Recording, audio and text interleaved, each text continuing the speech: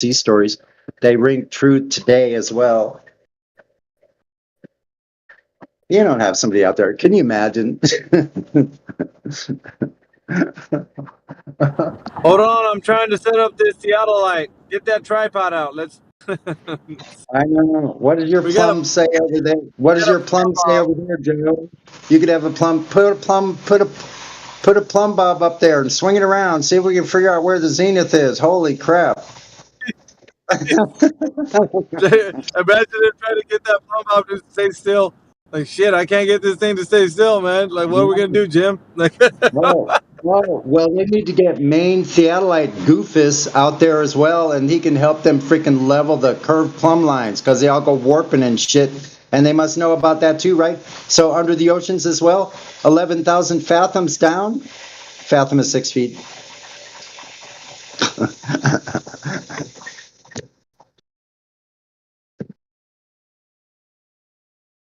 yeah, they get better all the time, coming in with their little arguments.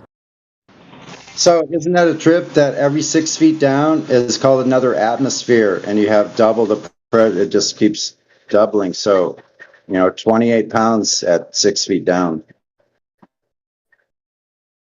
And then keeps going.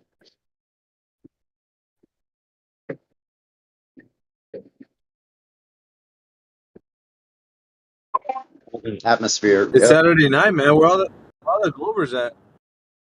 Ruhif was the only guy in here, but he don't put up much of a fight. He just. Yeah, I don't find it necessary to stop some people cold like that, but that one is in particular. I don't like the feigned nice talk and just trying to weasel out of their own claims. They make the claim, and then they just run away from it the whole time, and that's what they use as their tactic, running away from the claim the whole time. My thing is, did he, because if he's saying he didn't say it and we got him recorded, that's different. That's him being a liar. But if we don't have it recorded, you know what I mean? Like, that's at least giving him that much credit. But I did hear, like, here's what I'm saying though. Here's what I'm saying is I did hear that somebody in the server, be it him or someone else, somebody did say that you can put a plumb bob on a ship. Yeah, because I think you need the context. So the context is if you're going to use the Theodolite out at sea, then how would you level it? And that's when he answered. Yeah. So it's like that. Yeah. It's a subtle thing in conversation. So the context is really very important here, and we need to keep that in mind. So I already believed this man to be a liar in the first place from the several times I've spoken with him throughout the years, the last 3 years. So I don't trust him in the first place because they actually come out and admit that they lied and then try to backpedal and say they never said it. It's I'm not gonna put it past him that he did a double speak, but if that was the case, I just want to I personally would actually want that clip whenever he said it, because if I'm not mistaken, Sonny, the clip that I'm thinking about was with you talking to some other person about this very topic. I don't know who it was. If it was someone else, I'm willing to say, okay, if it wasn't you, but we're basically saying the same thing as that guy was. Remember that we did a wig snatch clip of you? I think one of them. That was Jeffries. That was Jeffries? Okay. Yeah, I got that clip. It's in here somewhere. It's been already posted. Yeah. So. Yeah. So anyway, Ruhif is different because Jeffries. I don't know. I forget if Jeffries was UK also, though. I think it was American, wasn't he? Yeah, he was an American dude. So. It's been so long ago for me. Yeah. So Ruhif, I would never forget. But yeah, no. Actually, Jeffries was much more. kind of conducive, but he just like fell into his own like trap, like they all do, the trap door. They don't know, like in the beginning of the conversation, they're creating a foundation. They forgot that they've included a trap door for themselves. Then they forget, uh-oh. And it's like the Wile E. Coyote on the way down after through the trap door falling, like going, holy shit, what did I do wrong? I don't know. It's just interesting. It's really strange as a mental gyration that they do. Like, that's really bizarre. It makes you wonder if they are clowns, like real clowns, that thinks like a clown. Think about it. Just saying. The clowns have I to go think somewhere too. I just think they're really confused because they think they live on a globe, and so they're trying to match what they think they live on with natural reality. So they're gonna try to use their mental contortions to actually twist and turn every which way so they can make something fit into this paradigm. So that's the way I see it. Yeah, That's like the that's true. only idea that I could come up with, because it's like, other than that, it's like, it's not that they don't know, they do know. It's like, but all they can go on, like, when you're so invested in the globe that way, I mean, it's basically the sunk cost fallacy. Now, what else can you do? You just gonna have to go all in now because you're so committed. Yeah, like at any cost, you have to throw in that last thing, and that's like they think the win is that they've thrown in the last word or something. But I just want to say this about clowns and so forth. Circuses are run on the flattest level they possibly can. Elephants, elephants, elephants don't like uneven ground. That's tonnage. plus, plus, think about the acrobats. They're using like instant elevation angles as they're like when they're at their platform swinging, and they have to like shoot themselves, launch themselves through midair and catch the other person's arms. Can you imagine doing that angularly? Like, that's how well tuned us humans are, our vestibular systems. Sonny, I'm reading the Ruhif. He's saying if you leave the chat, then he will come in and present the globe proofs. I think that you are the problem of the globe proofs. You cannot be present. You cannot be present when where globe proofs will arrive. How to say, Holy man, that's outrageous. No, And I'm now, because I'm waiting 7 years, Sonny. Can you please go out for fuck's sake? no. Why don't you like go take that information, whatever you think you have, and go fuck off with it, there, Ruyev. But Sonny, I will don't.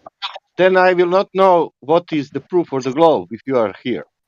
Oh, also, I'm denying everybody else of this illustrious globe proof. Is that what you're saying? Okay, We let's need have a to vote. we need to ban you that you I get the need to proof be for the globe. trained. I need sensitivity training. Globe sensitivity. Ah, shit. Uh, no, to be honest, he said that you have zero self control. I'm laughing now. I just stopped. Really? Zero self control. Okay, great. We're probably just going to hear a Cracker Jack box explanation. I mean, we're not going to hear much. It's all just saying, man. Yeah. Like a like a density curvature. I mean, Did there's you hear nothing that really. one? Nobody. No. Oh my But God, yeah, no. yeah. Yeah. It's not. It's not like everybody here. Anyone in here is like waiting with bated breath for like this. Like Sonny said, illustrious globe proofs. I know. He Where's that I proof mean, to be coming from? he said no. he said density curvature, and I said space light dust, and he said what is that? And I said what what is that?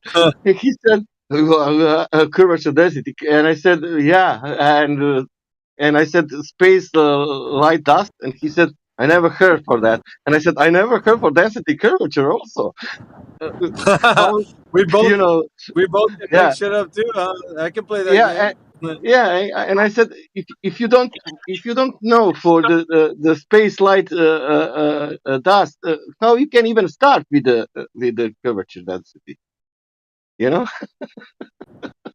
Yeah, Yeah, yeah. it's You like know, yeah, it's no, like you know what it's like.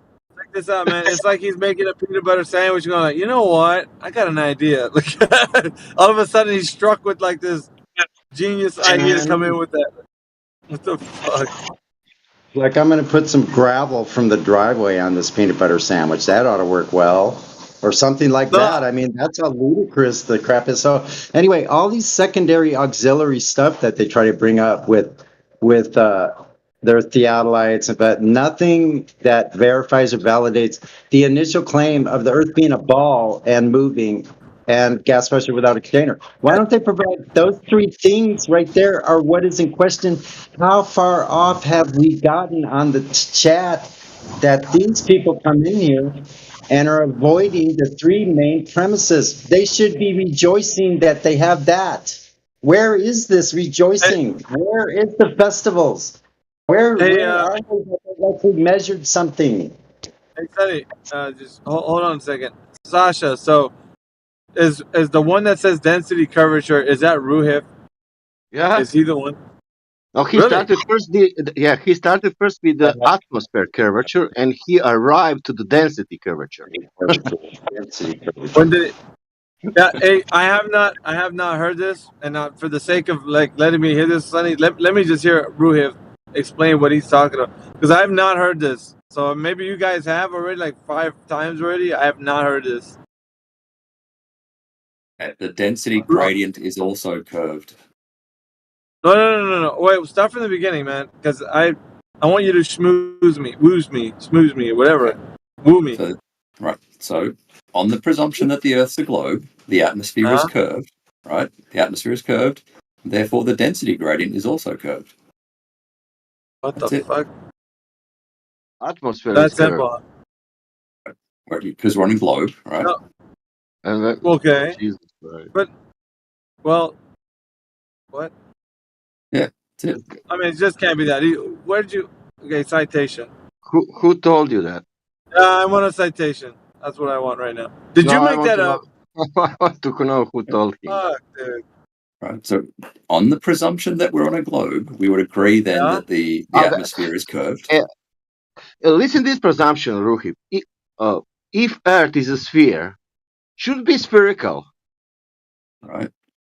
Yeah, is that good presumption? If Earth is sphere, then must be spherical. Right. That's That's good. necessarily follows, right? Yeah, good example. Yeah, that's all. Okay. If I he's agree also with that. if he's small or big, but if he's sphere, it must be spherical. So you're Right. saying that if it's a sphere, there must be curvature. That means Yeah. if you say sphere, it Okay. could be small sphere, big sphere, but it must be spherical. Right. But we're on this curved density gradient, right? That's what No, We're no, we're not on curved this. density discussion point. gradient, man. The I mean, spherical, the sphere, man. Yeah, but You but know. this you. I mean, that's a bold claim, though. You said we are on this curved right. sphere. Yeah. On the presumption that we live on a sphere, then the On the atmosphere presumption is that we are also living, curved, right? on the presumption that we are living on a cube, what will happen? Oh Then I shit! guess you'll have cube. The atmosphere will form into a cube. And then There we you will go. have how gradient will look like. Yeah, you still have a Like a vertical cube, gradient. Yeah. vertical. Yeah. Do we understand now what we mean when we How the say curved gradients will density look? gradient? How the No, gradients I'm will look like in the cube? trying to figure some shit out here, man. Like, first of all, did you pull this out of some citation somewhere, or did you make this up? Because I need you to point me to a source here. Did you make this up, Ruif? Come on, you can't leave me hanging here, man. You got to give me a citation. You got to give me something, man. What citation did you pull this from? A citation for if the Earth is a globe, then the atmosphere will conform to that shape. You need a citation No, for that, the density curvature bit. I want to know where you got right? that from. So Did you make that up? if we have a sphere where the atmosphere Yeah. is conforming to that shape, the He, density Ruhi, he's gradient will asking you, also yeah, conform to that he's shape. asking you he's asking you who used that in his work, publication, whatever, who used that. Someone What say you that use. somewhere. I did. I don't know why this needs a But citation. you are Oh, you doing. really? But who is the other person who did before you? No one. If the Earth is a globe, we Oh agree, Jesus right? We Christ! agree that the atmosphere That's is okay. curved. That's okay. But who did that curvature It doesn't density matter who, before you? right? Doesn't Just matter. if Oh, I'm trying to walk you through just a very simple logical thing. that means it does also. But you didn't involve. You didn't involve, did you? We agree that if the Earth is a Did you globe, the invoke space light Sasha, dust? I'm asking you again. Did you Sasha, invoke? I'm answering the question. I'm You can let me asking speak or you not let me question. speak, Did but you if I'm not invoke? allowed to speak, then I will I'm leave. asking you a specific question. Did you invoke space light dust? No. Now, That can I means continue? how you can even speak about curvature density if you didn't invoke the space light dust? How? I'm asking you. Okay. How is that I will possible? continue In other words, answering the Because question that I was asked. everything is influenced by space light dust and the curvature density. You can get it if space light dust is not parallel, but if it's parallel, then you're getting more. If so it's space light dust, it's passing to two mediums, then you get three mediums. Then you get maybe that one so can you see? And gradient. But basically, yeah. So let me just jump in here. So basically, what Sasha's doing is he's blackballing. He's like usurping his space light dust over your density, uh, bending medium gradient. I don't know what the hell you said. Anyway, he's saying that he's using that over what you said. So basically, he's canceling out what you said because you don't cannot work understand. because of See? space light dust. Hey, Yeah. yeah, can you see what he's doing? In essence, he's saying that whatever you're saying can't trump what he's saying. And then I could even add a third thing to it and say that what I'm saying could trump what both of you are saying. And then a fourth person could trump what we're all saying. You know what I mean? Like on and on and on. So what we're doing here is basically showing you, Ruhif, that there's no way that you could say that unless there's evidence for it. Because then everybody can say what they want in a world And where anything but is possible and no Miggy, I'm also assuming the sphere. I'm also assuming the sphere with the space last. yeah, me too. I mean, anybody Yeah, can, right? You just yeah, assume yeah. I'm whatever, not. whatever you I'm want. not assuming flat Earth. I want to tell you only that. Yeah, Okay. we can I assume can. whatever we want. And space lights dust telling Do me you that guys want to have a that conversation? that curvature. Man, if we want to have a serious conversation, we'll speak about geometry. That means I measure 10 meters flat. If it's curving, it's going down. I will measure that. Oh, fuck, it's going down 1 meter. That means 1 meter it's dropping off of 10 meters. That means I have 10 meters of flat surface and 1 meter is going down. Okay, great. I measure that. Let's do that the same with some bigger Okay. distances, Do and you that's want to all. talk Yeah. about the curved density gradient? Yes or no? No, I want to talk No. about the Okay. surface of the Earth. Yeah, yeah. You don't want to talk about the density gradient also being curved Because in the But sphere. that's but that's made up, speaking bro. about because if That's you speak about density, you will not get anything about the surface of the Earth. yeah. Plus, Because that's just made up. you You don't just need made that density. up, though. You You said can I speak don't need. about Hold on, Saj. You just said that you just made that up, Ruhif. How are we going to talk about something you just made up? Why would we talk about something you just made up? Let's All right. If you don't let's want to get talk back about it, fine. Ruhif, you're That's saying no. fine. let's get back to what I said. And so we're just going to go right back to what you said, basically just a made up fairy tale, and listen to you ramble on. Why are we going to do that, Ruhif? For Okay. what So you don't want advantage? to talk about it. So I expect you to stop talking about a curved density gradient Why? Yeah. You expect me? because you don't want to talk about it. I can talk about whatever I want to talk about, and right now I'm interested in talking about why you made this up. That's what I'm interested in. Plus, I'm a moderator in this forum, and you already know that. So don't be throwing your weight around like you're some kind of like moderator here, because you're not. So I I'm can just talk trying to have about a what I damn well conversation, please man. about. So am I. But the thing is, man, psychologically, you don't understand that when you invoke something that you just made up, that people are listening to you and they want to know why you are saying that. And I'm asking the question to you, sir, what made you think of that? Because you're not Okay. just saying it because you believe the earth is a globe. Okay. So what? So does you know, anybody else who Joe Schmo on the street. He's just like, yeah, the Earth's curving. Yeah, all right, that's great. How is it curving? Show me the evidence. How can I directly know that is the case? Now, you're not getting there. You're just basically saying whatever you want. Why would we let anybody do that in this forum, bro? We've never done that here. You already know this. I'm aware. Well, let's and you said let's talk serious. I want to talk serious. So outside of you saying let's imagine, because I don't want to do that, let's go ahead and see what you got for evidence. Now your mountaintop experience with Jay Tolan, debunking Jay Tolan, I don't really want to know about that because we've gone down that rabbit hole. It's too much. So do you have anything outside of that, perhaps? Sure, but do you want to talk about the curve? Oh, Jesus. I'm literally half a word in. Go ahead. Okay. Do you want to talk about the curved density gradient or just talk about Earth curvature? Didn't I just ramble on for like 5-10 minutes about how I'm not going to talk about that?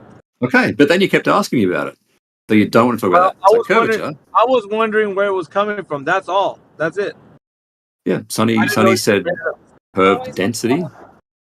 Yeah. Yeah, and I said curved density gradient because we live on a globe, therefore the density gradient's also curved. Which is what you say. That's based on your belief, not because we live on a globe. Because you believe we live on a globe. Yeah, that's fine. Like I said, on the presumption that we live on a globe. Yeah. Cool. So we understand now. I thought it was on the presumption that there's a curved atmosphere. That's on the presumption that we live on a globe, right? Right, gases have no inherent shape. You should have known that, Ruif. You should have known that. When you say no inherent shape, and I said, if the Earth's a globe, then the atmosphere will conform to that shape. Do you? How the fuck, dude? He just told you there's no shape to it. So how is it curving? I know. But what does that mean then? It doesn't have a shape. I think that means it has a shape. T-Dub, you explain to him, please, because this guy he doesn't understand what you mean. I know what you mean. Yeah. So does T-Dub understand what I mean? Gases will expand to fill the available volume of the container, right? They'll take on the shape of the container. Yeah, gases take the shape of the container. Gases conform to whatever forces are upon them. The hell? What kind of weasel word language is that, man? That's not what more accurate. No, it's more accurate. No, what he said was accurate. How can something be more accurate if it's just accurate? That's redundant. You know that.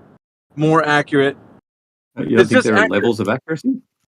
I think that when you talk about something specifically and then you say that there's no inherent shape, you can't get any more accurate than that. Unless you're making shit up, which is what it sounds like. Well, so T-Dub was correct.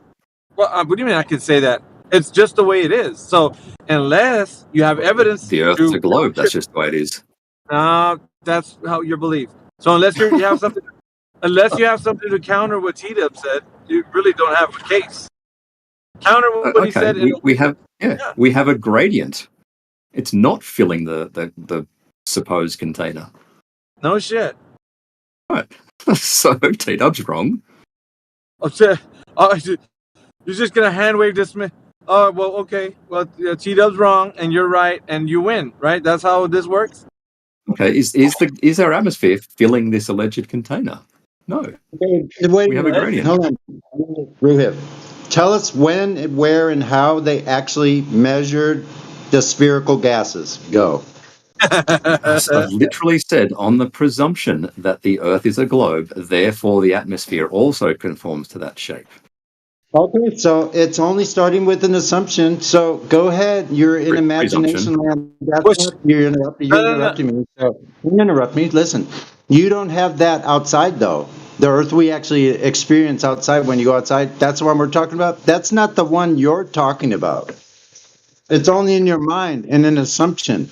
Period. End of story. Yep. What shape are the gases? The atmosphere conforms to the shape of the Earth. What shape are the gases on the Earth? Our atmosphere. What shape are the? What shape? I'm answering your fucking question, No, Mayhem. You're not. Our really. atmosphere as a whole. Oh fuck! Like seriously, you're asking me the question. I'm answering it, and you're talking. Our atmosphere, Our atmosphere as a whole conforms to the shape of the Earth, which is a sphere. Our atmosphere is sphere-shaped. So the gases in the air are sphere-shaped. Is that what The you're molecules? saying? No, the entire Earth. So the gases that are on the Earth right now are all spherical. They're conforming to a spherical shape. The atmosphere as a whole conforms to the shape of the Earth, which is a sphere. Okay, so that's a nice story. Now the evidence. Go. Oh, okay. Theodolite measurements of curvature. Theodolite 69 miles per degree. So now we're invoking your fairy tale Theodolite. So the Theodolite that can slice and dice and julienne fries, that Theodolite, the one you can use for everything. Yeah, you shovel dirt outside with it. You shower with it. You do whatever you want because it's a Theodolite. You can do whatever you want, right? Theodolite. Measure angles with it. You can scratch your back with it. You can pick your nose. You can do whatever you want. It's a Theodolite, right? You can do whatever you want with it. It measures angles. So now you're using a device that's not meant to be used for what you're using it for, out of context, out of its working parameter. Am I cutting out? Somebody take this.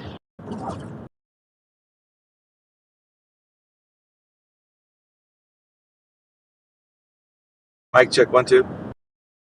Yeah, it's better. I'm just saying, man, you're using this device way out of its context, and you're just making whatever. You're using. Yes, dude. How many times have I not using it to measure angles? Why are you measuring the curvature of the Earth with it? Right? Because I can. It's designed to measure angles. Because I can. No, you're not. You keep changing. You're a weasel, dude. Angles. You change angles, the words. Not curvature. Yeah, angles, not curvature. You're changing the words, right? Because you want people to hear you say angles, and you want me to say, no, that's not what you can use it for. That's not it. I'm talking about the curvature of the Earth. Right? I can measure angles to measure the curvature of the Earth. Ah, you weasel. No. How is that weaselly? Wow.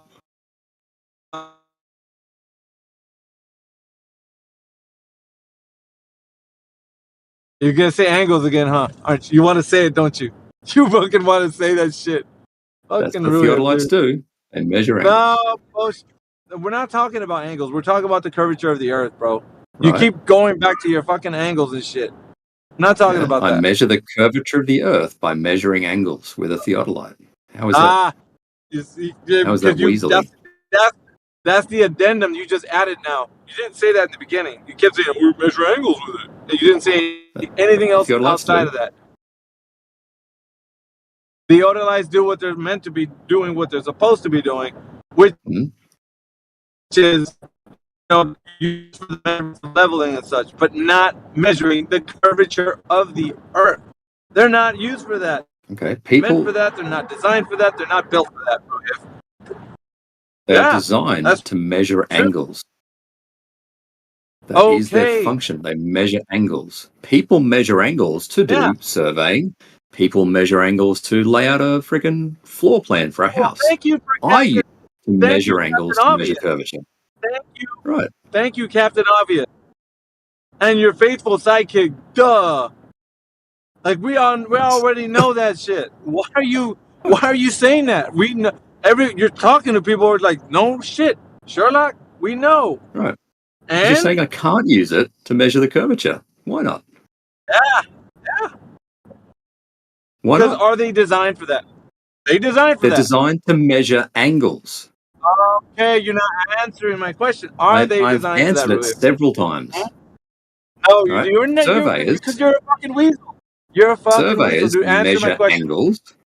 Surveyors measure angles to do their surveying. You're not answering my question. Why don't you answer my question? Are they designed for the specific function of measuring the Earth's curvature? Huh? They're designed to measure angles. Yeah. I can use that function, measuring angles, to measure curvature. How is that difficult to understand?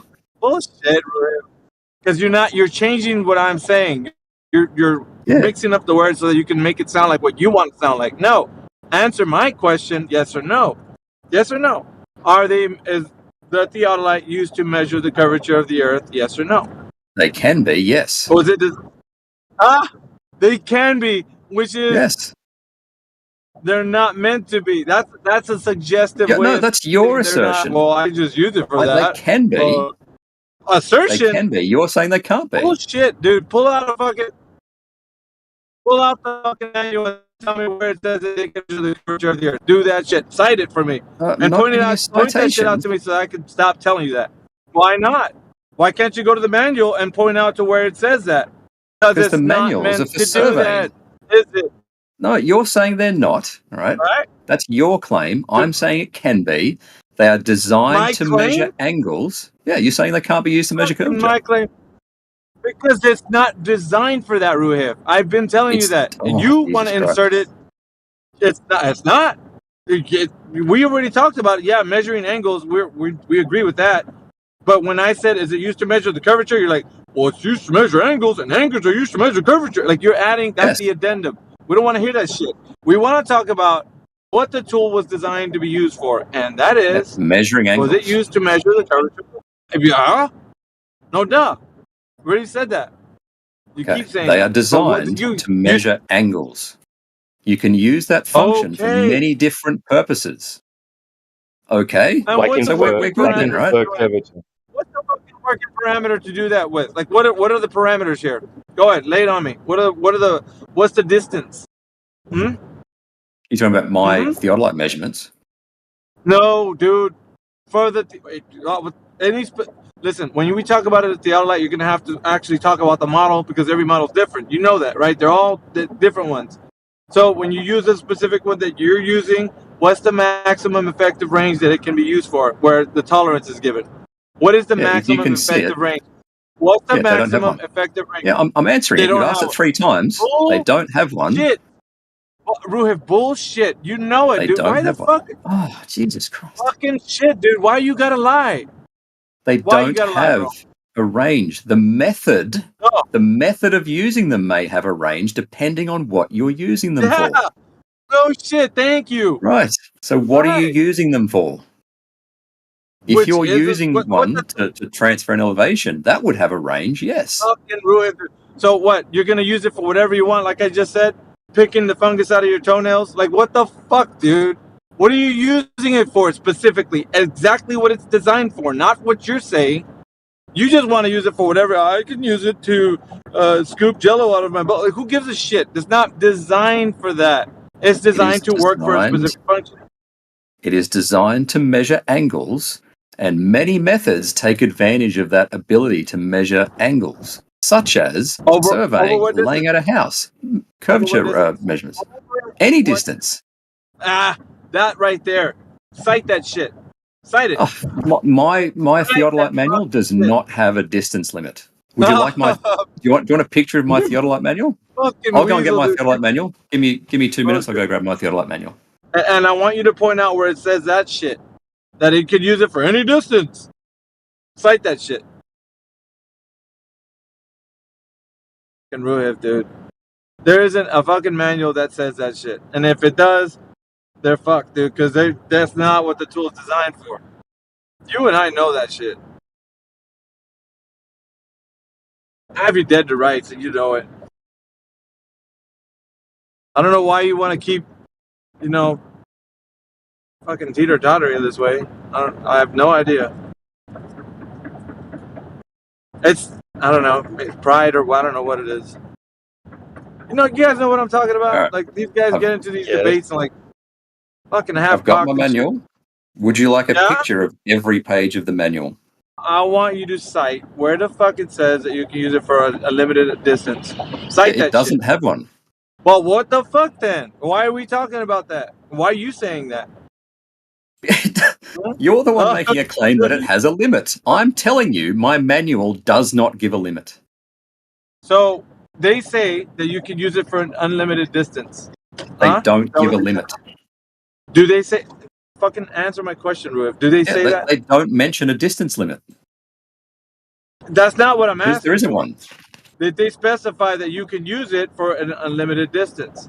No, they don't need to. Okay, So, yeah, and they don't need to You're say the a lot of one other shit making a too. positive claim. They don't need to say that you can't eat your alphabet soup with it either, do Okay, they? you made a claim that there's a distance limit. My manual does not have a distance limit.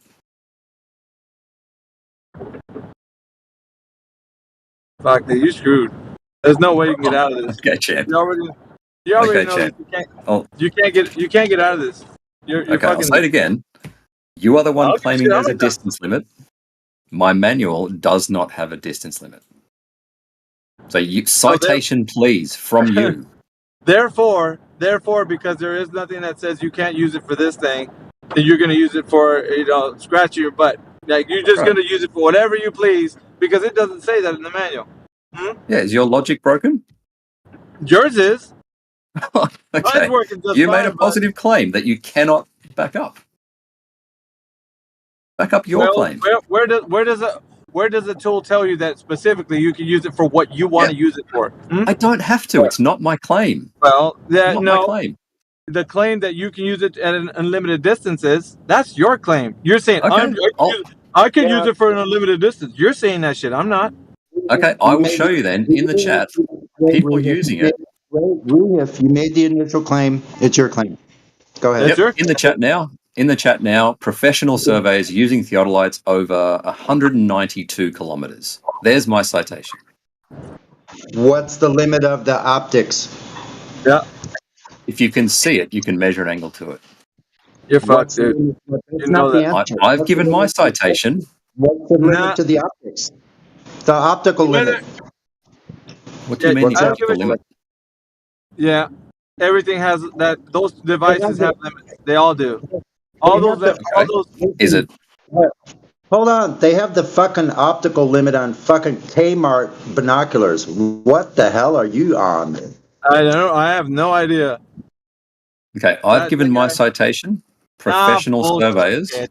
Professional surveyor. Yeah. Professional surveyors taking sites with a theodolite for 192 kilometers.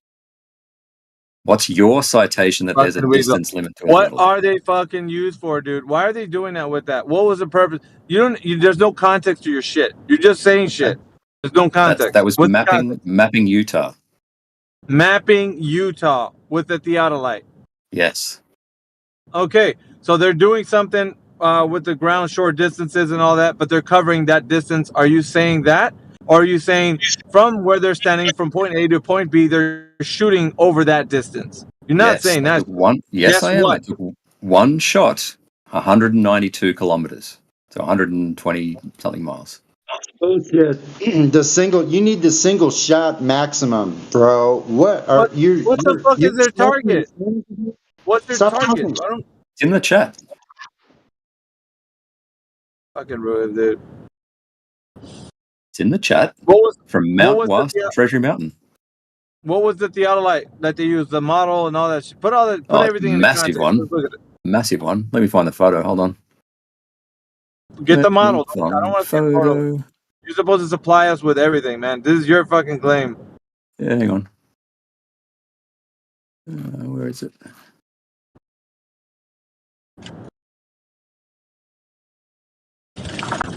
Bet you Putting it in the dollars to chat. donuts. I bet you dollars to donuts is some kind of extreme thing that he's doing here, and they were not even using it for what he thinks they're using it for.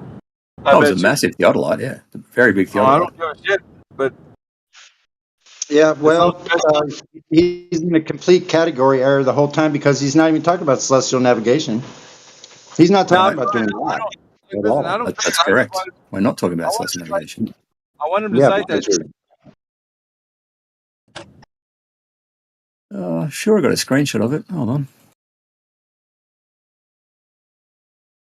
Where is it? Hang on. There it is. The council's gonna look over this shit too, man. Everybody's gonna get to see what you're talking about. Sure. Listen, present that shit. Yep. Photo in the chat I'll of the be back. theodolite. It was massive.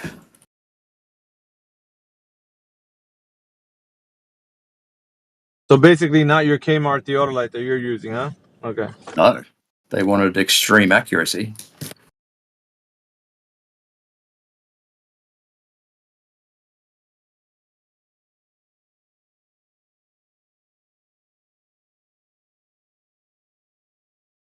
I don't even know why we're talking about it anymore because he said in the very beginning it's with the assumption of a globe. That's the initial claim. So you only have the assumption still. So I don't care what you say, you try to fluff over it. You still are only making an assumption. Otherwise, you would have a freaking standard for measurement of this thing. It would be known everywhere. It would be ubiquitous.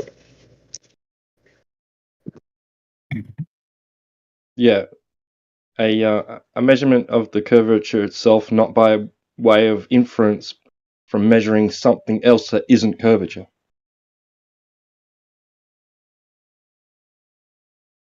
That's an interesting logic question. It's like, how would you go about measuring curvature if it was there? How would you do it? Look, you just Not my fucking look out problem. with your line of sight that's straight to the straight horizon, and you do elevation angles from a flat horizontal plane, just like all the people do, like in the CIA, NASA, flying, Boeing, everybody making aircraft or shooting rockets, elevation angles from a horizontal. Yeah, that way. So, T-Dub, how would you measure the lack of curvature? Not my problem. So you're not a flat earther? Yeah, I'm not making a claim. Okay. You're not even making the claim that the globe's been debunked? No, that wouldn't be a claim. Sorry, do you claim that the globe has been debunked? No, I don't make a claim. No. Really? He's trying to flip it again, man. Like, are you a juggler? He's not a flat earther. He's apparently not a globe. He just has no opinion on it. Well, why would he have an opinion on your fucking claim, numpty? I want to say this. There's Theodolites can use to measure elevations, but auto levels will do this more accurately over long distance. Auto level and Theodolites would do it the same. Auto level is not a Theodolite. I understand. There's that, a difference. There's a difference. Don't you are just a weasel, I know. Why is one more accurate than the other? You like to mix everything, you know. Why is one more accurate Go than watch the other? the difference between a Theodolite and the auto level. I Like own zip both. level. I own Like a a zip Theodolite level. and an auto Zip level is not a Theodolite. Okay? I own both. You are a weasel. instruments. Just a bullshit I own talk. both instruments. You are Why just bullshit talk. Jesus, Miguel. A zip level is not a Theodolite. Right. I own both. Okay? It is auto level seriously, dude. tool. I'm halfway through a sentence and you interrupt again. Theodolites can be used to measure elevation, but auto levels will do this more accurately over long distance. So it's another tool. Okay. Why is one more accurate? I did than the bank other? you. Shut the fuck Jesus up. Christ. Okay. All right. You're done. No, you are done. Like, Go watch you guys what is can't a have zip. an actual Go watch conversation. what is a zip level. You guys are incapable of having actual No, conversation. you are the one. You are mix. You really like to mix everything just to talk bullshit. You're just incapable of bringing any evidence, that's all.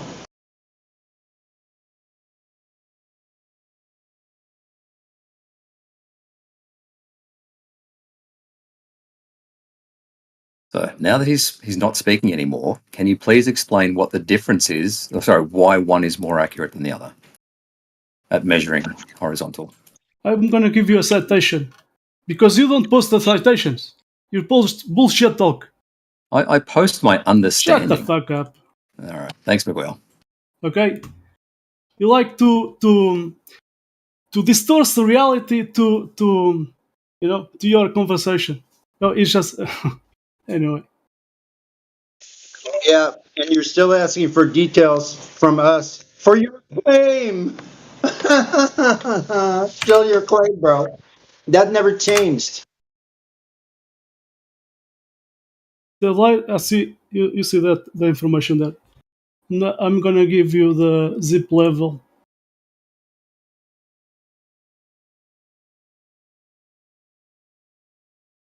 Best measuring tools and equipment. Precision measuring tools list.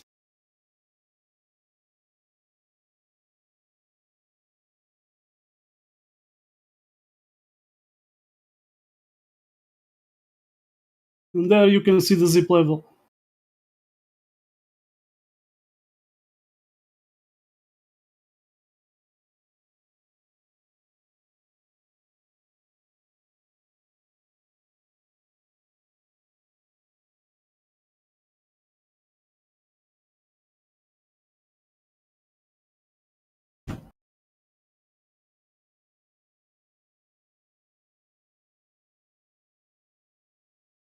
And for topography, they use GPS tools. Let me get it to. Now, can we have a conversation, Miguel, without just Just let interrupting me each get other? the last Jesus part. Christ, dude! I'm literally Let me get halfway the through a last sentence. part. I just talked to you. I kind of like to let Ruhif think he's gonna win. It's kind of fun. So now to do this is from Brazil. They use these equipments. This one Yeah, that's a GPS to receiver. do topography. Right? This is from INCRA, a federal institution of Brazil. Yeah, that's a GPS receiver. Let me get the Trimble receiver. Yeah, which is a GPS receiver, right? Yeah, so you did said they use to do topography. They use Theodolites, but in these days they use this. So it's a different equipment.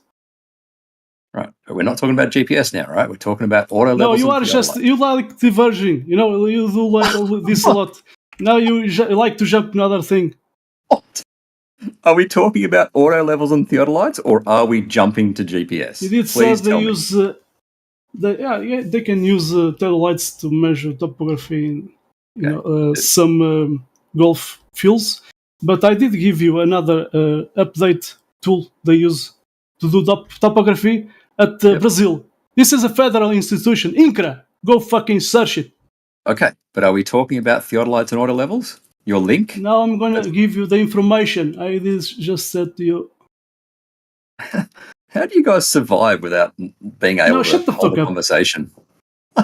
You like to mix and to distort the reality to make your talk fit.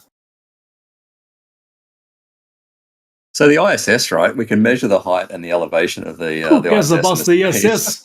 Who cares about the ISS? Oh man! You can't measure the height of shit. Yes, you can. Anyway, that was an obvious, deliberate derail. But anyway, Miguel, you did derail. You did derail because I did bank you. Over the long distance, they don't use Theodolites. They use zip tools. Do you want to discuss that, Miguel? No, I just debunk you, so go fuck yourself. Okay, you don't want to discuss it. No, we want to discuss how you're still being such a doofus that it's like hard to believe. Like people are rolling around on the floors laughing at you, like, and you can't see it. You're the last one to know, I guess. So you don't want to discuss your evidence, Miguel? Understood. Now he's measuring the ISS with Theodolites because he can capture that thing moving across the sky with a Theodolite. Yeah, why are they using Theodolites while they're up there on the ISS? No, they're not. They couldn't actually. They couldn't do it. Why aren't they? Why? They can't. Why aren't they? Because you can't get a Plumb up there. Uh-oh. Well, I guess they didn't go to the moon, did they? Fucking hilarious. What? Because you can't use a Theodolite in space, they didn't go to the moon. Can you explain the logic? First, you have to prove space. Okay, prove it. Exactly, numpty. That's what we're talking about. You fucking miss the point every fucking time there's a point.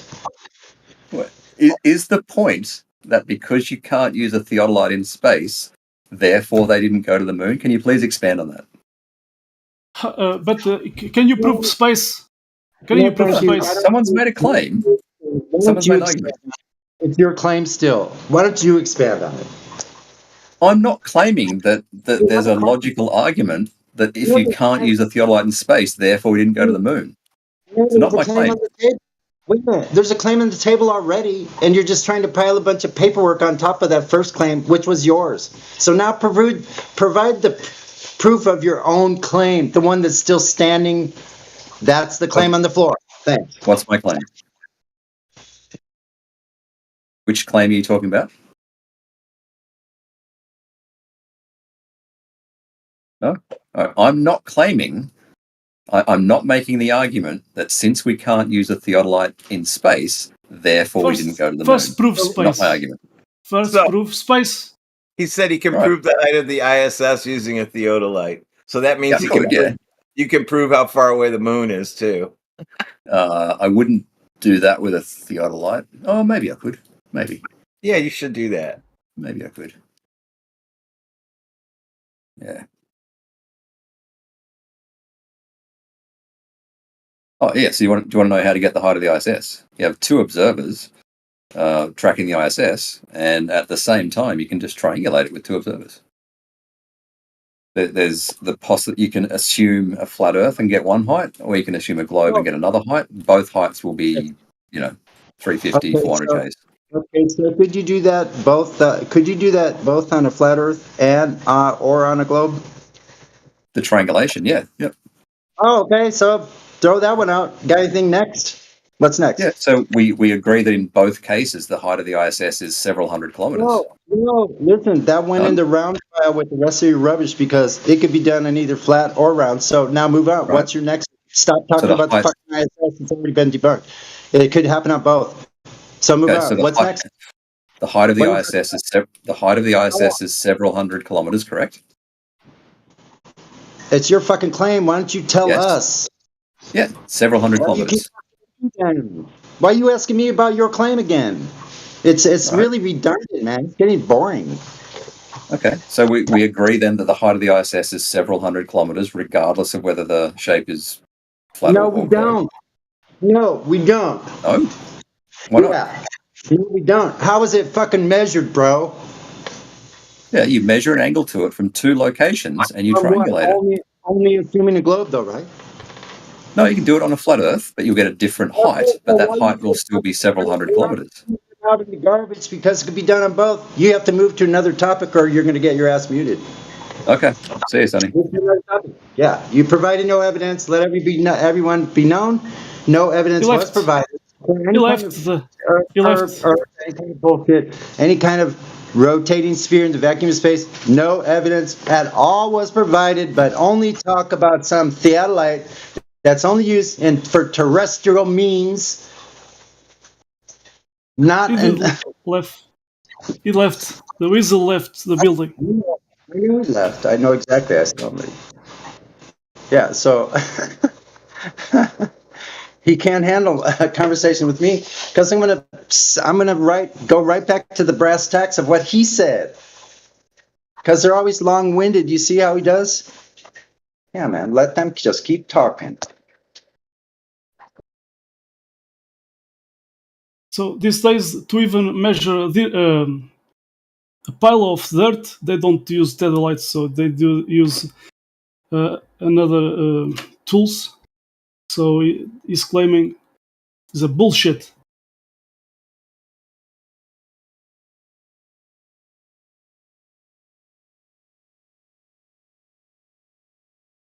Yeah, they're just trying to weasel in this Theodolite, like in the 11th hour. It's like desperation or something, I guess.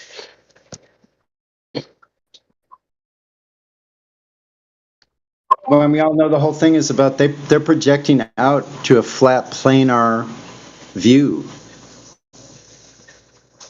like when you do surveying. It's a planar view, and they take all those different angles. It's only telling you what the maybe possible elevation change is from sea level. Like different changes in the undulations of the ground structure, like how the ground is formed, like how it, that's all. And they're taking all of those pluses that are going above on the graph or like on your chart, and they're taking all of those and they're throwing it in a hat called curvature hat, because it's positive. You see what I'm saying? If it's convex, that's all they're freaking doing. They're taking all of those and making that all curvature. So that holy crap! I can't even believe it.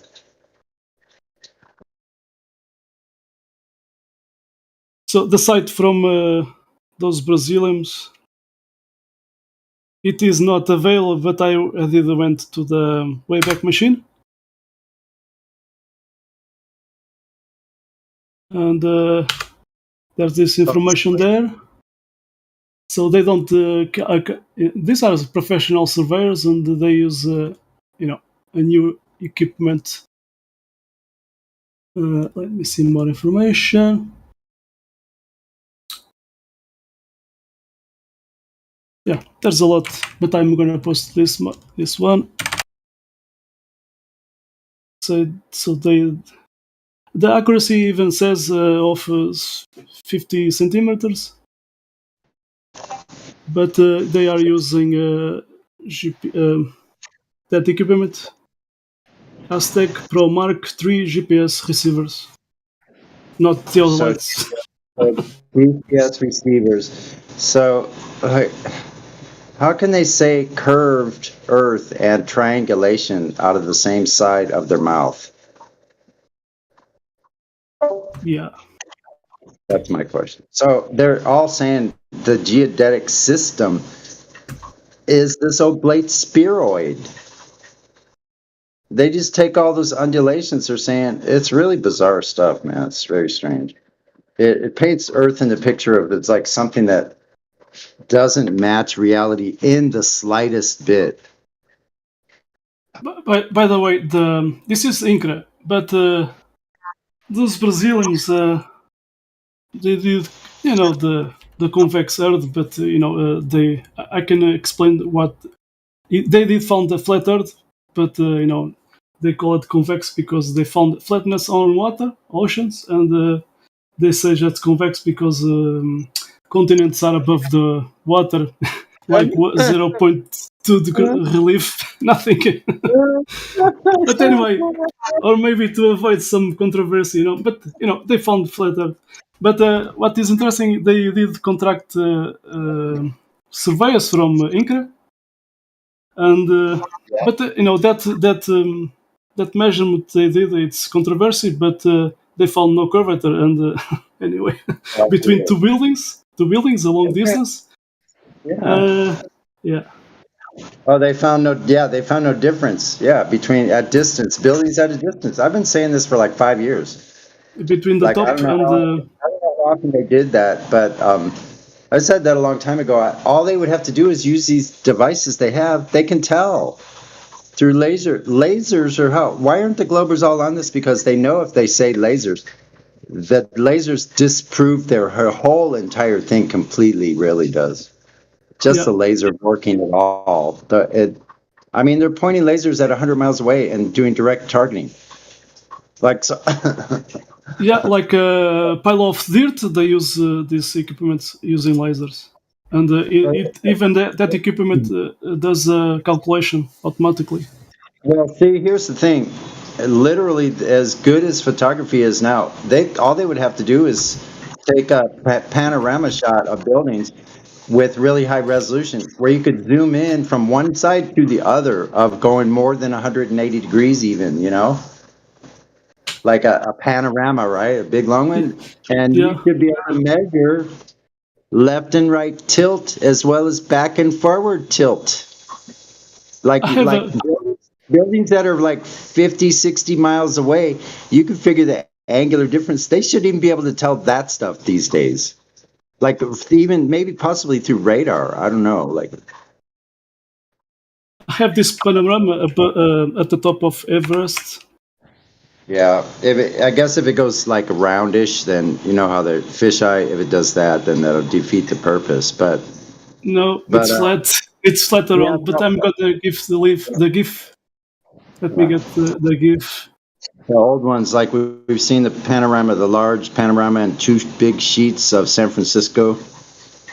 There's one of the. It's a pretty famous shot. So it's loading the GIF panorama. Everest 360 degrees around at the top of Everest, but they can use fisheye lens to mock it. It's like that's all you need to see right there. Just one of those gimbaled. What do they call those? What do they call that type of where you rotate it around and it's perfectly gimbaled, so it's perfectly level the whole time? So that's showing a level horizon. That's no changes anywhere at that far distance. That's quite a long distance shot. Those shots you're talking about. How far do you think those far mountains are? The very farthest ones, way out there. They're somewhere really amazingly far. 500 miles. I don't know. Yeah, probably. Like the ones right off there. Oh, by the way, in the yesterday there was a live stream with Sid, and if after 40 minutes the guy at that YouTube channel decided to the shot was only for subscribers, because I did post to truth, and he just decided just like that, to just put the shot just to subscribers only. Wow. Wait a minute. The Glover's channel? With Sid, let me see. I think it's in the locker room. So, but whose channel went to 4 subscribers? The Glover's one went to 4 subscribers? Or Witsit's did? Oh, the guy that owns that YouTube channel decided to, at that time, the shot, people only can shot if they are subscribed. Just shut them out? Oh, I see what you mean. Yeah. Yeah, blacklists, right? Yeah. Yeah, they done that already on TikTok of mine. I had 800 views, then I went down to 30 something. But anyway, it's because of the topic. This topic. That's why. All I did was made a little joke by putting globe or a sniper in there, and I don't know why they didn't like that. I don't get it. But there's people that are doing really good work out there. I'm not so prolific on that stuff as far as putting a bunch of stuff on. I can't seem to stay consistent. I move around too much. But yeah, cheers to all of those guys out there in I consider that the front lines actually. So yeah. They like to talk sometimes. Aerospace engineers and etc. But what is interesting is that we have 2 ex-aerospace engineers talking there this flat. So there was a book from Beth Salisbury, and the other guy I'm gonna post. That's the cover of the book.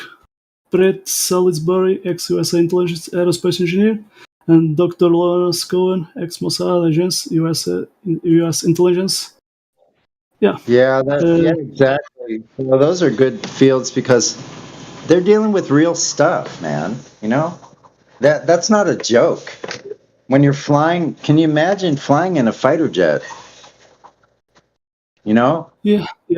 Even Rob Skiver did a video talking about that. A testimony from an F-16 pilot, and they received this instruction that when they see something at the horizon, another aircraft, they know it's at the same altitude as they are. Exactly. So, and they could probably see hella far. That's probably classified how far they can see when they get above the cloud deck. So your average person looking out over a deck of clouds above them, like I've seen crossing the Atlantic, a big blanket of white pillowy clouds going all the way as far as I could see. Like there's no way to tell exactly, but You're probably seeing like 1,000 miles. Yeah, I would say probably 1,000 miles, like Jay Tullins was showing, right? Yeah. Mhm. I did last year. I did a surveillance watchtower, and I could see and that tower it was not the biggest ones at high altitude elevation. It's just 3-4 meters almost maximum. So I could see easily 50 kilometers at my right or at my left. So that's 100 kilometers and no crater. And between you can do triangulation just between 2 or 3 towers, to give the exact location that we see. I was watching for forest fires, so to find a spot between, they just need two towers to give the degree. It was a protractor, 360 degrees horizontally, protractor, and we have a monocle, at the middle. And as soon we move to that direction, at that protractor, we can see the degree. So yeah.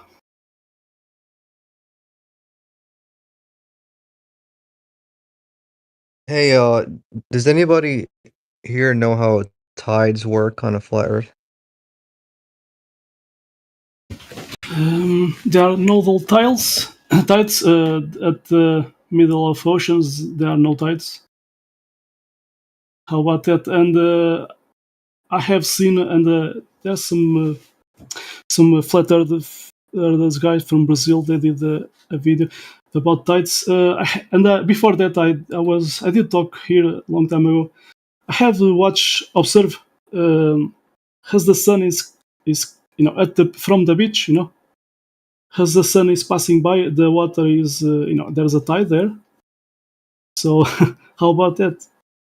When the sun is coming, maybe it hits the water, and that expands the water. So I saw that there's some videos. I see. Yeah, that's one theory, I guess.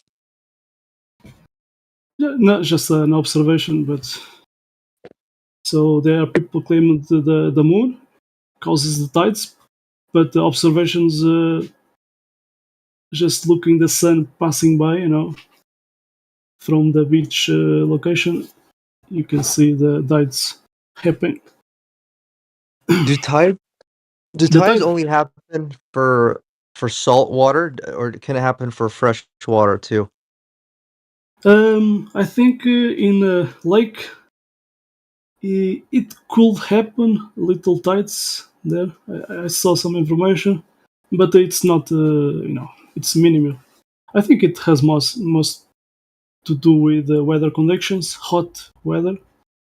So it expands, it hits the water, so maybe it expands, so. But it's little tides.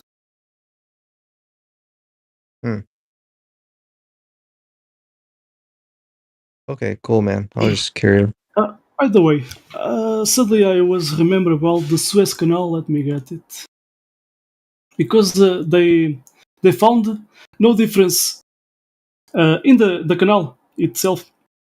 They found no tides difference, but just outside the canal they found the. Let me see. Let me get the information. So let me see.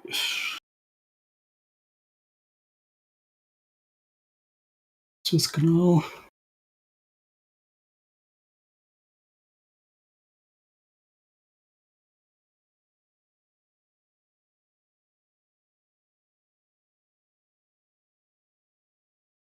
This is from the Lesseps, the guy that the engineer that build the Suez Canal.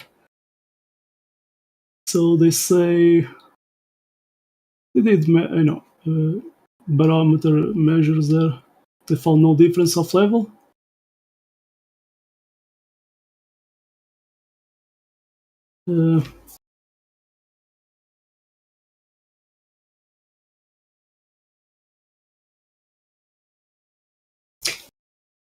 So let me see. I don't know if in this document or this print screen or another that I did saw that information about tides.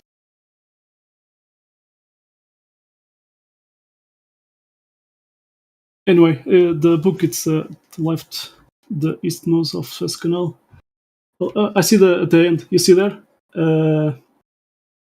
So it says so that the considerable super elevation of the Red Sea cannot be reckoned on for facilitating the approaches from the Mediterranean at the other extremity of the canal. And it says there is only the difference of tides. Yeah, but they found at the Suez Canal they found no difference of level. So it talks the difference of the tides outside of the canal, the Mediterranean Sea and the other one. There was a newspaper talking about this. Let me get.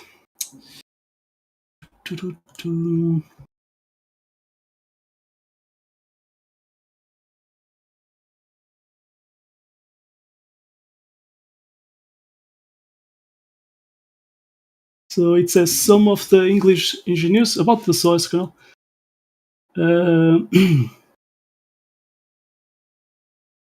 So from the English side, they thought it would be impossible to hold up huge sand banks on the Earth's curved surface. So, but the Lesseps, the French engineer who finally did the job, assumed that the Earth was flat and conduct the canal accordingly.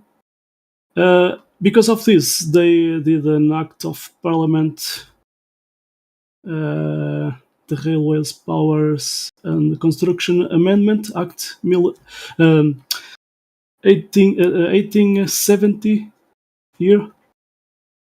Yeah. So, and I'm gonna get the citation to this newspaper. Citation from 1951.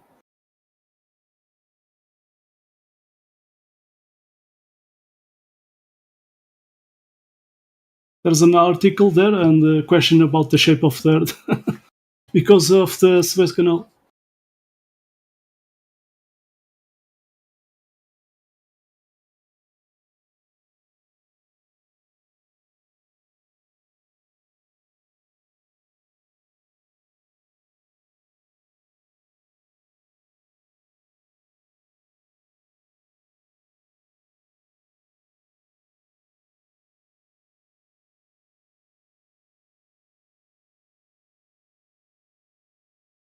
And the Heliosceptic did a time lapse navigating the Suez Canal, so it is interesting. You can see how perspective works. It's loading.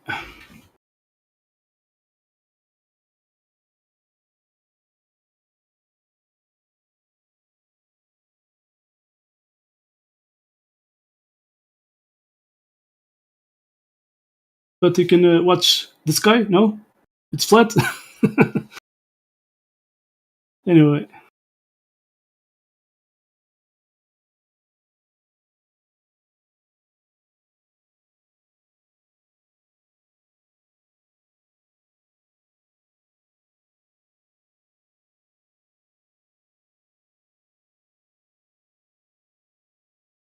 The Suez Canal from above. I think I have a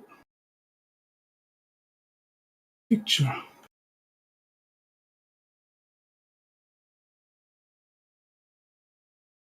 This is a photo from above the entire Suez Canal.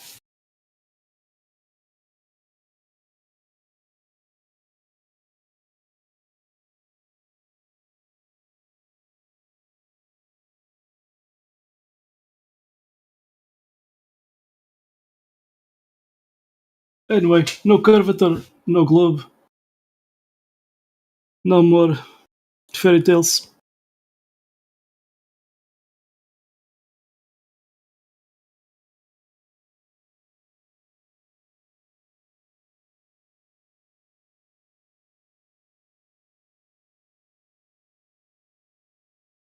Oh, first link. Yeah, the first link. It's it's the original link, but you click the second because how you say it go it gives the that saved page on the archive.org. It's the same page. It doesn't work. I don't know why, but it was available like a few months ago. Maybe they like to censorship, the truth. I have seen many things I did post here, and suddenly they just censorship.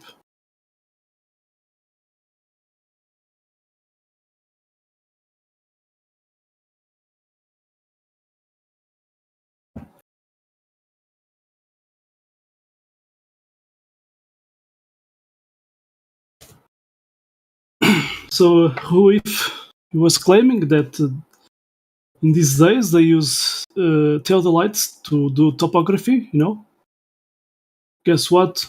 They use another equipment these days. And this is from INCRA, the federal. Let me get. I did post INCRA above. INCRA, National Institute for Colonization and Agrarian Reform. It's a federal government authority of the public administration of Brazil. So they, if someone want to do a construction, they have to have authorization from these guys because these guys do the topography. The surveyors from INCRA. And they use this Aztec. This is from 2006. Science 2006. Alexei Theodolini from INCRA. It talks about they buy more than at that year more than 252 Aztec Pro Mark III GPS receivers. So they use a transmitter and a receiver.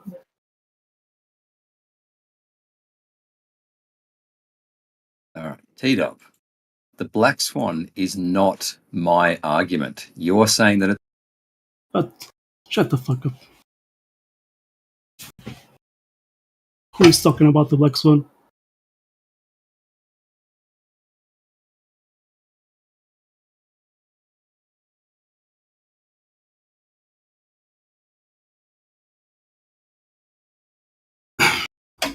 I did debunk you. All the tools that you are.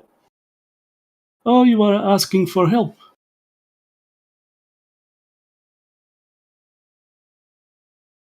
You try. You came here over talking to me and talk about another thing. Do you ever look at the hashtag at the top hashtag welcome? You don't like the rules, right?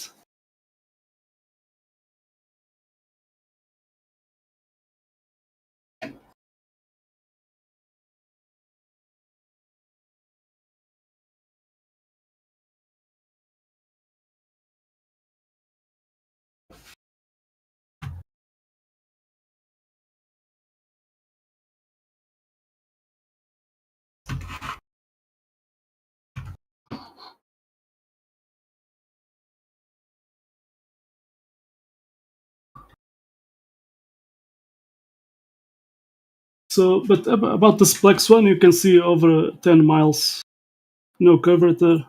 It should be happen the curvature start drop over distance at 1.22 miles, but we can see further 10 miles. And I did post here at almost 70 miles in the Lake Titicaca. So no curvature found. Go play with the Barbies.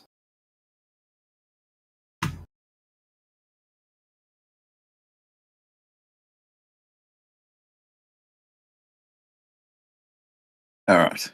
So I waited for a pause in the conversation to.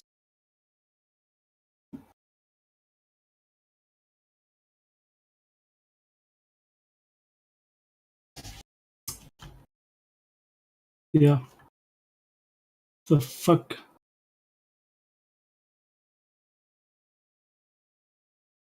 You are a dishonest person. You did left the live stream when Sunny was talking.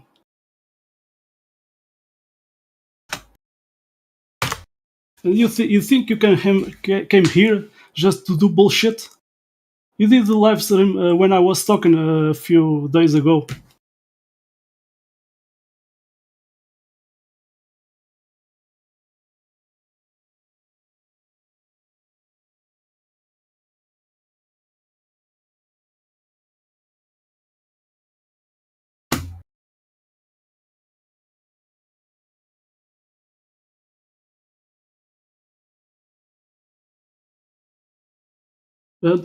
When I did post that information about the Lake Titicaca, you did post something after that, and someone did talk to you, a gold guy, a gold plus, did talk to you. Are you doing the dumb role? Because you like to source the information. I mean, a telescope was it's the point A, but you try to do the distortion, say asking, is that point B? I mean, dumb.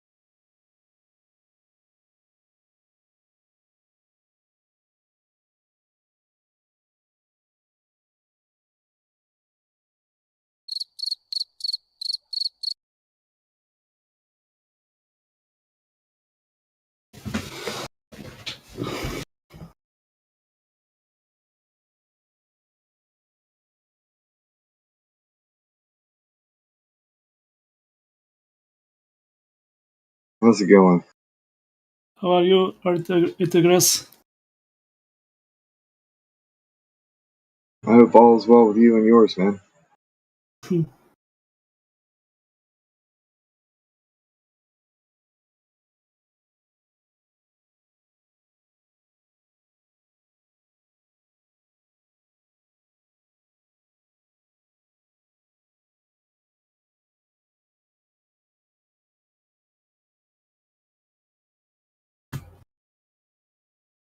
It's a pity, but sometimes I have to teach respect to some people that like to jump over me, with bullshit. So we can, and if that guy when he came here and suddenly leaves the live stream, he did that today with Sunny, and he did that other day with me. What, does he join the live stream just long enough to chat, and then once it starts getting a little hot, he runs away? Yeah, when he loses his point man. and his claims, are debunked, he Dude, just that's a bad look. Exactly. And then I was talking a few moments ago, and just suddenly he jumps the live stream talking about the Black Swan. What the Black Swan has to do what I was talking? Nothing. But he likes to come here and talk about another thing to try to make another point. It was I was I was I did I was watching the live stream, listening just a few moments before I did join here. He was talking about those equipments, to use a Theodolite to measure the height of a pyramid. These days they use another upgrade tools, zip level, auto level tools. So and there's citations talk about the difference between a Theodolite and zip tool level. So he suddenly likes to, he doesn't have the reason and he likes to distort the information. Is he one of those respawning clowns that just resets, like factory reset every day? Yeah, yeah.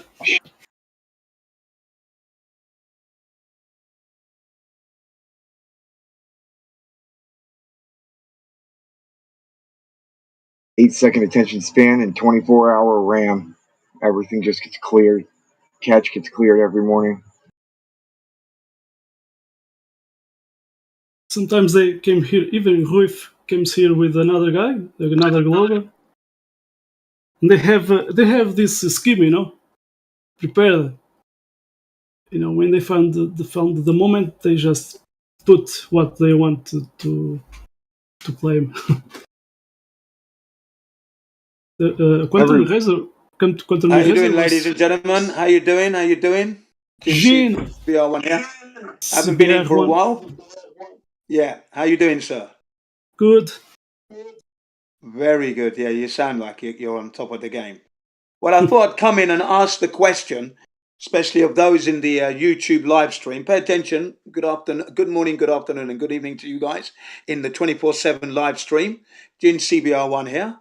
I've been away for a short while, but I've been busy on other servers. That's all. I have been around. I popped in here. Nothing going on, so I move on. But the question is, how could they know that the Earth has a molten core at 4,000 miles deep when the deepest humans have drilled is 7.6 miles? That was back in the 1970s in Russia. It took them 20 years to do that. And what they predicted that they were going to encounter, they were wrong every step of the way.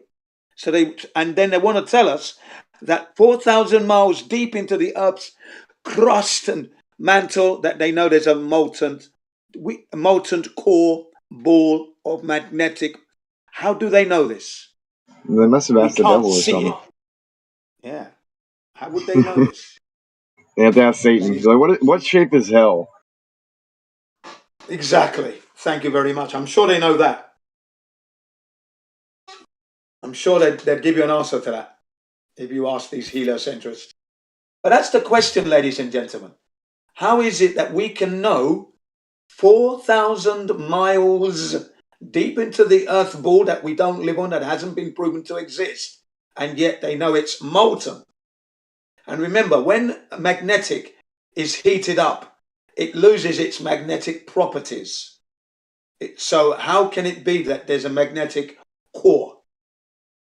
How did they actually discover that?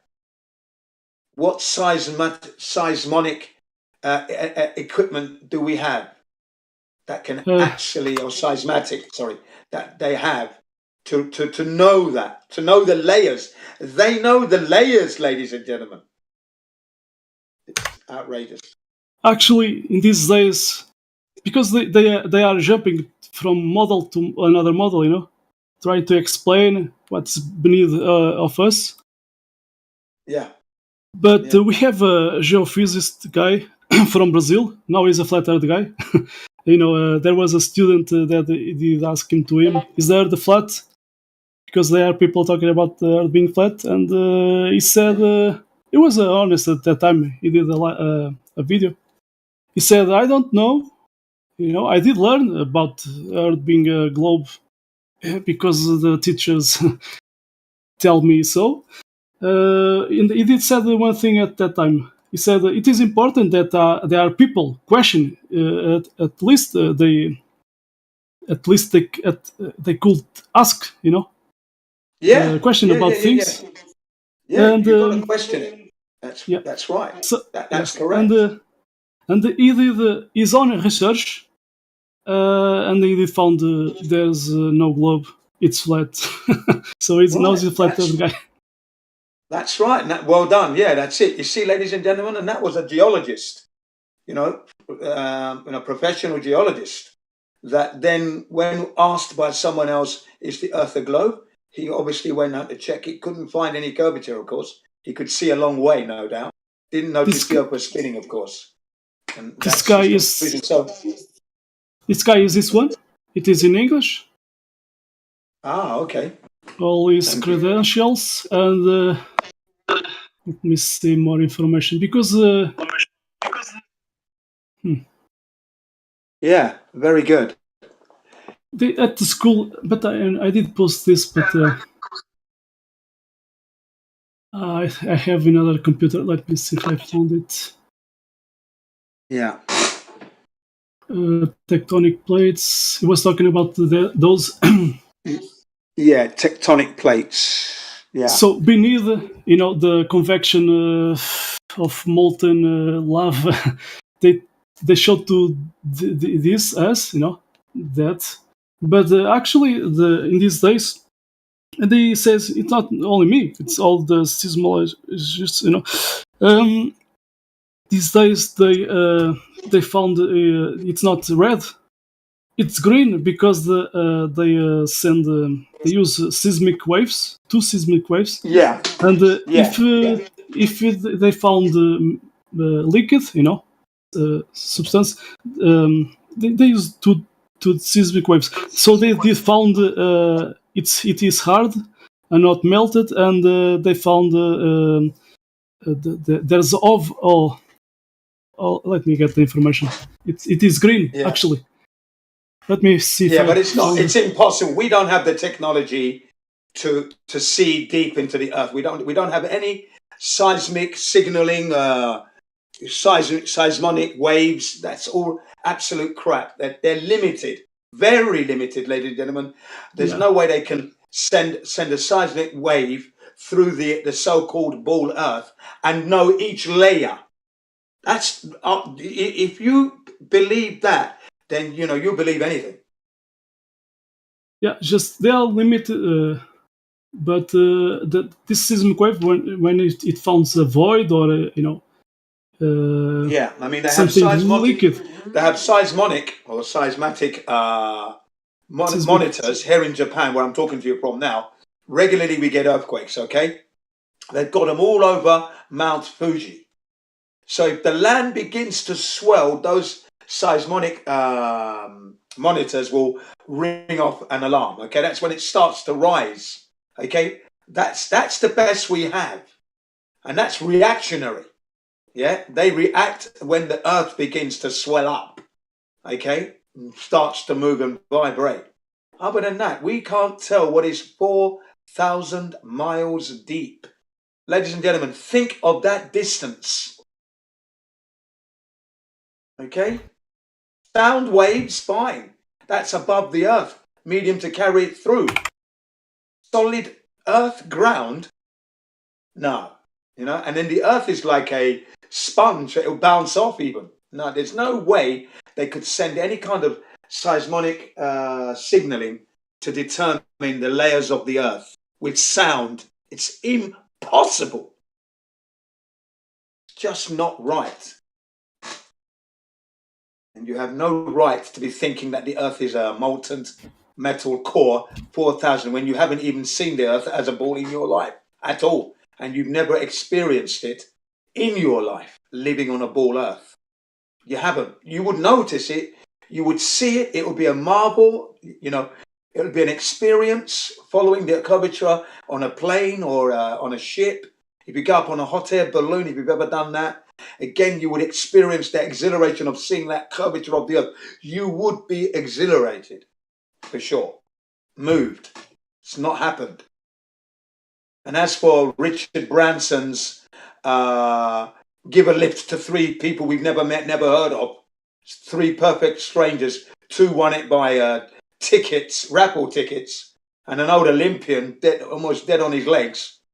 Okay, they didn't go to space. Remember that, because space starts at 62 miles from the Earth's surface, supposedly.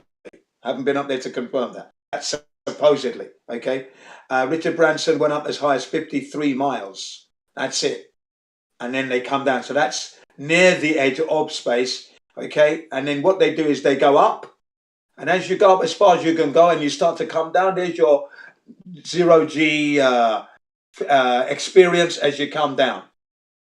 It's a glorified vomit comet ride. That's all it is, costing £250,000 per person.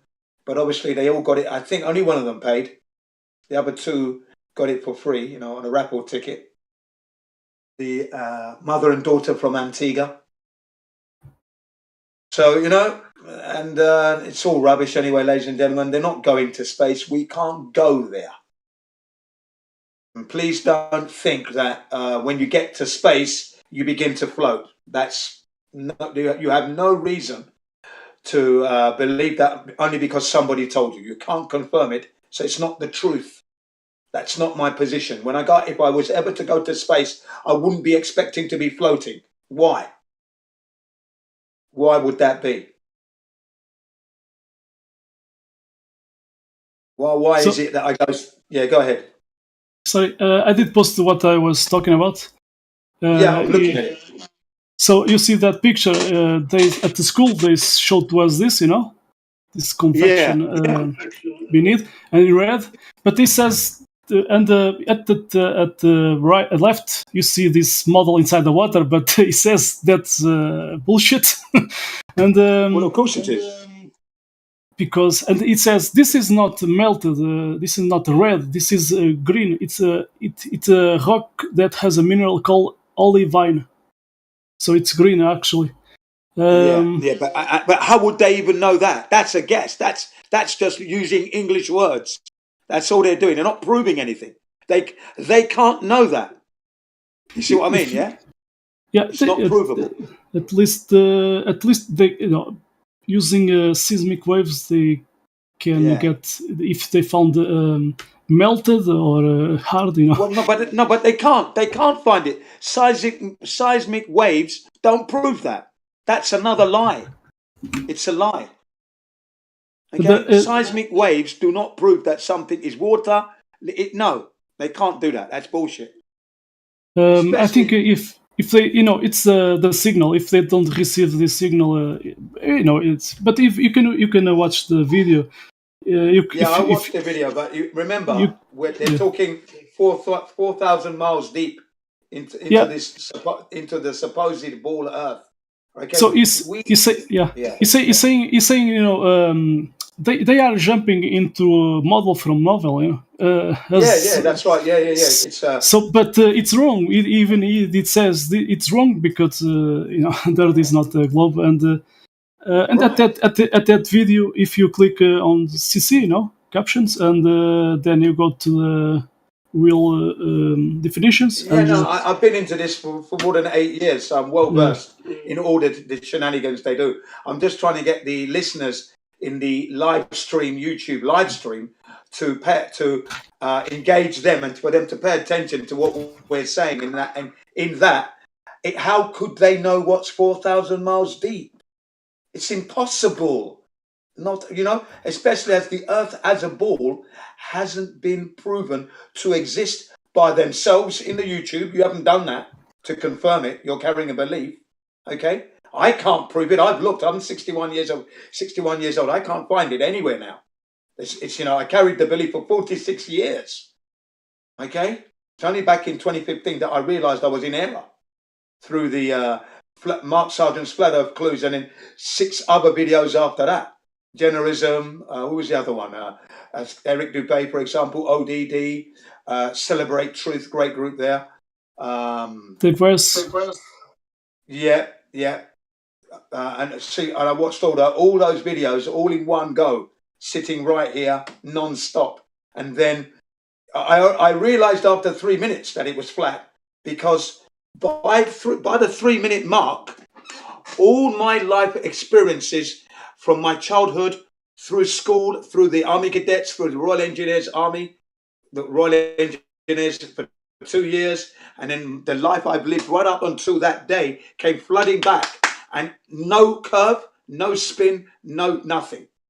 Instantly, I realized I was wrong. 3 minutes, I realized I've been living on a flat Earth all the time because there was no evidence and no experience of living on a globe at all. And that's what you need to do for yourselves, ladies and gentlemen. Take yourself to the highest vantage point that you have and survey what you can see. And you will see that you won't be seeing any curvature, and you'll be seeing further than Earth's curvature would allow. That's the thing about looking at long distance observations. We shouldn't be able to make those observations if the Earth is curving, but it's not curving at all, which is why we can see long distances. And then you've got your long range telescopes, your short range telescopes. We have GPS. We have theodolites, what the geodetic surveyors use. We have laser beam tests. We have radio signals, sonar. All these signals work on a straight linear horizontality. They don't work on curves. So if we're on a curved ball, you could not communicate because the Earth's curvature would be in the way. Okay? But we are able to communicate because the Earth is indeed a leveled horizontal plane. That's why we can use sonar and radio signals, GPSs. Okay, ladies and gentlemen, yeah. The Earth's curvature wouldn't allow this technology to work. It would be very limited. Literally miles, not hundreds of miles or tens of miles, for example. Hundreds of miles, thousands of miles with some of this technology that I've mentioned. Then you have aeroplanes, hot air balloons, ships, submarines and torpedoes. All this stuff proved that the Earth isn't curving in any way, shape or form, ladies and gentlemen. Right. So you need to consider all this and ask yourself, when was it that you saw the Earth's curvature? What location was that? Bring the photographs into this server so we can see it and we can go there and replicate and experience, because 61 years, never seen it. Nowhere. So I put it. Yeah, go ahead. Sorry. Yeah, thanks for that. It's true. You know, they don't know too much about what is beneath. I did post the translation I did from. Thank you very much. Yeah, well from done. that video. I have more. Where are you from? Are you from Brazil? No, Portugal. Oh, you're from Portugal, next door to Spain. I've been there. Yeah. I've been to Portugal several times. Music. And again, when we went to Nigeria by ship, we stopped off at Portugal, Lisbon. You see. Yeah. It's on the way to Africa, so we stopped off and on the way back. Yeah. So yeah, I've been there by motorbike as well. Oh, Yeah. awesome. Yeah. I'm a motard guy. Yeah, that's why my name is Jin CBR1. Yeah, CBR yeah. 1000. Yeah. CBR1. Honda. Honda. Honda, yeah. When I went to On. Portugal, I went on the Africa Twin. You know, the Paris to Dakar rally Yeah, replica. Yeah, yeah. I had one of those. Yeah. So the 750 NX 750J V Twin, beautiful machine, performed very well all the way to Senegal and back. Actually, I have a friend. It's a president from a city here, and Right. he does the Dakar uh, in a how you say 4x4 vehicles. Okay, he does it in the 4x4 vehicles. Yeah. Yeah, Yeah. Okay, but I understand. He does it in a he's a rally car then, right? yeah, and he's a motard too. Yeah. So yeah, but yeah, Yeah. it's a Did he do that Dakar rally recently or many years ago? no more many years ago. Yeah, Yeah, many years sometimes ago. So he sometimes he would have goes. done it Yeah, he would he have goes done it there. either in Africa or South America because now they're in Saudi Arabia now. That's where Yeah, they're yeah, doing the Dakar rally these days. Last yeah, 3 years have been in Saudi Arabia. yeah. So it's more a few years ago because Yeah, yeah. I saw these his viewers and there are other people that he goes with him. Yeah, sometimes he does that. Curious, Yeah, yeah. I'm not really enjoying the Saudi Arabia experience. It's not as good as Africa or South America. They offered more of an exciting course, more of a challenge. Saudi Arabia is very flat. It's a lot of sand, but it's not offering that diversity of the mountain tops and going up to the high altitudes and coming back down and so it's not yeah, as exciting. So I don't know how many more years they're going to be there. They might move it back to Africa. They may go back to South America. Who knows? But 3 years it's been in Saudi Arabia. I haven't enjoyed them at all. It's nice to see the bikes, nice to see the cars and the concept cars as well, and the electric cars as well. It's all nice, but it's not as exciting. I'm afraid I'm not enjoying the course. There's a lot of repeating courses and going back on the same course because it's flat. You see, isn't it? Well, it's level, isn't it? Saudi Arabia yeah. in its Interesting. geology. Yeah, it doesn't offer much in the way of like Africa, Paris to Dakar. So there's a lot to get through. Same with Chile, Bolivia, Argentina. They offer quite a lot in mountainous as well as desert as well. So you get everything, floods, the lot. So yeah, but that's nice. But yeah, that's where they are at the moment. Last 3 years, Paris Dakar Rally is being held in Saudi Arabia. Still a challenge, no doubt about it. I'd like to do it. Yeah, so it is interesting, and yeah, thanks for coming into live stream. Yeah. I thought I'd come in and excite it, get it more exciting, lift it up a bit, engage the people in the live stream because they need to know that they're valuable people, they're listening, and why do flat earthers exist?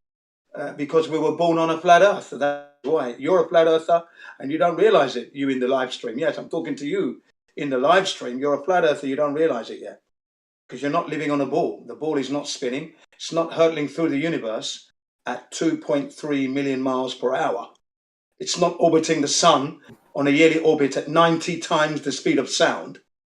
Okay, now we're not doing any of that stuff. That's not happening at all. The Earth is stationary, it's flat, it's by design, it's beautiful, and it's fantastic.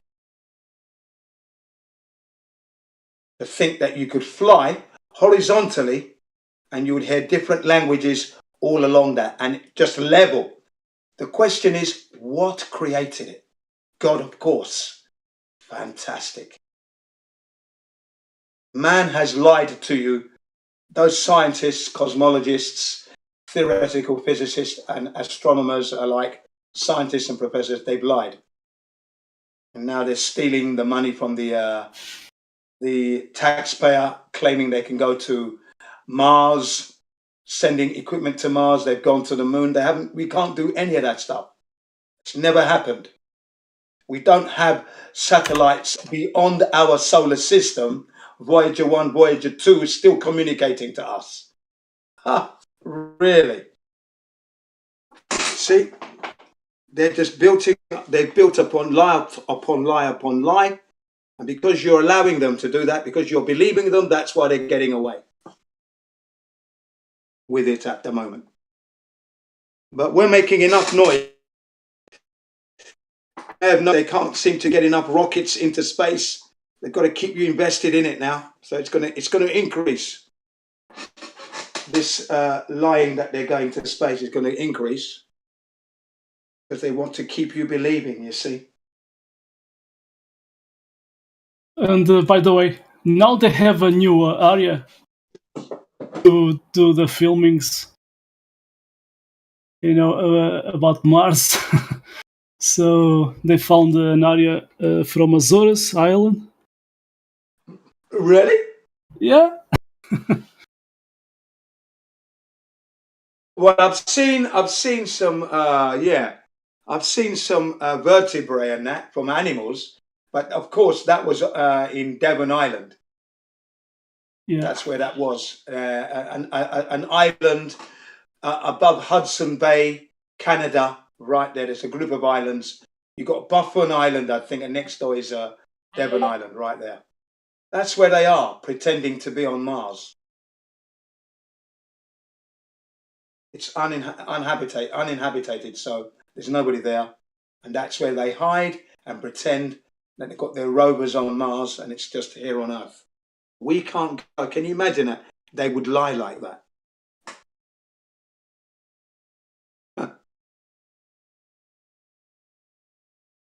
Reckons it takes 6 minutes for a signal from Earth to reach Mars.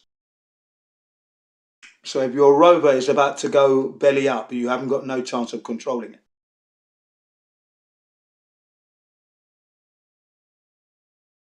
I see, Mars and other planets, wandering stars.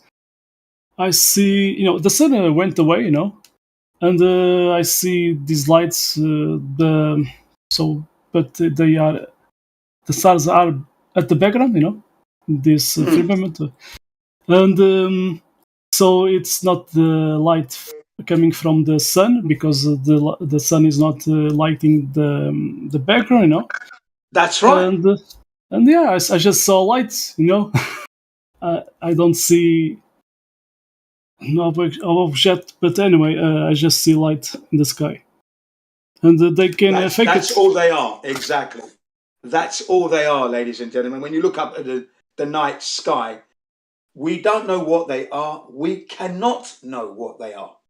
We cannot be looking through a telescope and start making claims that it's this and it's that. We can't do that and then write it down as fact. That's absolute BS, ladies and gentlemen. The only way we could know is if we could go there to confirm what we postulate here on Earth, what we hypothesize or what we think it is. Okay? What we think it is doesn't mean that's the truth, does it? We need to go there to confirm, and seeing as we can't go there, you yourselves, ladies and gentlemen, can make a better speculative hypothesis yourselves, and you have that right. Okay? So, no, you don't have to take what these scientists offer up every day of the week and believe it. No, I don't believe anything they tell me. I don't accept anything they tell me either. I've got my own brain, I have my own eyes, I have my own equipment, as best as it is, and I can look and postulate whatever I like. I can even change the names of all the planets. I don't even have to accept the names of the planets if I don't want. I could name the planets after famous people in my lives, my family members, people that I've met in London and around the world. I can change the name, and I've done that in certain areas that I hike. I changed the name to friends of mine that I miss because I haven't seen them in years. So I rename certain areas in Japan here on the mountains because that's what I want to do. I have that right, you see. Yeah. I did post a time lapse. Sorry, where is it? Okay, live stream. I did post a time lapse from the comet New Eyes from Portugal, and if you go watch, you see the stars there at the background in this container. Fixed there. Between the distance between them. Is it a CGI image? The comet a CGI? No. This is a time lapse, but you see this phenomenon. You just see there moving at the same velocity. In a circle? Is it in a circular fashion? Is it moving in a circular fashion? Yeah. Time lapse. Yeah, something like that. But what is curious, you see the stars around, and they are fixed there. And this phenomenon is happening there, but it's fixed. It's not. It's not. There's no difference between velocity between this phenomena and the stars that are around. So maybe it's just something that happens sometimes, But looking at this time lapse, you can see it. It's not. It doesn't move. It's not moving independently. It's something that it's happening there at this firmament. Are you talking about the last video you just? Yeah. If you watched, click it and you'll see it. What I'm talking about. Okay. Yeah. So it is interesting. So maybe to me, observing this, because they claim comets are moving independently, but when I watch this, I don't see that. I see as the stars are moving at the background, this thing is still there, just something happening there. But these things I don't see moving independently. Hello, gentlemen. Hello. Yeah. I'm glad I came in when I just did. It's a little bit slow. I haven't heard you and your gin in a long time. Awesome. I'm glad I popped in. You might not remember me, but I came here in about 2020, I think, and spent a lot of time in here. And me and you had a lot of conversations. And I haven't seen you in here in a while. It's good to see you, man. Jim, as I was saying, we can't postulate. We will confirm anything. So it's. I think you are cutting a little bit. Polvi, confirm? Did you confirm? Yeah. Sorry about that. Okay. I thought it was me, actually, but... Yeah, no, Jin, your connection. Shake it. I'm a big fan of Jin Utopia.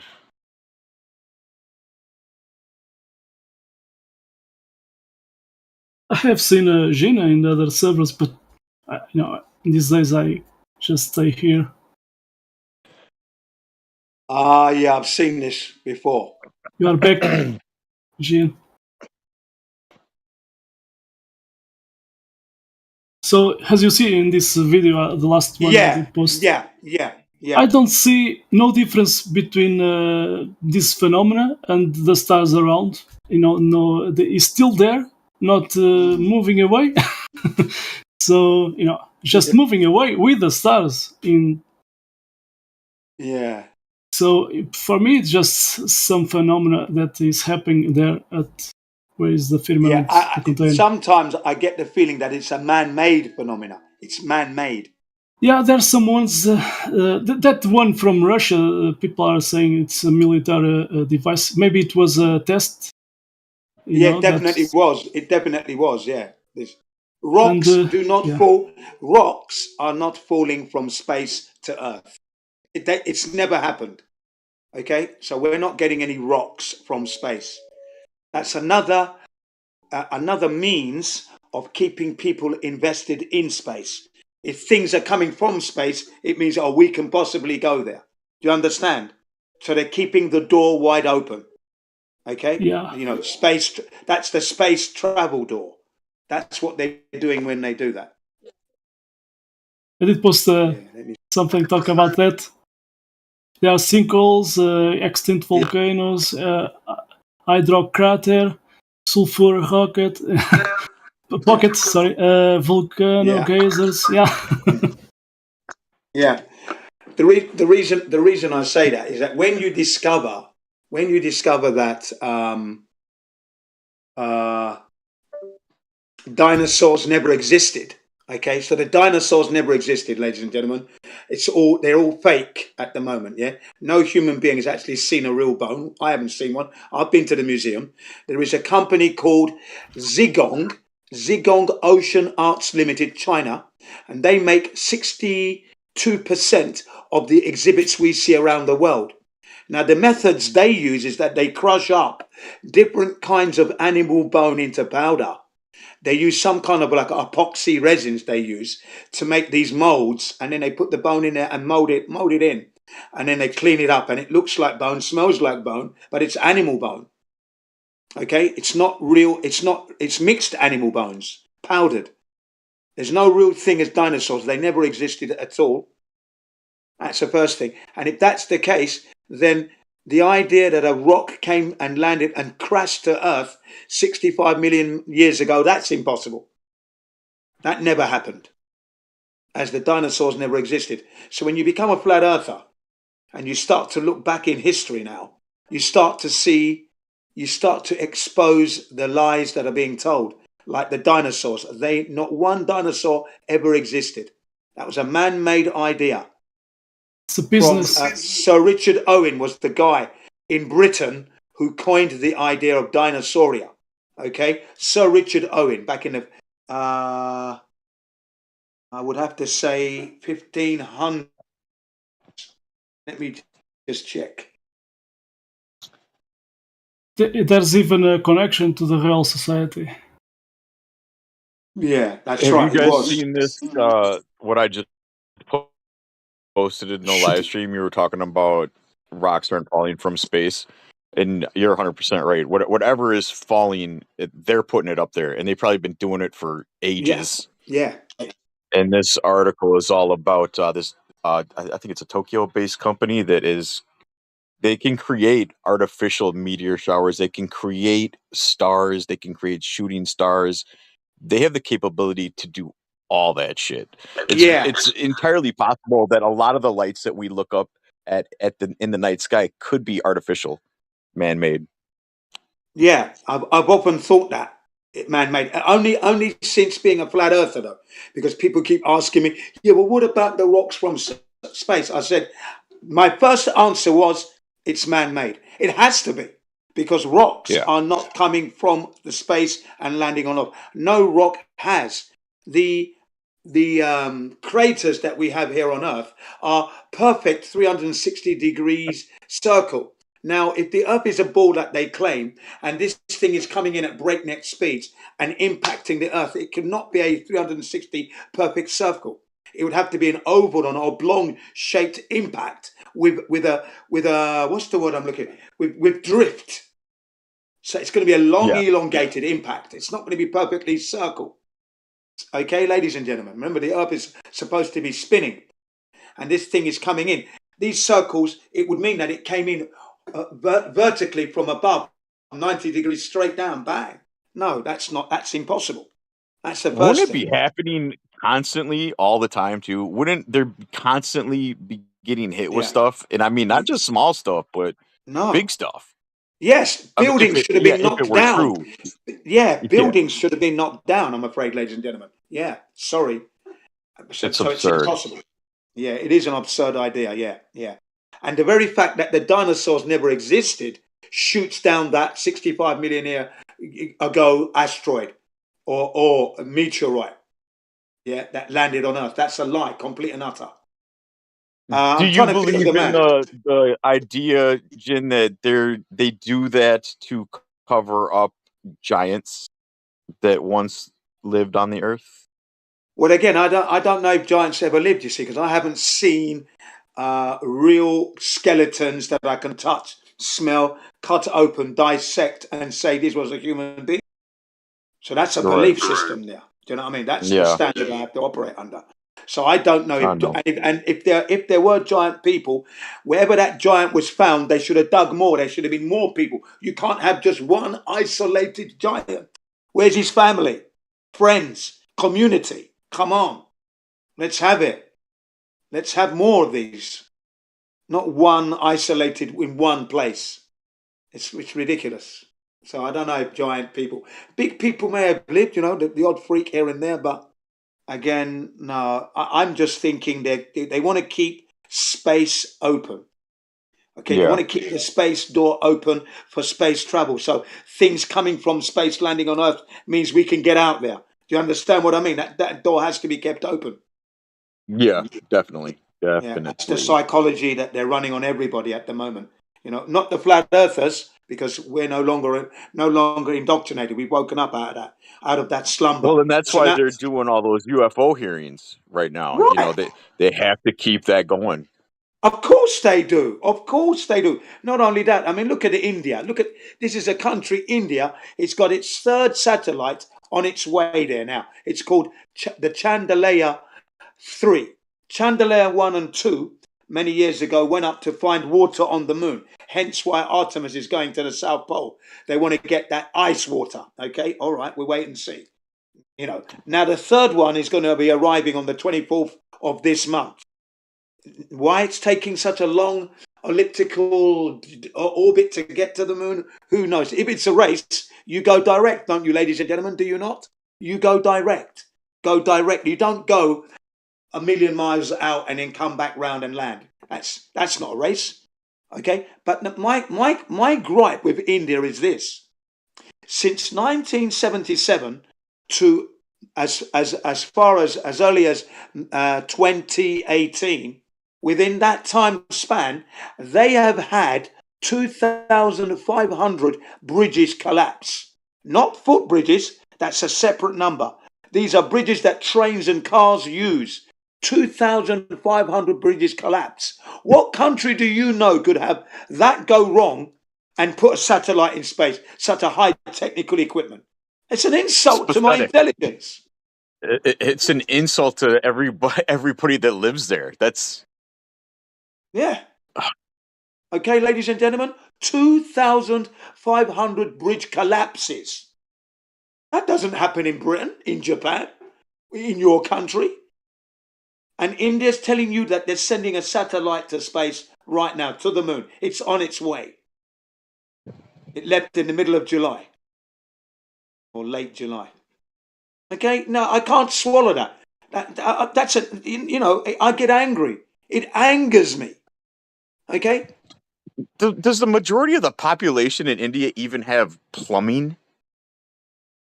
That's a good question, ladies. That is a good question, ladies and gentlemen. If you go and look at the traffic system, it's pandemonium. The traffic system alone, beep, beep, bop, bop, everybody's going when they shouldn't be, but it's a nightmare. Okay? So no, ladies and gentlemen, India has never been to the moon. NASA never went. We proved NASA never went. India is no NASA. Okay? On the lie all that's scale, funded by NASA to keep the lie going. They NASA funds all these other programs around the world to make it seem like, hey, look, other countries do this too, so they wouldn't do it if it was a lie. Yeah, that's part of the whole fucking spin, right? Exactly. And remember, they're fleecing the taxpayer $67 million a day. India doesn't have that kind of revenue. So they're going to be very slapdash when they lie. And when you discover these 2,500 bridges collapsing, it shoots down any technical prowess to go to the moon. They don't have that capability. They can't build safe bridges, ladies and gents. To be G20 or even the G10 or even the G5 have no right to be in any G country because they can't even build a safe bridge that you can cross over. Hey, what is the government system over there? I have no idea what do they got? A president? What is it? The world's largest it's not a republic, democracy, right? apparently. Ladies and gentlemen, India is stated to have the world's largest democracy. But remember, ladies and gentlemen, democracy is a myth.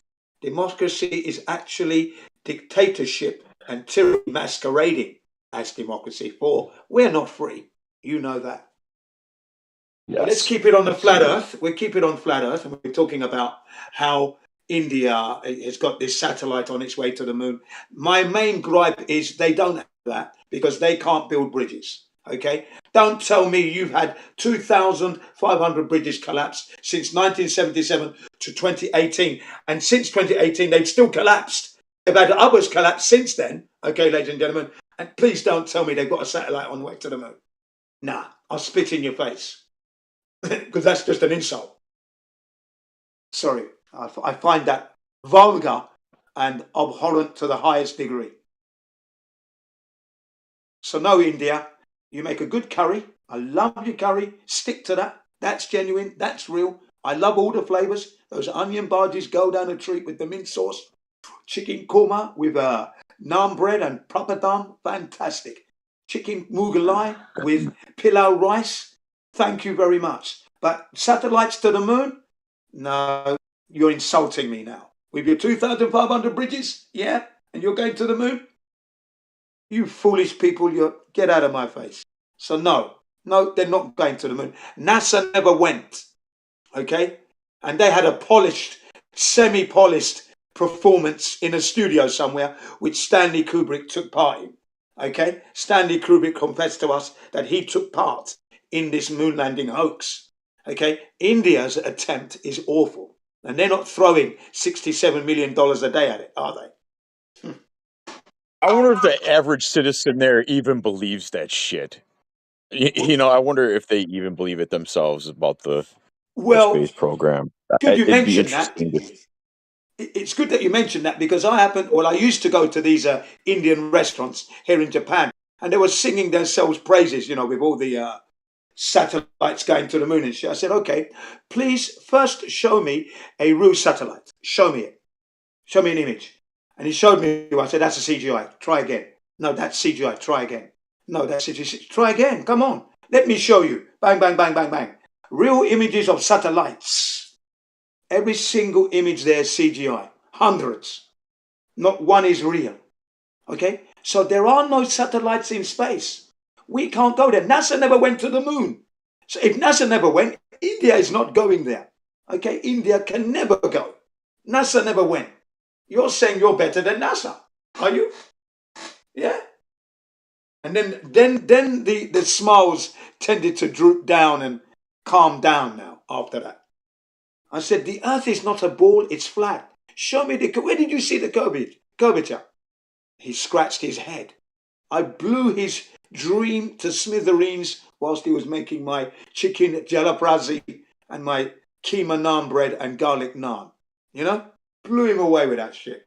I said, India does not go to space. We can't go there. Okay? Stop dreaming. So they do believe, and they're quite proud, you see, because India does have some technical prowess. Yeah, they do have some, but any country can have that, given the opportunity. Okay? But to say they've gone to the moon twice, no, that's an insult. Too much to bear, I'm screaming at every Indian. Any Indian that says that, I'm just shouting them down completely. About going to the moon, sometimes because I know Spanish, and Portuguese, but my mother language is Portuguese, but I understand Spanish. So I see.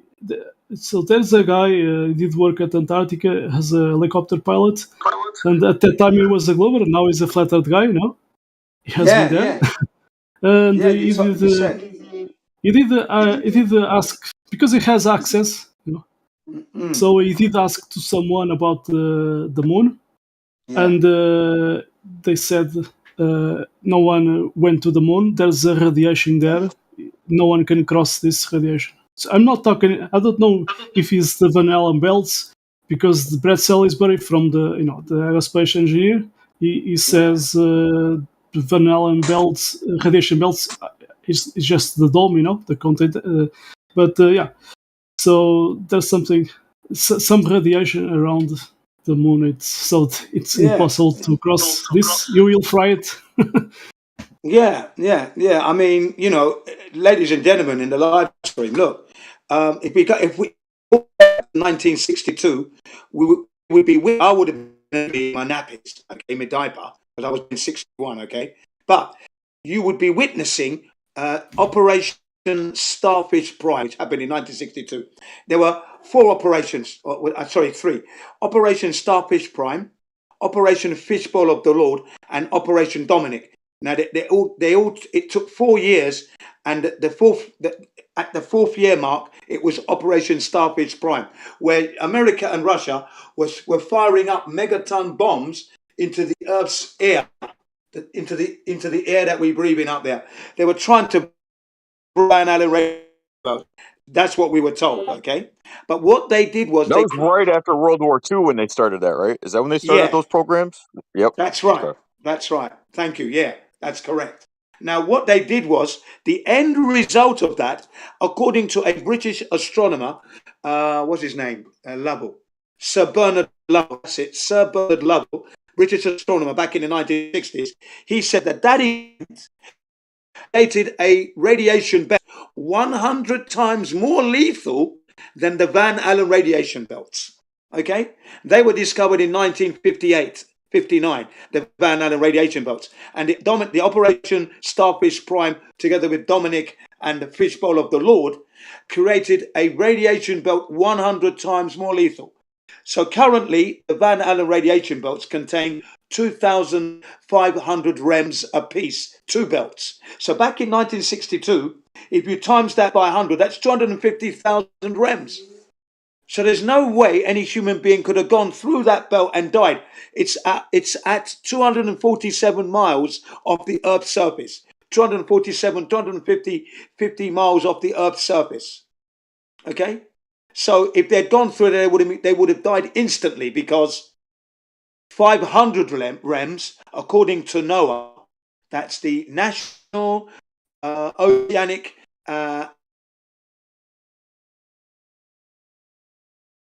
I'll say it again. National Oceanic. Yeah, you're breaking up, Jen. Okay. Thank you. Sorry. You are okay now. Go on. Okay, I'll say slowly. According to NOAA, that's National Oceanic and Atmospheric Administration, 500 rems will kill you. 500. So what would 250,000 rems do to the human being? Okay? So there's no way they could have gone. No way. It's almost like that radiation belt acts as a, barrier for containment to keep us. Well, that's what's been said, yeah. Because it blocks the radiation from the sun, you see. Okay? That's why the belts are there, protecting us from the radiation of the sun, if they're up there. Okay? Yeah, if it's even, if they're even. Yeah, if they're even real, ladies and gentlemen. Okay, now, the sun has an 11-year solar flare particle event every 11 years. And guess what? The Apollo missions coincided with that bang on. So NASA chose the worst time to go to the moon, because if they'd gone onto the moon, they would have been bathed in such radiation material, it would have killed them instantly. Instantaneous, debilitating levels of radiation. The highest recorded on the moon was 960 rems, August of 1971, or I think it was. Okay, ladies and gentlemen. Hold on a second. Can you? Well, I guess you would have no way of actually knowing, but I was just thinking of what the actual sort of relationship between, let's say, if those radiation belts are real, and the actual real sun on flat Earth. Right. Would that be, where would they be in relationship to each other? I wonder. Are they exactly? That is my question as well. That is my question as well. That's why I say if they're real, because remember, they're offering up these belts with a globe Earth. We're not a globe Earth, ladies and gentlemen. We're a flat and stationary plane under some kind of dome. So where are these belts if they're up there? And what shape would they be? They'd have to be in a dome shape, wouldn't they? They'd have to follow the contours of the dome if they're there. If they're there, ladies and gentlemen. I put it to you that if they're there, no human being went through them because they would have been instantly killed. And to make things even worse, aluminium is the worst material to make your rocket out of if you're going to go to space, especially if you're going to want to encounter radiation. Because it makes the environment inside the rocket very dangerous indeed. Because as the radiation penetrates through the aluminium, it intensifies the radiation on the inside of the rocket.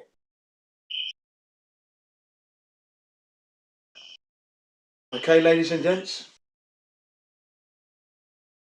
Aluminium is not the material to use to go to space. And the thickness they had of 2 millimeters, 3 millimeters offered no protection to cosmic ray particles or to solar flare particles or to the radiation belts, 3 of them.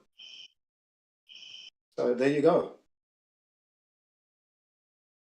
You've got to ask yourself what kind of lunatic would go there with those. And cosmic ray particles, by the way, ladies and gentlemen, travel at almost the speed of light. And that is 670,616,629 miles per hour.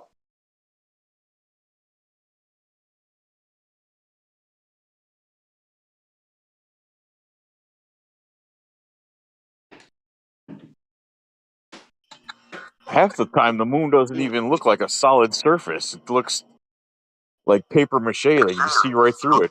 Yeah, it does look transparent at times, doesn't it? Yes, I have to agree. Mm-hmm. Yeah. It looks as if it looks translucent. You can see through it. Is somebody snoring or what?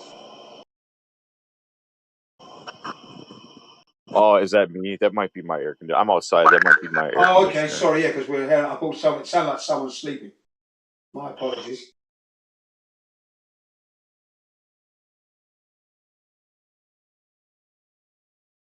Yeah. Conversation, Gene. How you doing, sir? Yeah, no, it's the same guy, Miguel, from Portugal. Oh, conversation, right, yeah.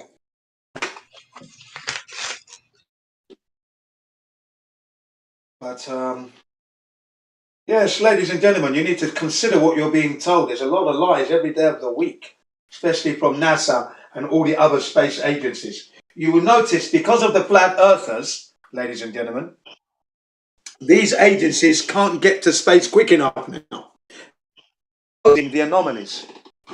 And if you follow through with us, you'll end up laughing because it's a joke what they do. But remember, it's costing a lot of money. Remember, it's the taxpayers that are paying for this.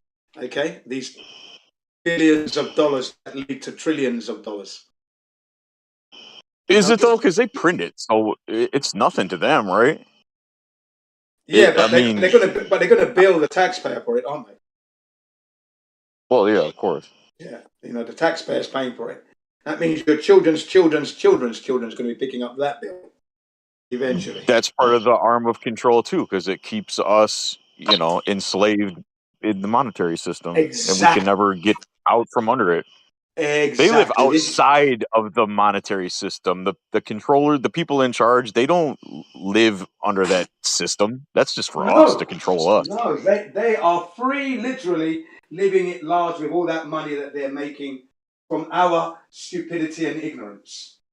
Okay, ladies and gentlemen? They control all the land, all the water, all the resources. Yeah. Yeah, ladies and gentlemen, they are fleecing you to bankruptcy whilst they're laughing and lying to you to your face every day of the week. For example, I'd like to introduce you to a connection to global warming, and we don't live on a globe, remember that, we don't globe, okay? So the very word global warming is a lie right off the bat. That's a lie because we're not a globe. So just because I'm a flat earther and the earth is flat, I can strongly tell you there is no global warming. What's going on is geoengineering. That's what's been going on since let's have a look now. When did the 70s, isn't it? Yeah, before that, would you believe? But you're right, 70 is good enough, but before that, we can go back because they were manipulating the weather in the 1950s, even 1800s, they said. Okay? 1800s. Okay, so ladies and gentlemen, let me offer you a story here that will blow your mind. We're going to go back to 2010, where I was planning to go to Hawaii. Sorry, 2009, planning to go to Hawaii, so I did some research. It took me into 2010. I discovered that Hawaii was the world's GMO laboratory of the world, the testing ground for genetically engineered and modified foods. Hawaii was the test ground, was the laboratory. Okay, you had companies by the name of Syngenta, BASF, Monsanto, and Dow Chemicals. These four companies were there, busy, right? Polluting and destroying the earth and the biodiversity in Hawaii with their GMO crops, papaya, corn, and other crap that they made, okay? Now, as a related video, because back then you'd get related videos to the subject matter, this one came up. Chemtrails, 2010. I'm learning about chemtrails. What are chemtrails, you're thinking? These are aeroplanes with aerosol canisters spraying out aluminium oxide, barium oxide, strontium oxide, copper sulfate, and potassium iodine. All in this. The idea was they're saying because the earth is warming up, we want to cool it down, so we're sending out these 20 million tons of this stuff. They're spraying over Hawaii to try and cool the earth. Because it's not only happening in Hawaii, it was happening in the US, Britain apparently, and parts of Europe, Australia. Okay, so they were busy doing this geoengineering. And it's weather manipulation. So you have geoengineering on the flat earth. Then you have this weather manipulation and weather manipulation via chemtrails. Okay? Now, what happens is this. These chemicals come down to earth, deposit themselves on the trees and the soil, and begin to change the pH level of the soil. Okay? Now, you might notice that copper and aluminium, these have a very low tolerance to heat. These are accelerants, really. If you look at the controlled demolition, they have aluminium in there. And it's in there as an accelerant to heat up quickly. It can reach 4,500 degrees in 2 seconds. 4,500 degrees Fahrenheit in 2 seconds. Aluminium is working to make that happen. Right. So this is why we're having all these strange fires going on. Because of the chemtrails, they've deposited these chemicals on the trees, on the forest. Now we either have an agent going in setting fire to them, or it might be through lightning strikes. But that's what global warming is. It's a man-made phenomena. It's not natural. It's got nothing to do with Earth at all. It's man-made. Okay. You know what irritates me about that too is I try to talk to people and explain to them that we have the capability of cloud seeding so that if there's ever a drought somewhere, they could cloud seed and make it fucking rain. But they never do it. They have the technology. I actually could pull up a company right now and share it in a live stream that actually you can hire them to do that exact thing. And they've been doing that for, like you said, since probably the 60s. Yeah.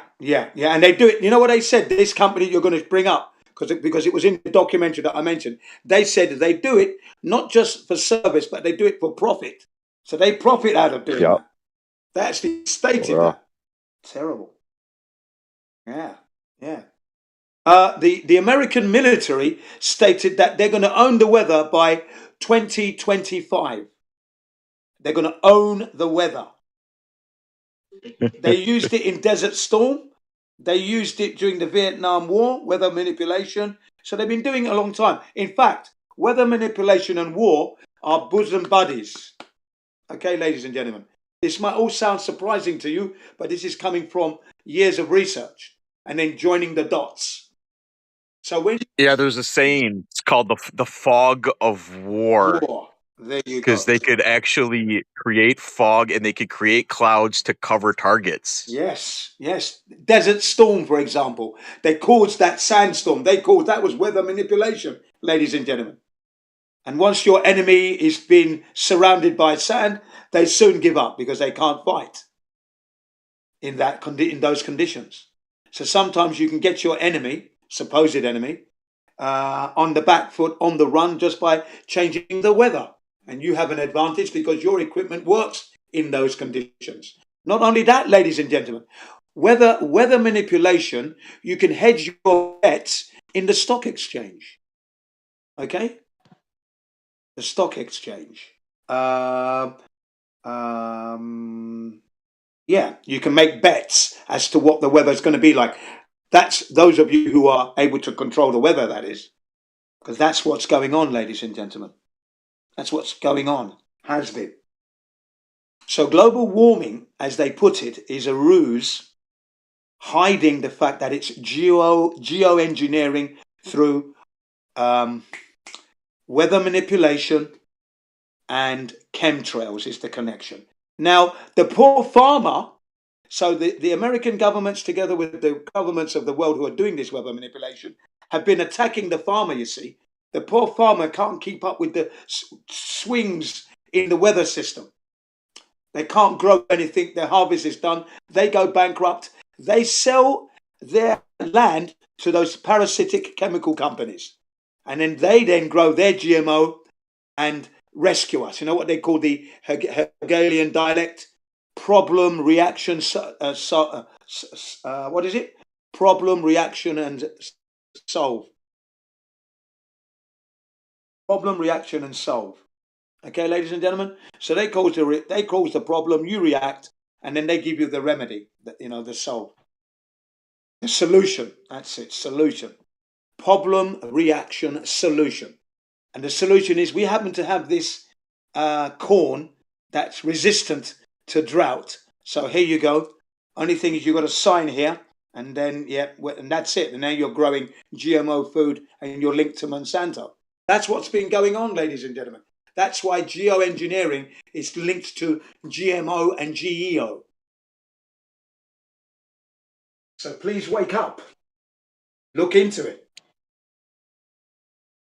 I wish I had the link handy too, because I just seen an article not that long ago where they actually now are admitting that they said they proposed this idea of combating global warming by spraying the sky with chemtrails, but they've already been doing it for years. They're basically admitting, hey, yeah, we're doing this. Yeah. But they tried to, make it sound like they're going to do it in the future. No, they're already doing it. I wish I had that link handy. I'm going to post a couple of links to my documentaries shortly. I will do that shortly. Let me just finish what I was going to say here. So, ladies and gentlemen, when I looked at Hawaii back in 2010, I was heartbroken because the people there are saying that the trees are dying. Because of the chemtrails, it's changed the pH level of the soil. Now, the soil should be acidic, 5.6. It was at 6.8. It was moving towards alkalinity and neutral. Okay, the coconut trees were dying that you could punch and put a dent in the tree. You could tear the bark off with your hands. Okay, the people were saddened by that. Not only that, the people living there, and these are Americans as well as the Hawaiians, they took a follicle of their hair, put it under the spectrum analyzer microscope thing, and it showed that there were high levels of aluminium, like 60 times higher than the normal allowed safety levels. 60 times higher. So it's in their blood now. Barium, strontium, aluminium, copper sulfate, potassium iodine. It's all in their blood. It's in their. They're walking around toxified human beings now on Hawaiian Island. That's why Maui's on fire now, ladies and gentlemen. We have a fire going on in Maui because of these chemtrails. Okay? And the typhoon is fanning that because oxygen, aluminium, they heat up quick. There you go. This is why it spread so quickly. What do they call them? These companies live off of the destruction that they create with their chemtrails. Yeah.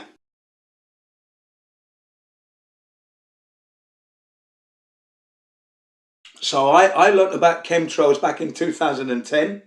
I was heartbroken to see Hawaii. In fact, because I was there for 2 weeks with my family, and every day we went to the beach every day, but a different location. So we went around the islands, different locations. I was on the big island, so you got Honolulu and all that, okay? Honolulu and Waikiki and that. So we went everywhere, all around that island, new beach. And as we traveled round, we saw what resembled like a war zone because they'd stopped the GMO, you see, because the Hawaiians had woken up. GMO is not good for business. So they pushed out these chemical companies. So you've got the land, it looks like it's been raped, bombed to death. Because in order for the land to regenerate itself, minimum 5 years, maximum 25 years. So you've got any time between that time span for the soil to regenerate itself so you can begin to use it to grow food. Such is the devastating impact of GMO crops, which is poisonous. Like in the documentary called Genetic Roulette, The Gambling of Our Lives, one of the spokesmen said, I don't know anybody who wakes up in the morning and says, I can't wait to buy my GMO vegetables. No good taste, no nutrition, no big yield, no financial benefits, all disaster, nothing beneficial, zero, zip, niche, nada, zero. That's what he said, talking about GMO. Okay, so it's had a devastating impact on Hawaii to the point where you can't grow anything for several years now. Got to wait for the soil to regenerate itself. Won't the fire actually help accelerate that? Yes, because you've got these chemicals that I mentioned. These you've got the aluminium oxide, you've got barium oxide, strontium oxide, copper sulfate, and what's the other one? Potassium iodine. These all deposit themselves on the trees.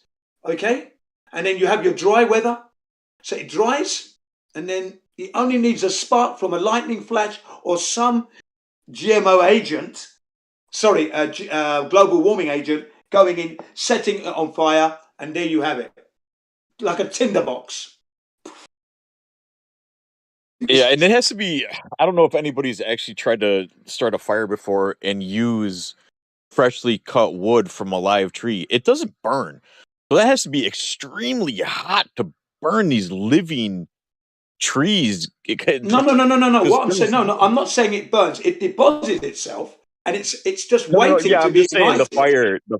the fire that's raging now is, it had to be, it had to have some sort of accelerant to make it Correct. that Somebody did that. hot. Somebody did that. Yeah, somebody did that, and because they've been doing these chemtrails for years, it's been deposited on those trees. They're slowly dying, but now it's been hastened by the fire.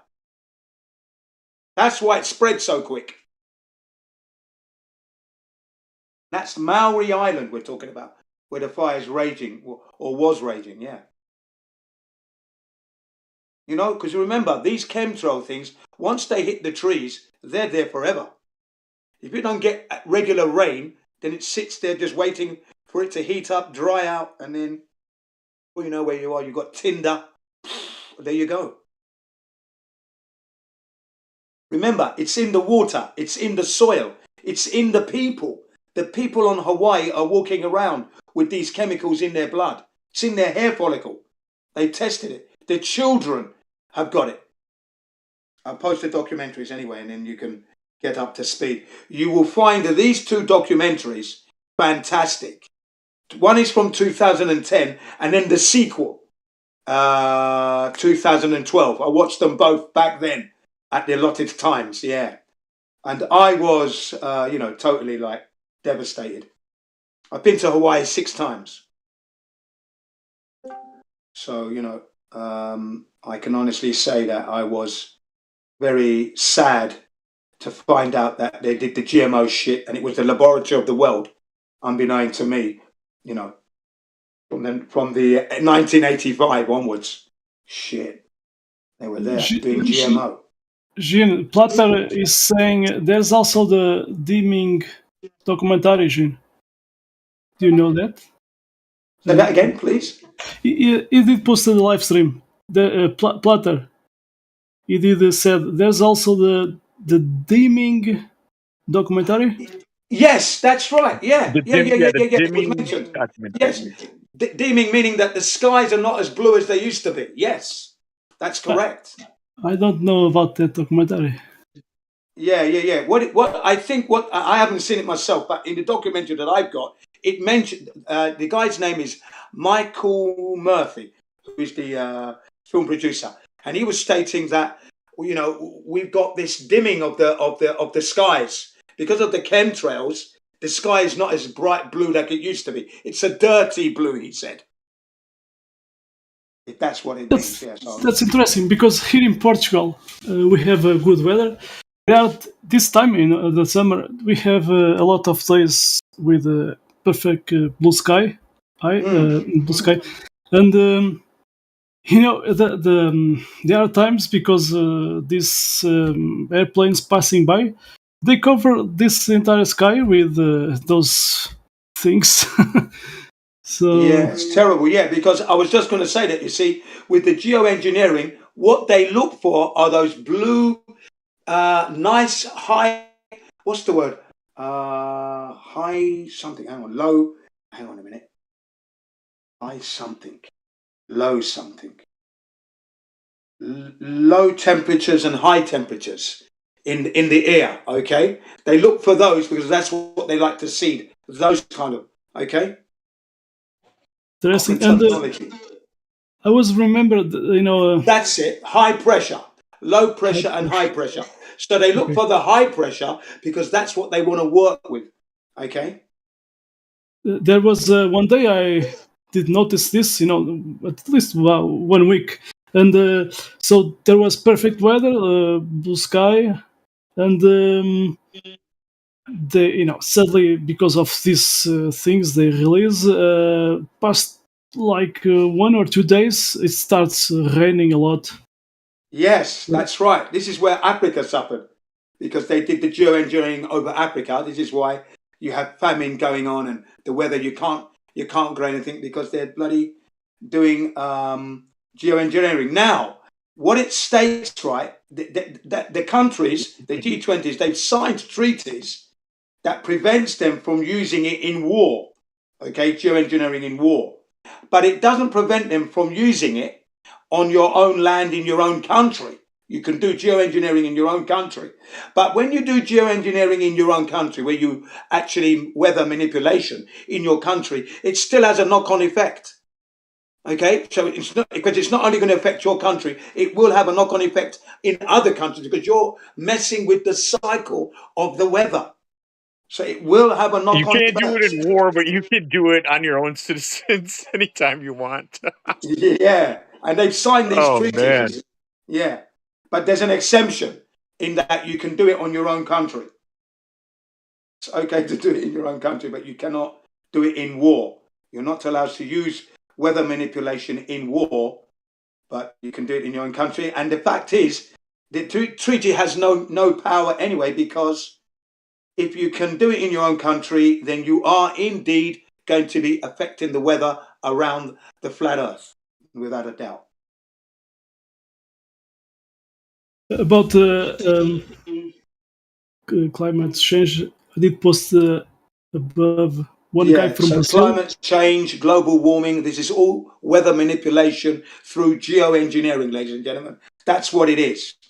It's not us driving our cars and the factories that are heating up. No, it's actual governments with the federal agencies working with the military and certain aviation companies that are doing this.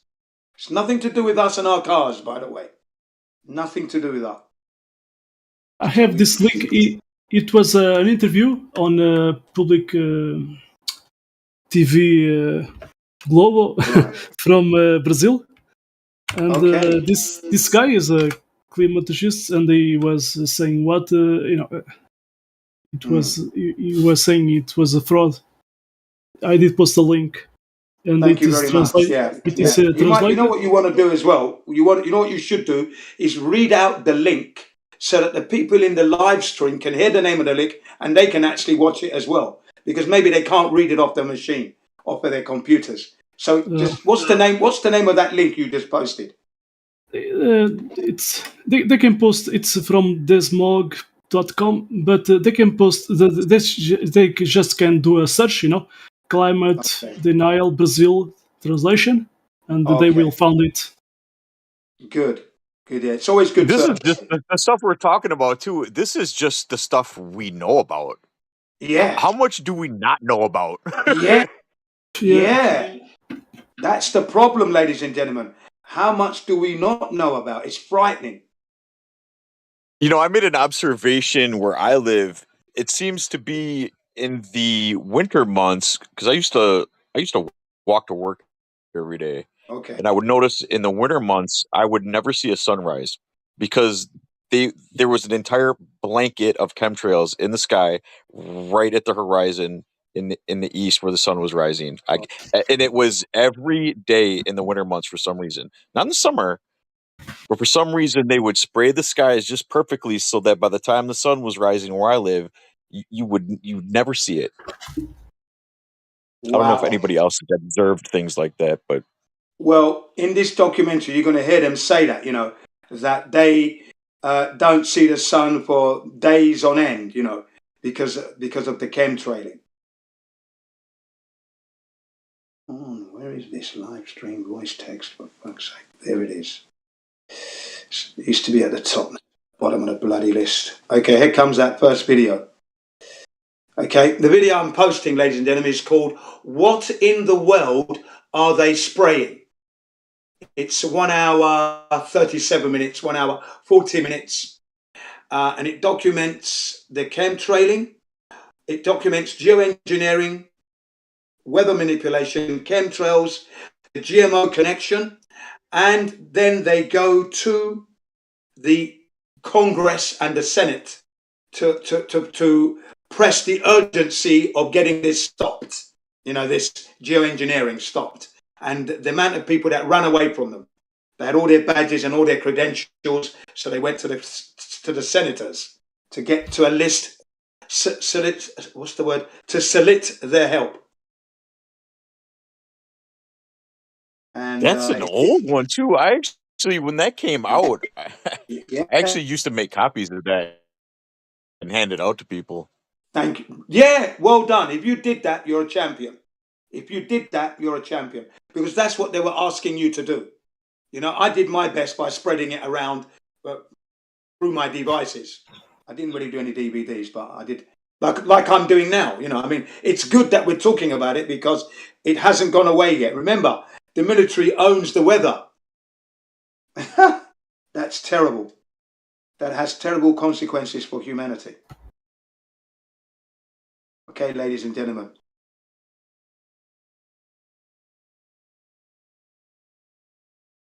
And then the other one. And then the second one that I'm going to post is the sequel to that. Very informative. It talks about the finances and how they're like parasites. They cause devastation and disaster.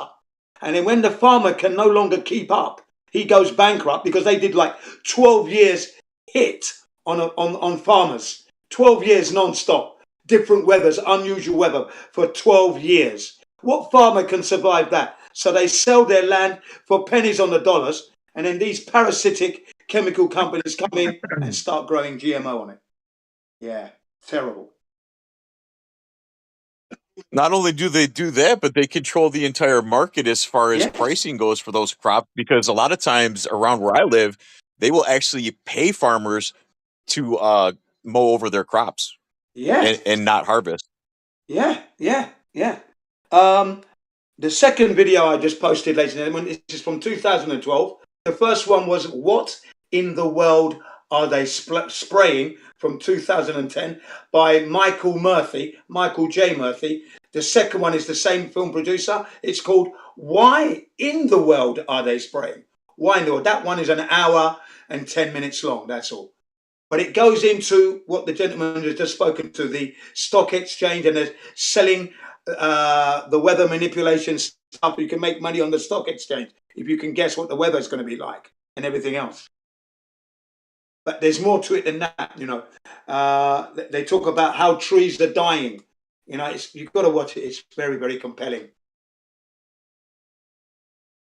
For the Hawaiians, you know, they're homeless on their land, and it's illegal occupation. And for your information, Hawaii is not the 50th state of the United States. It is not. There is no legal document or lawful document that exists in that regard.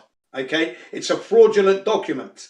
It's illegal occupation, and the United Nations has acknowledged that from the Hawaiians, because they've been fighting for their kingdom ever since Queen Lukalani was dethroned back in 1893.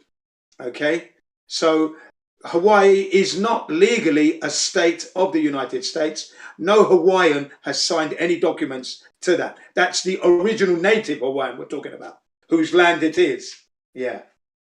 Okay? So Hawaii is not the 50th state of America.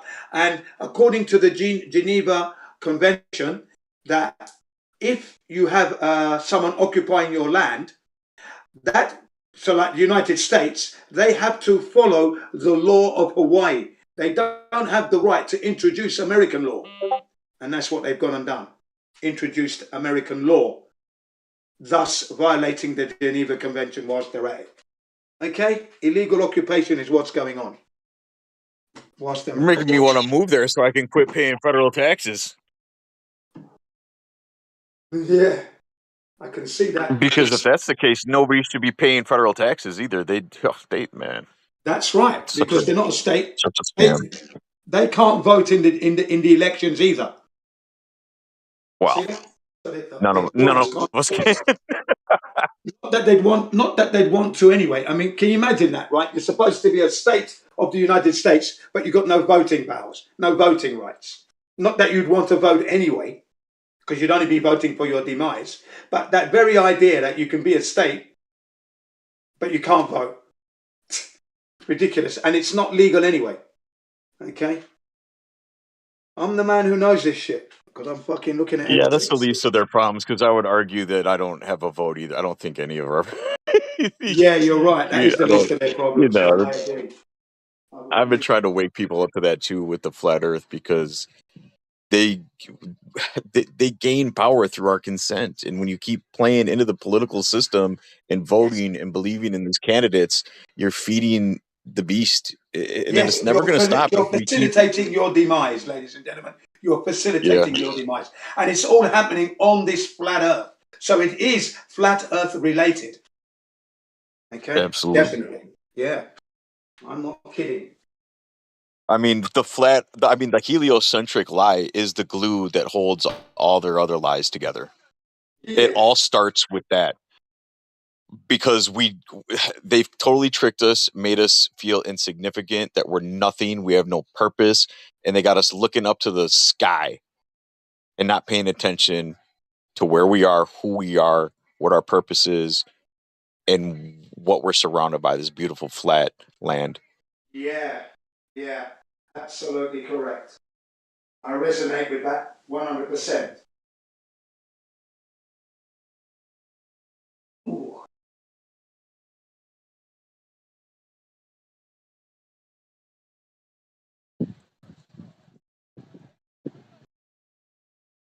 Yeah. So, ladies and gentlemen, if you're interested in learning about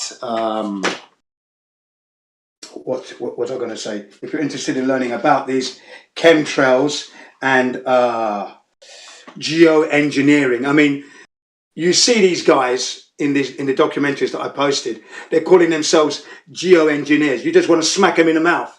Do you know what I mean?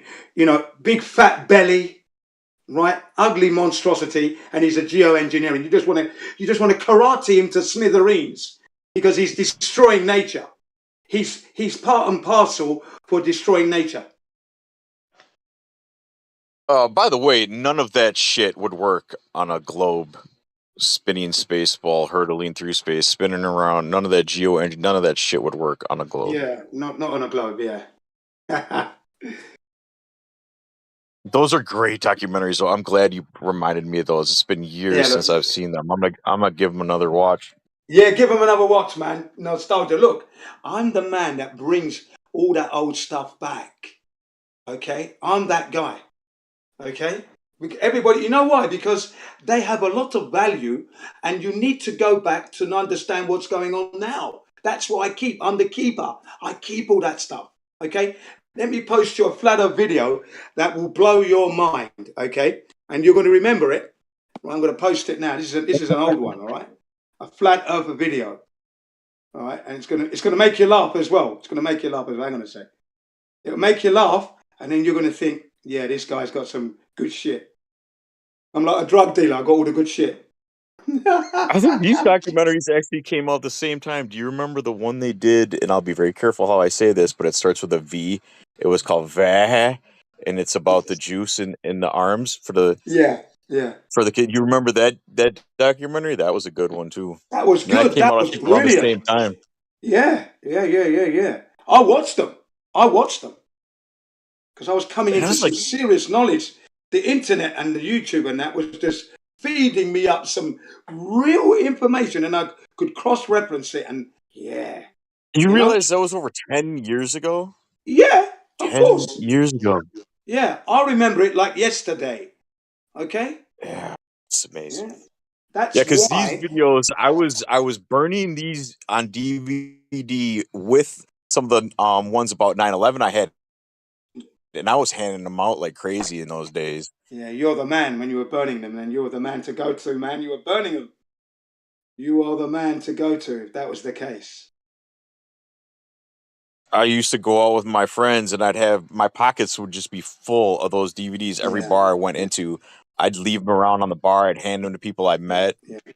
People would think I was crazy. Yeah, no, I salute you for that. I salute you for doing that because that's exactly what Michael Murphy, that was the film producer, and another guy called Wagner or something, and all of them in that documentary were asking everybody to do their best because humanity's future depends on it. So you did your job. You did your due diligence. Do you know what I mean?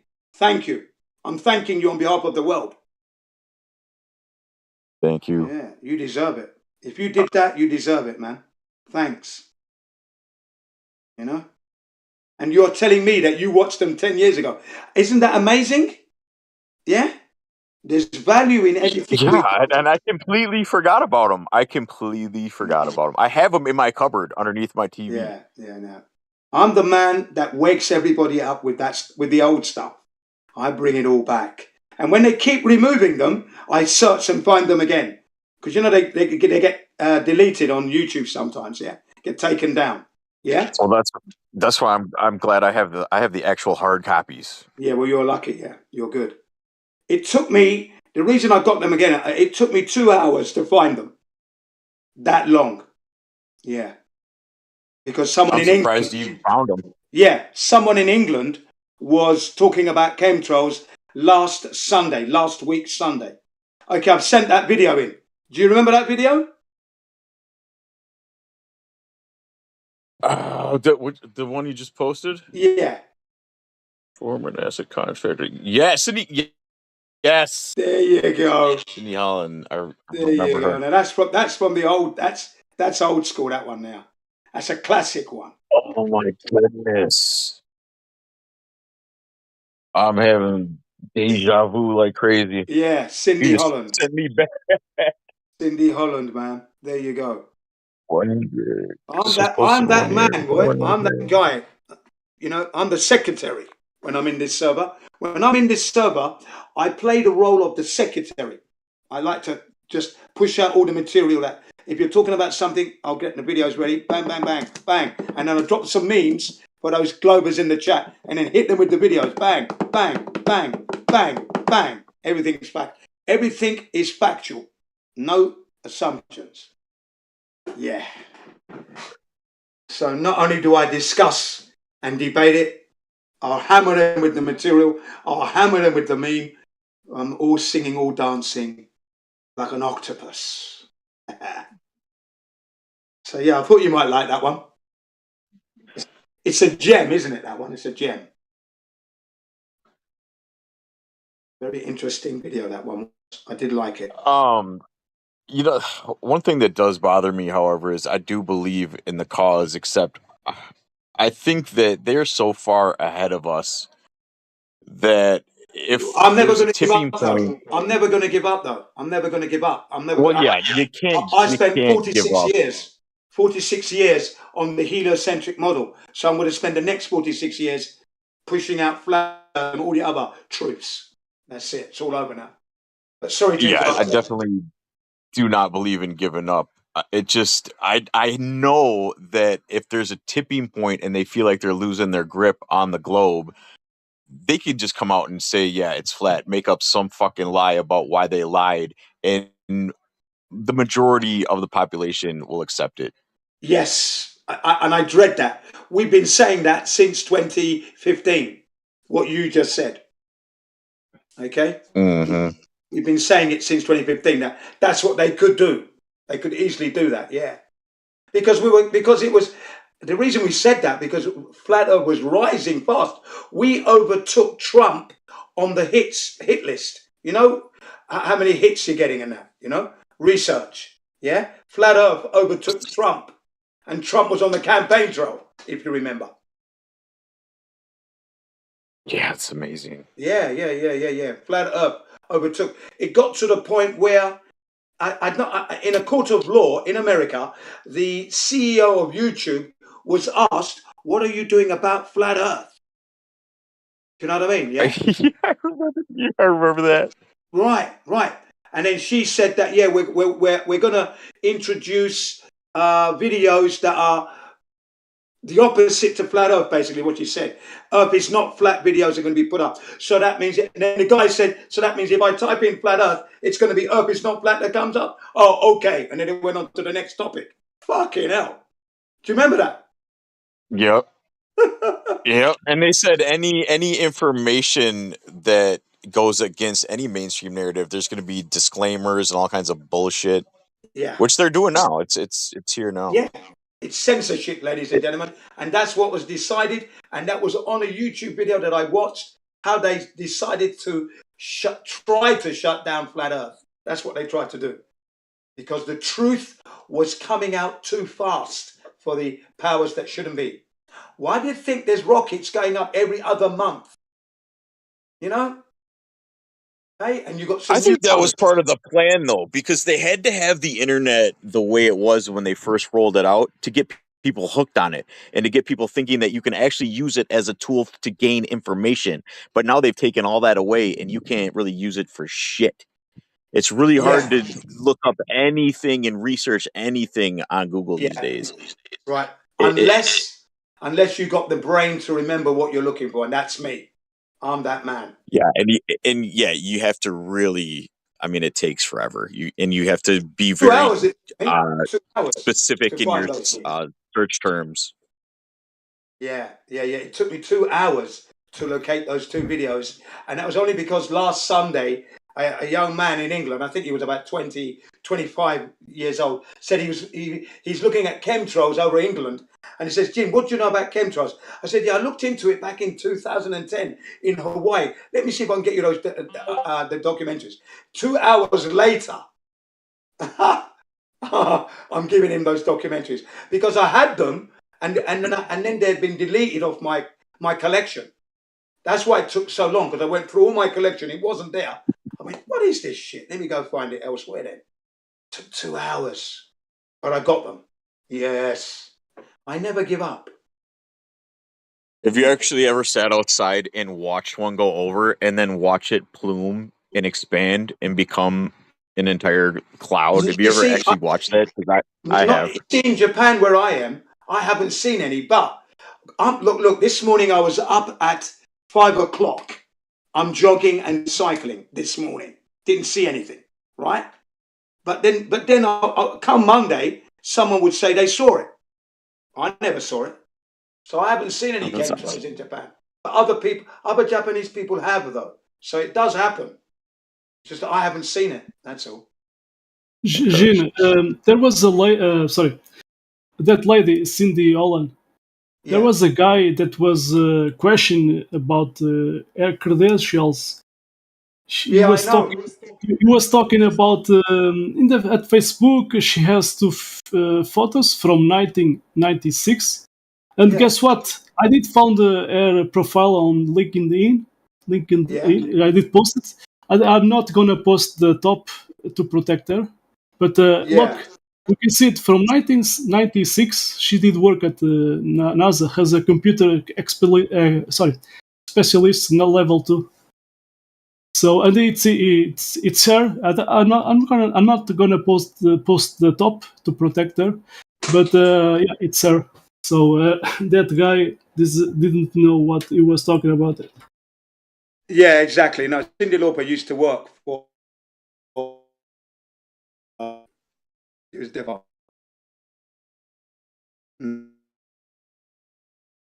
You are cutting a little.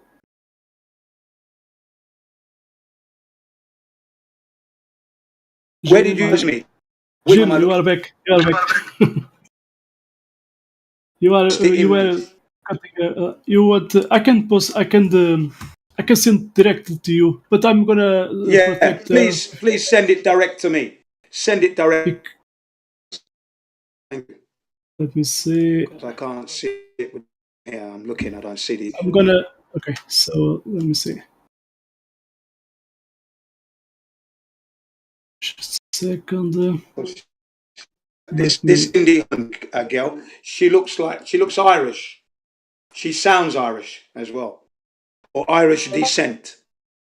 Cindy Holland. So I just sent to you the top. Okay, It's I appreciate that. Thank you very much.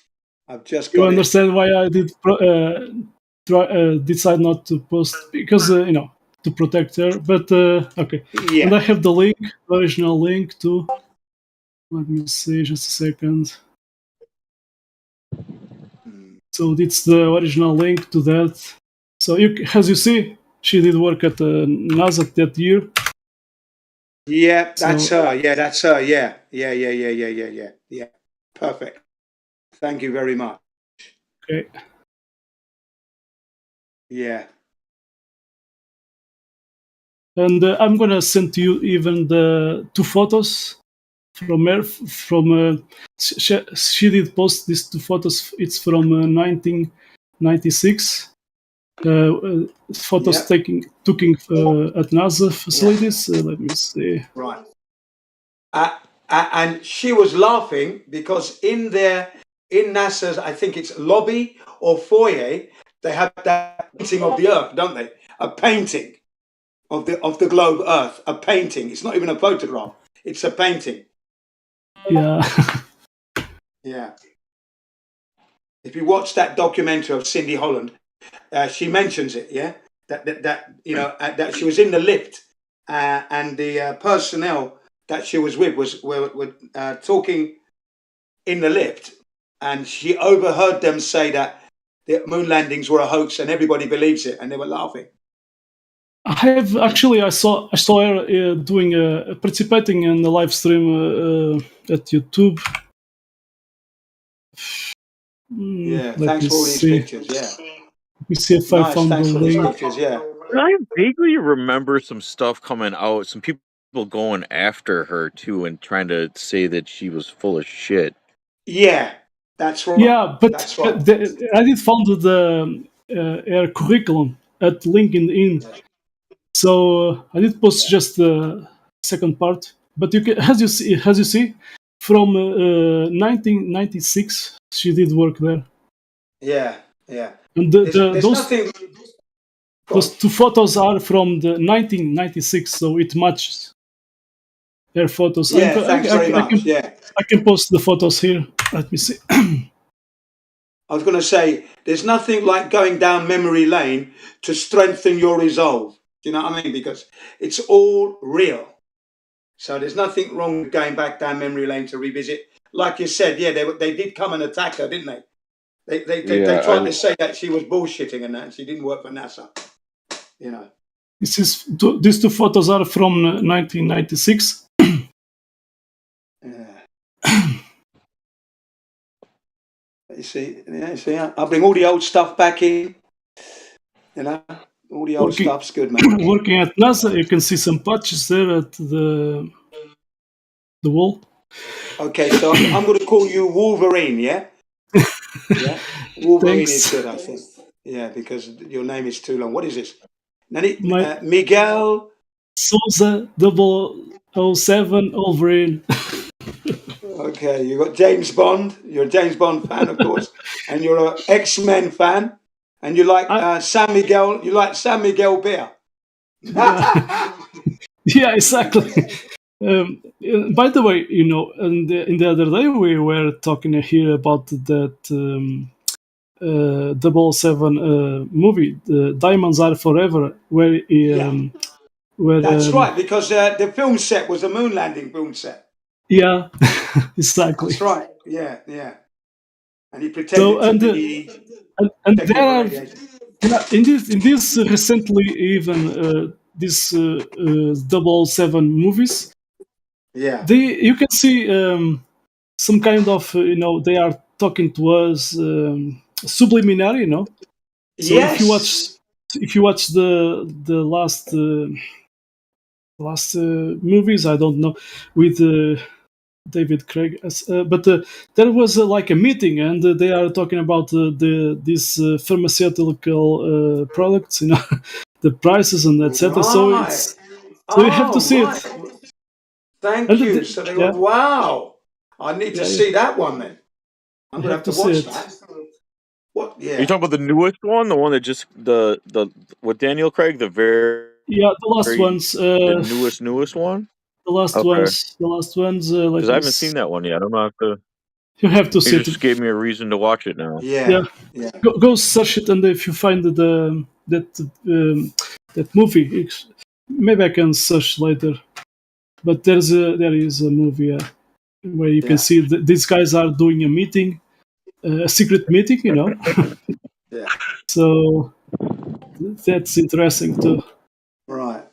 So we don't need to be buying. Let's go back to this flat Earth now, and we don't need to be buying electric cars on the flat Earth, because as far as I'm concerned, when a combustion engine comes off the production line and it's married to its vehicle, okay, is that car a pollutant as it sits there? No, ladies and gentlemen, because the engine is clean. It's a clean engine. It's not polluting. The problem isn't the car, it's the fuels that they force us to use. Okay, that's the problem, because if you put bioethanol and hemp oils into that engine, it will be clean running, and the exhaust coming out will be CO2, which goes into the trees, then we get air. It's a natural cycle fuel. You can even drink that bioethanol. Like alcohol, you can drink it and put it in the car, you won't die, it's clean. Okay, so the combustion engine is actually not the electric car. Hang on a second. The electric car, on the other hand, ladies and gentlemen, is all chemically laced, and they're spontaneously combusting, blowing up now. Okay, and when the battery reaches its end of life, how are you going to dispose of it? Because it's chemically laced. You can't. It's not biodegradable. It's not any use to us, and they cost an arm and a leg. So no, thank you. I don't Where want does the electricity come from? Sorry, go ahead. Where does the electricity come from? To charge those cars? Exactly. In America, that would be nuclear, coal, and oil. And don't go down there, because if I went down that road, you would be shocked as to how much you have lost. Because you know me, I can tsunami you with that stuff. All because of what Robert Kennedy Jr. has been saying of late. You know. Yeah, man. So yeah, I don't listen to him. Hey, but I want to share this with you. I don't know if you know this or not, but so my father, he bought a hybrid car here in the United States, and he thought, he saves money, in gas, but when he has to re-register that vehicle every year, they charge him an extra tax, a gas tax, because he doesn't buy a lot of gasoline. They're stinging him. You So see, they you're still actually being charge stinged. him more to register the vehicle every year. That's terrible. That's terrible. I would never buy. I would It's a never buy joke. a hybrid. Yes, and no thanks. Yeah, I'm just not going to buy that. And what you got to try and do is make your own fuel where you can. What you got to do. I was saying at the UK there's a recent company that can transform peeled oranges, into ethanol. So they are doing ethanol. I did post the link. I don't know. Maybe it's that company at the UK doing ethanol, organic ethanol. So yeah, it's amazing. I saw this. Ethanol is amazing, man. It's clean. You can drink it. In fact, there's a documentary called Hemp. Okay, and it's taking us through the like 50,000 uses of hemp, and then it came to fuel, right? And what they showed us, ladies and gentlemen, in the live stream there, what they showed us is that they got a teaspoon or a tablespoon, okay, and they put the regular fuel on there and they set it alight underneath, yeah, and all you got was black soot, yellow flame, soot, disgusting, and the spoon was blackened, okay. Then they got the bioethanol, and they lit it up. No smoke, nothing but that lovely goldy blue flame on the spoon.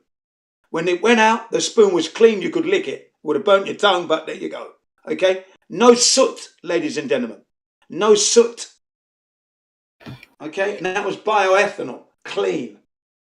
I saw this. I saw this at the Car SCOS from UK. It's a TV show. I did post the information. Yeah, so it was interesting.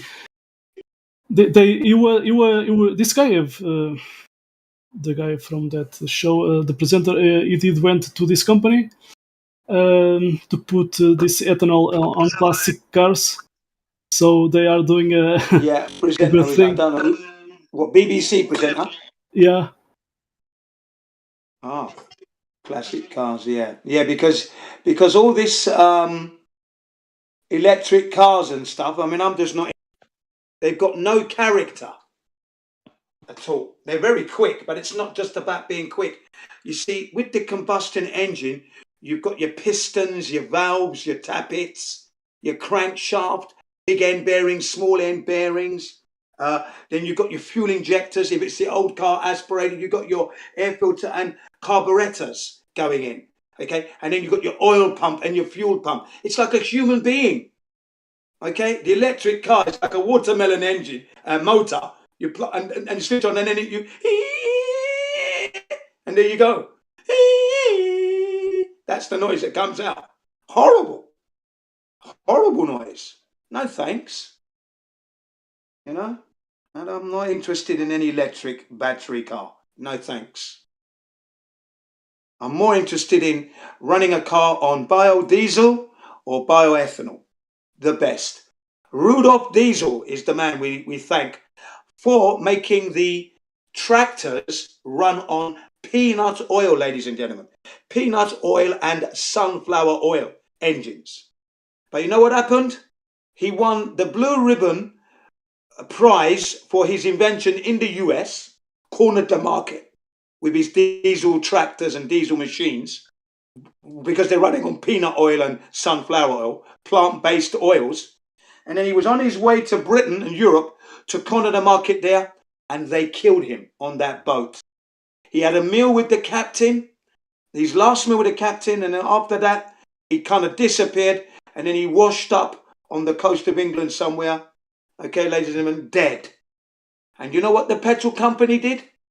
The diesel that we're using today, that's chemical waste from the production of petroleum. And because the diesel engine can run on anything, okay, so they put that and they called it diesel. So not only did they kill him, they tarnished his good name. Honestly, ladies and gentlemen, There's no statue for him either. These are the Yeah. true heroes of the world, and they're not Yeah. honored. It's a shame. Yeah. Yeah. That's why I'm alive so you can hear me say that, ladies and gentlemen, and you learn. That's why diesel is diesel today, because diesel is the chemical waste product from making petroleum, and they don't want to waste, they don't want to throw it away, so they threw it into the diesel engine and called it diesel. Huh. And then during the early 2000s, diesel engines were outperforming the combustion engine, and because the fuel was cheap, they swapped the price, the British government. So they made diesel more expensive and regular petrol cheaper. Honestly, I just cannot believe the way they move the globe post and the goal posts all the time. So the motorist is forever paying through the nose all the time, ladies and gentlemen, especially for those who are in England. There's a current battle going on, all happening on the flat earth, ladies and gentlemen, in England, because who remembers the catalytic converter when they came in the 80s, mid-80s? Do you remember them? Catalytic converters, supposed to stop all the particulates coming out of the exhaust pipe. Remember? Yeah. Yeah. I was a little young, but yeah, I remember. Right. So My they father came used to in, okay? bitch about it. Yeah, it was supposed to stop the pollution coming out of the cars, okay? Then after that, in England, in the 90s, they got the congestion charge. So if you're in traffic jam, you're polluting, everyone's got to pay. If you go through certain parts of London, you have to pay a congestion charge for going through central London, okay? And then a few years ago, literally maybe 4 years, 5 years ago, they brought in the ultra low emissions charge, another charge. So catalytic converter, congestion charge, and now the ultra low emissions charge. Well, now in Britain, the Mayor of London has come under fire from the people living in suburbs because they want to introduce the tax to suburbs. So now there's a war going on. They want to look at the science behind all these numbers that the mayor has brought down as the reason for the tax. In Germany, they tried it in Germany, and the Germans challenged the government, and the government had to do a 180 because it came to light that no one has ever died from any particulate from any exhaust pipe from any car. Okay? No one has died. The government said there was like 1,600 or thereabouts dying each year. And the doctors have said that's not true. No one has died. How could we measure it? How would we be able to measure that? So what the government did was they put the sensors by the traffic light. So of course, when the cars stop, you're going to get a spike of exhaust fumes right there. And then when they accelerate off, but when they went down the road 200 meters, the words were negligible to nothing of exhaust particulates of any kind. But what they did notice was brake dust was in the air, spiking higher than the nitrogen oxide. Nitrogen oxide was what the chemicals that they were worried about, but it was actually brake dust that was of concern on their computers. So the brake dust, if you're a pedestrian and you're walking around on the streets, you're breathing in stupendous amounts of brake dust. Now that wasn't mentioned, okay? They're more concerned about nitrogen dioxide. Well, where the traffic lights are, there was some block of flats, apartments. They went in there, and as soon as they walked in, the alarm was ringing off. You know why, ladies and gentlemen? The young student was using his merchant heater to heat the house, central heating, and he was cooking spaghetti bolognese. His levels of nitrogen dioxide was thousands of times higher than on the street. You know what they said to him? You might want to open your window to release all this nitrogen dioxide whilst you're cooking on gas. So you breathe in more nitrogen dioxide in your house than you do on the streets. You're better off having your cooker on the streets, cooking on the streets. It's cleaner for you. You see, that's what the Germans highlighted, that the government in Germany lied. Okay?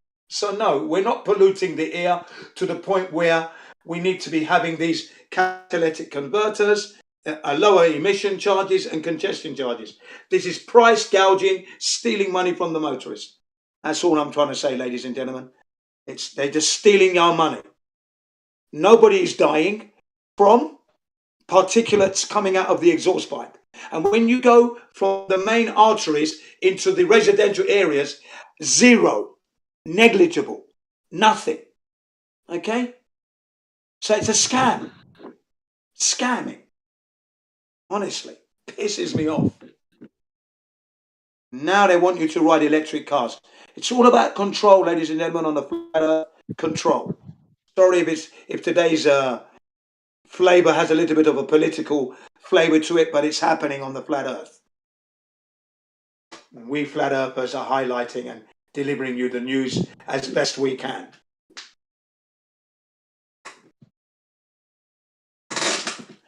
It's important to talk about because it's part of the control arm and it's part of how they control us with the heliocentric model through political means. Absolutely, ladies and gentlemen. Can you imagine? Think about it, ladies and gentlemen. 2.3 million miles an hour with the galaxies. We're moving 2.3 million miles per hour right now. Come on, right now. Whilst we're going around the sun at 90 times the speed of sound, 666,000 miles an hour, ladies and gentlemen. Come on, it's madness. Oh, but the stars never change. Constellations never change. We don't feel any movement. The same place.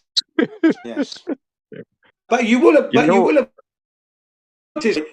noticed, ladies and gentlemen, the Georgia Guidestone, ladies and gentlemen, because when you looked through the hole, right, there was a little hole that lined up with, it was still there. That universe that we have never confirmed to exist, by the way, right? The Polaris should have died, but it was still there. Hadn't moved a single degree. Years. They had to take out. It was highly that ugly stationary. There you go, ladies and gentlemen. I just wanted to tell you that it's been irritating me lately that I can't convince people that these hearings about UFOs, they created the whole UFO concept back in the 40s with the Roswell incident, and it was all a damn lie, and they put all that bullshit about UFOs and aliens in people's minds, and it's been a plan in the works for the last 70 years. And what the outcome is going to be, I don't know. But they had some bullshit happen in the desert, and then they had people come out and say, oh, it was spaceships and aliens, and then they said, oh no, and they try to do this fake cover-up bullshit to convince everybody that they were hiding something when they weren't. Area 51, and now they're coming out and admitting 51. and saying that it's real. Yeah. Area 51 comes to mind. The aliens were in alien. Now they're on national TV and they're admitting it all and saying, yes, it's all real. We have spaceships. We have alien bodies. Yes. They're the ones that started it in the first place. Yeah. So, ladies and gentlemen, if you think I am saying it's true, then listen to this one. Roswell happened. I knew it was a lie off that. I never bought into Roswell. I've never bought into aliens. No aliens. There's nothing coming from space to hit us and kill us. They're not coming. It's meant to be man-made, ladies and gentlemen. Just like globe. The very word globe. Okay, ladies and gentlemen. So, don't even waste your time with the article. Don't watch the news. Don't read the newspaper. Don't read. Forget it. Drop it like a bad habit, if you will. I don't see the news. Someone in here the other day brought up a good point that you might find interesting, and it's that early when they used to talk about aliens, they didn't call them aliens, they called them extraterrestrials, and they were nice and kind, and the humans would try to help them in all their movies, and the enemy in those movies was always the government. But now they flipped it, and they're calling them aliens, and that we're supposed to fear them, and they could possibly be dangerous. And isn't that funny? Yeah, I thought that was interesting. It was interesting because that movie, The Aliens, the movie also helped to galvanize the idea into people's subconscious. Yeah, don't you think? Remember, Aliens 1, Absolutely, Aliens 2. because that's when the term started getting widely used. Was that movie Aliens? Yeah. Before that, you had the movie E.T. and you had the show Alf, and you had other things, and they were always extraterrestrials, and they were nice and not a threat. Yeah. And then they brought Yeah, and then the other idea, of course, the other idea was Star Trek. Star Trek with William Shatner and Leonard Nimoy. I forgot about that. Yeah, because they didn't call anybody in that show aliens, though, did they? Everybody had a term like Klingon, or there wasn't aliens, right? Yeah. The Klingons. Do you remember? Remember the Klingons? Yeah. Yeah. Captain Kirk's nemesis enemy, Klingons. Yeah, they were really. Yeah, I did like. Don't get me wrong. As a kid, I loved Star Trek. As a kid, do you know that? Oh, sure. Yeah, I couldn't wait to get to the supermarket to buy the next cornflake box, Kellogg's cornflake box, because it would have one of the characters on the back, and inside you might have Phaser or the communicator one. What's that one called? The communicators. What are they called? The radio communicator thing they had. Got now. Yeah, the little handheld things that they talk to each other. The little cell phone thing. All in the cornflakes box. You see. So yeah, man. I couldn't wait to. I used to kill the cornflake box quickly, so my mum would take me down to Tesco's and go and get another box, just so I could get all the masks. And we used to play Star Trek with my brothers. Yeah, man. We used to play Star Trek because we used to watch it. We used to love it, man. That was good. That was. I can still enjoy it today. I just enjoy it for what it is, complete and pure fiction. It's fiction entertainment. Yeah, that's all it is. Yeah, of course. Yeah. But as a kid, I couldn't wait to get into the spaceship and get out into space. Come on, let's go. Yes. What was it called? The USS Enterprise. Yeah, that was good, man. USS Enterprise. Well, yeah, they made it look so. They romanticized it, Yeah, they did. Yeah. It was our version of a ship in the 1400s when those guys would get in those beautiful boats and navigate the ocean. That's right. And then you had Chekhov, the Russian, Solo. I think he was Japanese. I think Solo, who's gay, by the way. But there you go, Solo. Who else was there? Scotty from Scotland. Yeah. Dr. McCoy and Spock was always fighting and arguing. Yeah. Because he was very logical, wasn't he, Spock? Very logical. No emotion. No emotion. What was the woman's name? Uhura or something? Yeah, Uhura. She died recently. Yeah. Yeah. Yeah. She still looked pretty for her age. Amazing. Even as an old lady, she still looked good. Those shows were brilliant because it really warped people's minds into romanticizing space and thinking it was an actual real thing that we would one day be able to traverse the stars. That's right. It's brilliant. It really is brilliant how they've structured this cover up of the flat Earth with the heliocentric model with space and all these planets and movies, and it's quite the thing. I remember once as a kid, I got up a fancy dress. I wore it as fancy dress to a fancy dress party, and this party was on a ship on the way from Nigeria back to England. Okay, that was my first ever ride on a boat. 2 weeks from Nigeria to London, to Southampton. Sorry. Okay, and the last day before we were going to reach the port, they had a party for all the kids, and I dressed up as one of them Star Trek with all the belts, the phaser, the boots, and everything. I was so happy. I was in my element then, man. Okay, fancy dress. I also took a part in a play as well. I was in the play as a commoner, okay, in the play, but the king couldn't remember his lines. I think he was a little bit too young. So I put my hand up. I said, Miss, I can do it. And because the queen was very attractive. So I quickly put my hands up and I was waving my hands crazy. And she says, yeah, okay, you can do it. So I became the king and I remembered every word, man. I got a chance to kiss the girl, you see. That thing. So yeah, that was a good trip. That was a 2 weeks on a cargo ship called the MV Oriole cargo ship. Okay, built in Clydebank, Scotland, back in 1951. It is now dead. It's been scrapped. It was scrapped in India.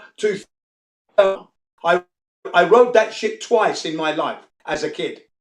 Right, once from Nigeria to and then from Southampton to Nigeria with my. The first time was with my family. My dad came afterwards. My mum and my 2 other brothers, siblings, and myself. Right, and what I remember distinctively about that trip, the horizon was level. But I only remembered that after becoming a flat earther, yeah? But it was retained and galvanized in my memory forever. Even the name of the ship.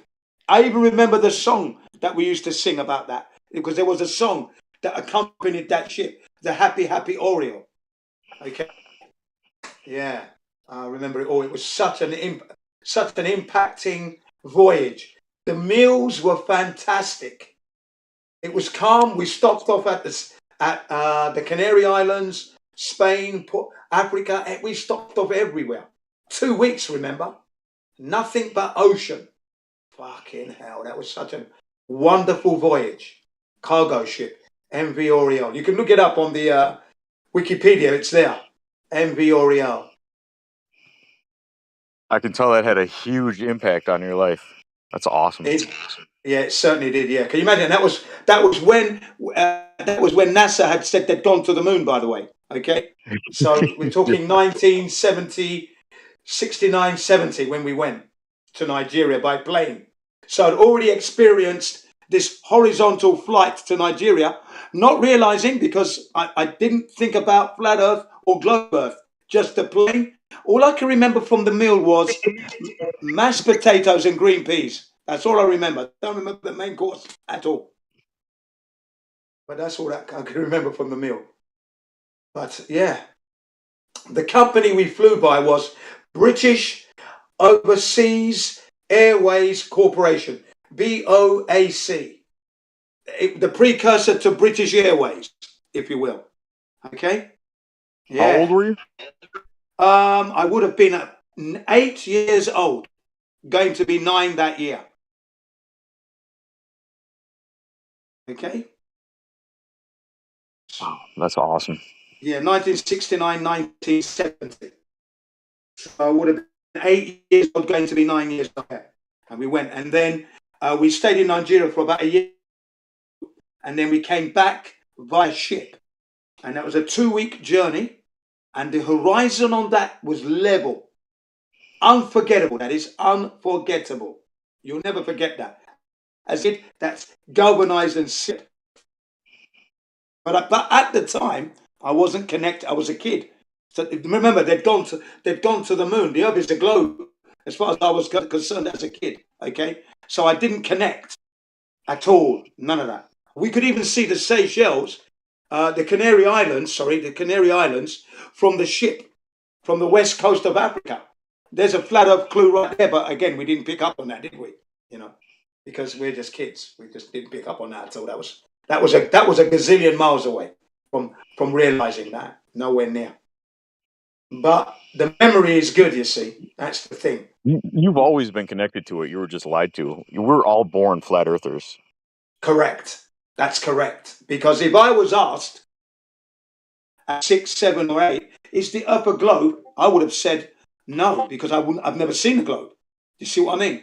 I wouldn't have said yeah. How would I have known? What evidence would I have had? It would have been just as laughable.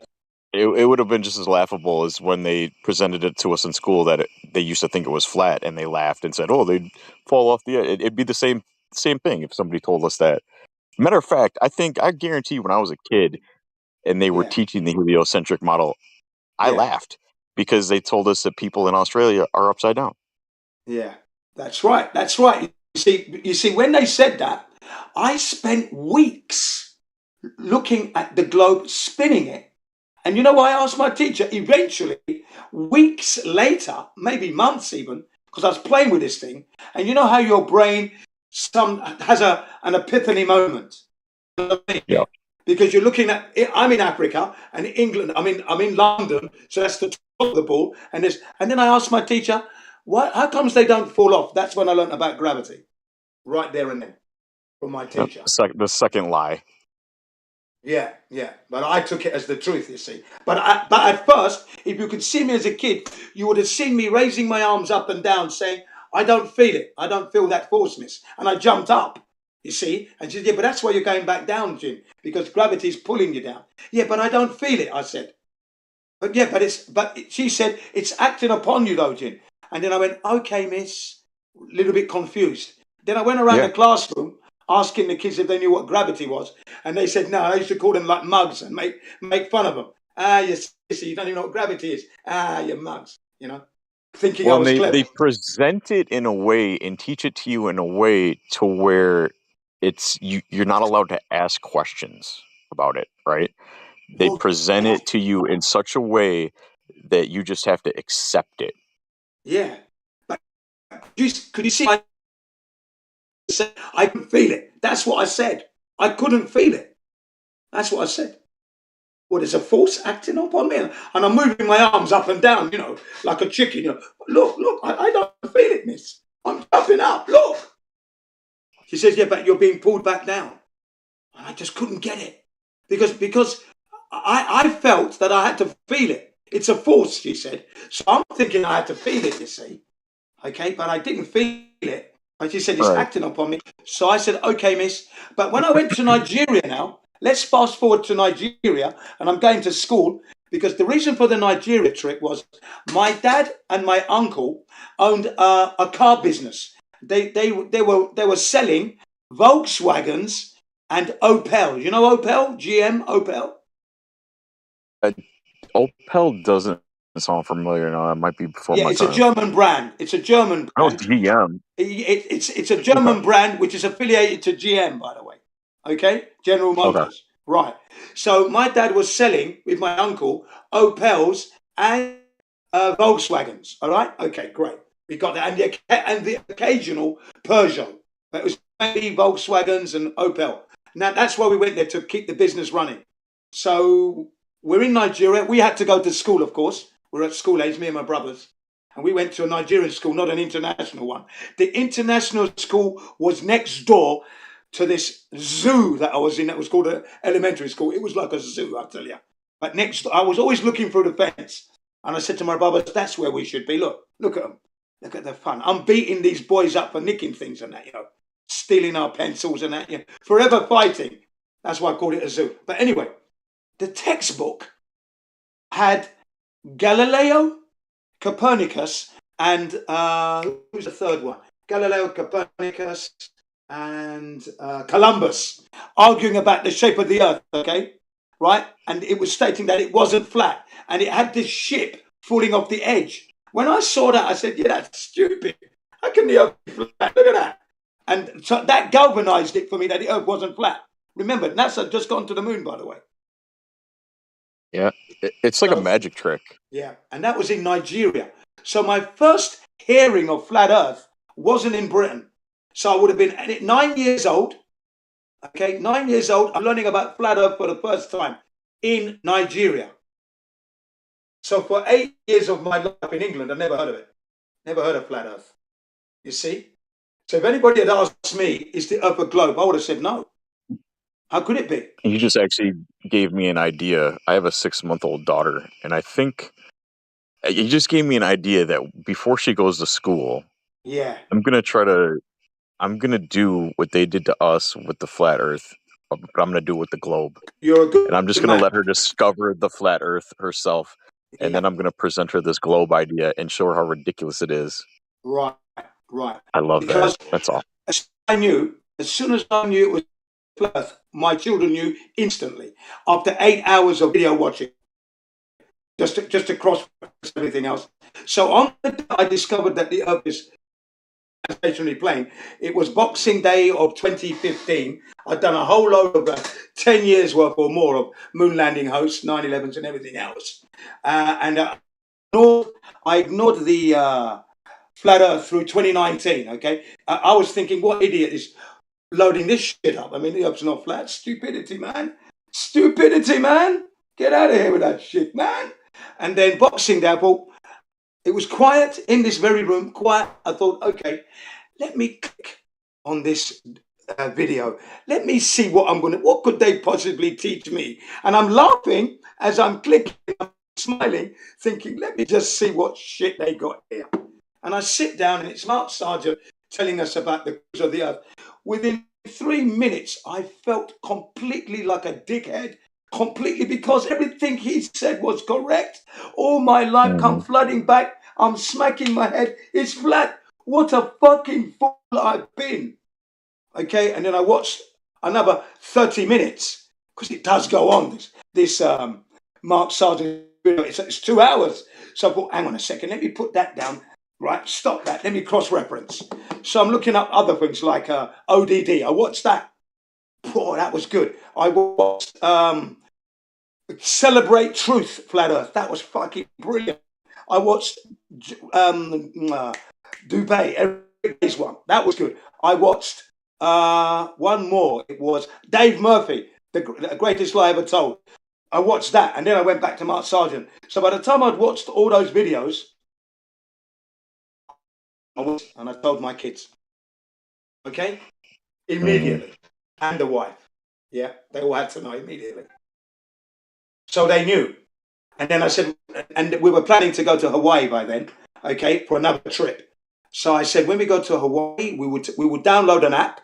So I download the Bubble app, and we would check if the aeroplane is flying level. I said, show me how the aeroplane flies.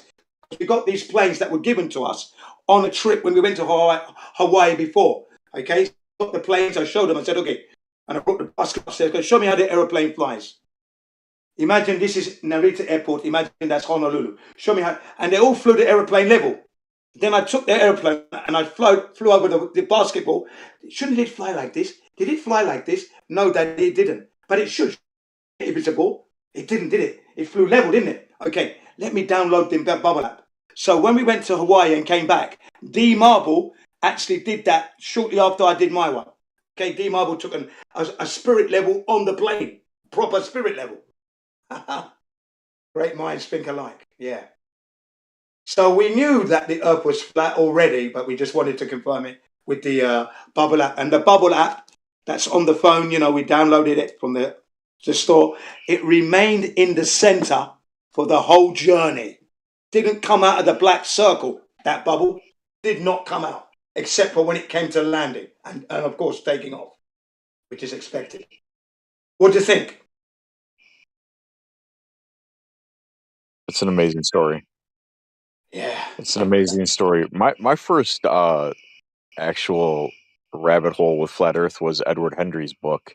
That was the first thing I got exposed to, and I read it. I didn't get even to the first chapter. I just got through the what is it called? The preface. The preface, yeah, the preface, yeah. I knew. I instantly knew. I said, of course.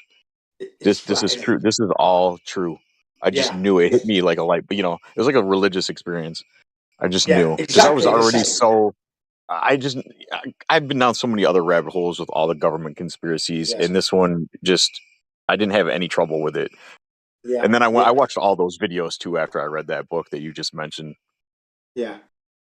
Yeah. It was like putting on a pair of gloves. It was that easy, that smooth, no problem. Yeah, what's funny to me though too is I knew the moon landing was a lie since I was in grade school because my grandfather told me about it, but I still believed in space. I still thought space was real, and I still thought. So did I. Yeah. So did I, because I knew the moon landings were a hoax, right? But I knew that I still thought space was a place you could go to. You see, but when you get that flat Earth awakening. Did you know what? You question everything, and you hold of integrity from that moment onwards. So it truly is an awakening. It truly is an awakening too, because it's not like learning any other truth. Because once you learn this one, and see, I thought when I learned this, I kind of thought I was done with truth, but it exposed and opened up so many more truths and lies. It's overwhelming.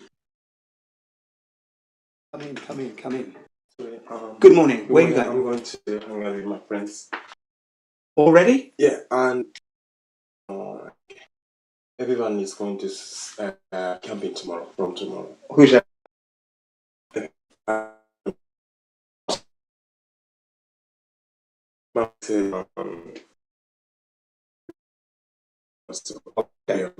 Okay. How long we got? 3 days. Oh, wicked. Oh yeah, I like it there. Okay, nice. We're taking our own kids, yes? Yeah, of course. Yeah, okay. We have to get it. Could you? I have to on that. Okay, when do you want me to start doing all this? 3 o'clock?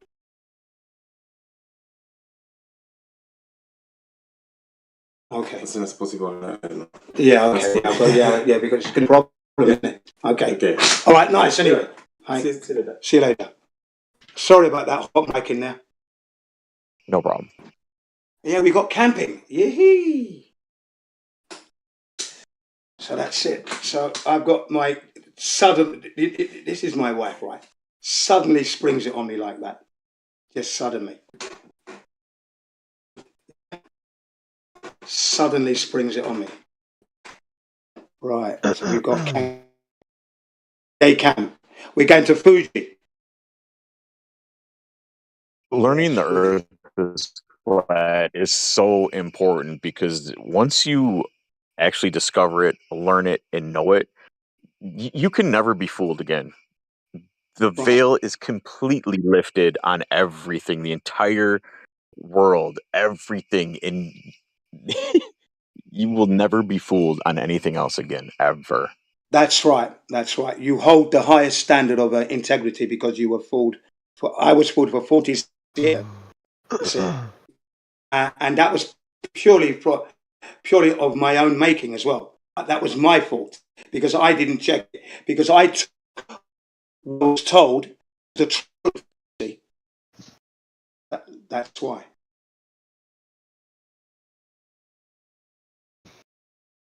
All that time spent in those schools, and everything I learned was a lie. Yeah. History, everything. That's right. So as far as I know, you go to school, they tell you what it is. You don't have any critical bone in your body to question that kind of stuff because it's stuff you don't really know about. You're being educated. If it was something to do with Tom and Jerry or Superman or Batman, your critical thinking switches on, doesn't it? Because you can think through that. You know, you don't want to be there in the first place. You want to be outside riding your bike. Well, yeah, of course you do. But I'm talking about the critical thinking to ask the questions to your teacher, like, do you have any tangible evidence for that? How do you know? Do you have any evidence? You don't think like that. Detention. They sent me to detention when I did that. Yeah, I didn't have the intellect to ask that question.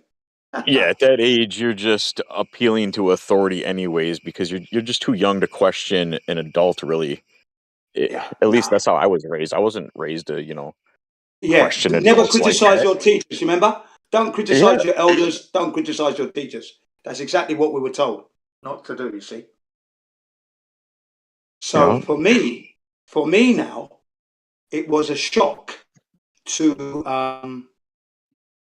how do I say this? To realize that I was in error for 46 years. Wow. It's a long time. I was so used to being wrong about so many things in my life, it didn't bother me, to be honest with you. All you got to do is look at that tilted, wobbling, spinning ball that's on the teacher's desk and on TV now and go, that thing's so stupid. It's just like, there's no way that I ever believed that, but I did. So it's like, oh my goodness. And it took the thing that started 40 months ago to shake me out of it. And so it's like, oh my goodness, man. I tell you what. Jim, are you talking about the ball that is actually printed on it that says not for educational purposes? That one? No, mine says not. Mine says not for propaganda purposes only. Yeah, It's amazing, isn't it? Even that shocked me. Even that shocked me. I goes, look at that, look at that. It even states it on there. Look, not for educational purposes. I wonder why. You know, typical. But they're in every fucking classroom. Yeah, every Since what, classroom. 1940, 1930, 1920? Oh my goodness, man. Yeah. No, like after 1930. Okay, so when the globe came into our living room, we were living in East London. It was 1966. Sorry, no, 67, because my youngest brother was born November 66. Okay, so 67 was the first time that the globe came into our house, and it was a small one. It was on the TV, and my dad said, "Don't touch it. It's not a toy. Don't touch it." He didn't tell me what it was though. I didn't know what it was, but he just said, "Don't touch it." I goes, "Okay." But when he went to work, because he used to work nights, I used to play with it. And my mum used to say, "Don't break it," because, it's daddy's, don't break it. I was, "Okay, mummy." So I used to play with it. I didn't know what it was, what I was playing with. Okay? So in 1967, I would have been 5 years old, going to be 6 that year. Okay? So as a 5-year-old, I was playing with a globe. I didn't even know what it was.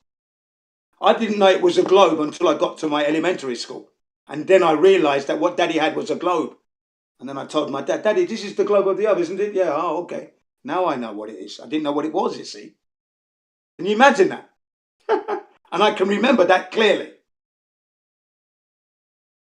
And we thought we were so smart because we knew. Yeah, and then later they showed it on TV that we went to the moon, dude. Right. And I used to run home quickly to watch it. People standing on stream it today. They stream it today, apparently.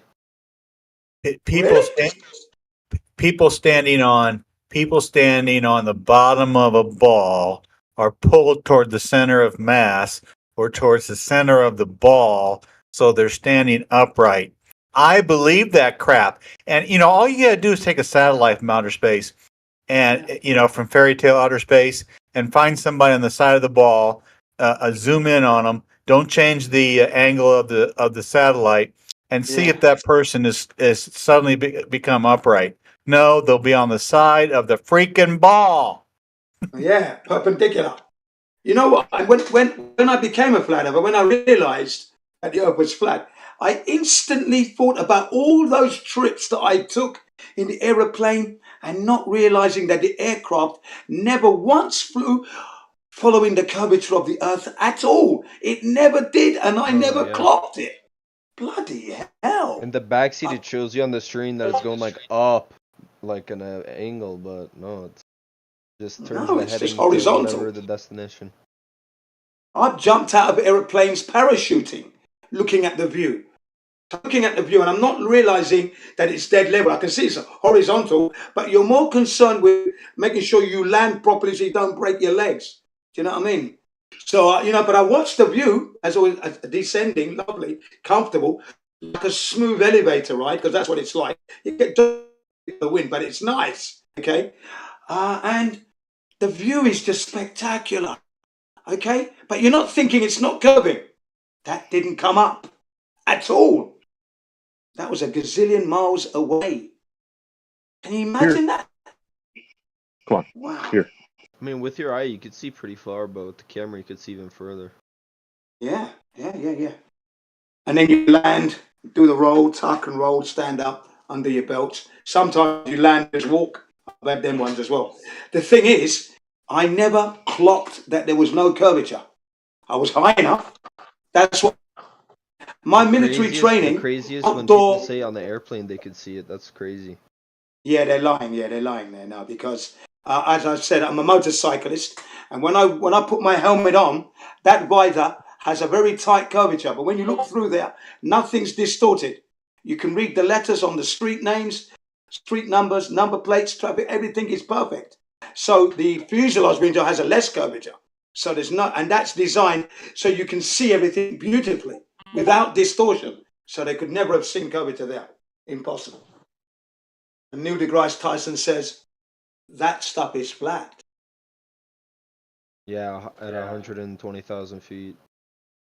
Yeah, what he says. That Red Bull jump. Yeah, they should. If they had a normal, decent camera up there, it wouldn't probably look like that. Like weather balloons go further, apparently.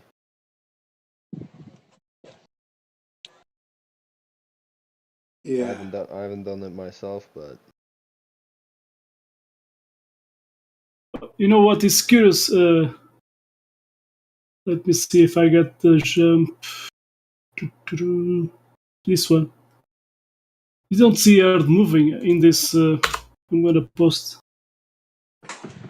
which channel is it in? Felix Vanguard jump. On this shot, you don't see Earth moving. He's on the balloon. He's jumping vertically into Earth. How can that be This possible? even looks like a wide angle to me. Yeah, but you know what is curious? You don't see the Earth moving down. So, and when he jumps, it's go just like that vertically. I'm pretty sure there's like a side angle from like a tripod above it. I think like Yeah, I don't but even think he was up there at all. I think that's all fake. I don't believe any of that shit. I mean, I've seen the video. Like the Yeah, dude, what you mean was I that think I the watched it Felix live. Baumgartner jump? Yeah. Yeah. I mean, I don't know. I'm not totally convinced, but I just remember seeing them do like a bunch of barrel rolls in one video. He's doing like 50. That's right. He apparently he reached the speed of sound, didn't he? 720 odd miles per hour. I don't know. Something. Sure he I did. reckon. I was surprised he Yeah. wasn't concussed. Watching it, I was like, dude, this dude has no idea what direction is up or down. After doing like I 50 think that was shots. filmed in a studio. I don't think any of that was real. I don't believe he jumped out of anything. Yeah. I mean, even if it is or isn't, that you still shouldn't be able to see curvature apparently up there. So. No. Yeah. Well, you can't see what doesn't exist. So. Yeah. It's a GoPro fisheye lens. Yeah. Yeah. Yeah. Admittedly, that's exactly what he says, right? He says it's a wide angle or something, and it says it just makes it look like it. He said it was a he said it was a fisheye lens. It facilitates curvature. You can't see curvature there. He said that stuff is flat. No, he says that looks pretty straight to me in that second one. Yeah, that's from inside. Yeah, when you look in. Sorry, go ahead. No, go on. Jim, go on. I was going to say when you look through the gondola window, the porthole, the horizon is dead level. Level horizon, Yeah, no curvature. I've never seen this picture. And then he steps out to the platform, and suddenly it's all curving. I thought that was really odd. Yeah, and it does even curve on the edges more if you tilt like the camera down from the angle. Like if it's on your head and you start looking down, and even bend it more. Yeah.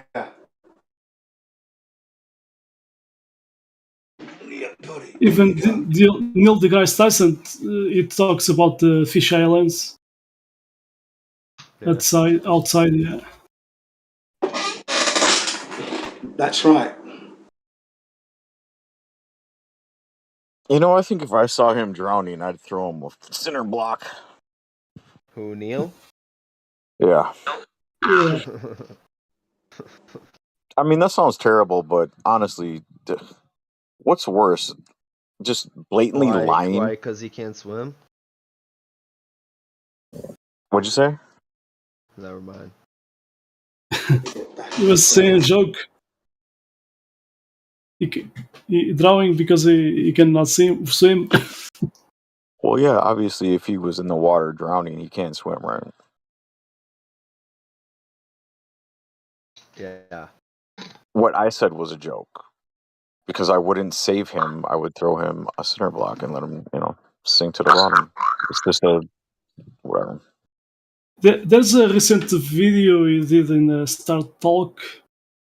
So now this guy, I think he listens us because now he's talking about the sunset and sunrise and using refraction. Yeah. So yeah. Anyway, he's a global denier because when people say Felix Vanguard was, you can see the curvature, but Neil deGrasse Tyson is banking him and other stuff. So it is interesting.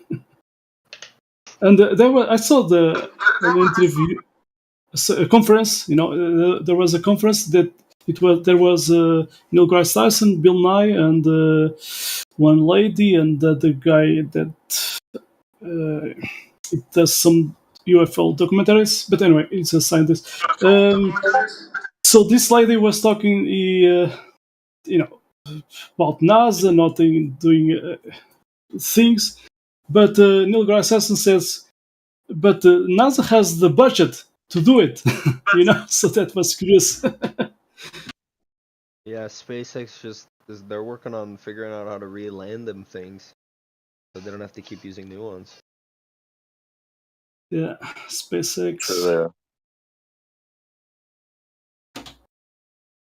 I was that day when they. I'm gonna get. Sometimes I post this. So that time I was watching that live stream from YouTube. I didn't saw the beginning, but YouTube was posting at my right, so I went there, and at first I couldn't believe it. Let me see, a space rat passing by on top of this rocket on space. I What did So can't they that remember was show? when Felix came back to when he landed on the ground. Then was there people there to meet him and filmed Not him? for a while. Not for a while. Okay, Or can't maybe they were remember. like near distance. I feel like I remember him landing, and then had like people coming to him in a couple of minutes. But I don't remember what it looks like. Yeah, Watch yeah. it He live. didn't have to wait. He didn't have to wait long because on his feet, and there was. It wasn't long before somebody picked him up. Pretty good. I remember watching it. It's still on the YouTube. You can Jin, when watch you it. jump out of an airplane and you deploy your Load of parachute, crap. how far do you drift from where you jumped out of the plane to when you actually come down? Because Yes. I guess it matters on the wind and stuff, huh?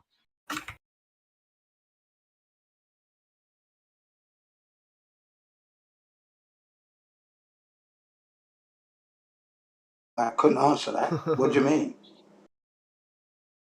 Well, because you don't come straight down from when you jumped out of the airplane. You don't once the moment you jump out of the plane, you don't go straight down. You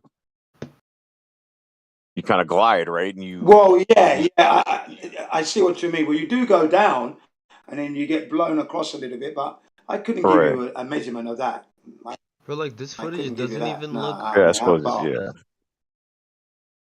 Yeah, because the plane is moving, because you're moving with the plane. So when you jump out, you got conservation of momentum there, thing happening. Okay, so you jump out, you move to the left a little bit, to the right a little bit, and then yeah, that's it really.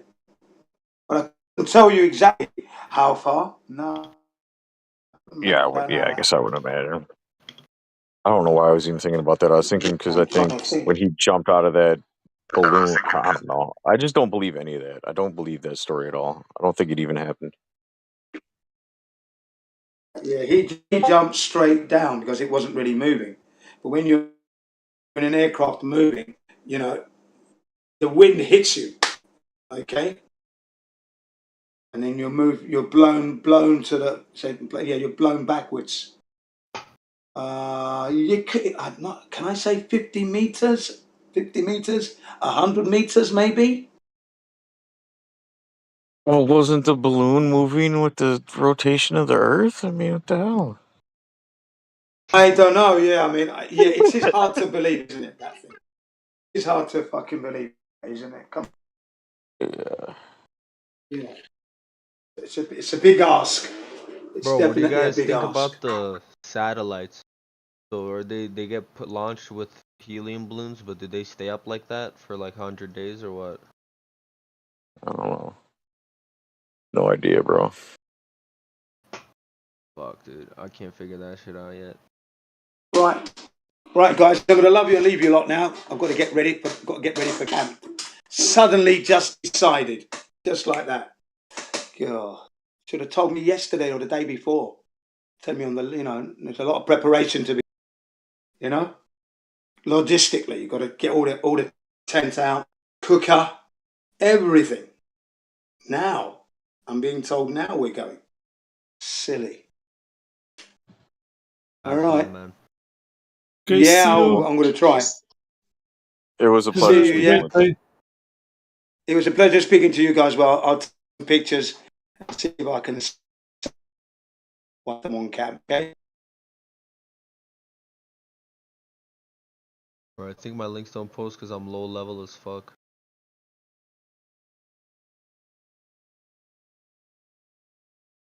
How do I get? Yeah, I don't have any clue on how like long those balloons can stay up there. I mean, shit. Because, dude, like, the only reason I say that is because supposedly Elon Musk is, like, I've seen a breakdown of the budgeting for them and how much the items cost. Like, it doesn't make sense to keep putting those in the air, and supposedly there's, like, hundreds of them. I don't understand how they stay up, like, I mean, are they, they're not in, they're still well, in they rise to this, they rise, this satellite, satelloons, satellite on balloons. Stalloons. Yeah, stalloons. So they rise to these higher layers, and they may be in there. Who knows? Because, like, you know how when they put up a weather balloon and it goes to like 120, 130,000 feet and then it explodes, the camera falls back down? Well, like that's a different ones. But how These do the ones, other ones go up higher and stay up there? That's what I'm trying to figure out. Yeah, those are. Let me get one. Those are a different material. Those that you did talk, that they are rubber, white badge, something like that. But those are sensitive. So yeah, it has soon Like, they. you guys remember the China one that they sent over the Yeah, US? yeah. Like that, it's the satellites are probably better than that, honestly. If they are, if they even are up there. Well, I wonder if some of those balloons aren't sophisticated enough where on the ground they can actually manipulate it and sort of maybe lower it, maybe take helium out, or well, I guess they couldn't put. Well, yeah, they could put. Why couldn't they pump more in through the mechanism that the balloon is actually attached to? So maybe they can, sort of manipulate it that way and move it up and down. I don't know. Like, That see might be that possible, satellite? right? So they post these pictures because they're like, yeah, this is obviously how we get it into space, and then in space it just stays in Earth's orbit. But like, that's the part that obviously is questionable, right?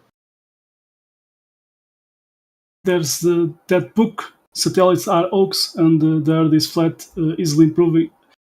It has 2 ex-engineers there from NASA, and of course this book has been. This is the cover. This book has been censorship.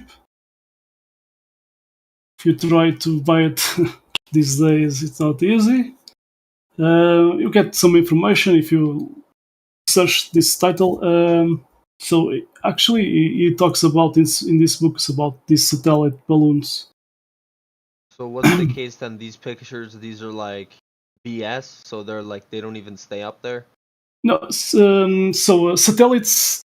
When you say satellites are a hoax, it's satellites on space, but yeah, like not.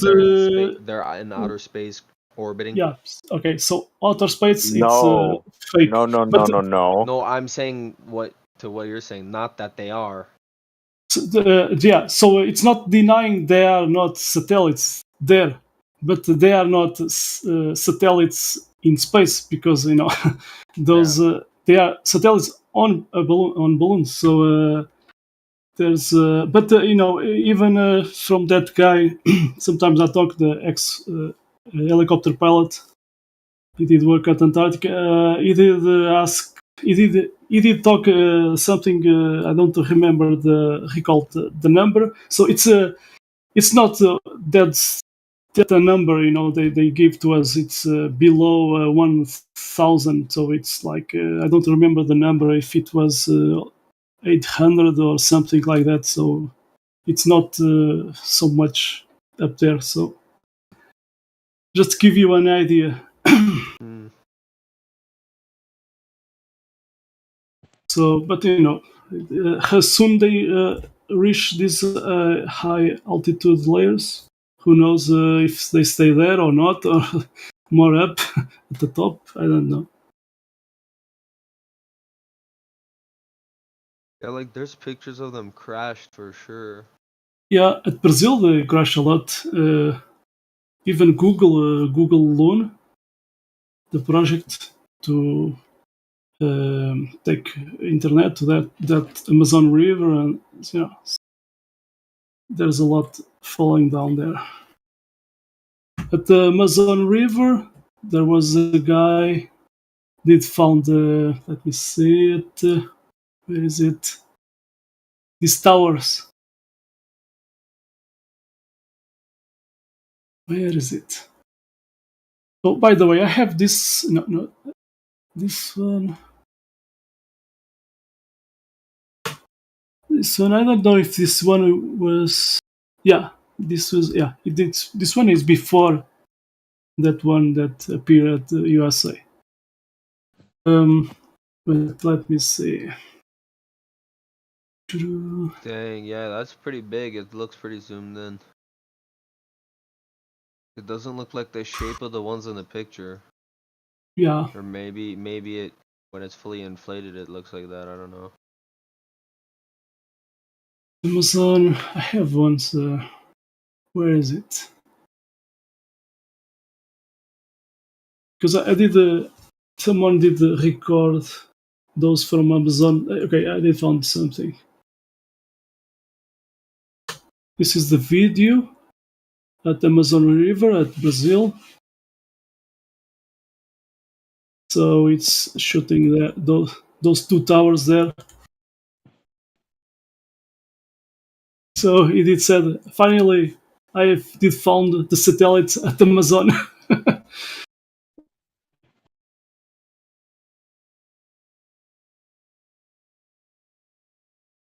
So yeah, obviously GPS. there's.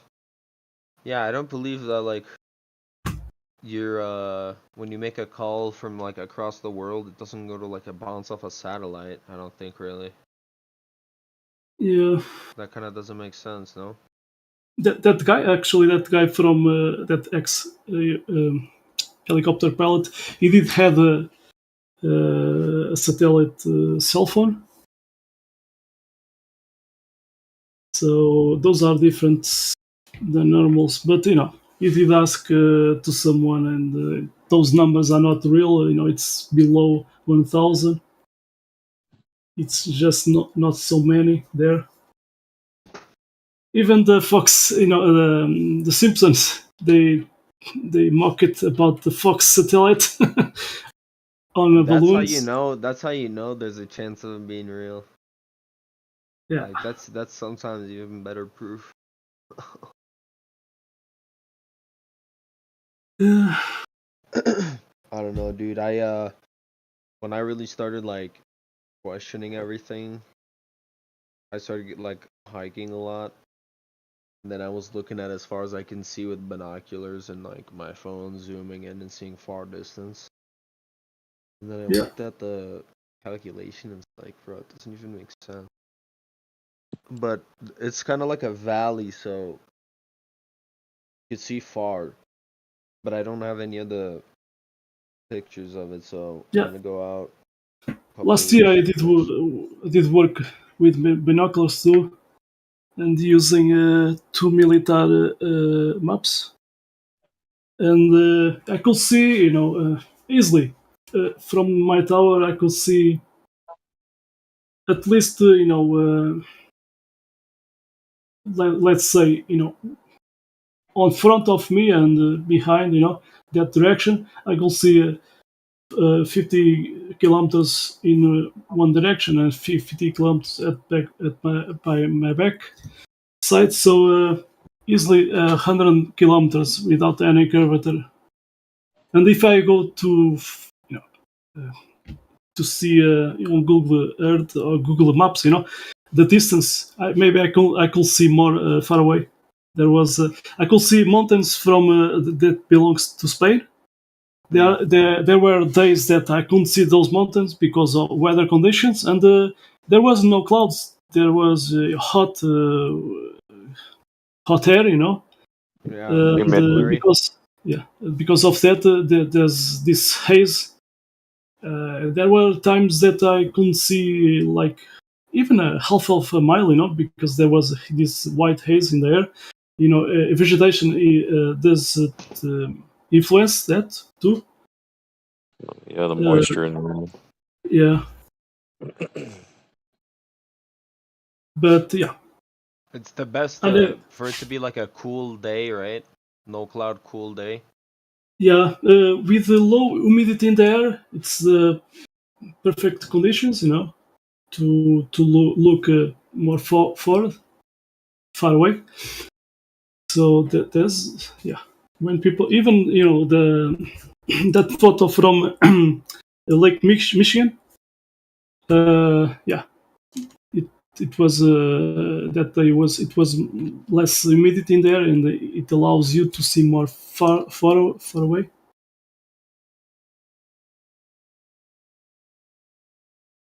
Yeah, I gotta figure out a way to do it without getting a telephoto lens.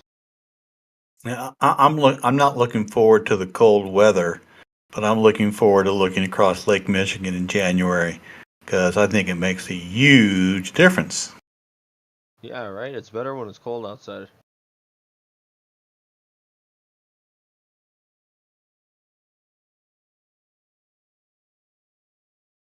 I want you to know this one that I did. I posted it 14 minutes after the hour I did tonight. I cheated. I used about a 10-second exposure. It doesn't look that bright. My bad. Hey, you know what? All these Milky Way galaxy photos that people take from their backyard that look all the same? They use 20-minute exposures. The sky moves for 20 minutes for them so they can think they're looking at the Milky Way galaxy. It's so disingenuous, bordering on lying. It's so pathetic. Because I used a 10-second exposure here, and I got that. Can you imagine if I used a 20? What's that? Where's the picture? Did you post it? Yeah, it's at 14 minutes after the hour, about 24 minutes ago. And so, but being I can't find the pic. Is it in the Discord or no? It's just above what I did post last things. You're saying scroll up? Yeah. Oh, maybe. Okay. Oh, I reacted on it, dude. I'm so fucking baked right now. I'm gonna ping you, Victor. But it's so funny. It's so funny, when you hit in photos of the Milky Way galaxy, they'll all take you to this one photo, and all these globers will say, I took this from my backyard, and what they did was they put it on a 20-minute exposure, 20 minutes. They leave the lens open, and the sky moves for 20 minutes, and there's certain parts of the sky that have more concentration of lights in the sky. We believe the firmament. There's more lights in the sky in one place. So when it moves for 20 minutes, they think that's the Milky Way galaxy. That is so stupid. Holy shit, Jim! I never even thought of that. Yeah, that's the first time I'm thinking that too. I used a 10-second because Chicago isn't this bright, and I used a 10-second exposure because I wanted to brighten up a little bit. So I moved my exposure up a little bit, and it came back this way. It was cool, but it doesn't look like this. And so this is with a 10-second exposure. They use a 20-minute exposure to get that photo of the Milky Way galaxy, and these globers come back and go, I did this in my backyard. Well, if you did a 20-minute exposure, I could do it in my backyard too. It doesn't prove squat. This is from Michigan, you said, this picture? This was from Indiana Dunes, which is the southernmost part of Lake Michigan, and across 28 miles. And you know one way you can tell, because Josh Lewicki from 56 miles away at Muir State Park, that was a time lapse too. And the way you can tell at the time lapse is look at the water. If you can't see the waves in the water, that means they've moved during the the time it took the picture, which means it's an exposure. So Josh didn't get that much light. I mean, he did see Chicago, but he didn't get that much light.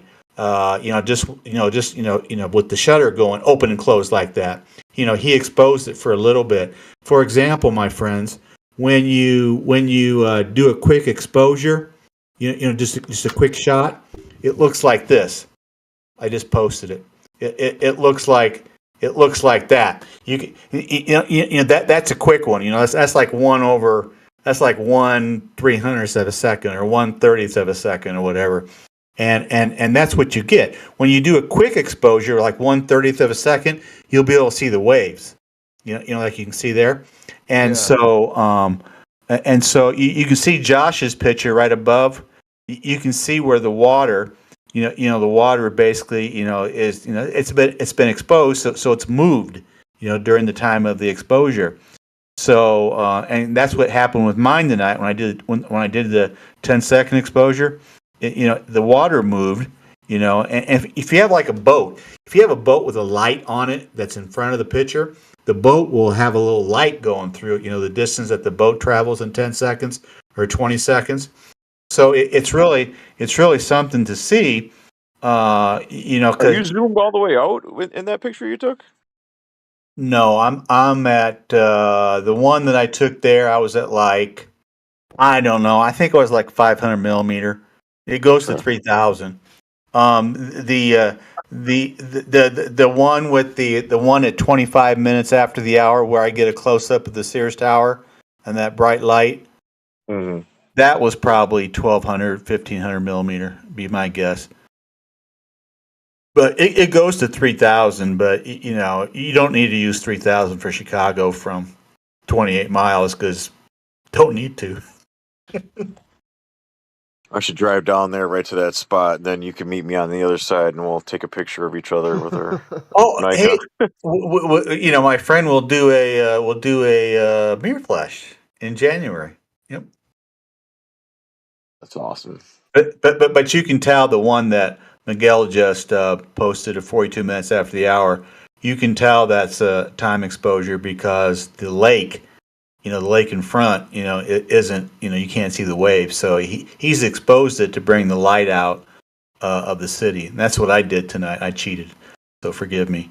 But so I kind of like my picture. I tell you what, I've learned how to do the exposures on still photos. I haven't learned how to do exposures on video yet because in low light, the P1000 in low light. When you put it on video, it gets darker because it doesn't have time to take the light in because it's in video, format. And so I'm really kind of frustrated. And then in sunlight, when I see a sunset, it dims on me. It's like, don't dim on me. I want to see what it looks like in real time. But the video part of it can't recognize that. The still photo you can adjust, your exposure time. But I haven't learned how to adjust the ISO and the aperture in video yet. I got to learn how to do that because if I go out in the cold in January to look at Chicago, because that's the best time to do it, and the stupid video comes back darker, I'm gonna be really mad, man. Can you turn it up in post or no? What's that? Yeah, I need all the help I can get. What's that now? Like in post production, once you put it on the PC, you can't play with the brightness at all? I've never tried that. I'm gonna have to try that now. Okay, thank you. Yeah, there's something about the ISO on the P1000. It goes from 100 to 6400, and I have it set like 100 to 400 just as a default position. So I got to figure out, and I had it right in front of me, and I couldn't find it tonight, how to adjust it. Because I knew before I could go to 400, 800, 1600, 3200, and I saw it like a week ago. And I must have been in a different mode or something, because I couldn't find it tonight. Because I wanted to find it, because when you increase your ISO, you allow more light in, and it's just like, that's what I need. I got a lot to learn about my camera. You just made me realize how much I don't know. I tell you what. This P900 and P1000, I'm telling you this. People say it's not a really good camera. Well, it's not a really good camera for still. So, I'll give you that. It's only 16.1 megapixel, so its sensor's not very good. And so when you try to crop, it doesn't really help you on a still. I mean, the videos are great. The only problem about the video, if you do 1080, you can like post. You can store all the stuff you want to. But when you go 2164K, like I have it set in, it takes up so much storage on my PC. It's unbelievable. And when I try to post in here, I can only post like 55 seconds on a 2164K, and I can go well over 3 minutes or close to 3 minutes on 1080. But I want to do 2160. That's the reason. That's one of the reasons I bought it was the 4K. Plus the 125 mag, 3000 millimeter. How much storage do you need? Does that drain the battery faster too? Yeah. I actually ran out of battery tonight, but I have three. I have three with me for replacements that I carry with me. Yeah, I had to buy a couple extra too, because I noticed some batteries don't last at all. About 30 minutes. Yeah. On video, about 30 minutes. That's about it. Maybe 35, 40, but that's it. And me, I just forget to do it. What kind of camera is this? What's this? What's this, sir? What kind of camera is it? Oh, it's the Nikon P1000. Okay. I'm gonna look. How much is the camera? I have no idea. Too much. It's 1,000. The 900. How much is the lens? Is it even another 1,000? No, it's all built in. It's all built. It's all built in. Yeah, it's a 125 mag, 3000 millimeter built into it. Yeah.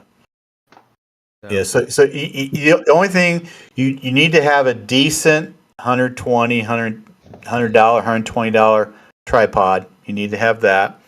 You need to get stable? Yes.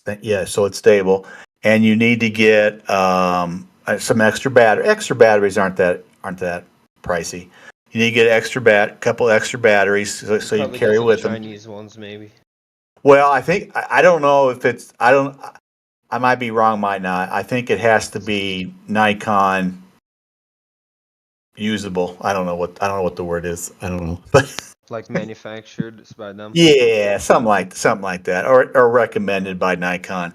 But they're very inexpensive.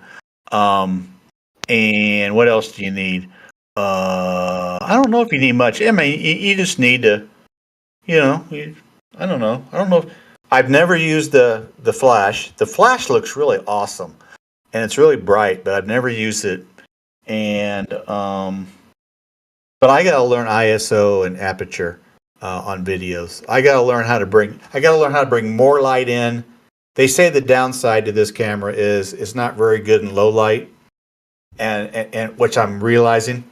And so I gotta learn how to bring in as much light in low light as I can, which is ISO, I think.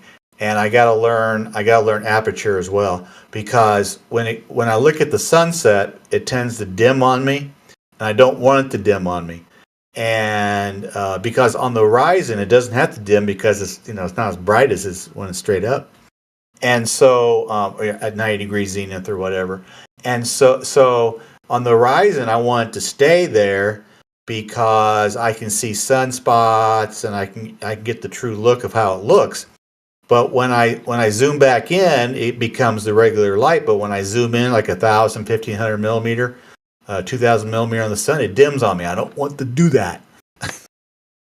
Jim, have you noticed when you're trying to take pictures of the moon and say the moon is like just a really beautiful color that night, like a really vibrant orange? Yeah, Have you noticed that when you zoom in on it, all that color goes away and it just looks it does. gray? It does. You have to give the camera. I was told by Jack at Gene's Camera in South Bend, Indiana. He's the owner. Because I went over there to ask him about my camera, and he's just going through all these settings. Like I said, Jack, slow down, slow down. And he didn't charge me anything for the half hour or whatever, so I wasn't going to say, Jack, slow down. I don't get what you're going. You're going too fast for me. Anyway, so he told me the camera can read.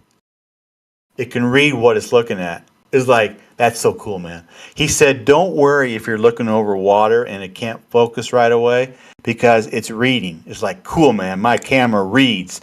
But so he put it on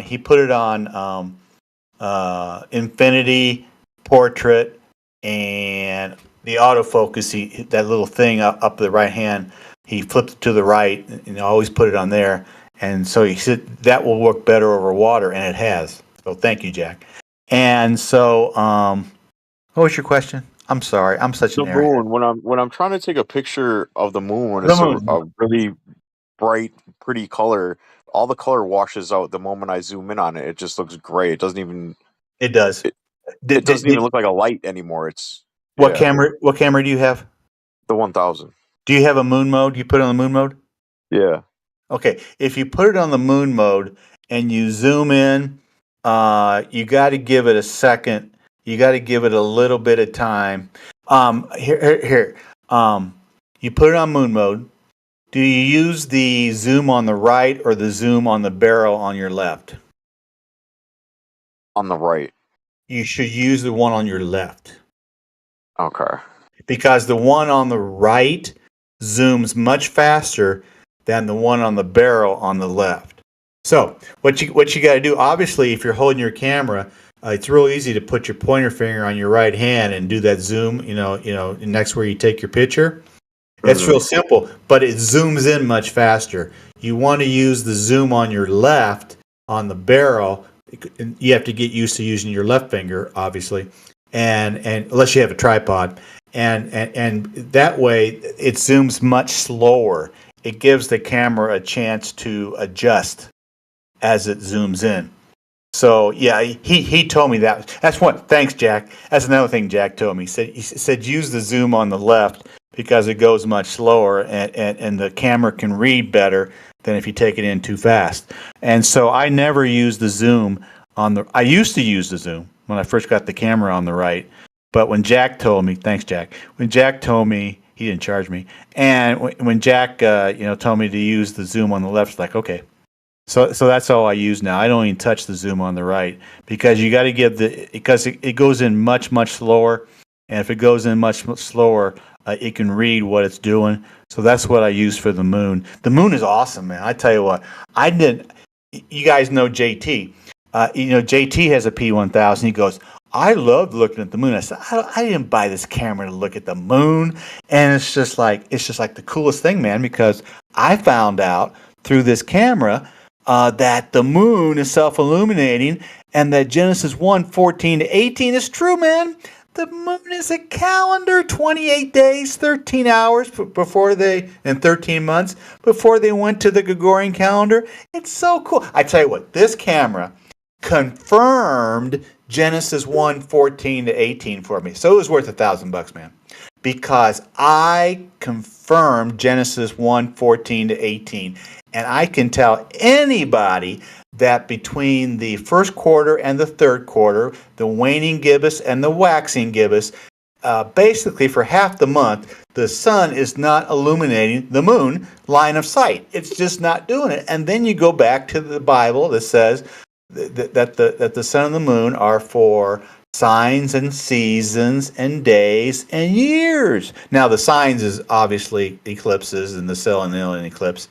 But the other thing, seasons, days, and years, the sun's a clock, the moon's a calendar, and the sun and the moon flip during the seasons as far as how high they are in the sky. So that's seasons.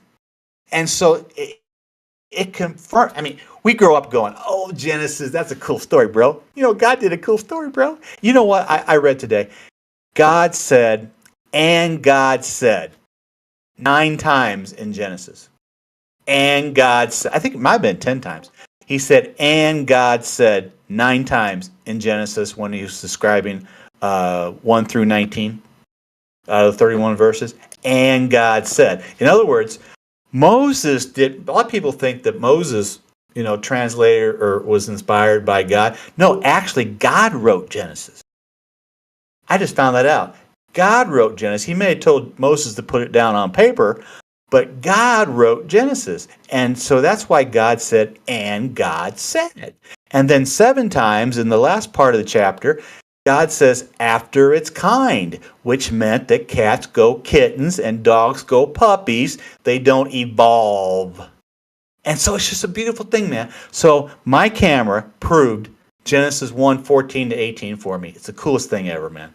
So the globe can have all their fairy tale sky, star trails, blah, blah, blah, blah, blah, blah, blah. We got the moon, man. We got the moon. The moon is ours, babe. 28 days, 13 hours, 13 months. It's ours. If they want to give me refraction, bending, warping of space-time, perspective, all that garbage which they've given me. Cool, man. It's a globe because it has to be a globe. These people are begging the question 100% because without their globe, they got to recognize God, and they can't do that, man.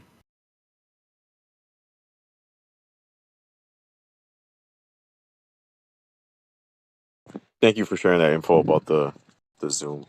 And thanks for putting in my biblical rant. Sorry. No, I love your biblical rants.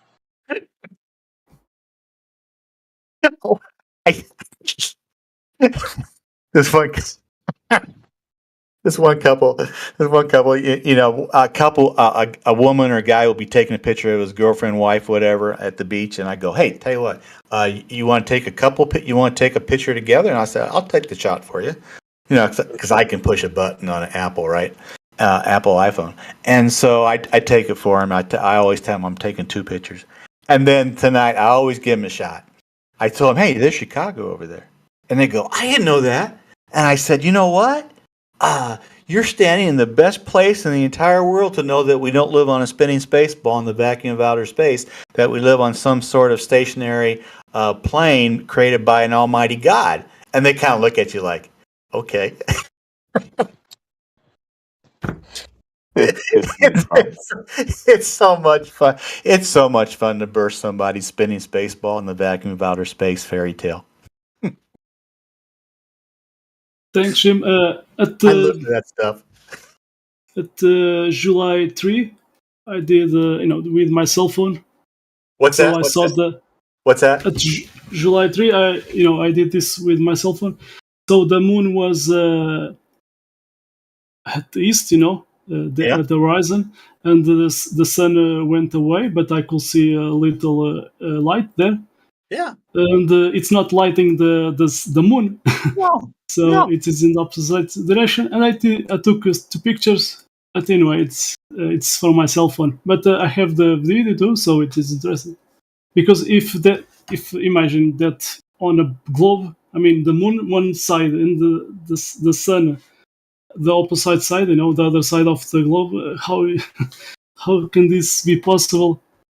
But anyway, so it's not, the light is not coming from the sun. Oh, it's just like, come on, Glober. I know you hate God, but give me a break, man. I know you hate God, but come on, give me a break, guy. Give me a break, Glober. Anyway, here I got something for you. I got something for you. A second. Nope, not that one. I got something for you.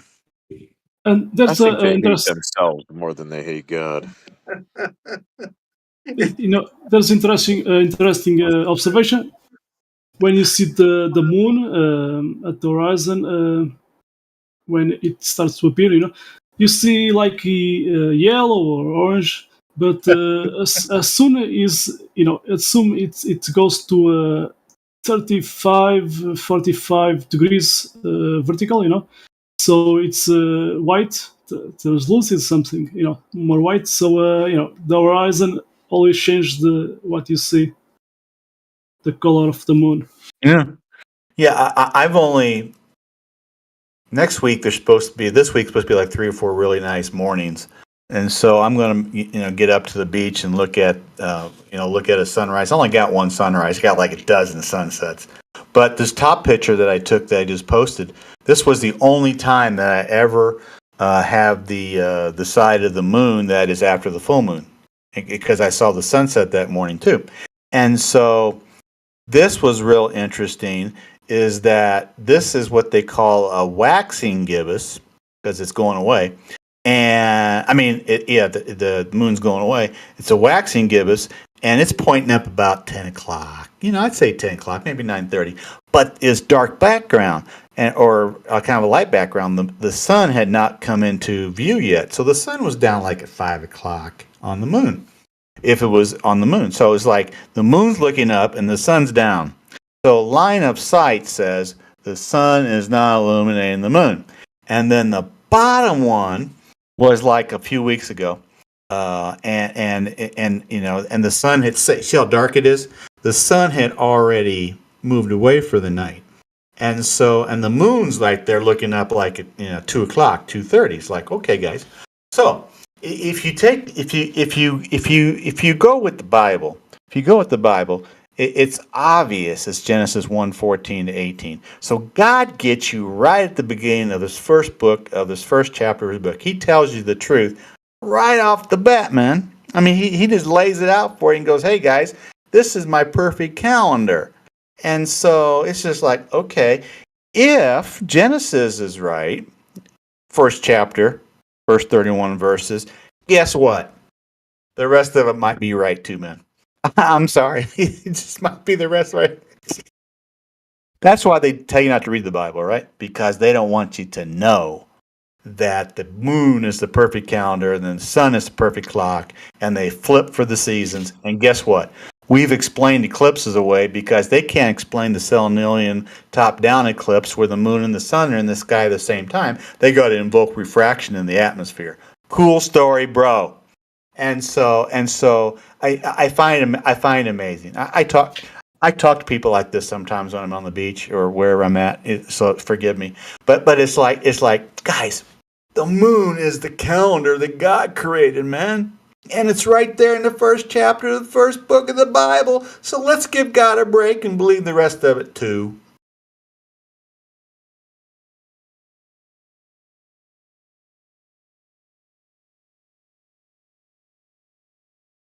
So when the Bible talks about footstools in Matthew 5:35, and Jesus said the earth is God's footstool, and Jesus said it, it's like, okay, man, what shape is a footstool?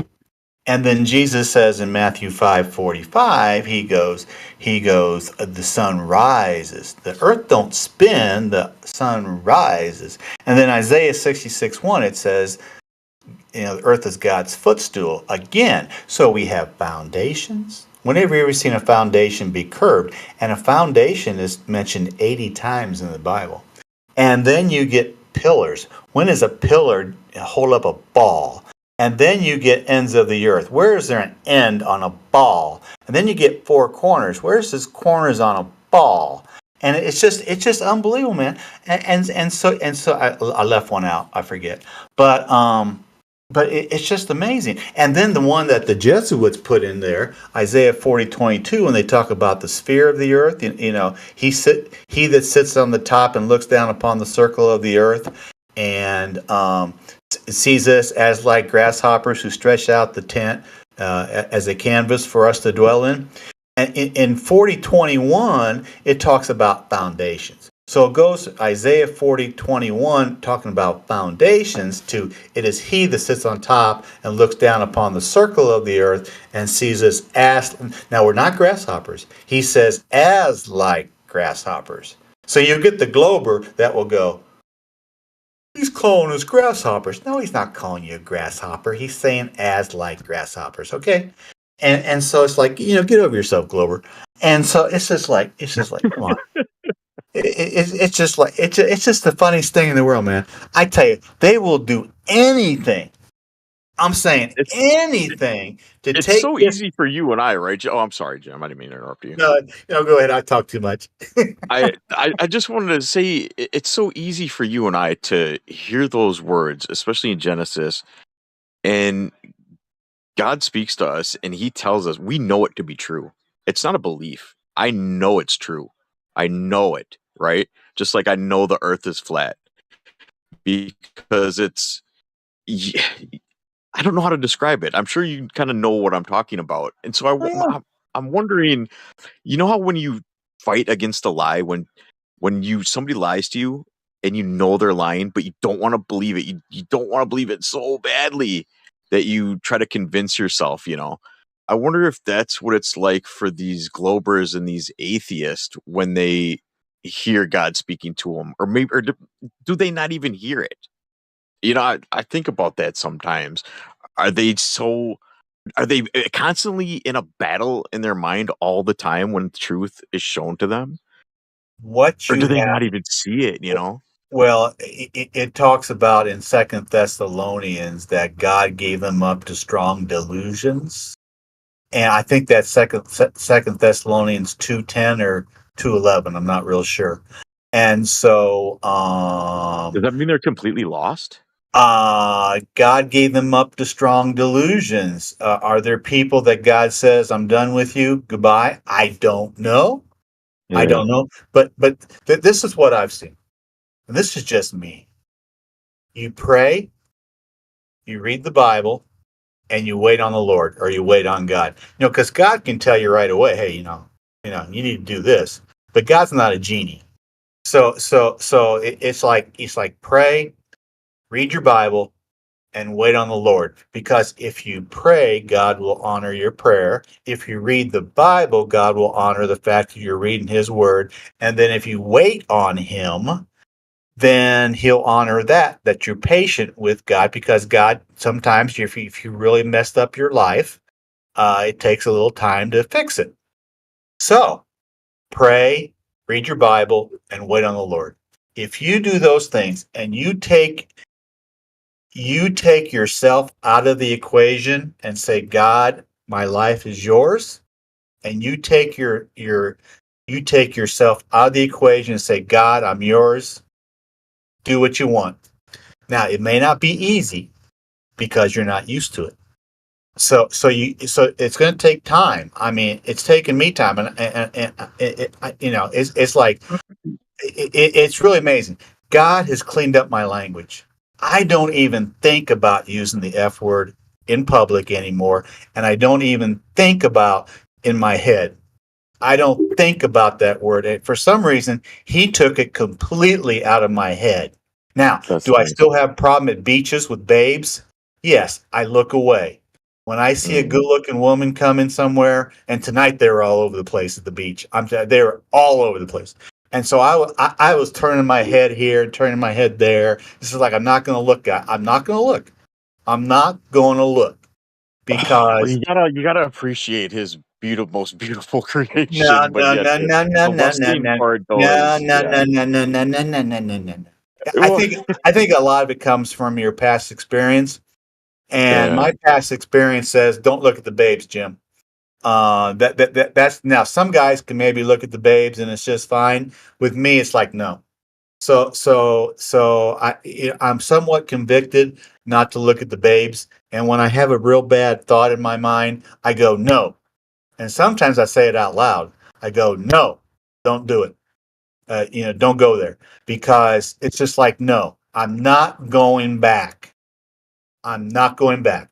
I refuse to go back to that kind of mindset where lust and that stuff dominates my thinking. It's not going to happen ever again, as long as I pray, read the Bible, and wait on the Lord. That's it. if It I will could, I want never to happen touch on again. something that you said for people that might be listening and don't quite understand what you mean when you were saying you have to completely give yourself up, and when you pray and you give your problems to God or Jesus, whoever you're praying to, you have to believe and trust that once you do that, they're no longer your problem. Mm-hmm. And then when you get out of praying mode, you can't be worried about that anymore because it's handled. That's Mm-hmm. when things happen for you in your life. You have to have that mindset. If you don't have that mindset, then you don't have faith, and you're not gonna get the outcome you want. That's been my personal experience, anyway. Yeah, I think I read that today. I'll like to go to the library because I have a lot more time now because I don't do things that I shouldn't do, and so I have a lot more time on my hands now. So I have to do something with it, and I've been convicted to read the Bible. And I read the Bible today, and Jesus said, I started reading the four gospels. I really like the ascension story. When God, God goes up into heaven, because when God goes into heaven, He brings back His Holy Spirit. When He goes up, His Holy Spirit comes down, and so we pray to God through Jesus, who has given us the Holy Spirit. Holy Spirit, right? And Oh, that's so beautiful. I think that's the correct way to look at it. And that's why a lot of people get into the Trinity and they go, Father, Son, and Holy Spirit, as if the Holy Spirit is separate.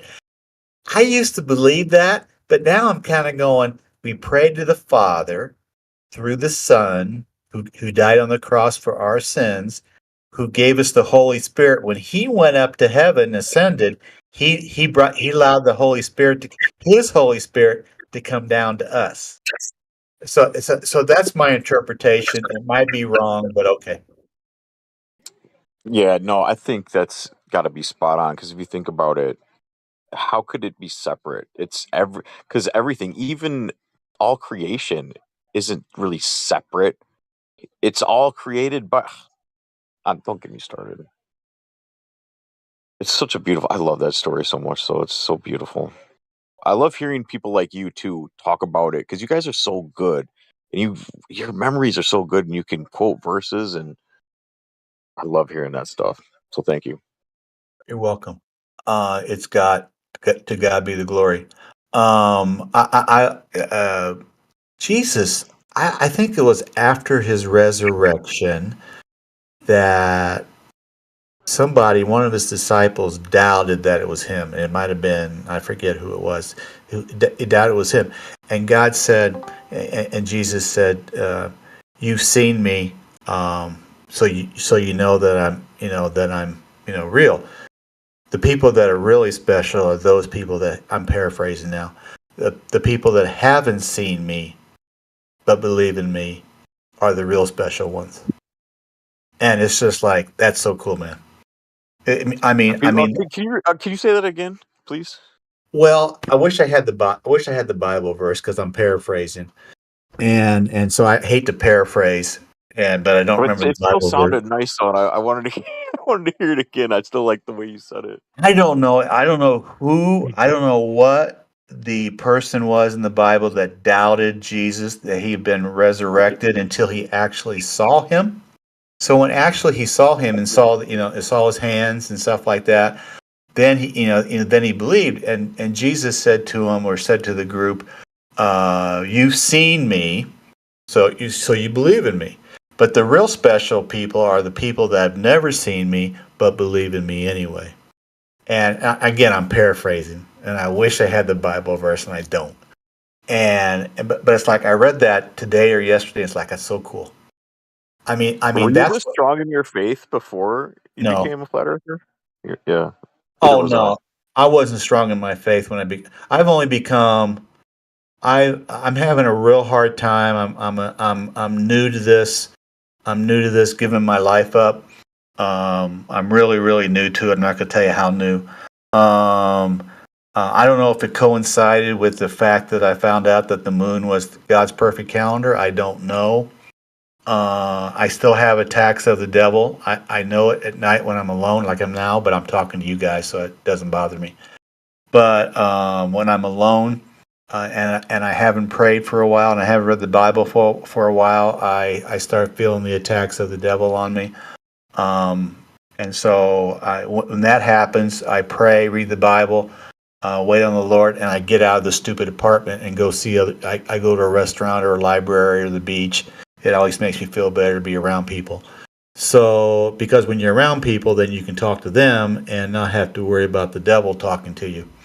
So, that I tell you what, that devil's bad, man. I tell you what, that devil is bad because you know how bad that devil is. That devil hatched the spinning space ball in the vacuum of outer space in the pits of hell and gave it to us. That devil told us about this thing that happened to us 40 months ago. That's a real thing, man. That was real, and it was completely not. But that devil convinces it was real, and so that devil's really good. I mean, that devil. If one person thinks that they can beat the devil on their own without God, that person's a fool. For Romans 1:22, professing themselves to be wise, they became fools. So if you think you can tackle the devil on your own, no. You go through God to protect you from the devil because the devil is going to come after you no matter, if God's there or not there. Now, I think there's a certain amount of faith and strength as a Christian that the devil might look at you and go, I can't get to that person anymore. That's just my opinion. I can't get to that person anymore. I ain't going to worry about that person no more. But that takes a very strong person in God to be able to get to that place where the devil says, nah, I can't beat that person anymore.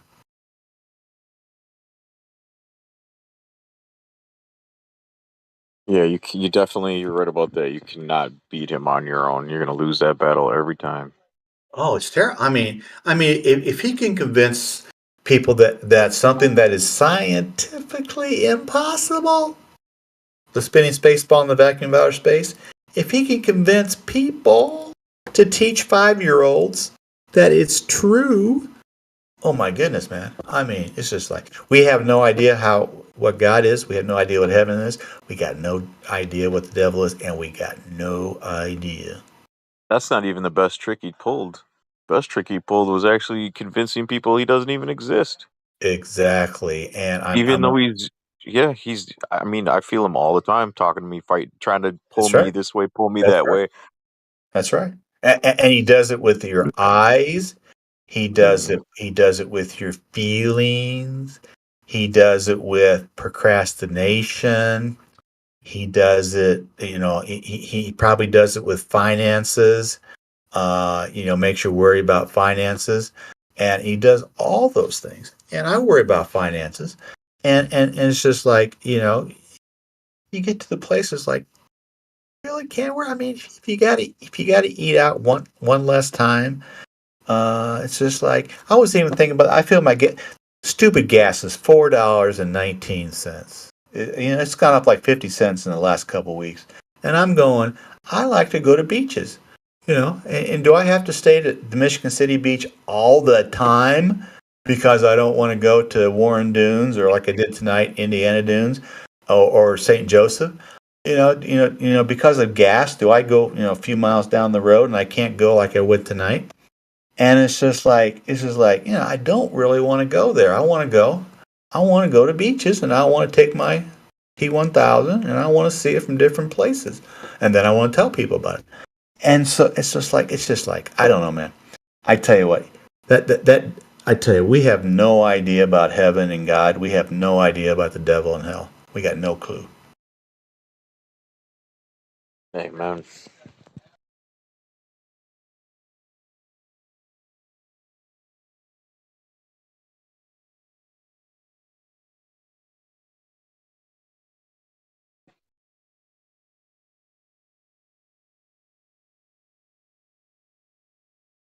Yeah, you there, Jim?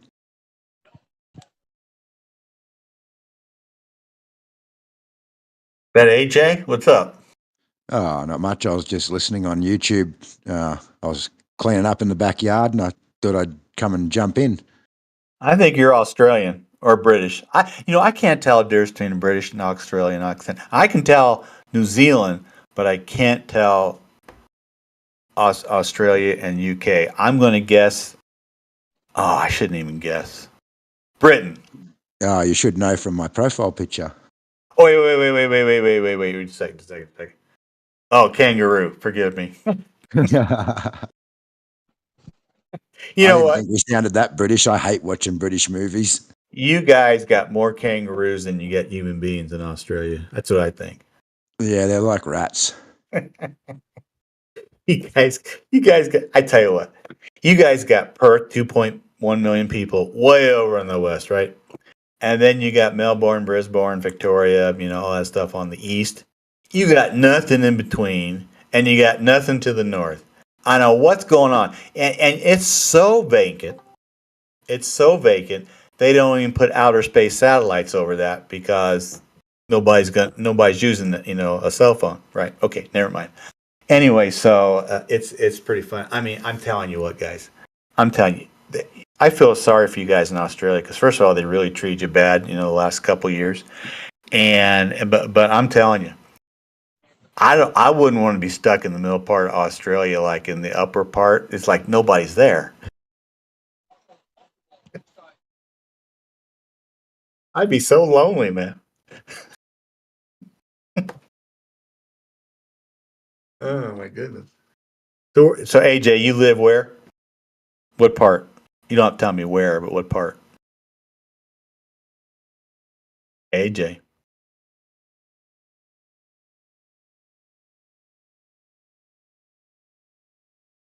Thomas. Thank you, Thomas. Downing Thomas. I don't know why I didn't think of that. Yeah, I'm in New South Wales, so I'm in Jindabyne. Oh, Which I is know where you are. I know where you a are. small town at the base of the snow resorts at the Mount Yeah. Kosciuszko. Yeah. Yeah. So yeah, you're in the populated area, and you're not far from Melbourne, right?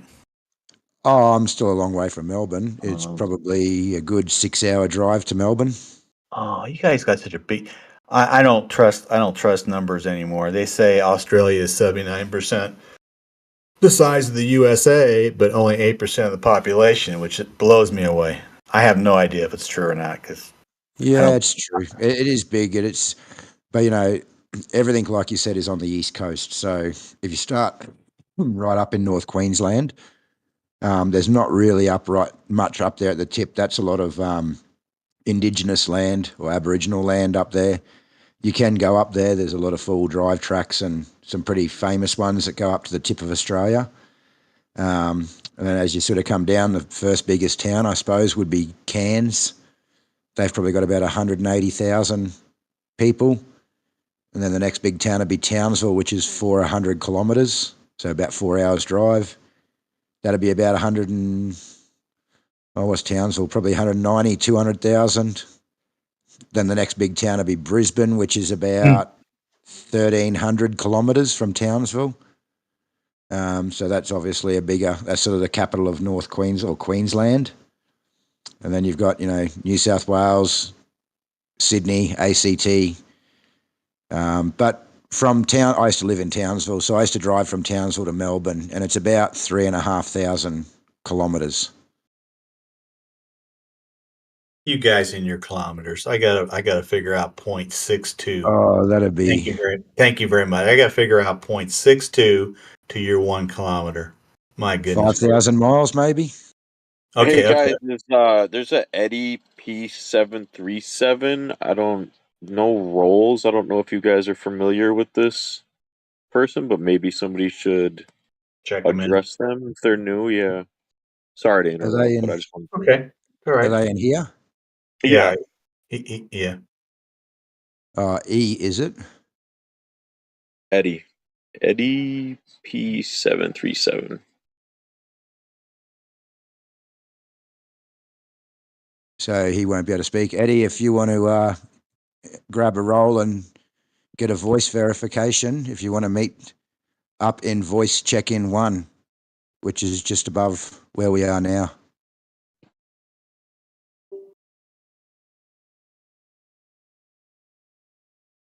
You know if he's got a speaking role in there?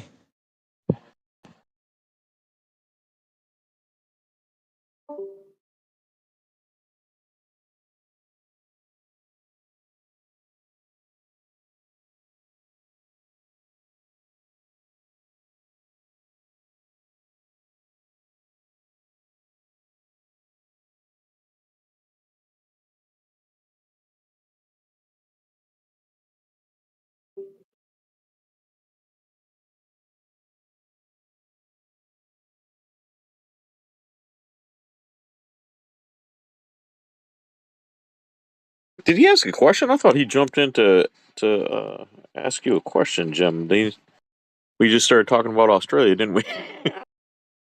Yeah, I even went to my iPhone and found a map of Australia, so I know where he was talking about.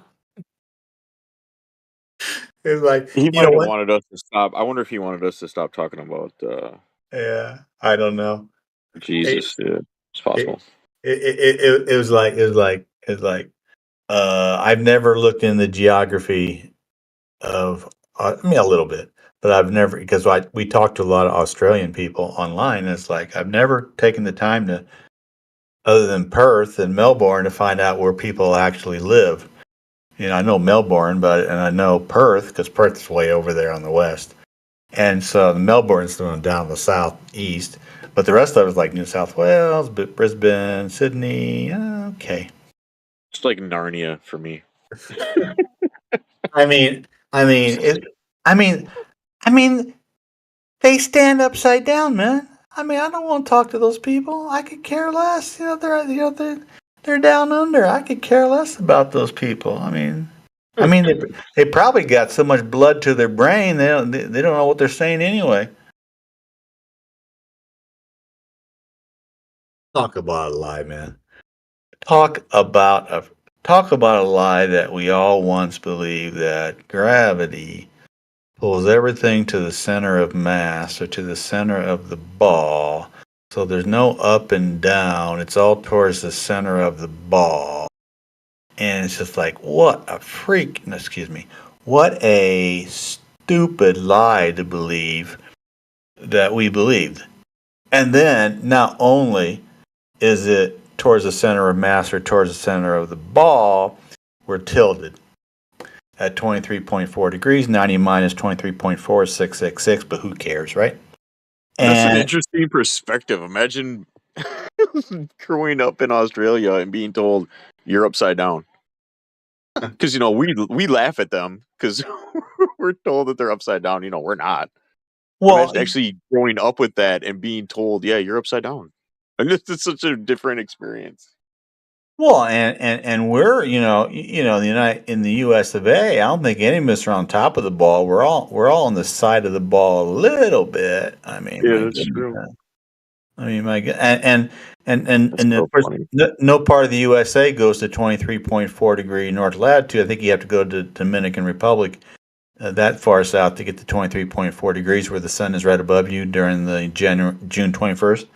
And so, but but pretty close. We can get the sun above us in Florida, not right above us, but pretty close. So at that time, you're on the side of the ball, man. So you're on the side of the ball. You're not on the bottom of the ball. You're on the side, but you're still standing upright.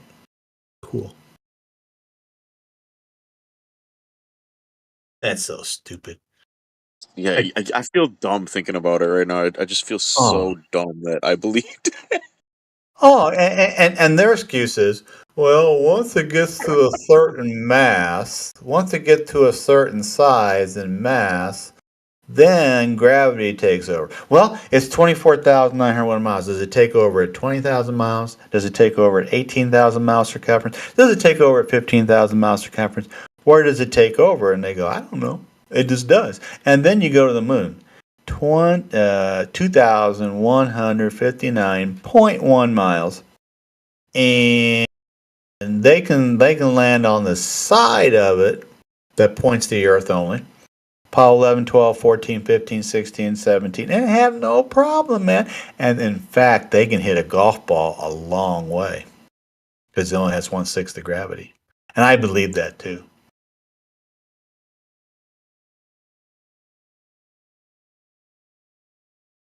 So stupid. It's so stupid. It's so stupid it's satanic, but hey, that's just my opinion. I'm gonna jump out and jump back in. I can't hear anything for some reason.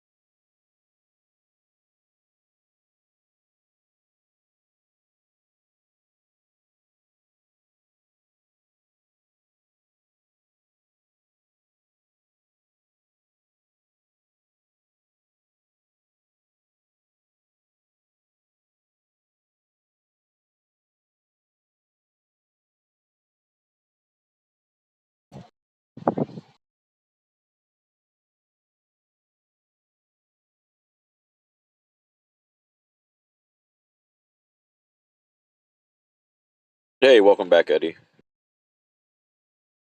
What's up? Thanks for having me. So, what brings you in today? Well, I just heard this Discord mentioned on modern day debates last night, and I've been looking for Flat Earth Discord to join, which it used to have one, I think, but I haven't been able to find like his link in any of his newer videos. He had one like on one of his older videos, and I clicked it and it was expired, and I've been looking for it since then. So I'm assuming he doesn't have a Discord anymore or something like that. So this is like the only one I've found so far. So, how new are you to the subject? I probably started like watching Witsit like I don't know, like 6 or 8 months ago. Oh, okay. But I mean, I've watched like I don't know, I've watched hours and hours of his debates. So like, So, how do you feel with what you've learned? Are you a flat earther? yeah, pretty much. Yeah, I mean, I don't know if I would say 100%, but Well, like I would say I cannot justify the globe, and I would say watching like Austin Witsit's debates, like nobody has been able to overcome him, and like yeah, they just can't overcome him, and like he just demonstrates. He kind of even demonstrates that they don't even understand their own model, or at Right. least the people that he debates like don't understand their own model. Like You know but what it is you can't defeat truth with lies, and uh-huh. that's all they have. Yeah, I agree with that. Yeah. So, what do you think in your mind is sort of the best flat Earth proof? If somebody asked you, just give me one thing, what would that be for you? I don't know. I'd say the fact I don't know. I like the fact that we can't that like radio waves travel like way farther than they really should. Oh, that's interesting. I wouldn't have gone there. I don't think I've ever heard anybody give that one. This is interesting. I'm trying to think what else. I mean, like our first-hand observations that we can't observe, just that we cannot observe curvature for one thing. I would say, and yeah, I would say. Well, I mean, this doesn't really. I guess this wouldn't directly be like evidence of flat Earth, but it's evidence that's like I feel like it's easy to falsify, which is like that's invoked as evidence for the globe. It's just how like the theory of relativity. The theory of relativity is like basically just like just ontology like shoved into science, like ontology like injected into science, like in regards to like the nature of space and time and how they're supposedly like the same thing, and that time is dependent on like the speed you're moving and where you are in reference frames. And I just feel like the theory of relativity is pretty easy to falsify. Yeah, I would. Well, when you said science, and I think you should have said pseudoscience. Yeah, exactly. Yeah, and it's like not only is it like it's like easy to see that it's like scientifically wrong. It's like intuitively it doesn't even make sense. It's like just it's so stupid. Like the idea that like I don't know, I can't explain it. It's just counterintuitive. Like Gas pressure without a container next to a vacuum. yeah, exactly. Yeah. But I feel like I've also heard people like invoke I like I've also heard people invoke like time dilation as evidence that we don't of determinism, evidence that we don't have free will. They say because well in philosophy there's like a concept called eternalism where it's like pretty much everything's already happened already, so people can invoke like both like time dilation, theory of relativity for sort of like evidence of determinism. So it kind of coheres into this like notion that everything is just chemicals and everything is just like reducible to the sum of its parts and it's meaningless and we don't have free will. None of that can be demonstrated. Uh-huh. Nobody can demonstrate, and that's all horse shit. Yeah, because before I started to question the shape of the Earth, like I couldn't really see like what the motive would be, but I think Woodsit articulates it pretty well. Like because What like does they he don't say? I don't really know. that like if the Earth is at the center of the universe, then it's symbolic and it obviously demonstrates the fact that it's special. But if we're like spiraling through space at That's however what many Whitsitt says? yeah. That's interesting. But if we're spiraling through space at however many thousands of miles per hour, and we're not in the center, and the sun, we revolve around the sun as opposed to the sun revolving around us, and then like they justify that like the materialists will use this to justify that the Earth isn't special and that we're just like a random accident that happened.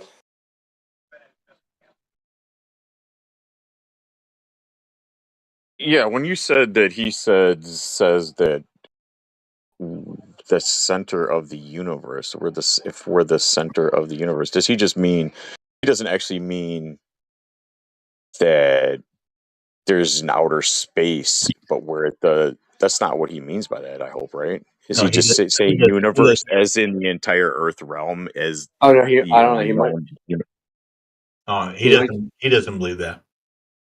He might mean I'm outer. sorry, doesn't believe what? He doesn't Yeah. believe.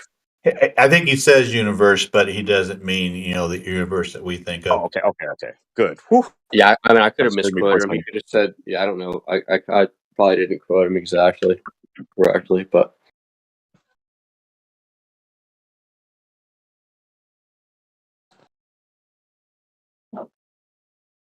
Well, that's good. 6 months, man. So you're kind of pretty new to the subject. You're already jumping into the debates, huh? You're a debate guy. Oh, wait, me? Yeah. I mean, I haven't really debated flat Earth with anybody yet. But you like watching them and listening and stuff. What'd you say? But you enjoy watching them and listening to them. Yeah, like I've watched a lot of the ones that are on modern day debates, and then just a lot of the ones he has on his channel. Like there's one he debated this guy named Brian Myers, and that one was really good. And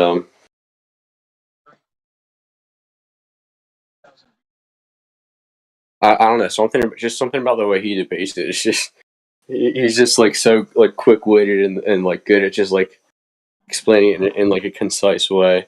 Like, because when I first started watching it, I didn't really expect it to like draw me in or expect to like really be convinced. But it's like I kind of already have a concept of how like pseudoscience is like forced on us in other fields, like evolution and things like that. And then so he kind of helped me extrapolate like the same pattern of understanding over to like the shape of the Earth and space and everything like that.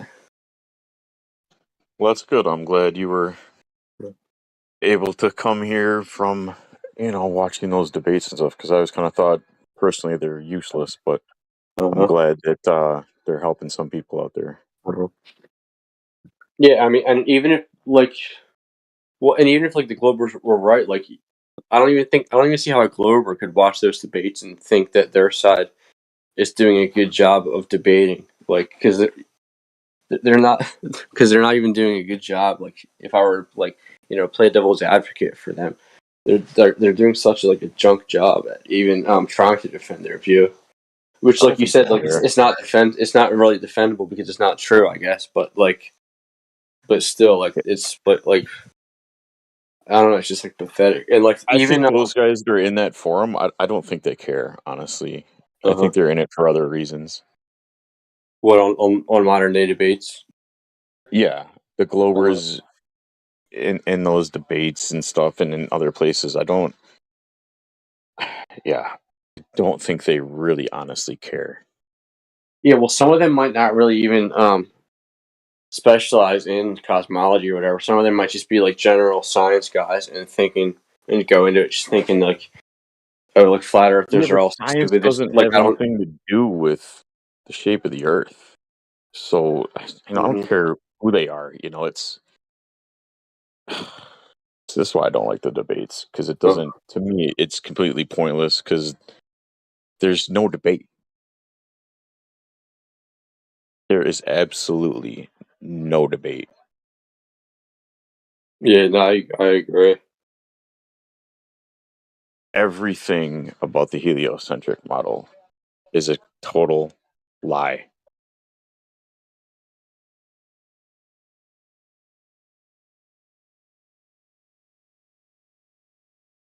And every lie is just to cover up the last lie. It's pathetic. And they can't demonstrate any of it. Yeah, no, I agree.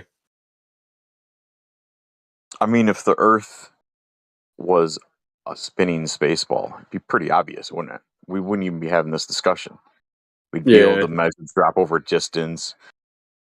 We'd maybe feel the Earth move. It'd be obvious. We wouldn't have to be here. But fortunately, it's just not true. Yeah. And it's Well, that's why, pretty like, damn obvious that the Earth is not moving and it is not a sphere. yeah, and I mean, like, what really demonstrates the absurdity is like all of the ridiculous like post hoc like rationalizations that they had to come up with, like how the model of gravity didn't work, so they had to invent dark matter. Then they had to They're constantly making up new shit so that the freaking length contraction one. It might even be like the most absurd one. Planck length contraction that like things move, and things get smaller when they move, but you can't observe it. But we have to assume that it's true because relativity is true. So therefore, the length contraction is necessary. You definitely listened to definitely listened to Austin with Michelson Morley 1887, and then Lorentz contraction came up in 1892 to shorten the apparatus so that the light going with the motion of the Earth was shorter, and so it would match the perpendicular light that went against the motion of the light going around. So yeah, you're definitely listening to him. That's you've done well to know Lorentz Lorentz contraction. Exactly. Yeah, I can't articulate it as well as he can, but like I have the concept map in my mind. Yeah. Yeah.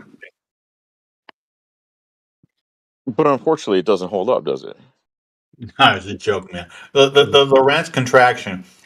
Michelson Morley, all the Globers say, well, Michelson Morley just disproved the ether had nothing to do with motion of the Earth around the sun.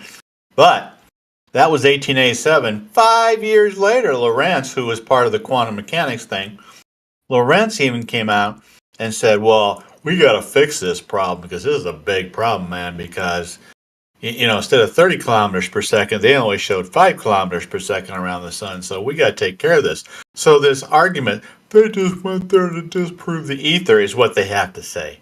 And so it was such a big deal back then that they had to come up with Lorentz contraction 1892. And then when Mr. Einstein, who was a puppet, fraud, and pervert, went to the Kyoto talk in 1922, he even said the special relativity was brought about because of Michelson Morley and the fact that it was a null result. So not only was Michelson Morley really important, they had to get old Lorentz contraction out there, and then they had to come up with special relativity too, just to knock down Michelson Morley.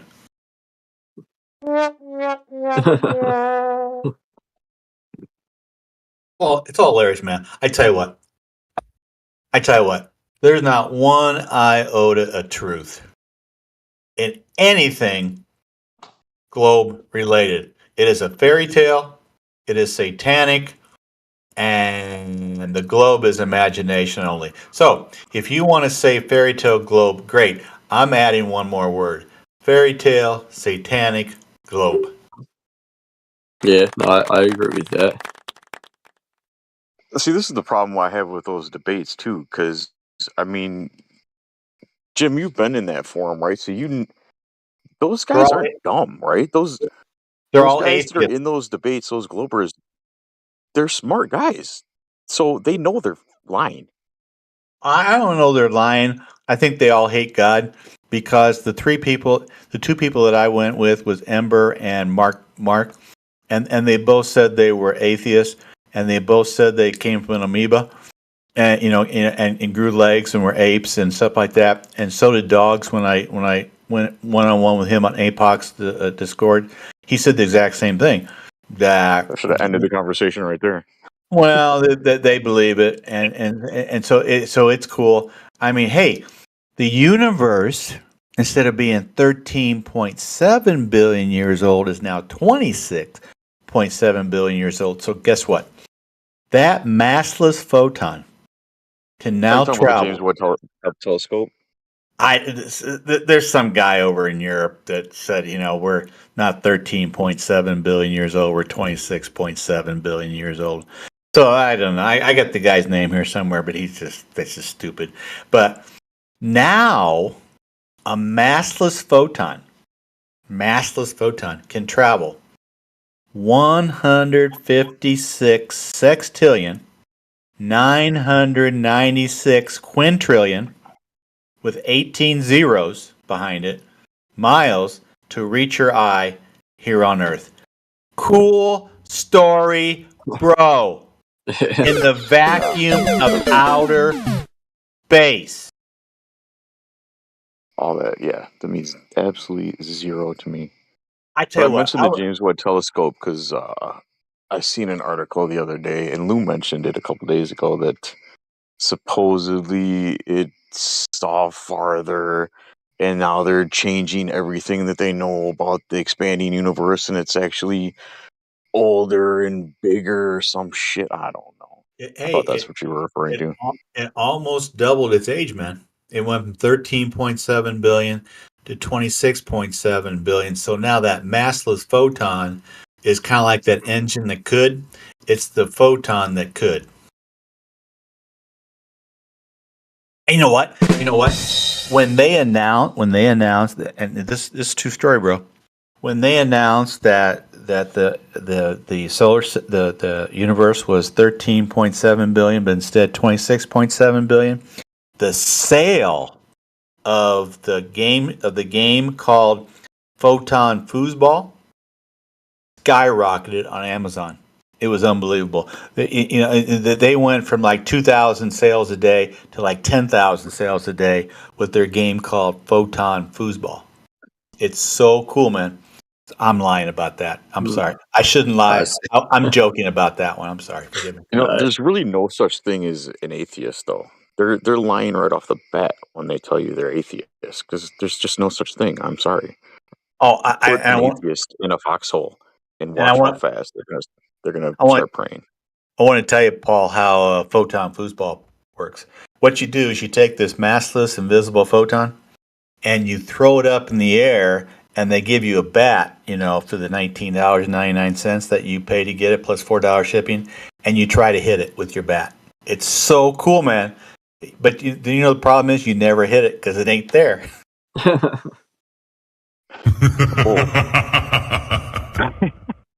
So stupid. Oh man. Massless. I tell you what. I turn my light on. When it's dark, I turn my light on, and I go, perhaps light is just spontaneous, and simplicity of God somehow escapes man. That's from an Imperial song long ago. Simplicity of God somehow escapes man. Maybe light is just spontaneous. Maybe it has nothing to do with a massless photon. It's just there because God created light. And it's just there. So, but we have to assign something to it. And you know what we've assigned to light?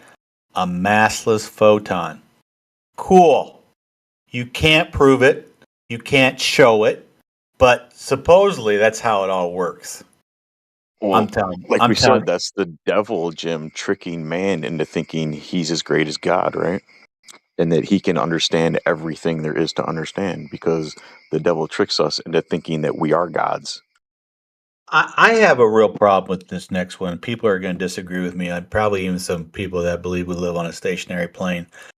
But Mr. Einstein, the pervert that he was, and the thief, and stole the photoelectric effect, and he published it in 1905, won a Nobel Prize for it in 1921. And he says that you have an atom, and you have a nucleus, and you have electrons that go around an orbit in the atom. The first lie is what we split the atom and created a nuclear weapon. No. And so when somebody tells me the photoelectric effect is true because we have an atom and we have electrons and we can throw a photon, a massless photon, into the atom and we can knock an electron into a different orbit or out of the electron or back into the nucleus. We have electron microscopes. The electron microscope has never seen an electron. How did we come up with the name, the electron microscope, if it can't even see a freaking electron? I'm telling you guys, I'm telling you. They make this stuff up because in physics, saying you don't know isn't accepted. You can't say you don't know. That's an anomaly. You can't say it. So they make the crap up. And if somebody wants to get mad at me who's a flat earther for saying that, I don't care. Because you cannot prove the photoelectric effect. You cannot prove it.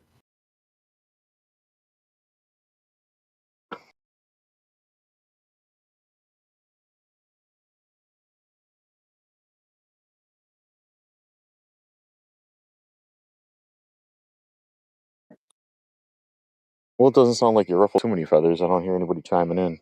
All I'm saying is if you believe what Einstein said, who is a pervert, who is a puppet, who is a fraud, who is a thief, stole everything, stole general relativity, stole E equal mc squared, stole the perihelion precession of Mercury around the sun, stole photoelectric effect. He came up with none of that stuff. If you ever seen Einstein talk, he's always reading. He's today's teleprompter.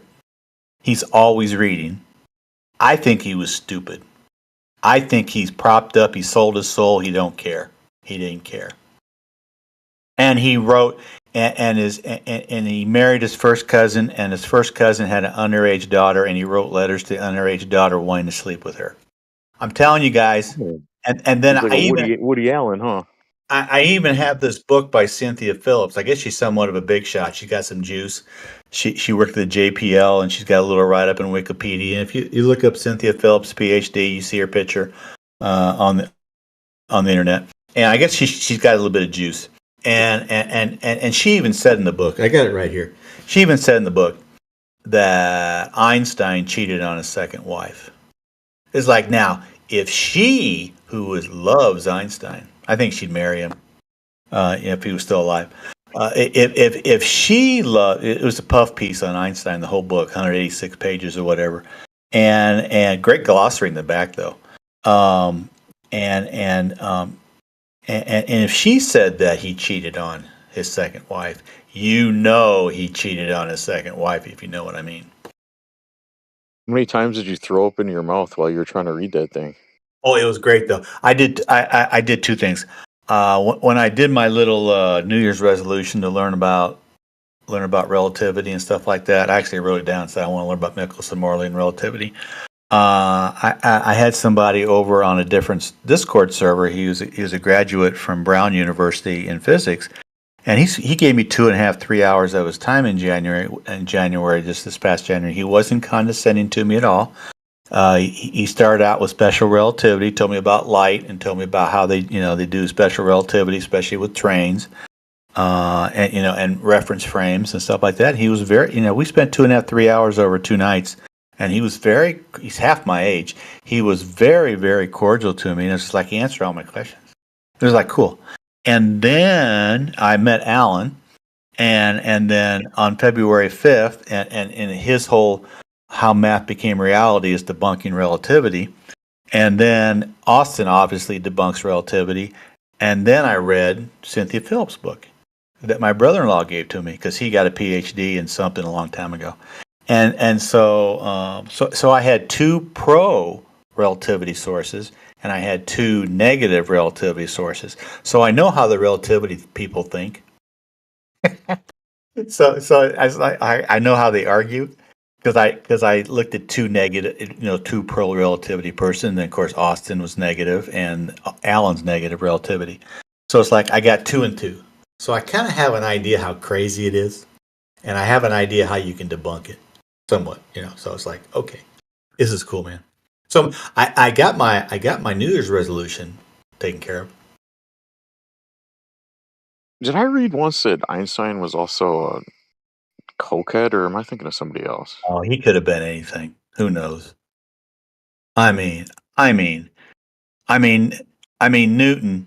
Newton never wrote about the apple falling on his head. Newton was into alchemy.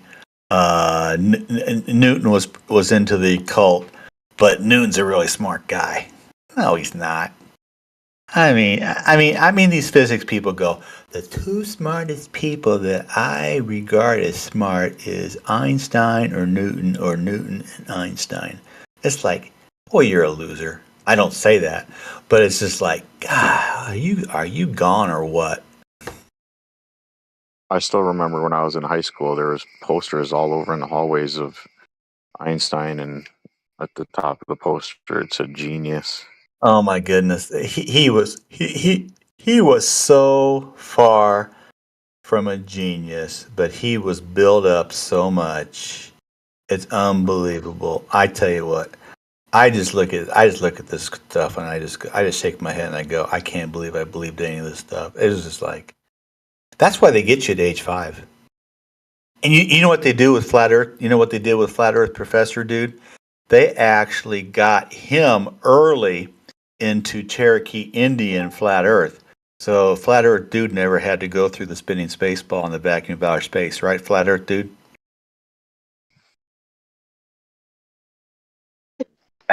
What's wrong with Newton, man? What's wrong with Newton? Hey, where's flat Earth professor dude? I thought he's here, man. Anyway, what's wrong with Newton? Why is he being thrown under the bus? Oh my goodness. Alchemy, giving homage to Hermes Trismegistus in the Emerald Tablet. Let's see what else. Never wrote about the apple. Yeah. Basically, what does the apple have to do with anything? Basically disregarded innate gravity in 1892. Wrote a letter to his boy Boyle before his death, saying I want nothing to do with alchemy because he wrote over 1,000,000 words on alchemy, and alchemy is turning lead into gold. So what you're saying is he realized he made a mistake and then said, "Okay, I disavow myself from all this." AI, he may have died a flat earther. You ever thought about that? Well, there you go, bro. So maybe he died an honorable man. I've been thinking that no glober will agree with me, obviously, but I'm starting to think he died a flat earther. That's what I'm thinking. I don't know, but I haven't seen everything from him. No, but I haven't either. The most profound things I've seen from him, he said, "Listen, if you believe these things, you're stupid." Yeah, he did. So it's like, look, you make a big speculation, right? And you make a story about it, and you make it all congruent within the story, and then you say, okay, this is the cool story. I'm not saying this is real, and if you think it's real, just because I made this cool story, there's something wrong with you, not me. Yeah, he gave up gravity. He kind of went 1687 went, gravity's it, man. And then in 1692 he goes, I want nothing to do with innate gravity. And then toward his end of his life, he wrote a letter to Boyle, whatever his name was, Boyle, and he said, I want nothing to do with alchemy because he'd written over 1,000,000 words on alchemy. Alchemy is something that Hermes Trismegistus is the father of, if he even lived. I have no idea who the guy is. And it's just like it wrote over 1,000,000 words on alchemy. Turning lead into gold is one of its things. And it's just like Newton went, if he lived, Newton went, no, I don't want that one either. I don't want gravity. I don't want alchemy. I'm a flat earther. Boom. And God took him to heaven. Think about it, though. What's wrong with turning lead into gold? Hey, I tell you what, when you have a fairy tale, you can do you can invent any fairy tale you want. That's what I'm serious, though. Like, think about it. One of the main reasons why you can't turn lead into gold, right, is because of the properties, or at least what's thought of, the properties under the atomic model, right? So if people throw that out and then they're left with a different way of thinking about these particles and these substances, then this idea that you can't turn something into something else. Because some people speculate that all of these small particles are essentially just waveforms or vibrations, right? And so if you apply a different waveform vibration to it and you get it to sync or countersync, right? So you match the undulations or decrease the undulations to where they match the whatever of gold, and you do it to lead, then you're going to turn lead into gold, are you not? Okay. Let's see here. What I think about it. Some people think about it. This is from an internal critique of a particular view. So if it's true that all the particles that make up reality are essentially just localized vibration forms, then all you have to do is alter the particle that you're thinking of. Let's just call it lead, right? Just alter it to match gold by applying some type of energy to it, and bingo bango, you got gold. Did you say Bing Bang Boom? No, Bing Bang Boom is not scientific. I said bingo bango.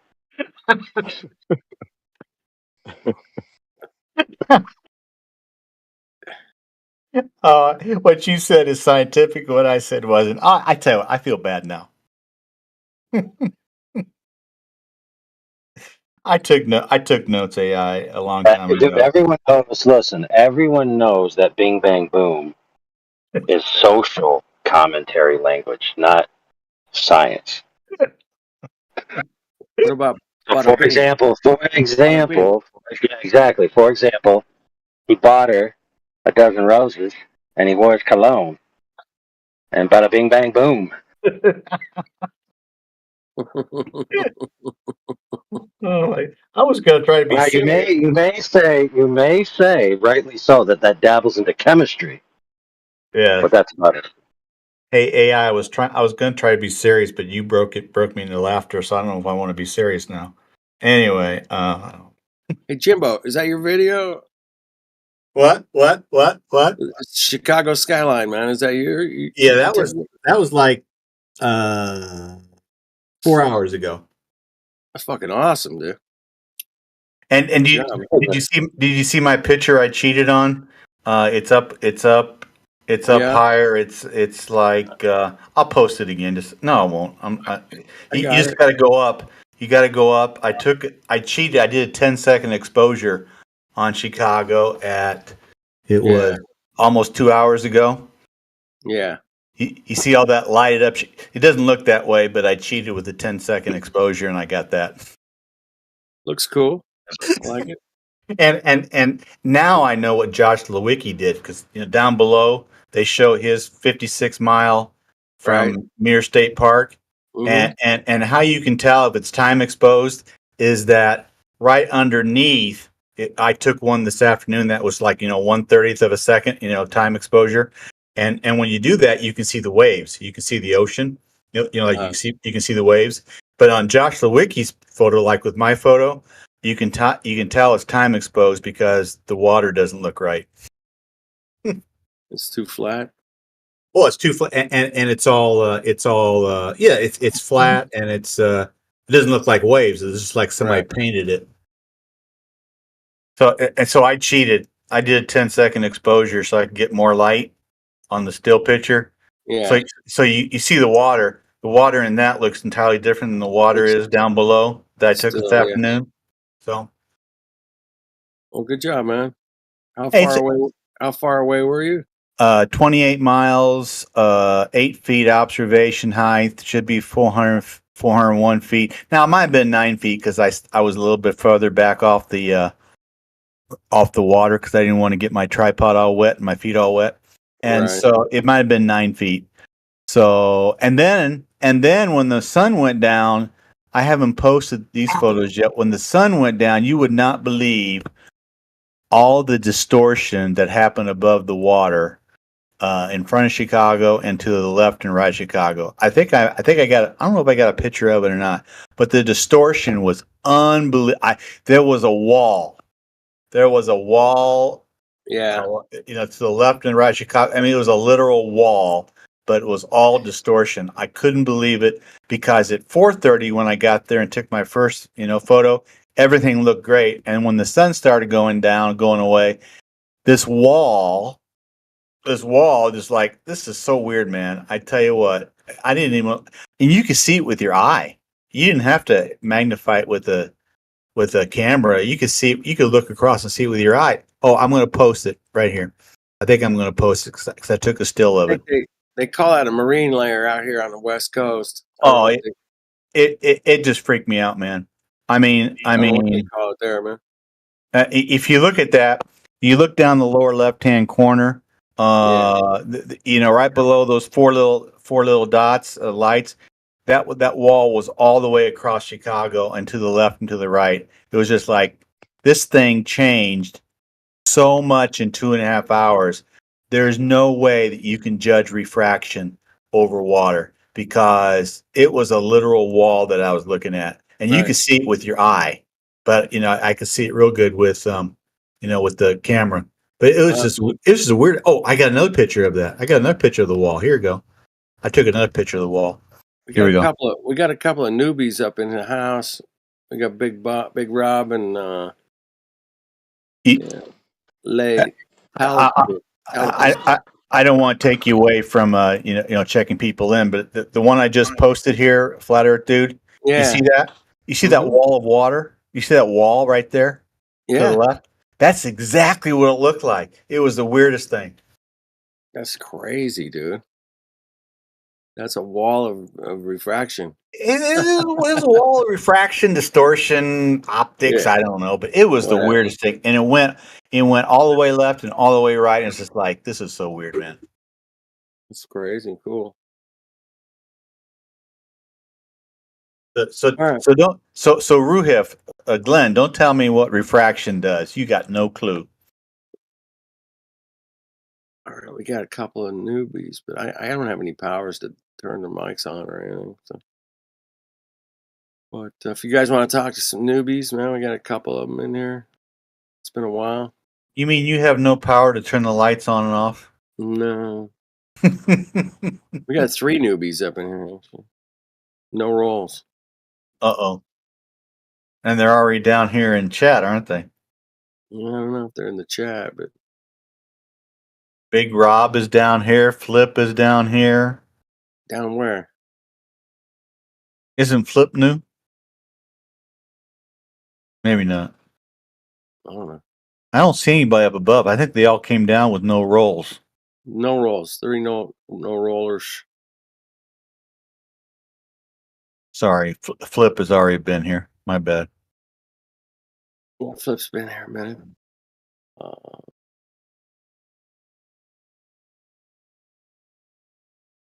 All right, well, I don't know if we got any mods or gold plussers or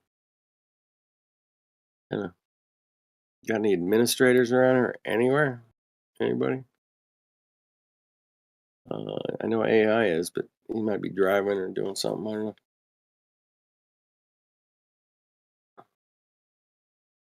Fuck do I know, man? I'm just a late night crew, man. Like to hang out, have a laugh, take a piss. Your late night crew. Well, that's late night, man. It's late night for most of you. It's I was at the beach today, and there was 4 Cherokee Indians that had a teepee, and I asked them their philosophy on cosmology, and they said, "Come inside." So I went inside their teepee, and they had a map of they had the Gleason map on their teepee on the inside. It was amazing, man. That's awesome. Oh, I'll tell you what. I love when Cherokee Indians go to the beach and they invite you inside their teepee and they have a map. They have a map of the Gleason map on the inside of their teepee. Yeah, right Cool. on the It's floor so there. cool. It's cool. It's cool, man. All right, so do it live. Let's do it live, AI. Can we get this thing going here, man? What do we got? We got people in here are curious about. They're all newbies. There's 2 newbies, man. We got we got one. Well, we got a Well, Talipus. see if they'll write to you. If they'll write to you, read them the Riot Act. Read them the Riot Act. The rules, expectations, you're being broadcast. Don't troll. Read the welcome rules. Yada yada yada. Then we'll unmute them. You know, they got to go to VC check-in, man. It's just you're gonna do all that shit, man. Do it proper. I mean, you guys check in a lot of people live, man, and I don't do obviously. Well, very few people actually check them in live. They usually just unmute them and then don't read them the rules. Don't tell them all the primers. Right. They just unmute them and say, "What do you think it is? A globe or flat?" You know, like, oh shit, step 1, man. How the fuck did you find this place? Yeah, so all you new guys, if you want, type in a channel you can, and ping if you want to speak. Let us know. Go to VC check-in, man. Somebody will follow you up there, I promise, man. Yeah, basically we need to ensure that you've read the rules on the welcome page, that you agree to the rules, that you understand you're being broadcast live. Your mic works. Your mic works. That you're not here to troll. And also nobody cares. Nobody cares if you are here to troll. All right, they're up there, cool. man. I'm gonna go up there. All right, do it, bro. All right, I'm gonna post this video. I expect everybody to watch it. Why? I'll tell you why. Because it's awesome.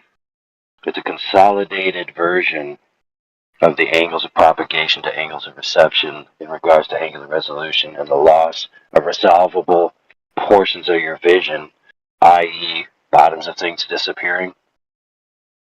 Very concise, very precise. It's only about 6 minutes of content, 2 minutes of examples. Sadly, it's not narrated, otherwise we could play it over the stream. But I am thinking I will narrate it, or have one of our other dudes that has a good mic and a good voice narrate it. That way we could play it.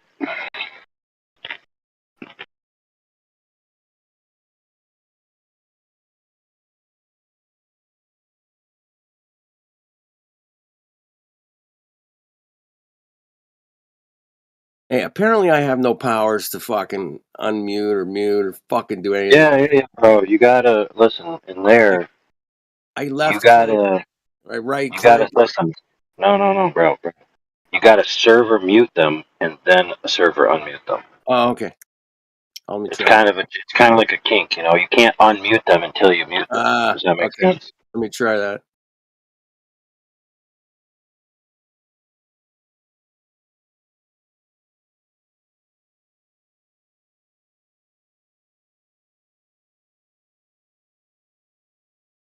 I should probably figure out how to do all that, huh? So I'm not useless all the time. Yeah, what the heck, bro? Expectation for silvers is to check people in, facilitate people moving into the live stream, you know, give people kind of the heads up of what to expect. Also become a pal for anybody who doesn't have perms to post by vetting their post for them and posting it on their behalf. This solves 2 things. It allows them to post and it allows us to screen spam or trolly images, and it also builds a rapport between you and the new people. So now that you know, what's your excuse from this point forward? The answer is none. Yeah, you shut me up. All right.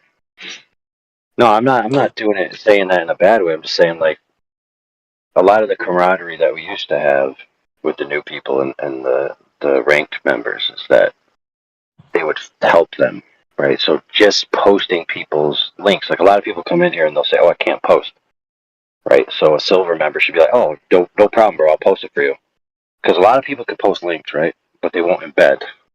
So you can just repost what they post, and you'll embed it for them. Or if it's something they want to post for their argument, you can have them DM it to you, and then you look at it, right?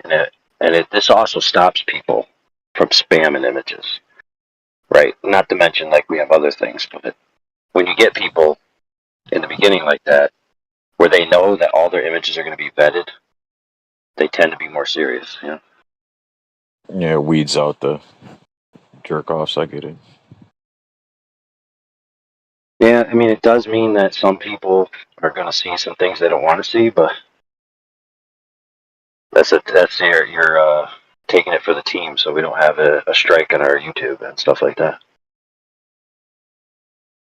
I've seen some horrible things, dude. I've seen some horrible things, bro.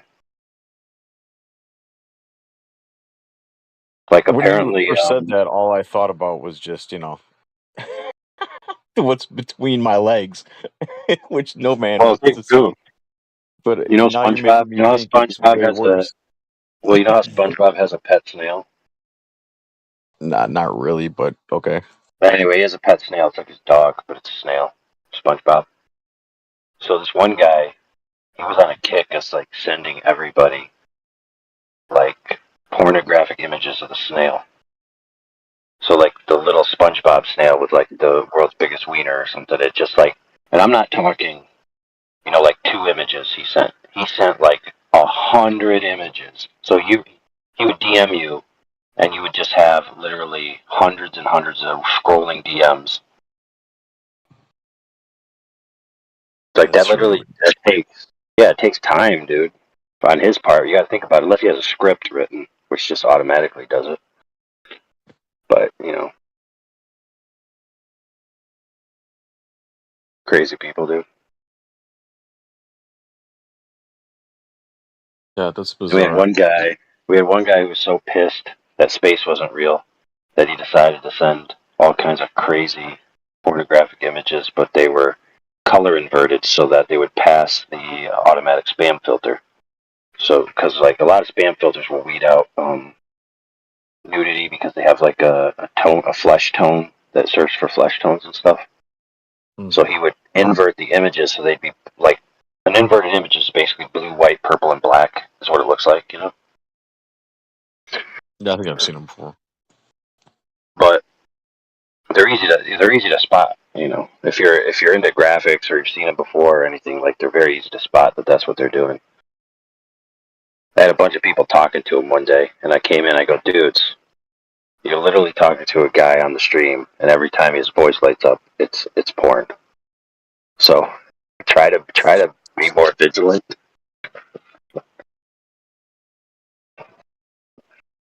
The lengths people go through to, it's crazy, especially here. What the fuck doesn't make sense to Hey, me. what's wrong? What's wrong with people about the flat Earth globe Earth that makes them so psychotic?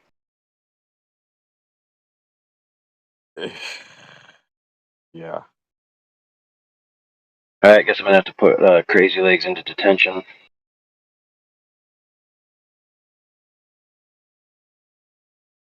Mr. Crazy Legs, if you want to listen to the stream, listen on YouTube. But I'm gonna have to boot you since you didn't reply to my message. So the logistical censure of being in detention would probably motivate you.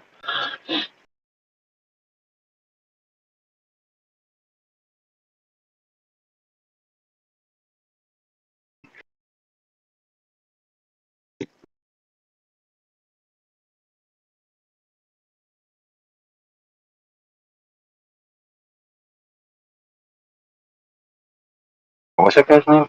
Dang it, I forgot already. Lone Crazy. I thought you said Crazy Legs. I just heard you say Crazy Legs. CR.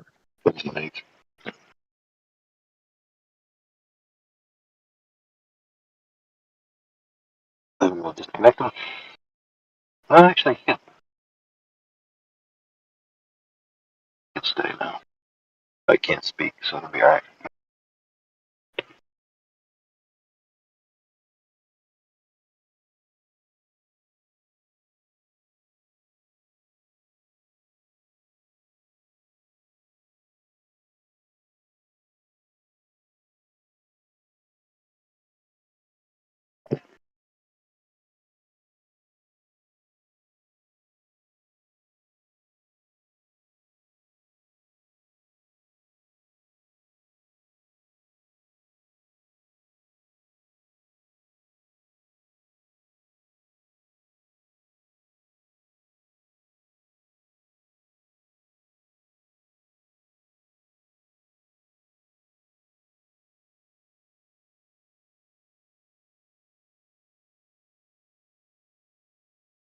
Oh well, man, that's life.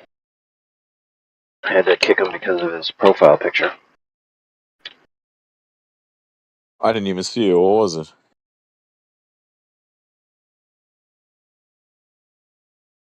The ugliest thing in the universe.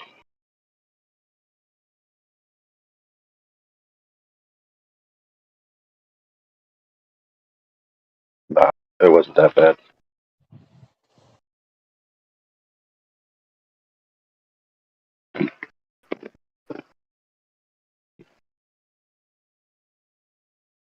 Man, why'd everybody go up into the Joy PC check-in, man? Leaving us alone down here. Yeah, how many guys does it take to check in somebody? What the fuck? Well, what happens is when that happens, they have the whole conversation up there, and we miss it.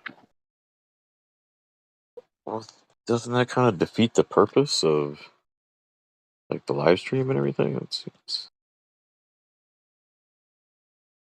But listen, some people don't want to have those conversations streamed, recorded.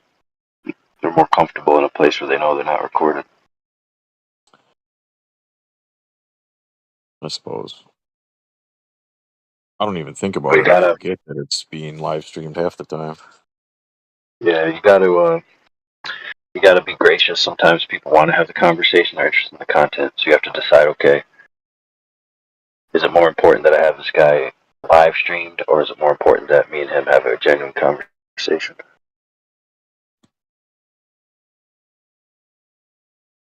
You know, a lot of times people are treated like fodder here. You know, it's like, oh, get in the live stream so we can make fun of you. Yeah, that never really sits right with me, but oh well.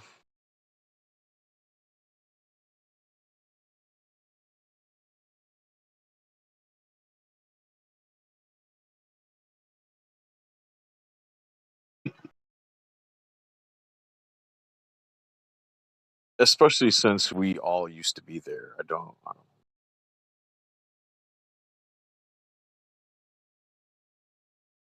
I was a Glober over half my life, so I can't sit here and ridicule Globers and call them stupid. And Oh, but you weren't just any Glober, right?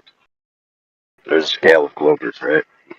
yeah, I mean, yeah, I do get that. I understand some do deserve it, but sometimes I feel like a lot of them don't, and they don't even get a chance to really speak. Sometimes they just get booted too fast. I think sometimes, but yeah, I understand that sometimes it is warranted.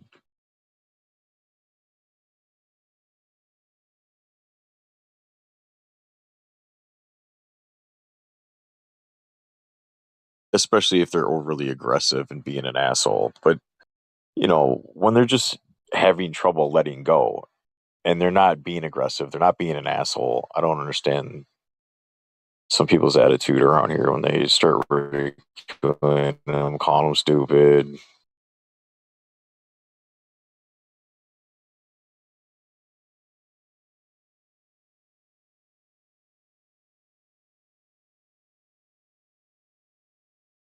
But whatever. I should speak up, I guess, when that happens.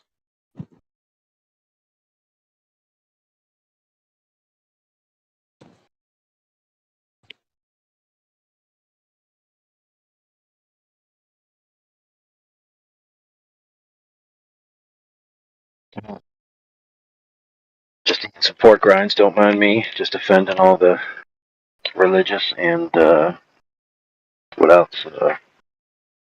Vegans out there. Nope, don't mind me.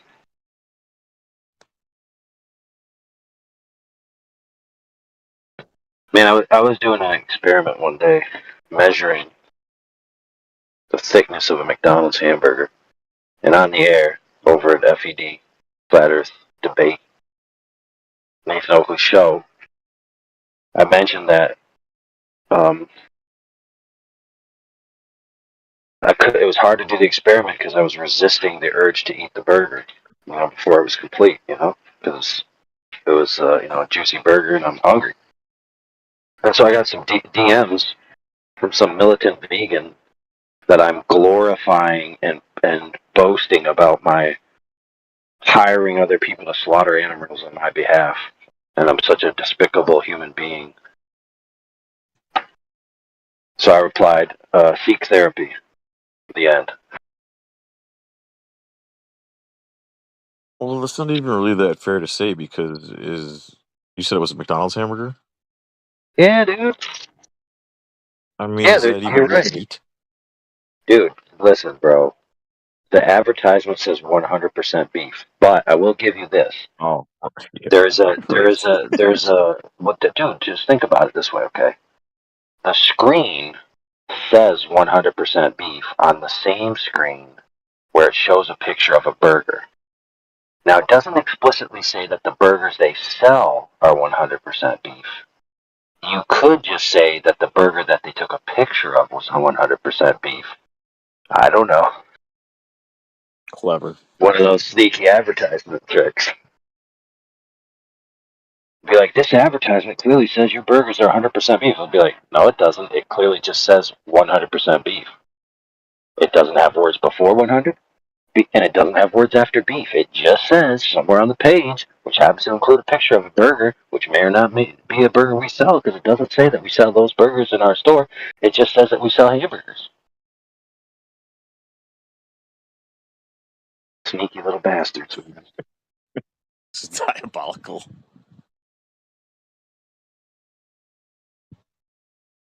Vegans are such hypocrites too. It's Oh no, the I amount mean of animals that are those killed in types. farming those vegetables. Let's be fair. Vegans as a ontology doesn't make you bad. Just like, it depends on the person.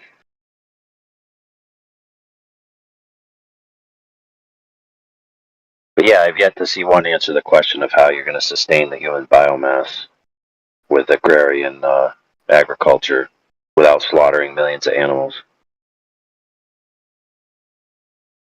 It always boils down to, well, the amount of animals that I want to kill for my lifestyle is acceptable, but the amount of animals you want to kill for your lifestyle is unacceptable. Well, plants are a living thing too, right? So how do you know that thing's not screaming and you just can't hear it? Well, that's a good point. There's no diet that doesn't kill something, that doesn't destroy something that's alive. And then you just have to put on a scale what you value as more valuable on that scale of life. How cuddly it is, how many legs it has, does it have fangs, does it have 7 eyes?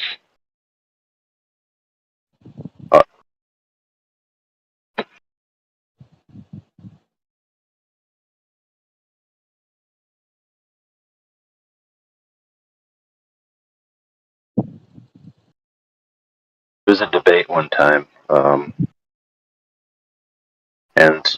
the title of the debate was, "Does the Bible teach veganism?"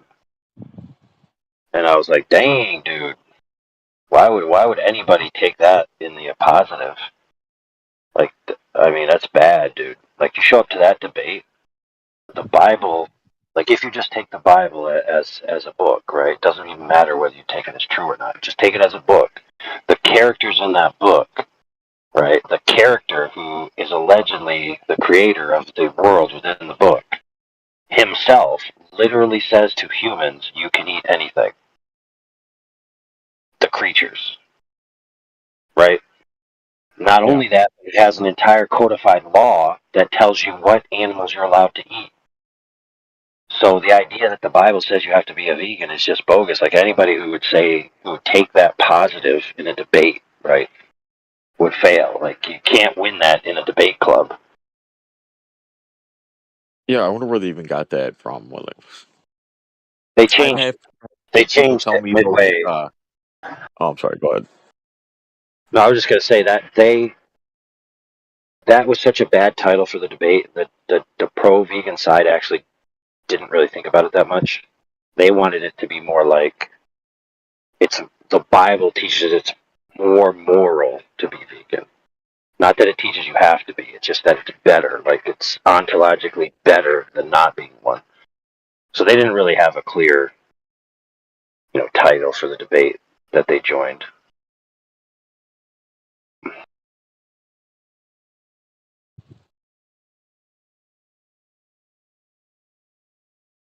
What was I gonna say? Oh, I have had someone tell me that they think that in the beginning in the garden that there was no that Adam and Eve were vegan because there was no killing, there was no evil, there was no sickness yet. There was everything was pure and righteous and in harmony, but that doesn't really make sense to me either because once again you're still killing some sort of life with the plants and the vegetables. So I don't know. Yeah. Again, like you said, what do you value? Which object do you value more, a plant or a, deer or whatever? Well, even that's not such a good argument. So, like, let's say you're trying to convince someone they should be a vegan, right? And you tell them, well, Adam and Eve were vegans. Okay. Adam and Eve were also in an ecosystem specifically designed for them that was perfect, right? They had perfect genetics, and the entire ecosystem that they had, they only had to tend to, and other than that, it would give them everything they needed, right? Yep. We don't have that today. So if you can provide me that, then your argument carries. You can't provide me that, therefore your argument is moot. That's a very good point. I I think mean, you're right, man. it's just an example of bad arguing, especially when it comes to moral arguments.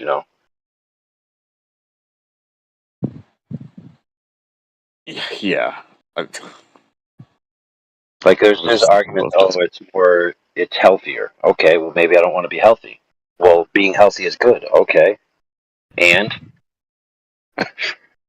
Well, that's but you should be subjective too, healthy, isn't it? Because what might be healthy right? for one person might not be healthy for another person. Right, but what if I don't want to be healthy? What if I want to enjoy the food I eat because it tastes good? What if that's my only motivation? Who are you to tell me no? Yeah, You're going to have to create an entire moral hierarchy, right, and argue for it and explain why it's incumbent on me to care.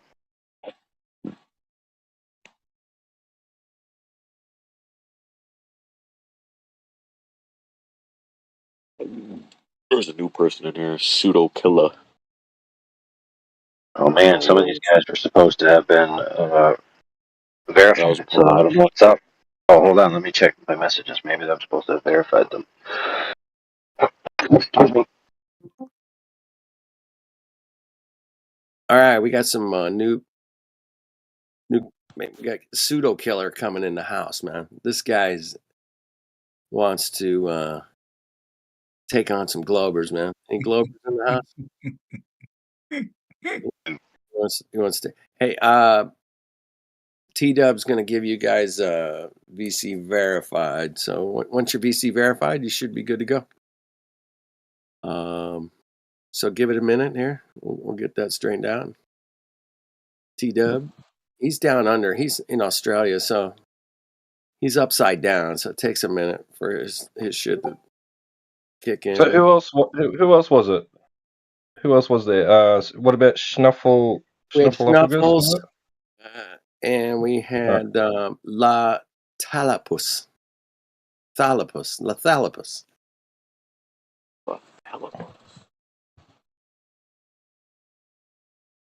L-E Thalapus. Lathalapus. Snuffles and Pseudo Killer, and I think that was it. What about Big Rob?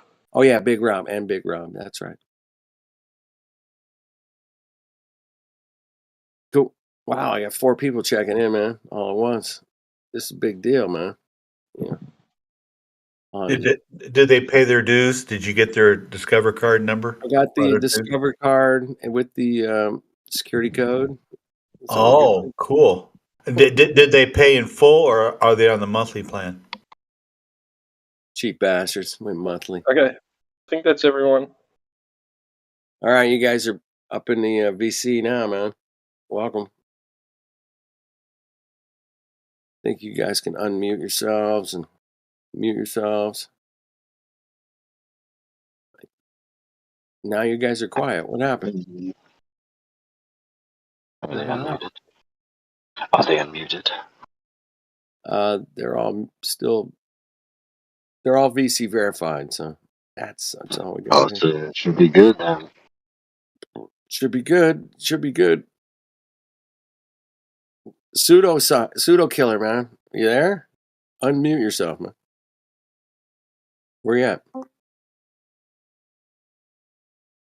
Pseudo killer. A pseudo mic. A pseudo killer wanted to rack some Globers, man. Yeah, you guys should have access to your mic now. You should be able to freely mute and unmute.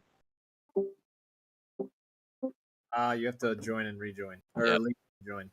Join, rejoin? Okay. Okay, yeah. Leave and come back. Leave and come back. There you go. There we go. Leave and come back. Dude, what is going on with this, with the Discord like this, man? There's like all these little tricks you got to use now to get everything working right. Damn. My first girlfriend a long time ago told me to leave and come back. Yeah, well, yeah, we got you, JP. We got you, brother. Awesome. Good to be here, man. Victor posted a cool video. You got a weather balloon in the stratosphere? What do you got? It's a wavy horizon. So wavy. Well, it's bendy horizon, and then it's man, it's got curvature and convexity. Damn. And stars. It's got stars too, man. Like that. Or got a couple stars anyway. Yeah, I like that.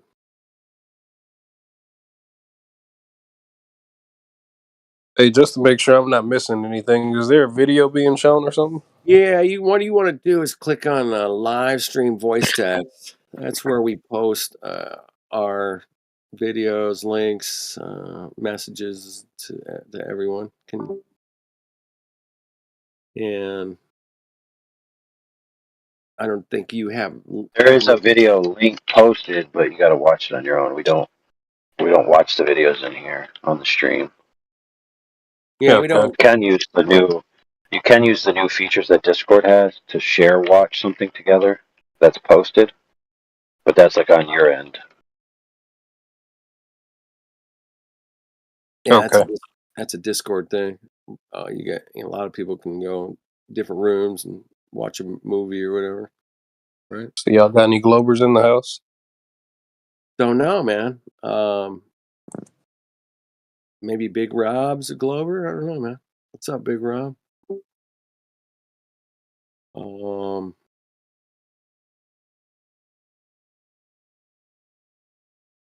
Maybe not.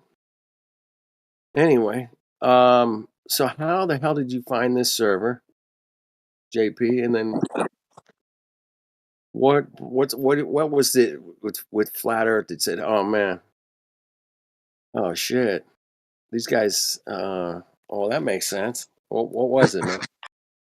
Yeah, so as far as the server, man, I was pissed off because if you go to YouTube, you know how you can basically push the tab that says live and see, what type of subject, whatever you put in, or what type Exactly. of live Yeah, you streams there can are. filter it down to live. I love that. Yeah.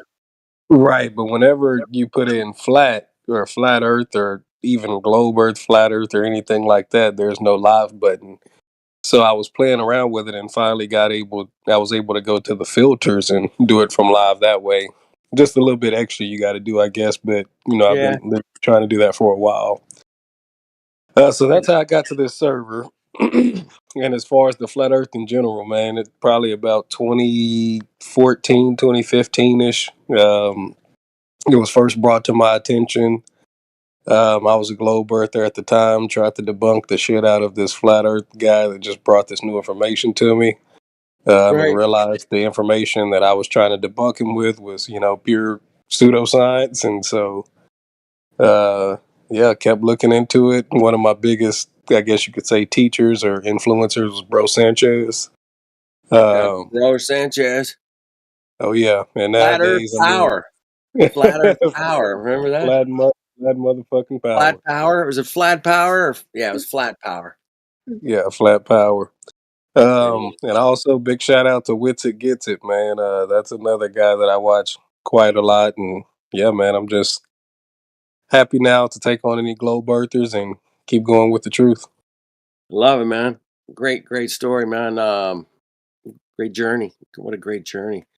Mine's not too terribly similar. It's some guy said, "Hey, man, satellites are fake." And I was like, "What? Wait a minute, man. I mean, there's no pictures of satellites in space from space." I'm like, "I'll see you tomorrow, man. I got you covered. I'll get that. Shoot that right over to you, bro." Right. I started looking. I'm like, "Where the fuck's the pictures of satellites in space, man? Why is this all CGI shit, man? What's up with that?" Right. Kind of freaked me out, man, a little bit. Took me a minute, but got into Robert Bassano and QE going at it for they were doing live streams, and Discord wasn't around back then. It was called Hangouts, and they were screen sharing shit and talking about fucking rail guns and the speed of light, all kinds of crazy cool stuff, man. Oh yeah. And they would break it down for 3-4 hours at a time, man, and read all these different articles and point out the stupid crazy shit. And I was like, damn, that's a bunch of pseudoscience out there, man. Shit. Oh boy. Yeah, and Anyway, correct good me. stuff. Oh no, go ahead. Go ahead. No, it's good stuff, man. It's just there's a journey for all of us. I like to hear everybody's journey, and it's amazing, man. The diversity in the journeys. It's always fascinating. Very true. Hey, and correct me if I'm wrong, but on the globe model, they're still under the impression, or it's still basically their science, which says that the Earth is what causes the phases on the moon. Is that correct? Nah, haven't heard that one. It's not the shadow from the Earth causing the. No. It's just No, listen, lots of Globers come in here and say that because they don't understand their own model, but that's only in the eclipses. right. So just the regular phases are just caused, in their view, by the relative position of the sun to the moon. Right. That's all. Gotcha. And I guess the question for that was like, say for instance, 2 days ago I took a video and it was about 12 o'clock. So of course the sun is literally, right above me on top of my head. And I could still see the moon and it was crescent at the top. I'm sorry, I don't know if I'm putting that wording correctly, but you could see the moon at the top and there was nothing at the bottom, basically. And yeah, I was trying to put that. I'm sorry that I was under the impression it was because the Earth, put that on the moon. So you're saying that it's because of the position of the moon. Is that right? I hope I'm not losing anybody. No, the globe claim is just that the moon is a sphere and the Right. sun is in a different spot, right? So the sunlight can only hit certain spots of the moon. And since we only see one side of the moon, depending on when the sun is shining on the moon, we're only going to see certain phase. So it has nothing to do with anything obstructing in between the sun and the moon. It only has to do with the face we see and the light that's hitting it from the sun, which angle the sun is at. Since in their view the moon is a sphere, right? Then depending on where the sun is, the light isn't going to go all the way around, right? And that's all.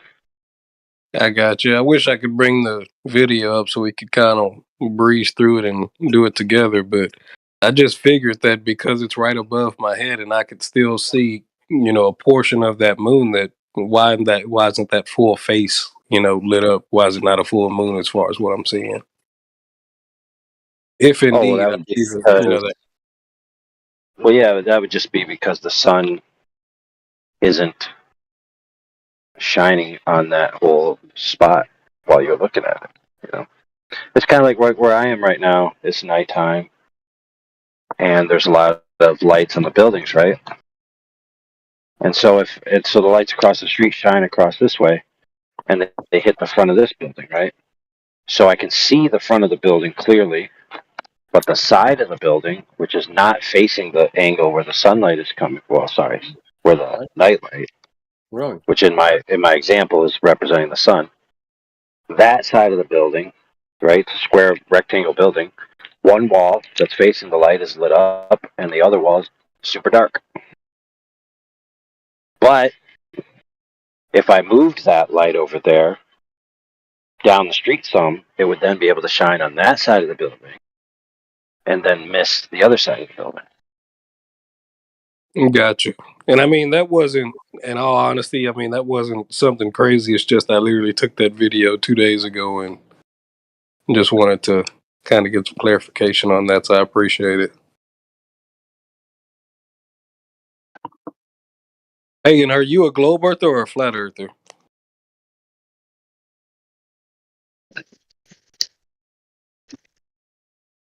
Me? To the guy that was just talking, are you a globe earther or a flat earther? That's the OG, bro. I'm a me, man. You're a what now? He's an I'm a AI. me. Okay. I'm from the future. I'm from the future where I know how this all plays out. Right. In your futuristic view, is the Earth globe or is it flat? It's an experience. And AI believes that you can turn lead into gold, and his idol is Hermes Trismegistus. That's all you need to know. What? Dude, that's a bridge too far there, buddy. That's all you got to know about AI, man. Alchemy? See, this is the problem. See, you entertain an idea and you talk about the consequences of an idea. Then all of a sudden somebody accuses you of believing and promulgating that idea. Uh-oh. I tell you what, if they come to me, I'll say that I made it all up. But my point was just critiquing a certain view that there are people that proffer the idea that everything is ultimately just vibrations of the same thing. If that's the case, then if you isolate those vibrations and apply it to a specific area, which is known as lead, and match all the vibrations to gold, then you would effectively turn lead into gold in that view, if that's the way reality works.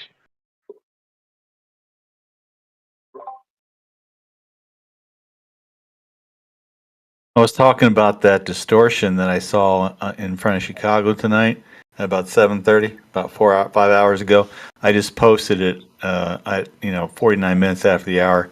It's only 31 seconds, but I'm telling you, I've never ever seen something like that before. It's like somebody built a freaking wall in front of Chicago and to the north and south of it. I've never seen something like that before.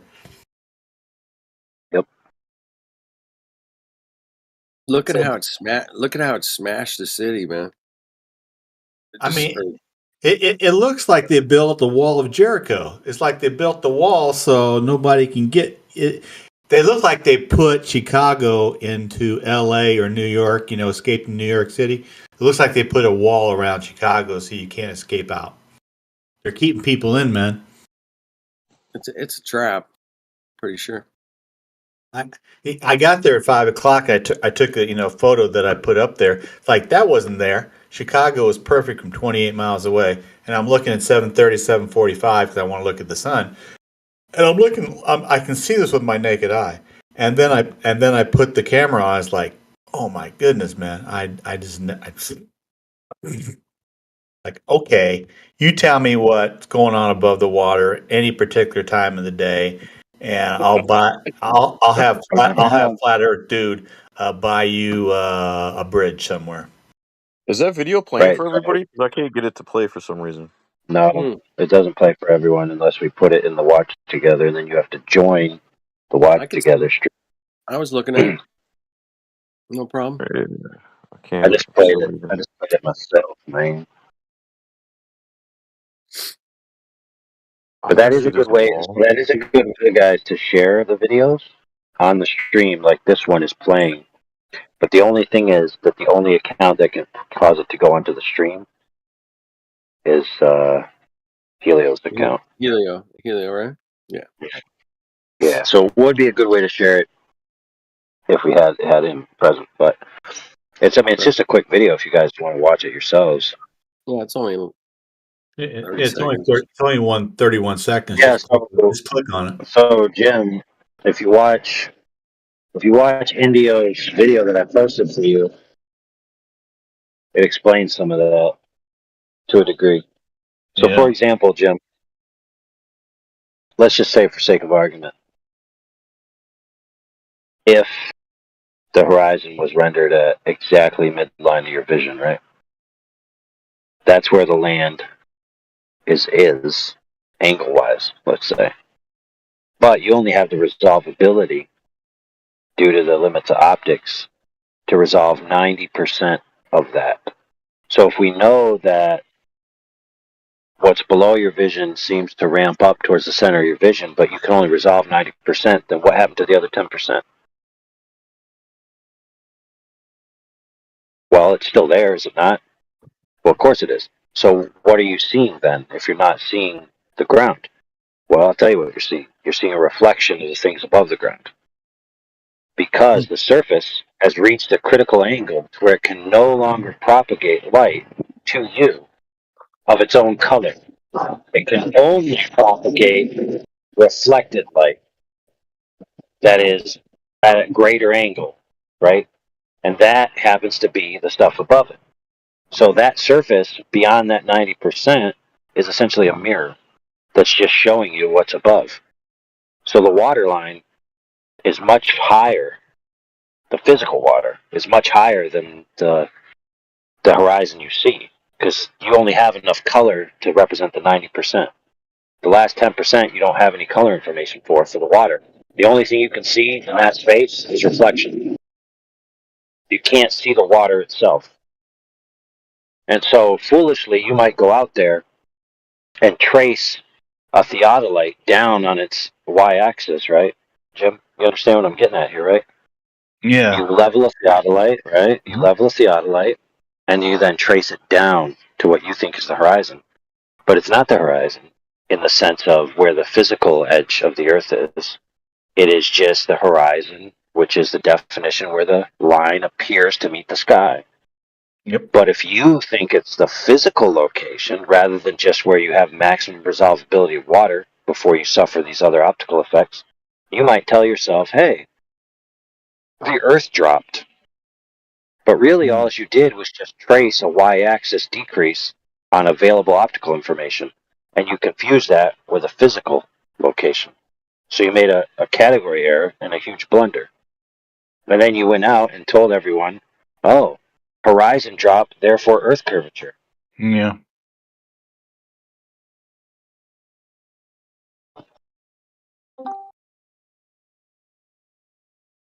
Good explanation. I'll have to watch, that, and I'll have to watch.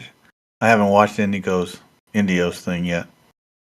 But there's a lot of videos out there that show this physically. They show you the resolved water edge, okay, and then it shows you objects that are beyond that edge that are clearly in the water, proving that that differential of sky that you think is a drop in the horizon is actually just a reflection of the sky above. So you think that the horizon is physically lower than it actually is simply because you see the water, the color of the water. The problem is you can't see all the water that's available to you because the color of the water is lost and it's replaced by the color of the sky. But in most pictures out there like that, the color of the sky just keeps going down, down, down, down, down. It just seems like an even blend all the way to the water. And you wouldn't be unreasonable to say, oh, wow, that the water stops there and the sky begins there. If you didn't know that this was going on, that would be a reasonable assumption. It's not out there to say, oh, that's where the water ends and that's where the sky begins. But the thing is that's not true.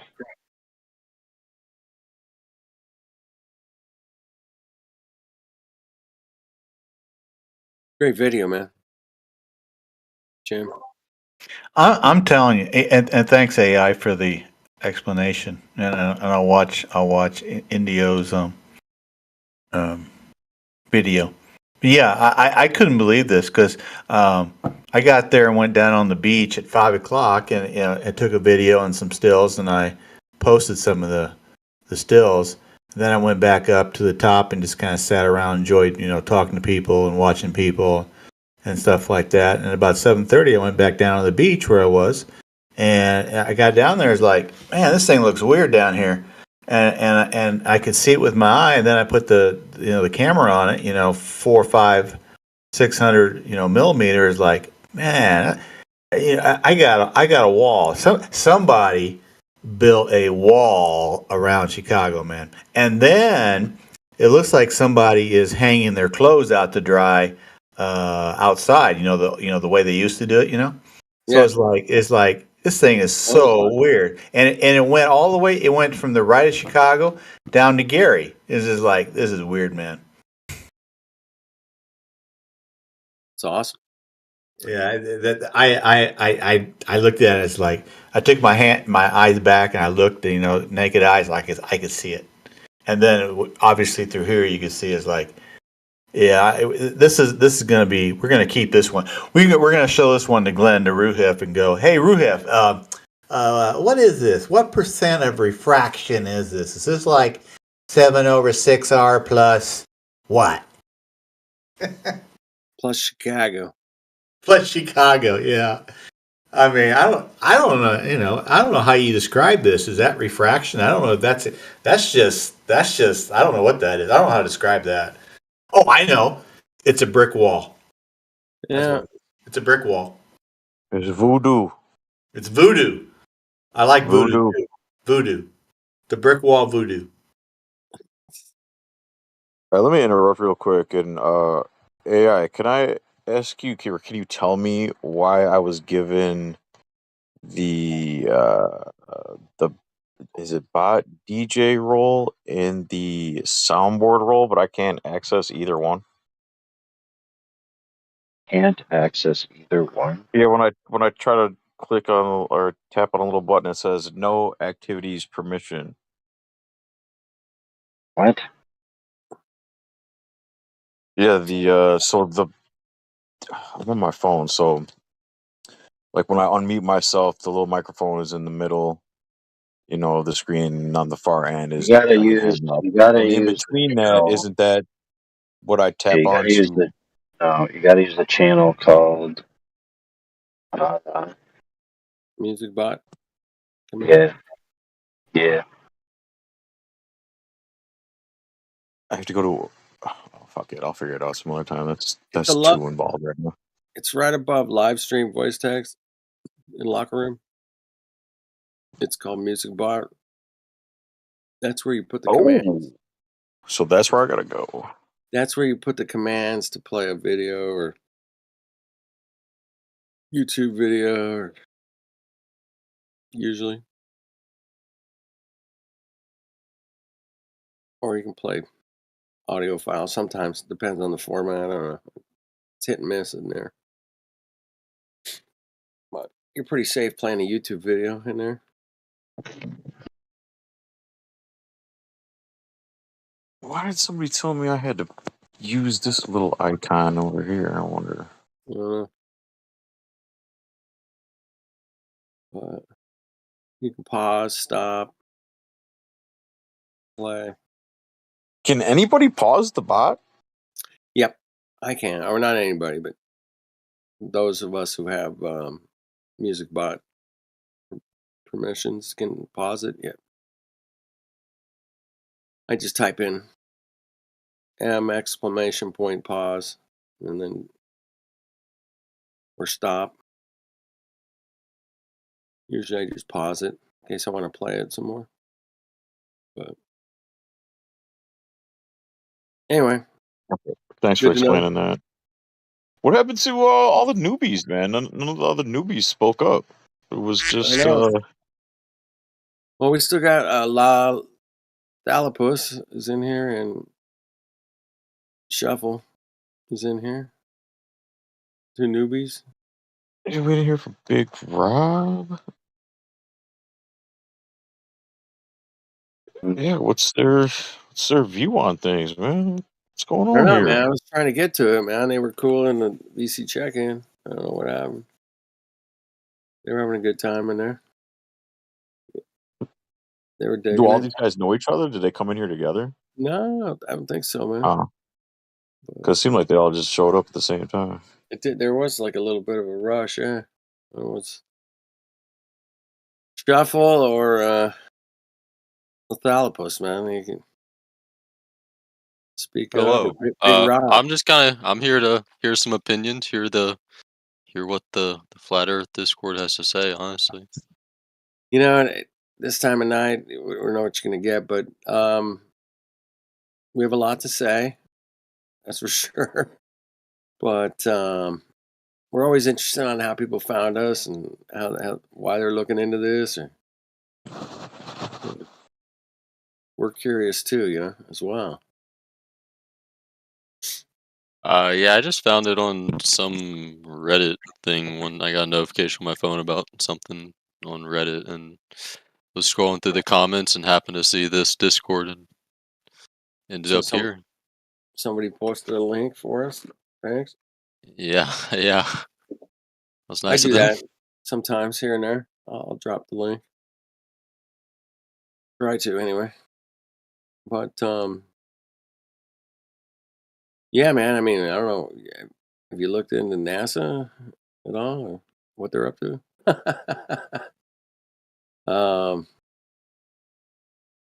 Maybe not. I don't know. I think they're digging holes. Well, they got a lot of things they do, man. It makes me question what the hell they're supposed to be doing, but simple things they should be doing. Yeah, they digging their own graves right now because all the money that they've been stealing from us. This latest mission they sent to Mars, Artemis, they had 24 cameras on this bad boy, man. 24 cameras of shit, man. And I don't know if you guys have seen the Artemis footage, man, but it's a little on the weird side, to say the least. It almost looks like AI generated it, man. It's pretty big. It's pretty weak, man. It's not like they got 24 cameras on this thing going around the moon. And where's the video, man? Where's all the video from 24 cameras, man? What do you got? Anything? You got But nothing? they could live stream the moon landing back in the day? Yeah, okay. I mean, this has been 3-4 months now that I got no video of Artemis that just like is stunning. Like, dude, we went around the moon. Check it out. No, nothing. Yeah, pretty strange. I'll say that. Why don't we have better footage? Anyway, why don't we have What's a up, camera? Professor? How you doing, brother? Good to see you, my brother. Yes, sir. Just hanging out. You know what I mean? Cooking. Me too, man. Got here a little early, but just hanging out, talking Earth and NASA. Always a good fun stuff. Hey, Beats, what you said about NASA digging their own graves from all the money they're stealing. Well, the problem with that is you think it's actually your money. It's their money. They just let us use it from time to time. Think about that. You work and they tax that before you even Exactly. get That's what I'm yours. saying. You know what I'm saying? It's theirs. But you know what I They mean. print You know that what I shit. mean. It's theirs. It's theirs. I mean, they taking money like what, $50-something million a day, 88. from us, from taxpayer. You know, we Jim, contribute to. Jim knows the worldwide number. Jim is how much a day? Oh shit. Are you talking about NASA and Space Force is 50 billion? That's 136 million dollars per day. 136 Damn. million a day. Yeah, just those two Mongos together. Mm-hmm. Yeah. For what they tell us, yeah. Forget ESA, forget at JAXA and everybody else, but NASA and Space Force, 100 mil a day, $100 million You know what? a day. Just that money alone, like No idea. that would help out like any U.S. Citizen or tax paying citizen for healthcare. That would have take care of that monthly. Those Nope. numbers have to be a lie, though, because there's no way with that budget they give us the crap they give us. That's the I crap they think give us. we have. Yeah, it's the crap they get us tangled in wires and bubbles in space and all kinds of crazy shit. Yeah. I mean, the Hollywood movies don't have that big of a budget, and I never see wires in those movies. You know what I'm saying? I know. You'd think they would make it a little bit better, but the problem is, in Hollywood, you can get actors, man. They know they're acting. In space, man, you can't just get Joe Schmo off the street, man. You got to get somebody that's just going to try to play the part, and you know they're not going to turn on you and rat you out. You know what I mean? And they're not going to say, "Oh," but they're good enough actors. They could kind of fool most people, but the rest of us with critical eyes are like, "That's supposed to be a really smart person, and he's one of few that there was like 100,000 people applied for this job, and that's the guy you got? Really?" Like, dude, man, I put AI in here against any of those Mongos, man. They wouldn't know the first thing about the propagation of light or anything, man. But, True story. It's like They fucking probably AI. couldn't screw in a light bulb. Exactly. So you got people we run into in here that are just stupid smart, and then we run into these Mongos trying to explain we're playing with bubbles and of water inside of a capsule full of electronics. That sounds like a good idea. What? Yep. Man. Last time I checked, man, I spilled a fucking cup of coffee on my computer, and it's dead, man. It's done. You fuck. Yep, it's fucked, over. man. It's over. It's happened a couple of times, so yeah. If you fried the motherboard, the whole thing is gone. No, man. Yeah. Pull the hard drive, man. Let's go. Next. I think sometimes they give it away just to fuck with us, man. They just give it away. Like, you know what? We'll give these people a little something, you know what I mean? To talk about, to speculate, We'll keep them busy. Yeah, that's a good plan. Let's turn them into. If I was diabolical, you wouldn't want it perfect. You want to fuck up here and there so they can keep them busy. Like, and then meanwhile, you're landing on the moon or supposedly landing on the moon. There's all kinds of shit landing on the moon this month. I don't know if you guys are hip with what's up, but is it the Chinese or the Japanese also land on the moon, and then the Indian too? The Indian. We got the Russians and the Indians going to the moon. The Indians, yeah. Fuck, man. And the Russians. They're all going. Indians? Which tribe? The 7-Eleven. The 7-Eleven tribe. Smack a whole tribe right there.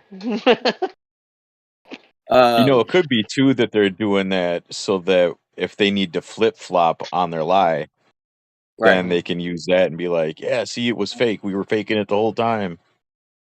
Yeah, It's they'll possible. never flip flop like that, but that would be great. But yeah, You don't think if there could be a tipping point that they might come out and admit that yeah, they lied about the globe? But if they do, come out and tell us that, it has to be in their favor. Well, of Why they course, do it? everything they Yeah, do is in their favor, and they're gonna have a nice excuse, and most people will go along with it. exactly. Yep. Especially the globe people in general. Maybe they'll say that aliens made them do it. Hey, you know what? They would From believe the that outer too. lands. Yep. Nah, man. We And trying to these keep you outer guys lands are safe, man. paradise, and if we just Yep. cooperate, maybe they'll let us go there I someday. don't know if you guys have watched enough of these like congressional hearings where they bring in like the experts and they start asking them questions, and you just see them dance around the questions. I mean, they will dance around. Like there was this one in Canada where they were trying to get the guy to. He's supposed to be like the head of all the real estate in Canada, and just trying to get him to answer a simple question, man. Like, is the Yeah. economy good or bad? And the guy's like, well, according to this and that, and it's like he just wouldn't answer. The guy kept drilling him. You guys have seen enough of those little short clips of people answering questions that they just dance. Yeah. They never answer the fucking question, and the guy finally gives up and goes, "Shit! I just tried to get him to answer one question. Fuck, he won't even do that." And the same Sounds thing we like every went. political debate I've ever watched, they never answer a question either. And so they're never going to give in, man. They're never going to give in and go, yeah, I can definitely globe. We faked it. No, they ain't going to ever fucking do that. They'll be just sitting there dancing around it and deny. That's all they'll ever do. And Yeah. so that's all I can see. Even when these guys are caught red-handed, man, I've seen where they just sit there and lie right there. Or they didn't never answer the question. They just don't answer it. Have you guys seen one of the footage they had up in international space station where like one astronaut and just walk around, right? Well, whatever, floating around, right? Supposedly, and try to grab the key, and then he dropped the key, and it's supposed to be 0G up there, right? And Yeah. then they trying to play it off after that. There was a guy that was fixing the toilet, and he had a screw, and Yep. he went to screw it in, and he dropped it, and it went clink. And I was like, bro. I see that one, man. I'm like, shit, I just dropped the screw. He was trying to screw it in. And you know what? I think they came out later and trying to have an explanation for that or something like that. I Yeah, don't remember because it was a long time ago. You know what I mean? yeah, it And was and years of ago. course, Yeah. most everybody believed that shit after that. Like, oh, why did it drop? Why did it drop? Yeah. Well, there was a gravitational force that was not accounted for at the time, and it just slipped into a wormhole. They're like, oh, okay. Yep. Yeah, like, shut up. Get the hell out of here. Get the fuck out of here with that shit. Yeah, they just come up with some crazy explanation why. But yeah, there's been a few where they drop shit and Mhm. grab shit that's not there. And yeah, there's tons of it, man. There's tons of it. You could fill It's a out a fucking big joke, bro. 5-hour movie, man, of NASA's blunders. Blunders in space. Bloopers in space. Bloopers. Do they do it on purpose? Yeah. Just to keep us going, hey man, did you see how they fucked that up? We spent like 2 days. Yep. And they just laugh and go, oh shit, most people will buy it. Don't worry, man. Most people will buy it. They'll buy it. Hook, line, and sinker, man. They watch fucking Star Wars, man. Trust me, they'll buy it. They're sucked in so hard to this space thing. There's no chance they're ever getting out of it, man. We could show them. We could tell them we fucking lied to you, and they'd be like, "No, you didn't." That's how fucking bad it is, man. And that, what really gave it away for me, that how bad it really is, was the whole fucking 2020 thing, man, where they had everybody wearing some new clothing. New New new clothing, clothing. accessories that potentially keep you from, I don't know, breathing. I don't know, or something like that. But everybody bought that and said, "Okay, let's do that. That's a new fashion trend." And they just went, and I was like, "Okay, we're screwed. There's no chance that we're gonna fucking." Even if they came out, if NASA came out today and went, "Nope, we lied to you. Space is fake."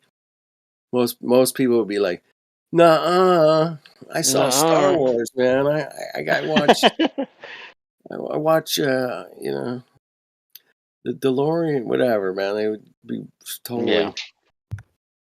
It's a lot easier to lie to someone and convince them than it is to convince someone they've been lied to. Exactly. True. Who said that? Mark Twain. Yep. So yeah, I mean, that's how bad it is. And even people were like running around and couldn't get toilet paper and putting things on their face, and I'm like, "Oh shit, man, this ain't good. Oh, that's a litmus test. Let's see how much people will buy anything." I had a theory, man, and said, "Hey, man, if you knew that you were safe at only 2 feet off the ground, man, if you could walk around and you knew that you were 100% safe if you crawled around only 2 feet off the ground, right? Would that's the only place that you're guaranteed to be safe, man. You got to crawl around, man, on the ground. You think people would go for that?" Of course. Second. You believe Bro, anything, people man. thought the world was coming to an end, and their first instinct was to buy toilet paper. Right. What are you doing? Wipe my That ass. was Hold on. that was the mind control. If you have a look through the gematria numbers, you'll see that was all to do with mind control. Yeah, it was. And you know who all the idiots were? Because like a week later, they were all trying to return the shit, and the stores weren't accepting it. Hey, I just would have dragged a garden hose in through the window and had myself a new bidet.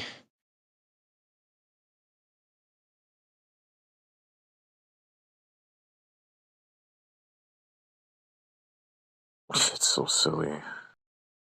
Yeah, but at that time, man, I was trying to stock up some ammos, but then like a lot of store, like they were dry, like they were running out of stuff, and if they do have it, it was really expensive. Yeah, that could be hard to get your hands on these days. You had to jump on that back in like 2017, 2016.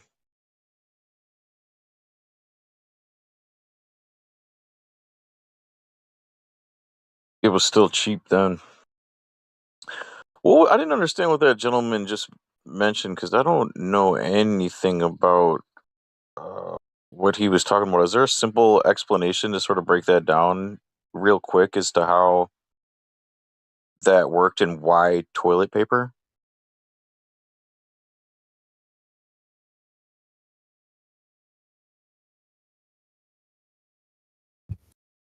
Or not?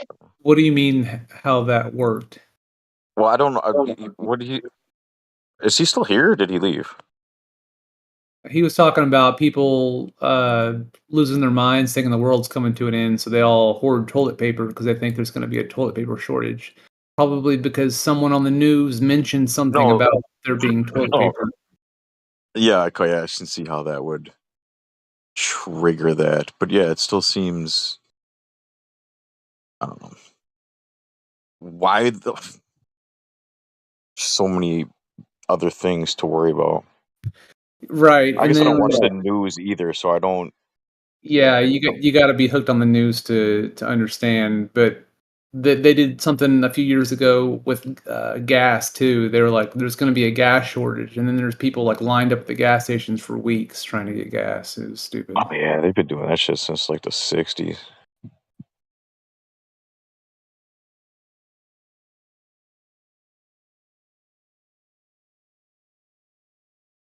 So it's implanted in their brain through the media. Absolutely.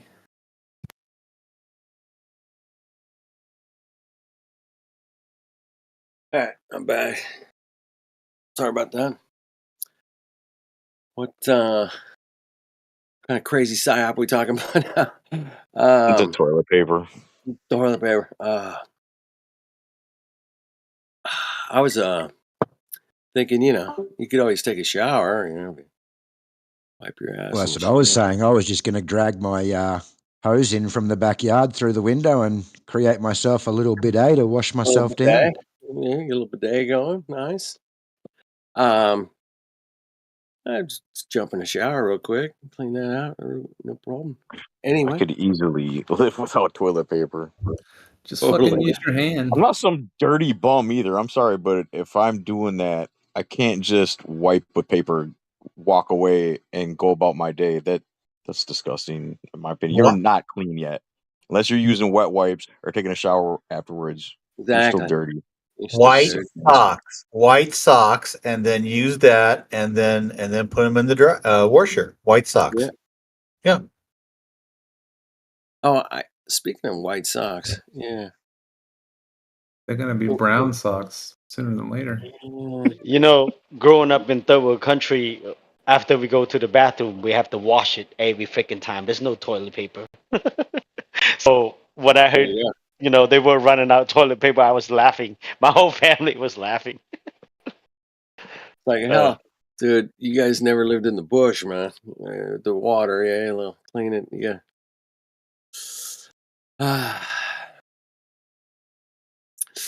So, shout out to YouTubers. We got what? Tominoid, brother, what's going on, man? Long time. Randoms out there, and what? That's it. There's 19 people out in YouTube land. Shout out to the YouTubers. And then, always like to shout those guys out.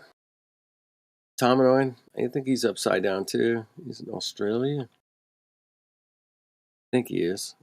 My memory serves me well. Might not. I don't know. Some days are better than others. What can I say? So yeah, psychological operations been played through for many decades, maybe centuries, and there's a whole list of them, man. And they just love keeping them coming for whatever troll reasons that they want to do, whether it's a globe or the space travel. Yeah, Must be fun, right? it's got to be pretty crazy. 11/11. Thank you, Jimbo, posting that at 11/11.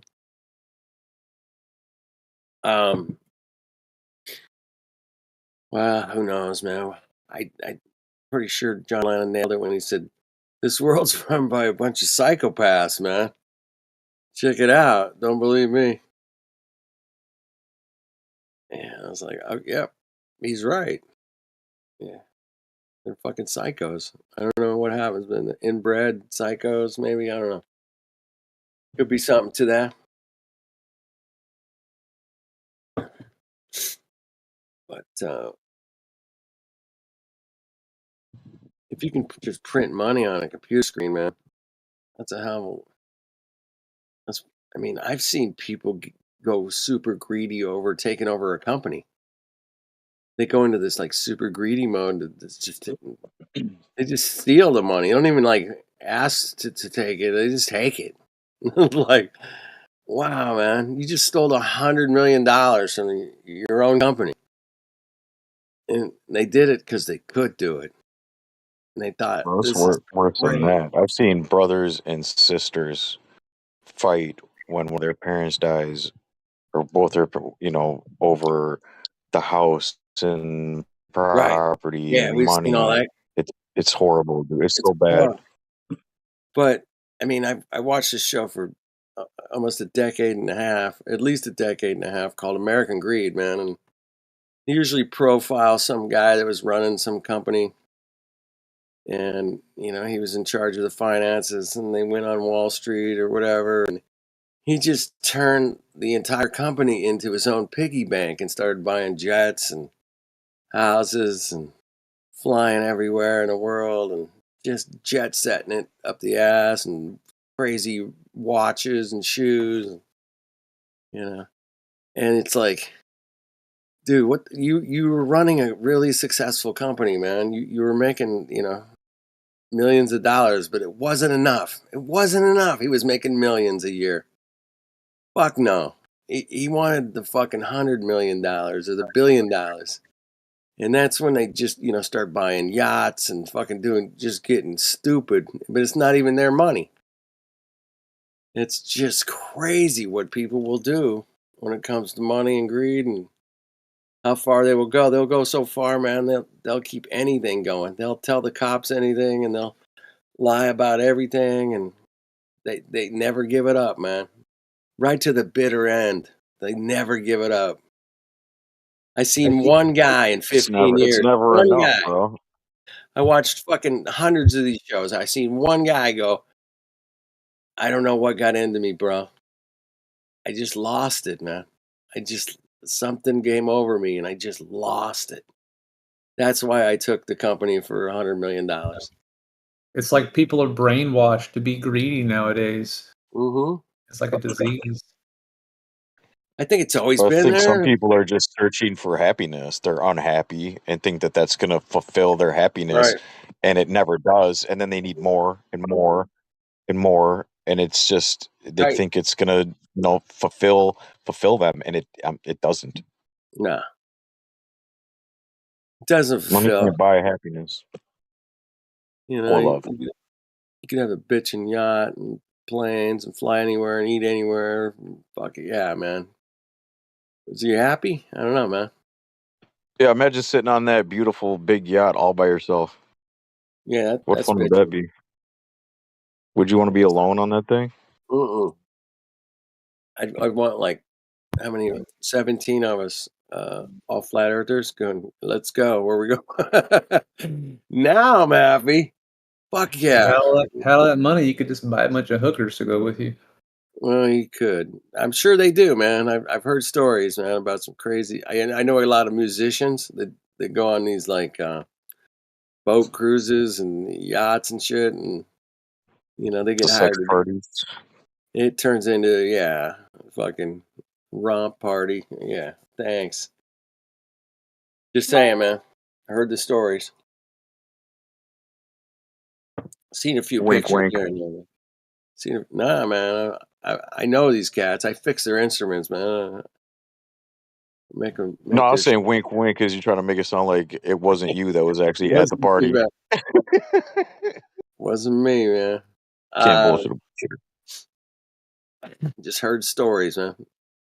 Heard the stories. Oh man, I love hearing the real stories. People, you get them, in the right setting, and then they tell you what really went down. It's wicked. Anyway, so lots of stories out there. There's a lot of good storytellers, man. The whole moon thing was a good story. It's a cool story, bro. As Jim would say. Cool story. And the stories keep coming. Day in, day out, man. I do the NASA news around here occasionally, and the stories get pretty wild, man. They can get pretty wild. Lots of stories. I don't know. Today they were talking about why the fuck, if you go to the moon, you don't take a camera and strap it on and start filming Earth that you came from. Like, hey man, here I'm on the moon. This is where we came in. You pan over to the fucking lander, zoom up to the Earth, and go, hey man, check it out, man. That's where we came from. How fucking cool is that, man? Post that on my fucking TikTok, bitches. Yeah, how about that? No. The I mean, that interesting was thing about that is on one of the missions, didn't they actually have cameras strapped to their chests? yeah. On all the missions, they had the On all of them, they Hasselblad. did. Yeah. Okay. Hasselblad. Those are just 35 millimeter cameras, regular 35 millimeter. But how they changed the film with those gloves and shit on, I don't know, man. Because if you ever change film in a 35 millimeter camera, man, it's kind of a delicate operation, man. You got to be careful not to expose the film, and you got to get everything set and close it and crank it up because this color film, it's really really sensitive to light. Anyway, they took, I don't know, thousands of pictures from the surface of the moon. Thousands, man. I mean, it wasn't like they took a few hundred or something. No. And last time I checked, man, I don't know how many pictures they got on per roll, but back in the day, man, we would get 36 pictures on a roll of film. If you're lucky, you get 36. But you could buy They a must 20. have destroyed all that with the telemetry data and everything, huh? Well, they got all the pictures, man. I'm just saying that they took a lot. They took one I think it was every 12 seconds the entire time they were on there. I think it worked But no out. better. There's a lot of pictures from those guys took from their chest cameras. Took a lot of pictures. But they wouldn't just grab the video camera and go, hey, man, or the film camera and go, hey, man, here's the lander. There's the Earth. That's where we came. No, there's no video of them picking up the camera and zooming around and zooming in on Earth and coming back down and zooming in on Buzz Aldrin or something, the flag, whatever. Doesn't matter. But that would, if you're a cinematographer, you kind of want to get the whole scene. You would grab the lander. You start the shot there. Say, man, this is what we came in, and this is where we came from, bro. Check it out. You would think every single astronaut that ever walked on the moon would do that exact same camera angle and footage, but apparently they forgot to do that one, man. They forgot. They played golf and drove around in a dune buggy and, did some other, like, dropped feathers and things, but they didn't, like, think about, I think they did a cinematography. Masonic ritual too, didn't they? While they're up there. I've heard stories. Mm-hmm. Thought there was some bullshit about that too. I think Buzz had some aprons. I don't know. He could have been cooking, barbecuing, maybe. Maybe he was barbecuing with his apron on. Probably. Or just barbecue. Yeah. I mean, yeah, that's a long trip, man. You can be hungry, shit. Cook up some dogs and shit, man. Come on. Fire it up. Where's my apron, man? You got my apron? All right, cool. I don't want to spill any shit on my spacesuit. Yeah, I also can't get a straight answer from Globetards why the spacewalks on the ISS, they won't ever turn the camera around. I get different excuses every time. Same thing with the moon thing. Yeah, they don't do that there either. But yeah, we call it the fourth wall. I was like, one thing I was looking for a long time. I even had my nephew. He's in high school at the time. I'm like, hey man, you gotta find me some footage of some astronauts like spinning the camera around, man, like 360, bro. Help me out. Like, you're into searching shit up. I can show them pictures of scuba divers being in the reflections of the visors. Yeah, isn't that something? Yeah. Oh yeah, yeah, that's something. Um, yeah, yeah. Mm. Are they messing up on purpose? Maybe just to keep us digging into. They call them chasing rabbit holes. Yeah, another I rabbit feel hole. like they're just that stupid. or they're just that stupid. My buddy worked for like one of the aerospace companies years ago. And I'm like, well, I don't know. He just said, they're just a bunch of nerds. That was his excuse. Like, they're just nerdy. He's right. They're just nerdy enough to just do it the most nerdiest way possible. And I'm like, okay, I'll buy, he goes, I work with these people, man. They're just fucking nerds. I'm like, all right, I get it. I get what you're saying. I'm smelling what you're stepping in. I'm smelling it. Some that they just screw it up because they don't know any better. But you think of all the smart people we know, and we know some really smart people in here, especially, and they send up these Hatfields and fucking Don Pettit. They sent Don Pettit up there. Really? Okay. That really? You're gonna send that guy? I mean, I'd love to hear him talk about Phantom Morgana or or light propagation or inverse square law of light or gas pressure or something. But I don't think you're going to get any of those guys, man, to have a deep conversation about real physics, man. What we're talking about, what we talk about in here a lot. And it's just not going to get that kind of deep conversation with Hatfield or Pettit or I'm sorry, but I can't accept the idea that it's done because they're nerds or they're stupid, because there's no way. Okay, even a nerd, say for instance, on social media, he's only going to show you what he wants to show you. He can completely control everything you see, and they're the same way. They have total control over everything they see. So it's being done on purpose. It has to be being done on purpose. There's no way it's incompetence or just the fact that they're nerdy, because even the guys making the videos, they're not the ones actually then broadcasting them to us. I feel like they have too much material to cover, too many lies to hide, and they just can't do it all.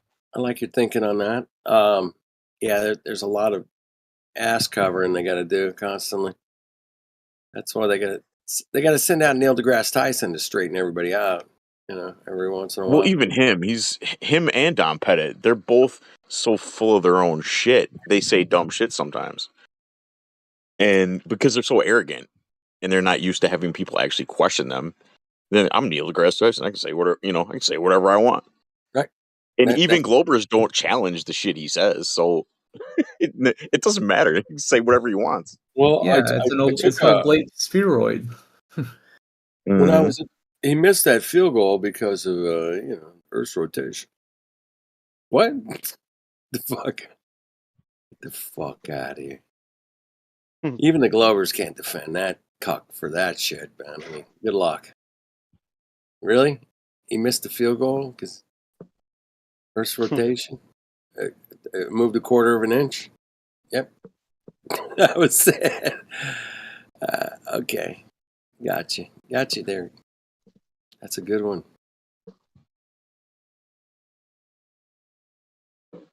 All right. Too funny, man. Too funny. Yeah, you're right, man. Are they fucking it up on purpose? Just to keep. And they figure that most people will just buy it. Most people will just, buy it. They don't care. They don't give a shit. Most people just accept what they see on TV and don't have another thought about it. Well, there's a song, Paul Simon, Garfunkel maybe, said, man will hear what he wants to hear and disregard the rest. Oh, that's it. So, yeah. I'll just disregard the rest of it. I want to hear what I want to hear. Disregard the rest. Yeah.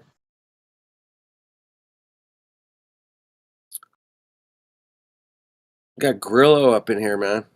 What's up? Oh, he's deafened. Never mind. Never mind.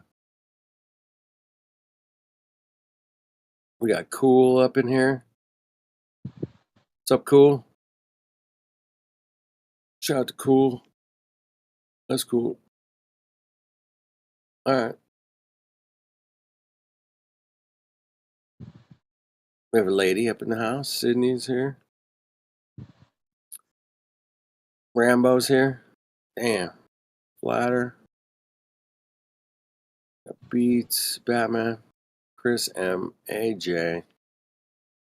Wave Mixer. Jimbo. Tim. We lost AI, huh?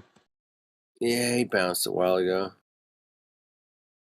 All the newbie bounce? Yeah. All the I don't know. It's late for him, man. It's like what is it? 2:42 in the morning?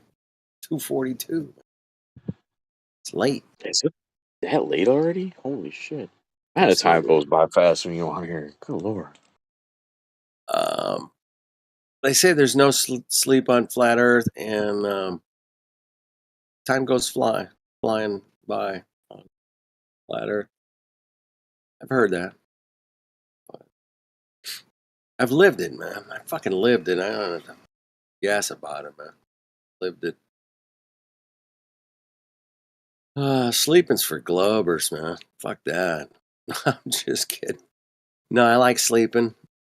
I like to get 7-8 hours, somewhere there.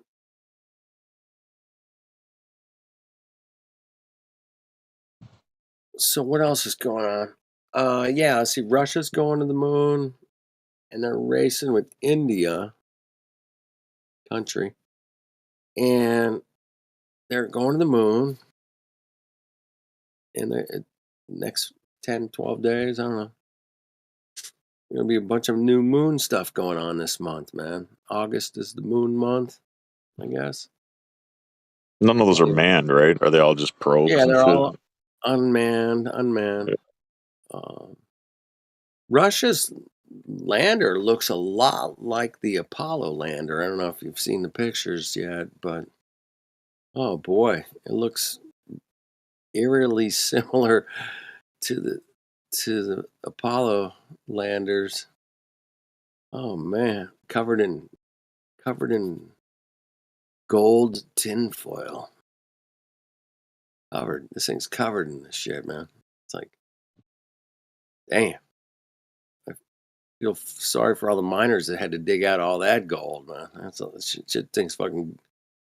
I think the whole thing's made out of gold at this point. Damn. Anyway, you can check it out, man. Don't believe me? It's in the mainstream news. It's out there.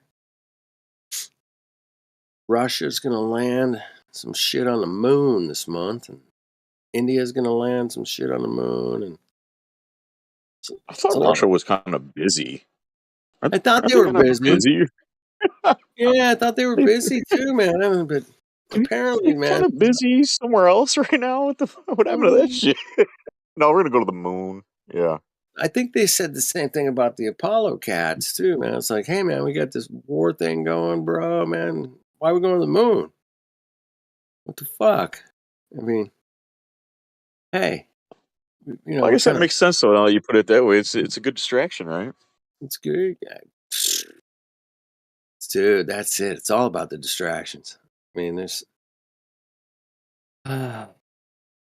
yeah. So it was Kennedy got shot. Big distraction. We're going to the moon, and then like the Beatles hit. Oh wait, yeah, the Beatles hit. Big distraction. It was on Ed Sullivan. and then the 60s and the hippies, and then there was the Hundreds of moon. thousands that died in Vietnam. We had the Vietnam War going. That was a little big distraction. That was everyday news, man. We lost 175 troops today in My Saigon. dad missed the draft by 1 number. There you go. Very Yeah, lucky. I had a lot of friends that missed it too, man. But I had a few people I've met over the years that actually went. They all came back fucked up. By the way. Anyway, so yeah, but there was the war going on. Now we're going to the hippies, the Beatles hit. We're rolling through the mid 60s. We're going to the moon. We're going to do this thing. We got outer space. And then we went to the moon. And it was like, CIA was giving out LSD.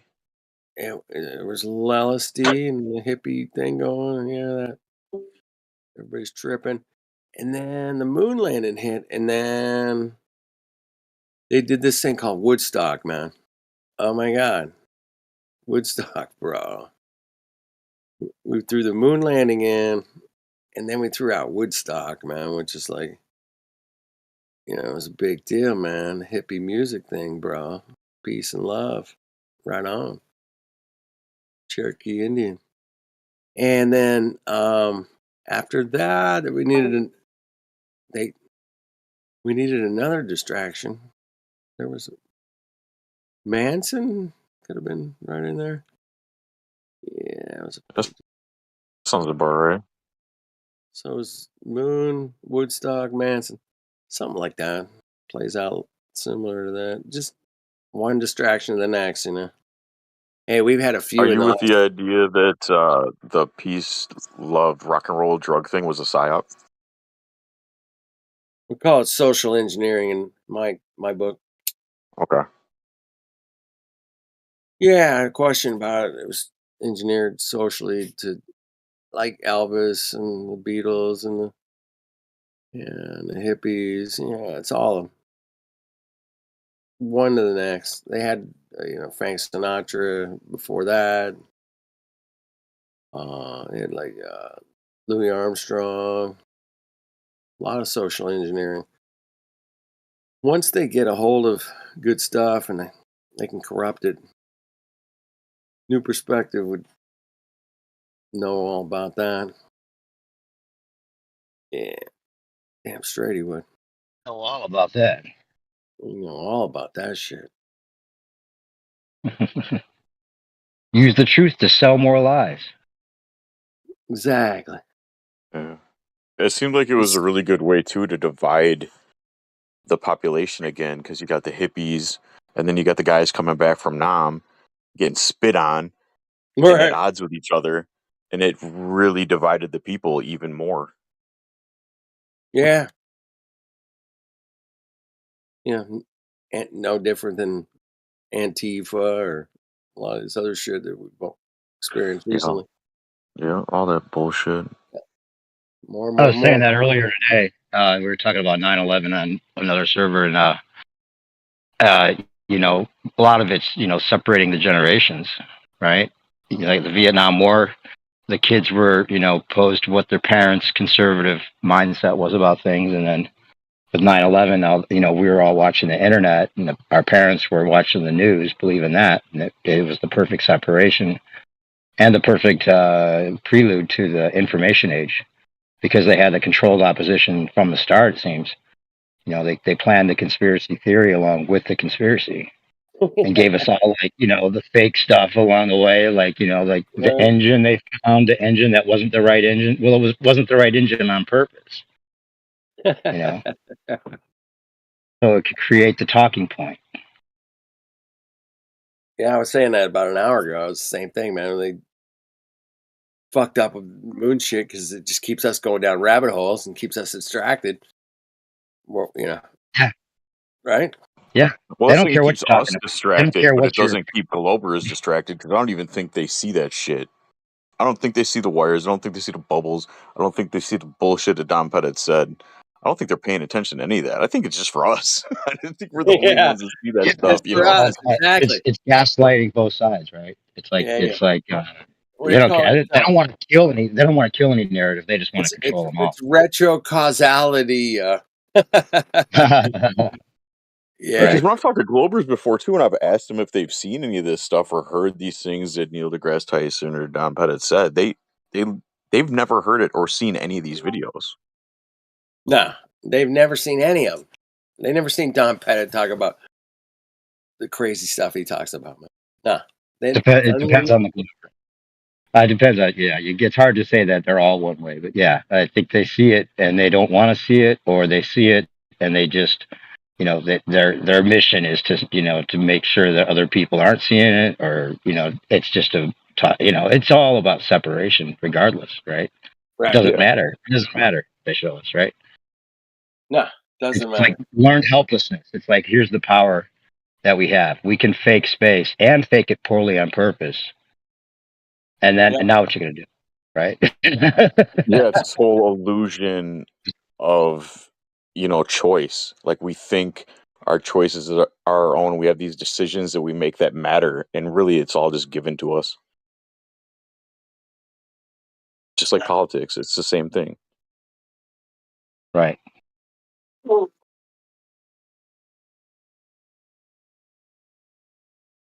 I mean, because people, in the hippies thought they were freeing themselves and they were escaping from. Yeah. But they weren't. They The funny thing, Paul, is all those fucking hippies turned into, your parents. That, yeah, exactly. Working for the power company or whatever. Yeah, they all or just staunch, conservatives. Staunch conservatives. Yeah, it's like, wow, man. Even my hippie brother, man, turned into a staunch conservative. I'm like, oh fuck, man. Not that I'm liberal or anything, but I'm more of an anarchist than anything else, probably. But yeah, I'm not. Yeah. So did you see him go from hippie to like being a space freak, and then into like the conservative from there? Because he went science, like, you know what I'm saying? They really got the hippie movement hooked on space and like the universe, and that whole transition was so, far out, and man. and then it was like, okay, the universe. Well, now we're going to get objective about the science, and so here's our objectivity about the future of mankind and how we need to leave this planet because we're polluting it, and all of that. Well, wasn't Steve Jobs? Wasn't Steve Jobs a little bit of a hippie?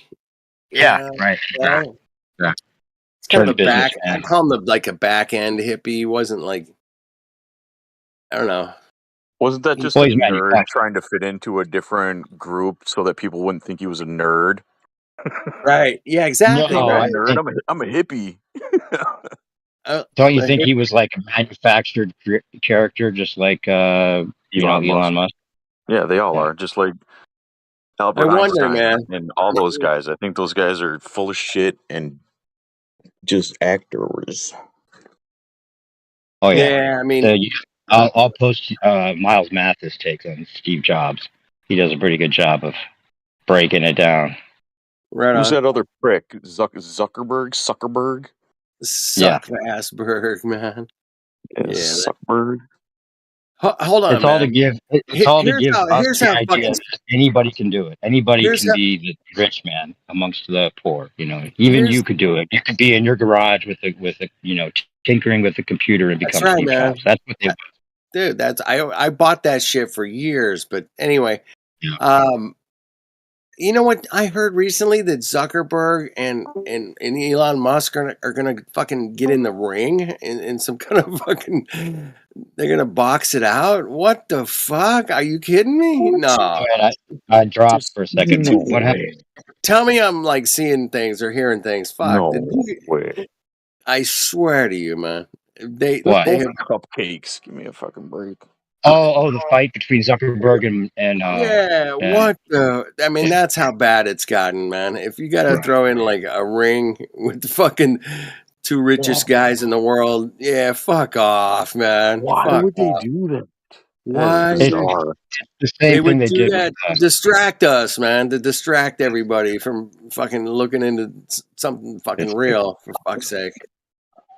I would love to hit either one of those guys, though. That would be satisfying. Come on. See, you guys would be satisfied. I want to see those guys. No, fight. I want to hit them. I don't want to see them Well, hit each yeah, other. okay, yeah. I'd like to hit them too, but that's not gonna happen. But yeah, I did. There was a guy that I'm a threw. nice guy, though. I would hold back. I There would was a hold my guy that punch a threw little. a pie in Bill Gates' face. Did you guys ever see that? You I remember don't that? think I saw Yeah. that. Don't Yeah, you he got think that's pie. also like part of the? I I don't even know, think that man. might be set up. He looks. It looks Like like he you're didn't gonna know. be this really good He person, did. but they He they didn't have know. them take a pie in the face. Maybe not. Yeah. But it would be a way of like making people feel satisfied a little bit, and he can just Right. like play it off like he didn't know, and then at Play it least he doesn't off, get his right? ass kicked. Oh, yeah, like Right. that rich asshole got what he deserved. Yeah. Yeah. It's one for our Right. side. Well, yeah. We'll I leave think it. there's a whole ritual about that actually. Like you take a pie in the face, and then it's like the slap on the hand kind of thing. What about the black eye thing, man? What do you know about that? Yeah, that's weird. I don't know.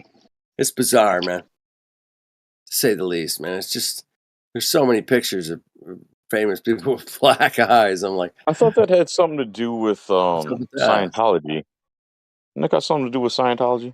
Hmm. Or no?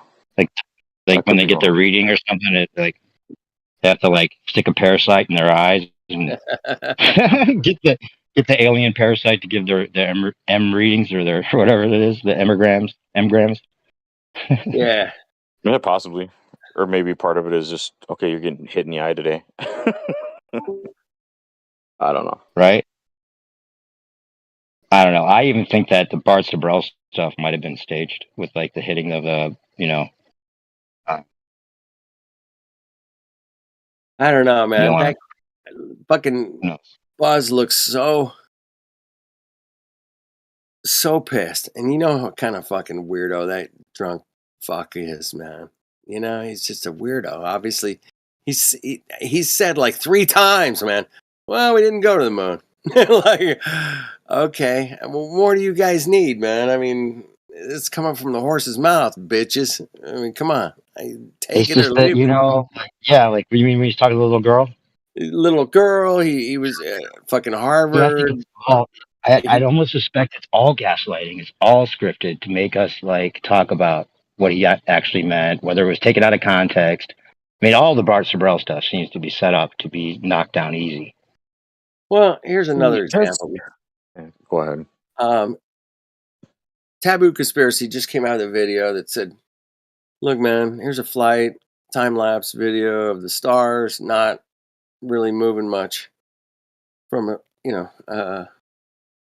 6,000-mile flight, man. 6,000 miles. I mean, the stars should go down or up or something. Fucking star, and they don't do fuck all, man.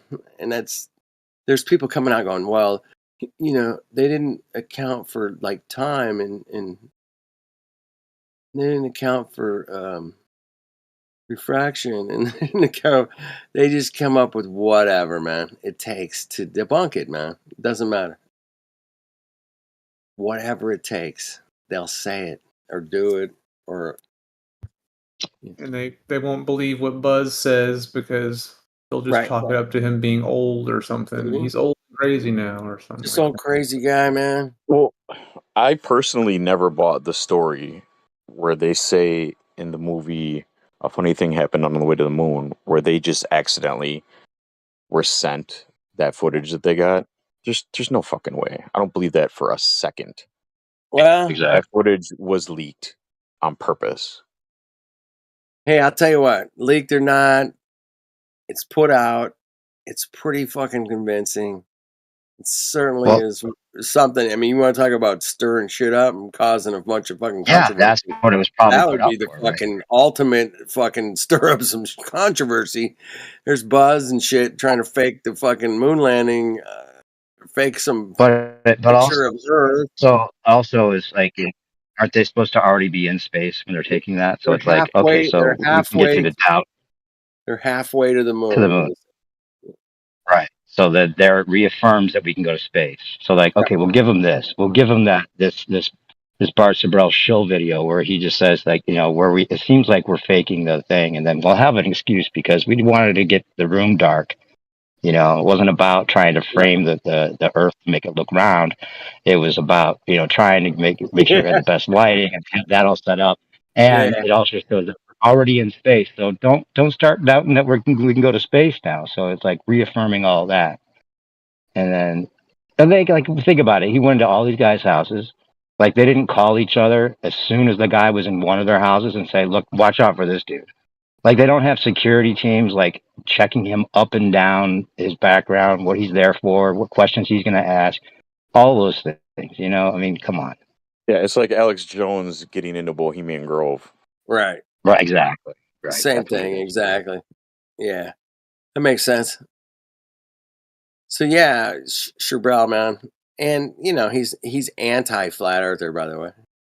Yeah, exactly. That's It's like, wait a minute, man. He can suck it then. I'm like, wait, dude, wait a minute. You're anti-flat earth? Like, dude, man, you can't be anti-flat earth and say the fucking moon landings are faked every day, all day, every day to make a living.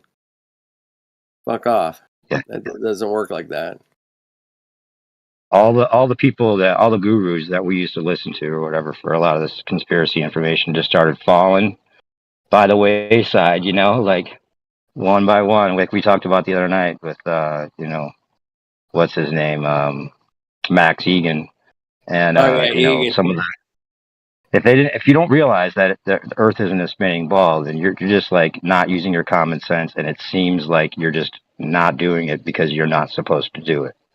So it kind of put everybody in that judgment. Like, look, this is obvious now. You can't just say. I mean, like what Jim Fetzer the other day. I mean, come on. He's talking about he doesn't think the moon landings are real, but he thinks we're on a spinning ball. Like, dude, you've lost all credibility. That's it. In my opinion, if you know the moon landings are fake, and then you're like, oh, okay, it's still a spinning ball, man. Right? You're done, man. Fuck It's off. like he started going down the rabbit hole, but then got stuck or something. Well, shit, that's gonna hurt my paycheck. That's the best you can say for him, right? Yeah. Yeah, I the knew the best you moon can say landings for him were is fake when I totally was in in denial, grade school, but I still believed in space. But Right. I was a kid. Yeah, if you've heard about the idea that we're not on a spinning ball and you haven't looked into it, but you looked into the moon landing, then what? Your curiosity has a limit? I mean, that doesn't make any sense. Yeah, I love bringing in these 25-year-olds, man. Like, hey, let's go watch some of that moon landing, Apollo. What do you think of that? And they're all like, that shit's never really worked for me, bro. I've tried doing that, and I've tried getting people. I've done like screenings with people I know. Yeah. With a funny thing happened on the way to the moon, and they thought it was all fake. They thought it was all made up. Oh shit, that's too bad. Yeah, it fucking sucked, dude. I was so disappointed. Some things work, some things don't, man. Sometimes simplest approach is the best. Sometimes you got to go deep, but you never know with people, man, how they're gonna take it. You got to remember, man. Most people put on a mask and fucking stayed home. Went to stayed home, and yeah, that's it, man. Most people will buy whatever. That's what they tell us, man. I'm going with that. I'm good with that. Yeah. Just trying to beat the Russians. A robot. That's why they had to fake it to beat the Russians. Oh shit! How about now? You're breaking up. You're breaking up worse than the Beatles, man. Shut up. I'm just kidding. I heard somebody say that today. I was like, you said to beat Russia. Yeah, they'll go with that scenario. If they faked it, that was just so they could win the race to the moon. Yeah, I have heard that. It's so stupid. That's like a guy coming up to you in like freshman year of high school and be like, dude, I just fucked the finest chick in the school. She's a senior, And like, you find out that's totally not true. She's laughing at him, But then the next time he comes up, he's like, "Oh, dude, I just fucked this awesome chick," and you're like, "Oh, really? I totally believe you." Right? I'm totally buying it, bro. I'm totally buying it, and they're buying it. And they're buying it. That's the other thing. Another high school analogy I like is like flat Earth happened, right? It happened. People witnessed it. Anybody paying attention saw that it was won by 2017. Like anybody really paying attention realizes that the globe Earth lost a long time ago, and they keep losing more and more, even especially recently. And but if that happened freshman year, and there was a fight in the hallway, and it was like, the geeky guy totally beat up the popular dude, right? And everybody, like, there was like 20 people that saw it. Now the popular dude, he's claiming he won, right? Because he's popular, he was able to get enough people, like, spreading that rumor that he won, right? But by the senior year, when we graduate, everybody knows who won that fight, right? Because the truth sussed itself out with people that were actually there, that actually talked real with you people over the years, and that popular dude got his ass kicked. So, That's you know what I'm saying? that's I've actually seen that happen, so it's hilarious. Right? I love it. Can't take that away. It happened. No matter what they do now. No, I can't take it away. It doesn't matter what they do. And like I always say, the worst thing is if they start saying the popular dude got his ass kicked, then they're going to sell us a bunch of other lies to go along with that truth.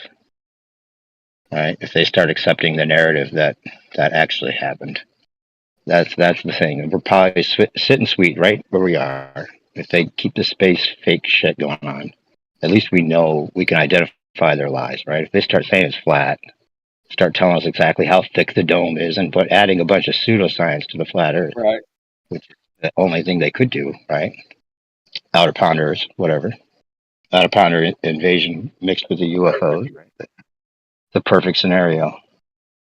And we won't know what to think, because we can't prove it to ourselves of what they're saying after that. I mean, we know we're not on a spinning ball. We can prove that to ourselves. So if they take that away, we're not sure. I mean, yeah, I think there's probably outer ponders, but do I think that the outer ponder attack that they're staging is outer ponders? Probably not. But who knows, right? That's the thing. Well, there's so many excuses that come from the Globers, man. I don't know. I was listening to some shit today, and like, okay, well, if they had 24 cameras on the Artemis, where's all the footage? It was a simple question. Yeah. Well, they're it's been months. They're busy. They just make up shit. And like, I don't know. They're just busy. They're not going to put that out right now. Like, wait a minute. There's 24 cameras, man. Where's the fucking footage? We don't know. Even if we had the footage, I don't know if we could show it to you. We don't have the machines to play it back on. I don't know, man. Yeah. Where's it going to happen, man? When's this 24 camera footage going to happen from Artemis that went around the moon just recently? Fuck. Yeah, we were trying to get some of the Glovers to fess up about that. That doesn't make any sense. They should have like footage 24/7. And one of these satellites should have a 360 camera going around the Earth and showing us everything we want. Yeah, 360s are easy, man, these days, man. Right? It should be like a pay-per-view event. I should be able to, pay for it, and I can see every one of those cameras on my TV at one time. I should be able to see every one of them. But they don't. Nothing. There's nothing. They got zip, fucking nada. I mean, even Koso called them up and said, "Hey, man, where's the footage?" And they were like, we don't know." Like, yeah. Shit. No video. That's who we were trying to grill him. He's like, well, they wouldn't really do him any good. I don't know why they would need that. I mean, they've got pictures. They snap a picture. And I'm like, what? No, you don't think the video could be epic? They would have special cameras made. They would have the widest angle lens. They would show every detail. Yeah. Then I brought up the point. Hey, don't you think? Oh, he dropped. You guys find it odd that a lot of Glovers sometimes when they come in here, they're scared to answer certain questions we ask them because they think we're trying to like trick them. I always thought that Right. was really odd. Very odd. You know, because we didn't Right. bring you here. You came here on your own. What do I care about tricking? Why would I try to trick you into thinking the Earth is flat? What do I gain out of that? It's silly, but a lot of people think that.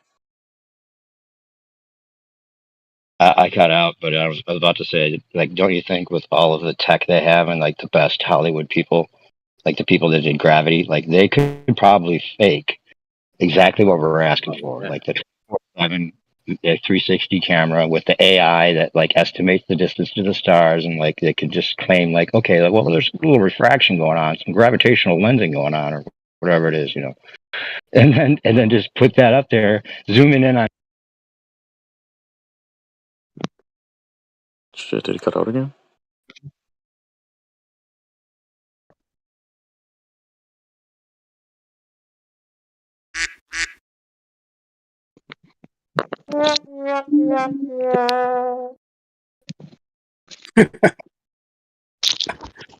Sad trumpet. What was that?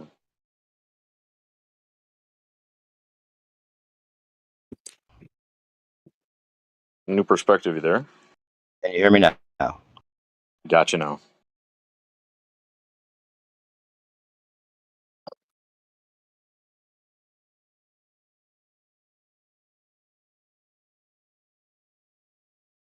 I'll try one more time. Can you hear me now? I can hear you. All right. I don't know what you see. Yeah, so basically, yeah, they could just make that footage of zooming in on people upside down playing soccer and whatever else you need, right? Like it could be just movie style. It may not look that real, but it'll be good enough that the people that really want to believe it will see it. The issue would be like, okay, Australia versus England are playing soccer right now. Let's zoom in right now and show me. That's when you ask them for the live stream and it screws them right away. Well, Sure, you yeah, can take but a video, but they're like, oh, well, we can't do a live stream, but we do have like a 24-hour delay, and then they could edit it in later and make unacceptable. Unacceptable. I need the live stream of Australia playing right now. But yeah, okay, it's we'll easy get to there. destroy 5 them. years. This will hold you off for now. Like, what the people that really want to believe, like, what do you expect? Like, you want it They don't need to instantaneous. prove anything to flat earthers. They don't need. You know why they can't do that though? Is because it would look too good, and then that would go against their whole thing. Well, you know it's real because it looks fake. So Right. if it looks too real, they can't do it. Well, yeah, but at some point they may just go, we don't give a shit how Yeah, real I'm it just looks. fucking around. But you know what I'm saying, I'm just though? fucking Yeah, you're right, though. Yeah, no, You're right, yeah, though. I'm with you. But there might be a point where they're just like, here you go.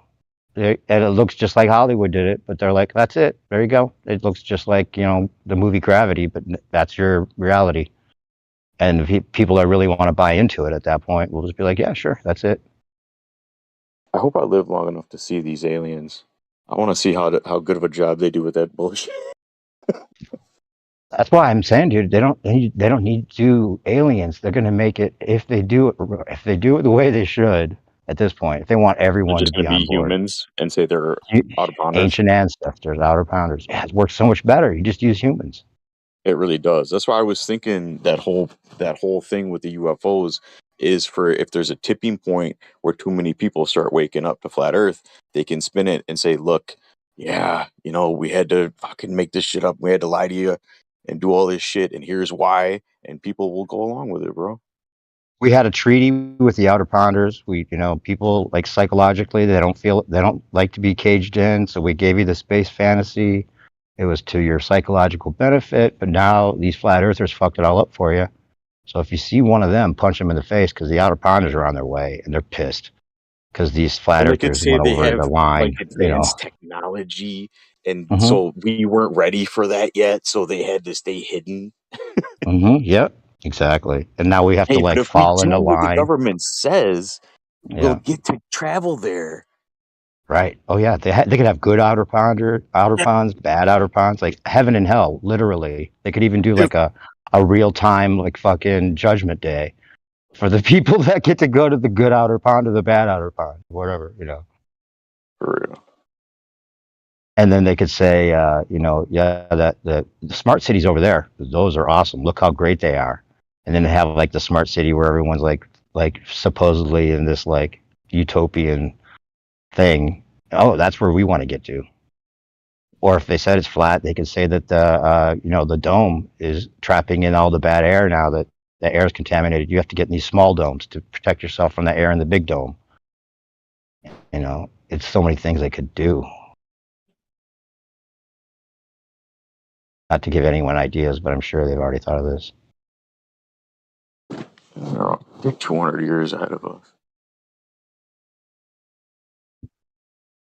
They've been They're planning ramping that it up. UFO story since the 40s.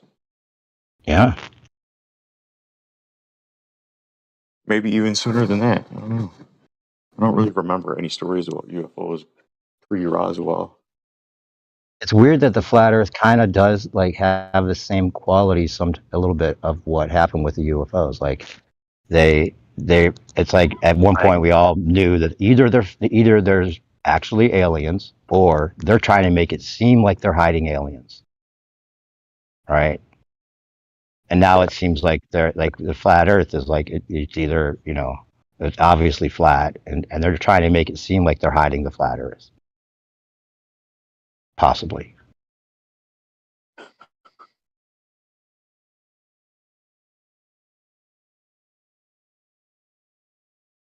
I thought I heard somebody trying to chime in and say something. Did you hear that too? Northern Rebellion was here a little bit, saying something. I didn't really Sydney's hear what here. he What's was up, saying. Sydney? Congratulations, Sydney, by the way, if you're listening. And what else? Who else? Wave Mixer, what's up, brother? A lot of people are just listening, I guess. Oh, that's odd. Kenny, did you go I to wonder bed? if Or are you still here? any of the planets are supposed to be visible tonight, because I see a star in the sky right now. It's super bright and big, kind of orangish. I feel like we've talked before. Yeah, we're friends. That's right. I sent you some stuff. Oh yeah, I collect rocks. That's what I sent you last time. You were showing some rocks or something that you had. The rock that you posted a picture of. I replied to you, or I posted it and said I collect rocks too. I don't know if that was your rock that you were showing. Look in your DMs. I'll message you right now. I don't know if you remember posting that picture.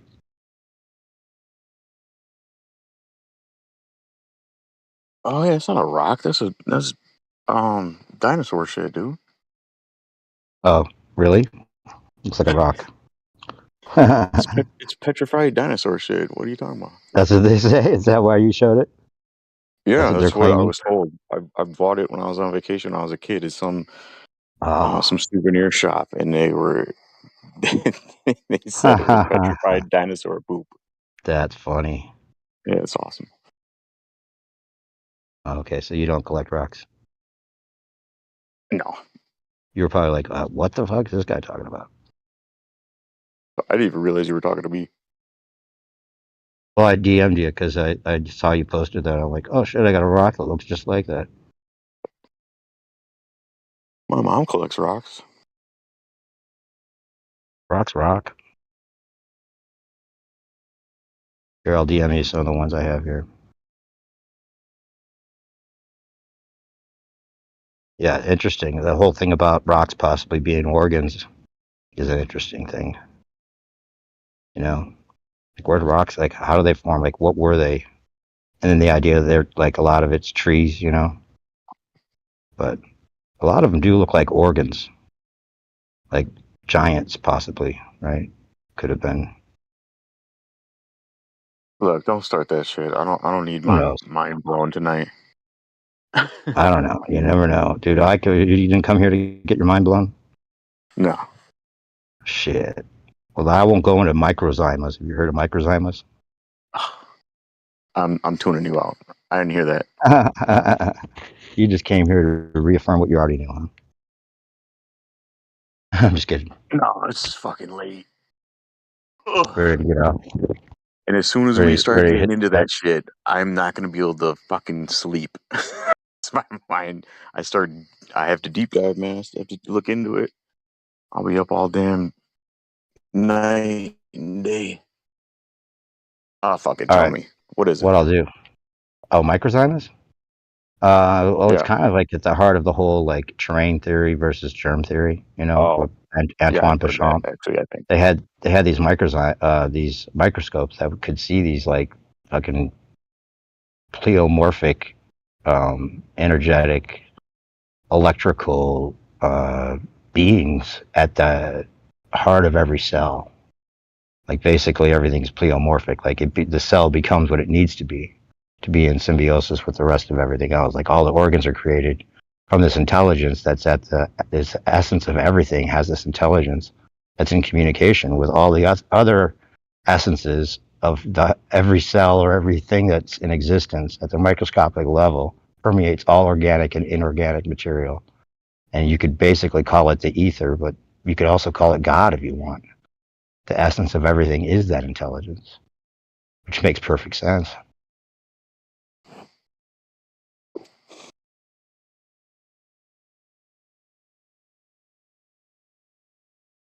They don't want you to I know think you that. lost everybody. I Hmm? thought you were gonna send me some pics of rocks. I don't see no rocks. Oh, okay, I'll do that.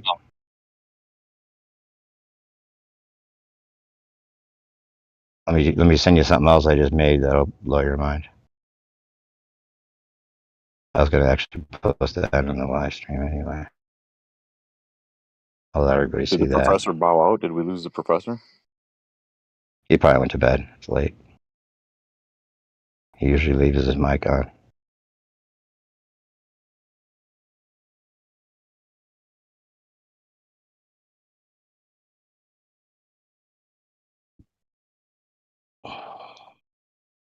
What the hell am I looking at? What the hell is this? It's my art, actually. Ah. You make that with your computer or something? Yeah. Actually, I made that using, or I'll post one that in the live stream It that looks like shows how I something a did it. therapist would give somebody and ask them what they see. Yeah, that's what it is. It's a Rorschach test. It's like a symmetry thing that I do. But First thing I saw was a cross. Then I saw a bat. nice. Yeah, it's not intended to be anything. That's the whole beauty of it. It's like Right. whatever you see is what you see. That's actually done with this image that I got from NASA, the Pleiades image.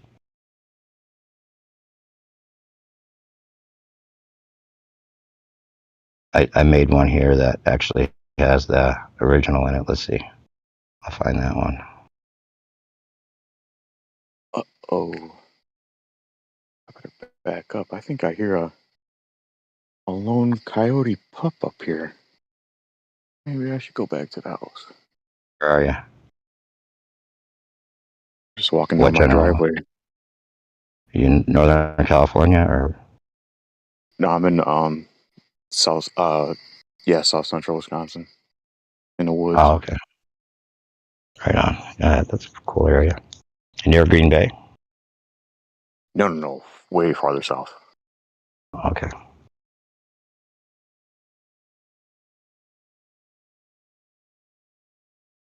About I'd say 40 minutes from Madison.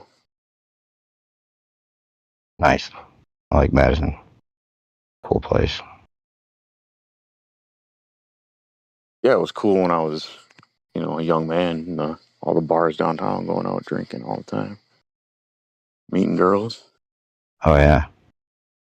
Cool. It's a cool college town. It's got like the feel of a real college town. Some old bookstores and the gold dome right there from all sides. You can see it in the center. I like that place. I'm from Illinois, so Ugh. yeah. That's how I feel about it. I'm in California now though, so I can Fucking Flatlanders. appreciate that sentiment. Here, check it out. The one I just put in the live stream. You can see the originals that I put in if you watch it.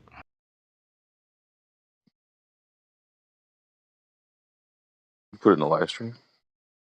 Yeah. See how it switches to the original image going back and forth? I'm not even there yet.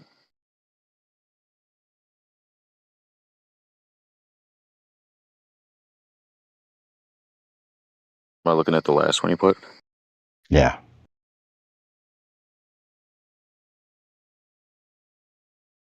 Oh yeah, look at that. Looks like something NASA would give me.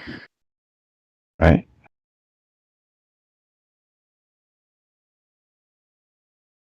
Like a Megatron or something, like being almost like the way it came out was like, what the fuck? Are you kidding me?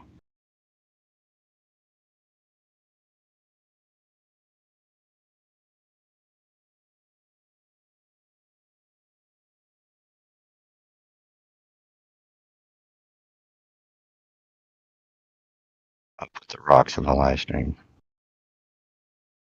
Yeah, kind of like this one actually kind of looks like what you were holding a little bit.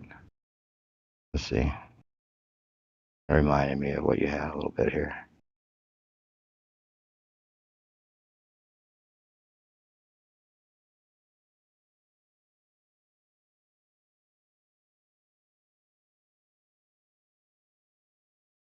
There's a dinosaur fossil for you.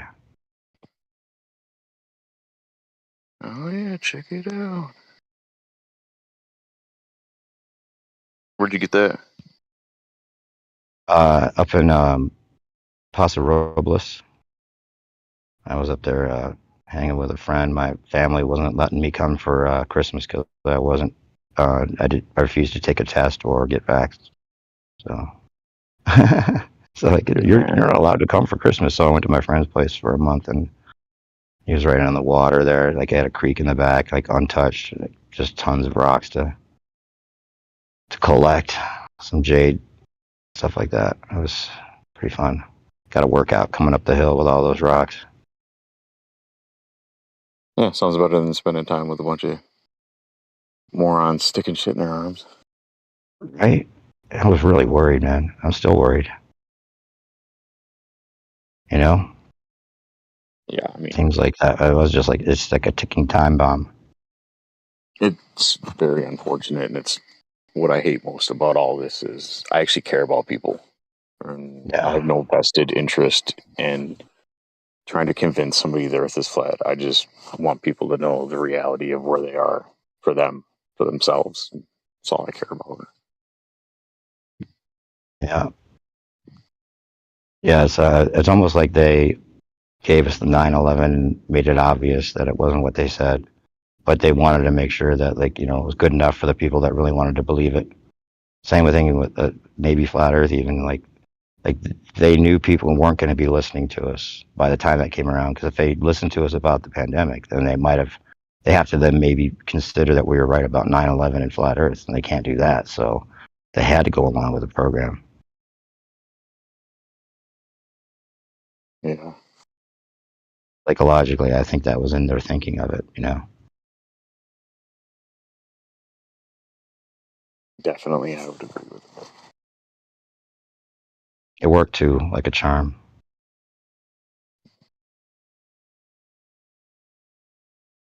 Yeah, it's amazing too, the planning and just the setups, because like the UFO one, for instance, I mean, how many years have they been pushing that story, and we still haven't seen the final stage of it yet? It's been what, like 70 years?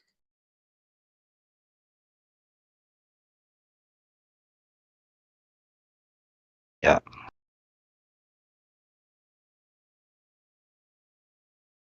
And I'm sure they Yeah, wrote the ending already, right? Before they played the beginning. The ending's written already. We just haven't seen it yet. They haven't revealed it to us. well, if they go by biblical structure, then they have to have a big truth be revealed, right? Yeah, very true. They're like, what would be a better big truth than flat Earth? And we're not alone in the universe. We're not alone on the plane. We're surrounded by outer pounders, all kinds of them.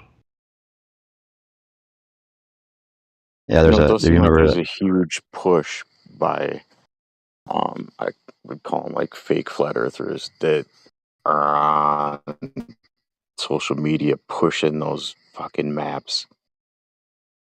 Right. just all of a sudden, out of the blue, they're everywhere. I see it all the time. And they're actually claiming that as evidence of the Earth being flat.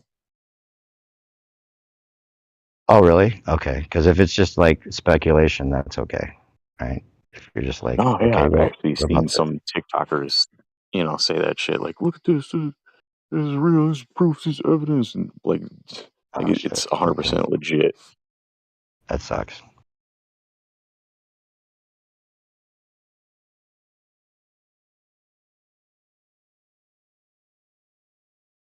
Yeah, there's videos on here. Check it out.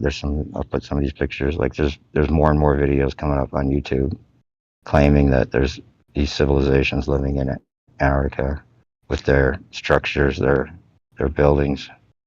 Check it out.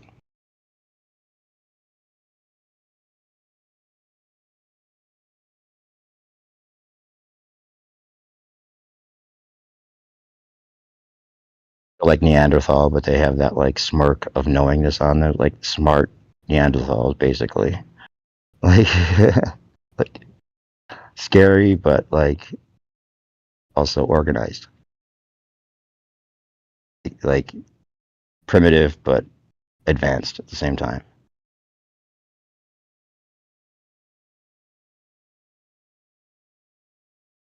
Yeah, here's some of those maps. It was a YouTube video that they had. It was like, Antarctica civilizations. Yeah, here's some of those maps that you're talking about. I was like, that's what the first thing I thought when I realized we're not on a spinning ball. It could be, a lot more land, more other civilizations.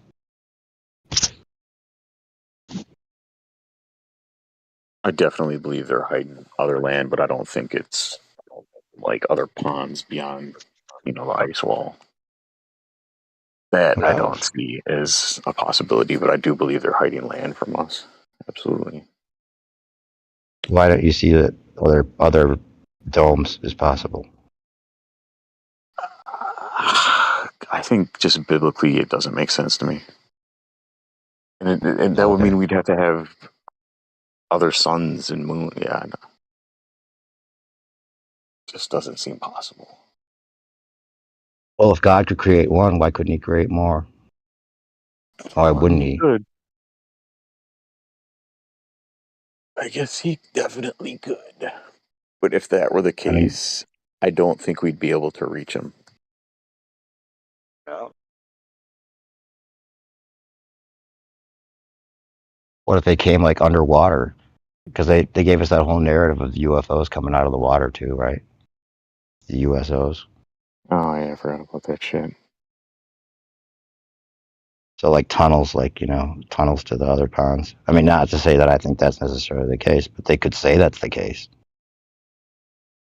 Yeah, they definitely could. Yeah, because they have been telling that tale for a while. I'm trying to remember the name of the guy that was big into that. Oh, what's his name? Said he was in the Navy on a ship and he saw a Bill. UFO come.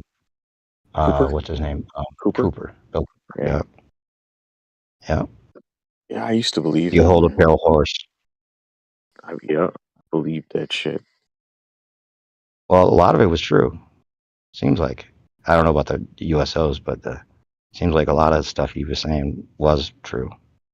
I don't know how much of it was for our entertainment, but yeah, a lot of these. The information age was. I get what you're saying, but I don't believe he was like a genuine dude that was trying to help people and let them know this information. I think he was, he was doing a job. Yeah, most likely if he was in the Navy. Same thing with what's his name? That some people think that actually is him, but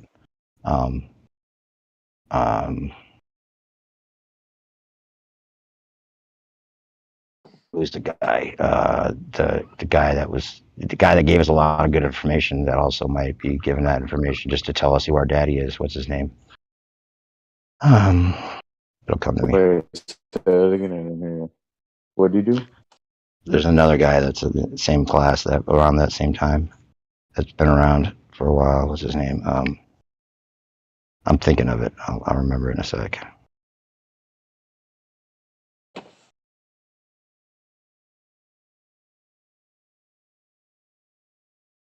There's been so many of those guys that have come and gone.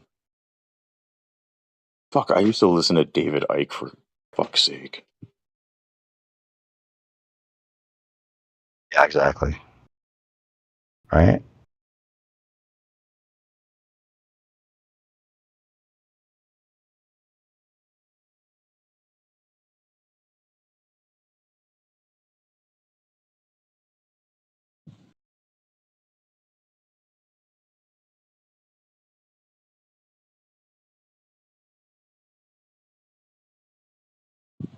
But that's just because I fell into that whole trap by ancient aliens and them building pyramids and starting civilization and all that bullshit.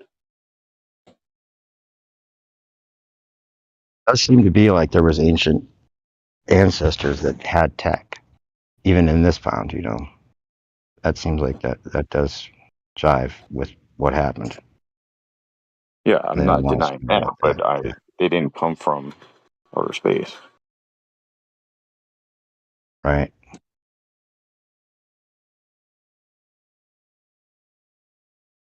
They're not lizard people. Reptilians. Yeah, exactly. Everybody's got their threshold. If the elite are actually shape shifting lizard people, I'd almost rather not know. It's one of those things that, like, okay, that's true. I'd rather not know. Right? I don't give a shit. So what if they are? What am I going to do about it? Right. What changes? Nothing. Well, Nothing really changes. Unless that means God doesn't exist.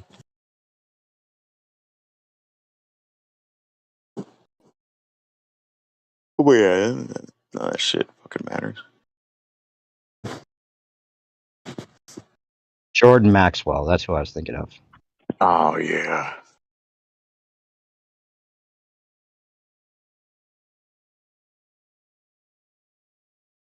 Man, I forgot all about that dude. I think I got a bunch of his books actually.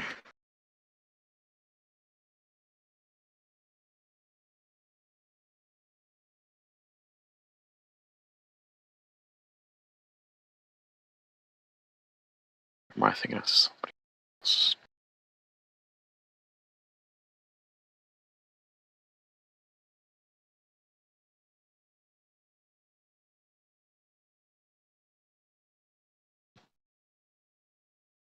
Yeah, a lot of these guys are just telling us who our daddy is. They're not really giving solutions, like David Icke or these people are just telling you how fucked you are. They're not telling you how to defeat anything or escape anything or make your own garden or whatever you need to do to survive, that kind of thing.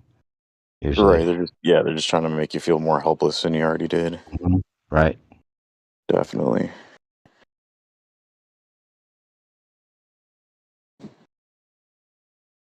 All right, that's it for me. Jumping out. Yep. Yeah, I guess that's gonna be it for me too then, because it doesn't look like anybody else in here wants to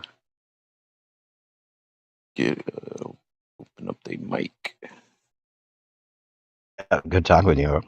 DM me back with any information you find that's cool if you want or whatever. I'll see you back in here. Are you on Earth Awakenings? Earth That's Awakening. another cool server to talk on. I'll send you an invite. Yeah, send me an invite because I'm not sure if I am. Yeah, it's a cool place to hang out too. Another Yeah, I'll check another it out. Definitely, thanks, man. server. I've been looking for a new place to Some hang good out because this information, that place. kind of thing. Well, actually, I was hoping to Sometimes it's find like a bad here. different truth server where we could talk about other truths. Just because sometimes I get sick of talking about flat Earth and I want to talk about other shit, but nobody really Oh, that's what this suggested is any for, good kind of. ones in here. Oh yeah, totally. I'll send you one. Geo is the guy that started that server. He's got a lot of he's a wealth of information, especially when it comes to astrology and all kinds of stuff, psychedelics, Earth, cosmology, all that kind of stuff, for sure. Lots of I'm in there a lot too talking, so definitely I'll send you an invite, bro. All right, thanks. Have a good night, Yeah, bro. talk to you. You too.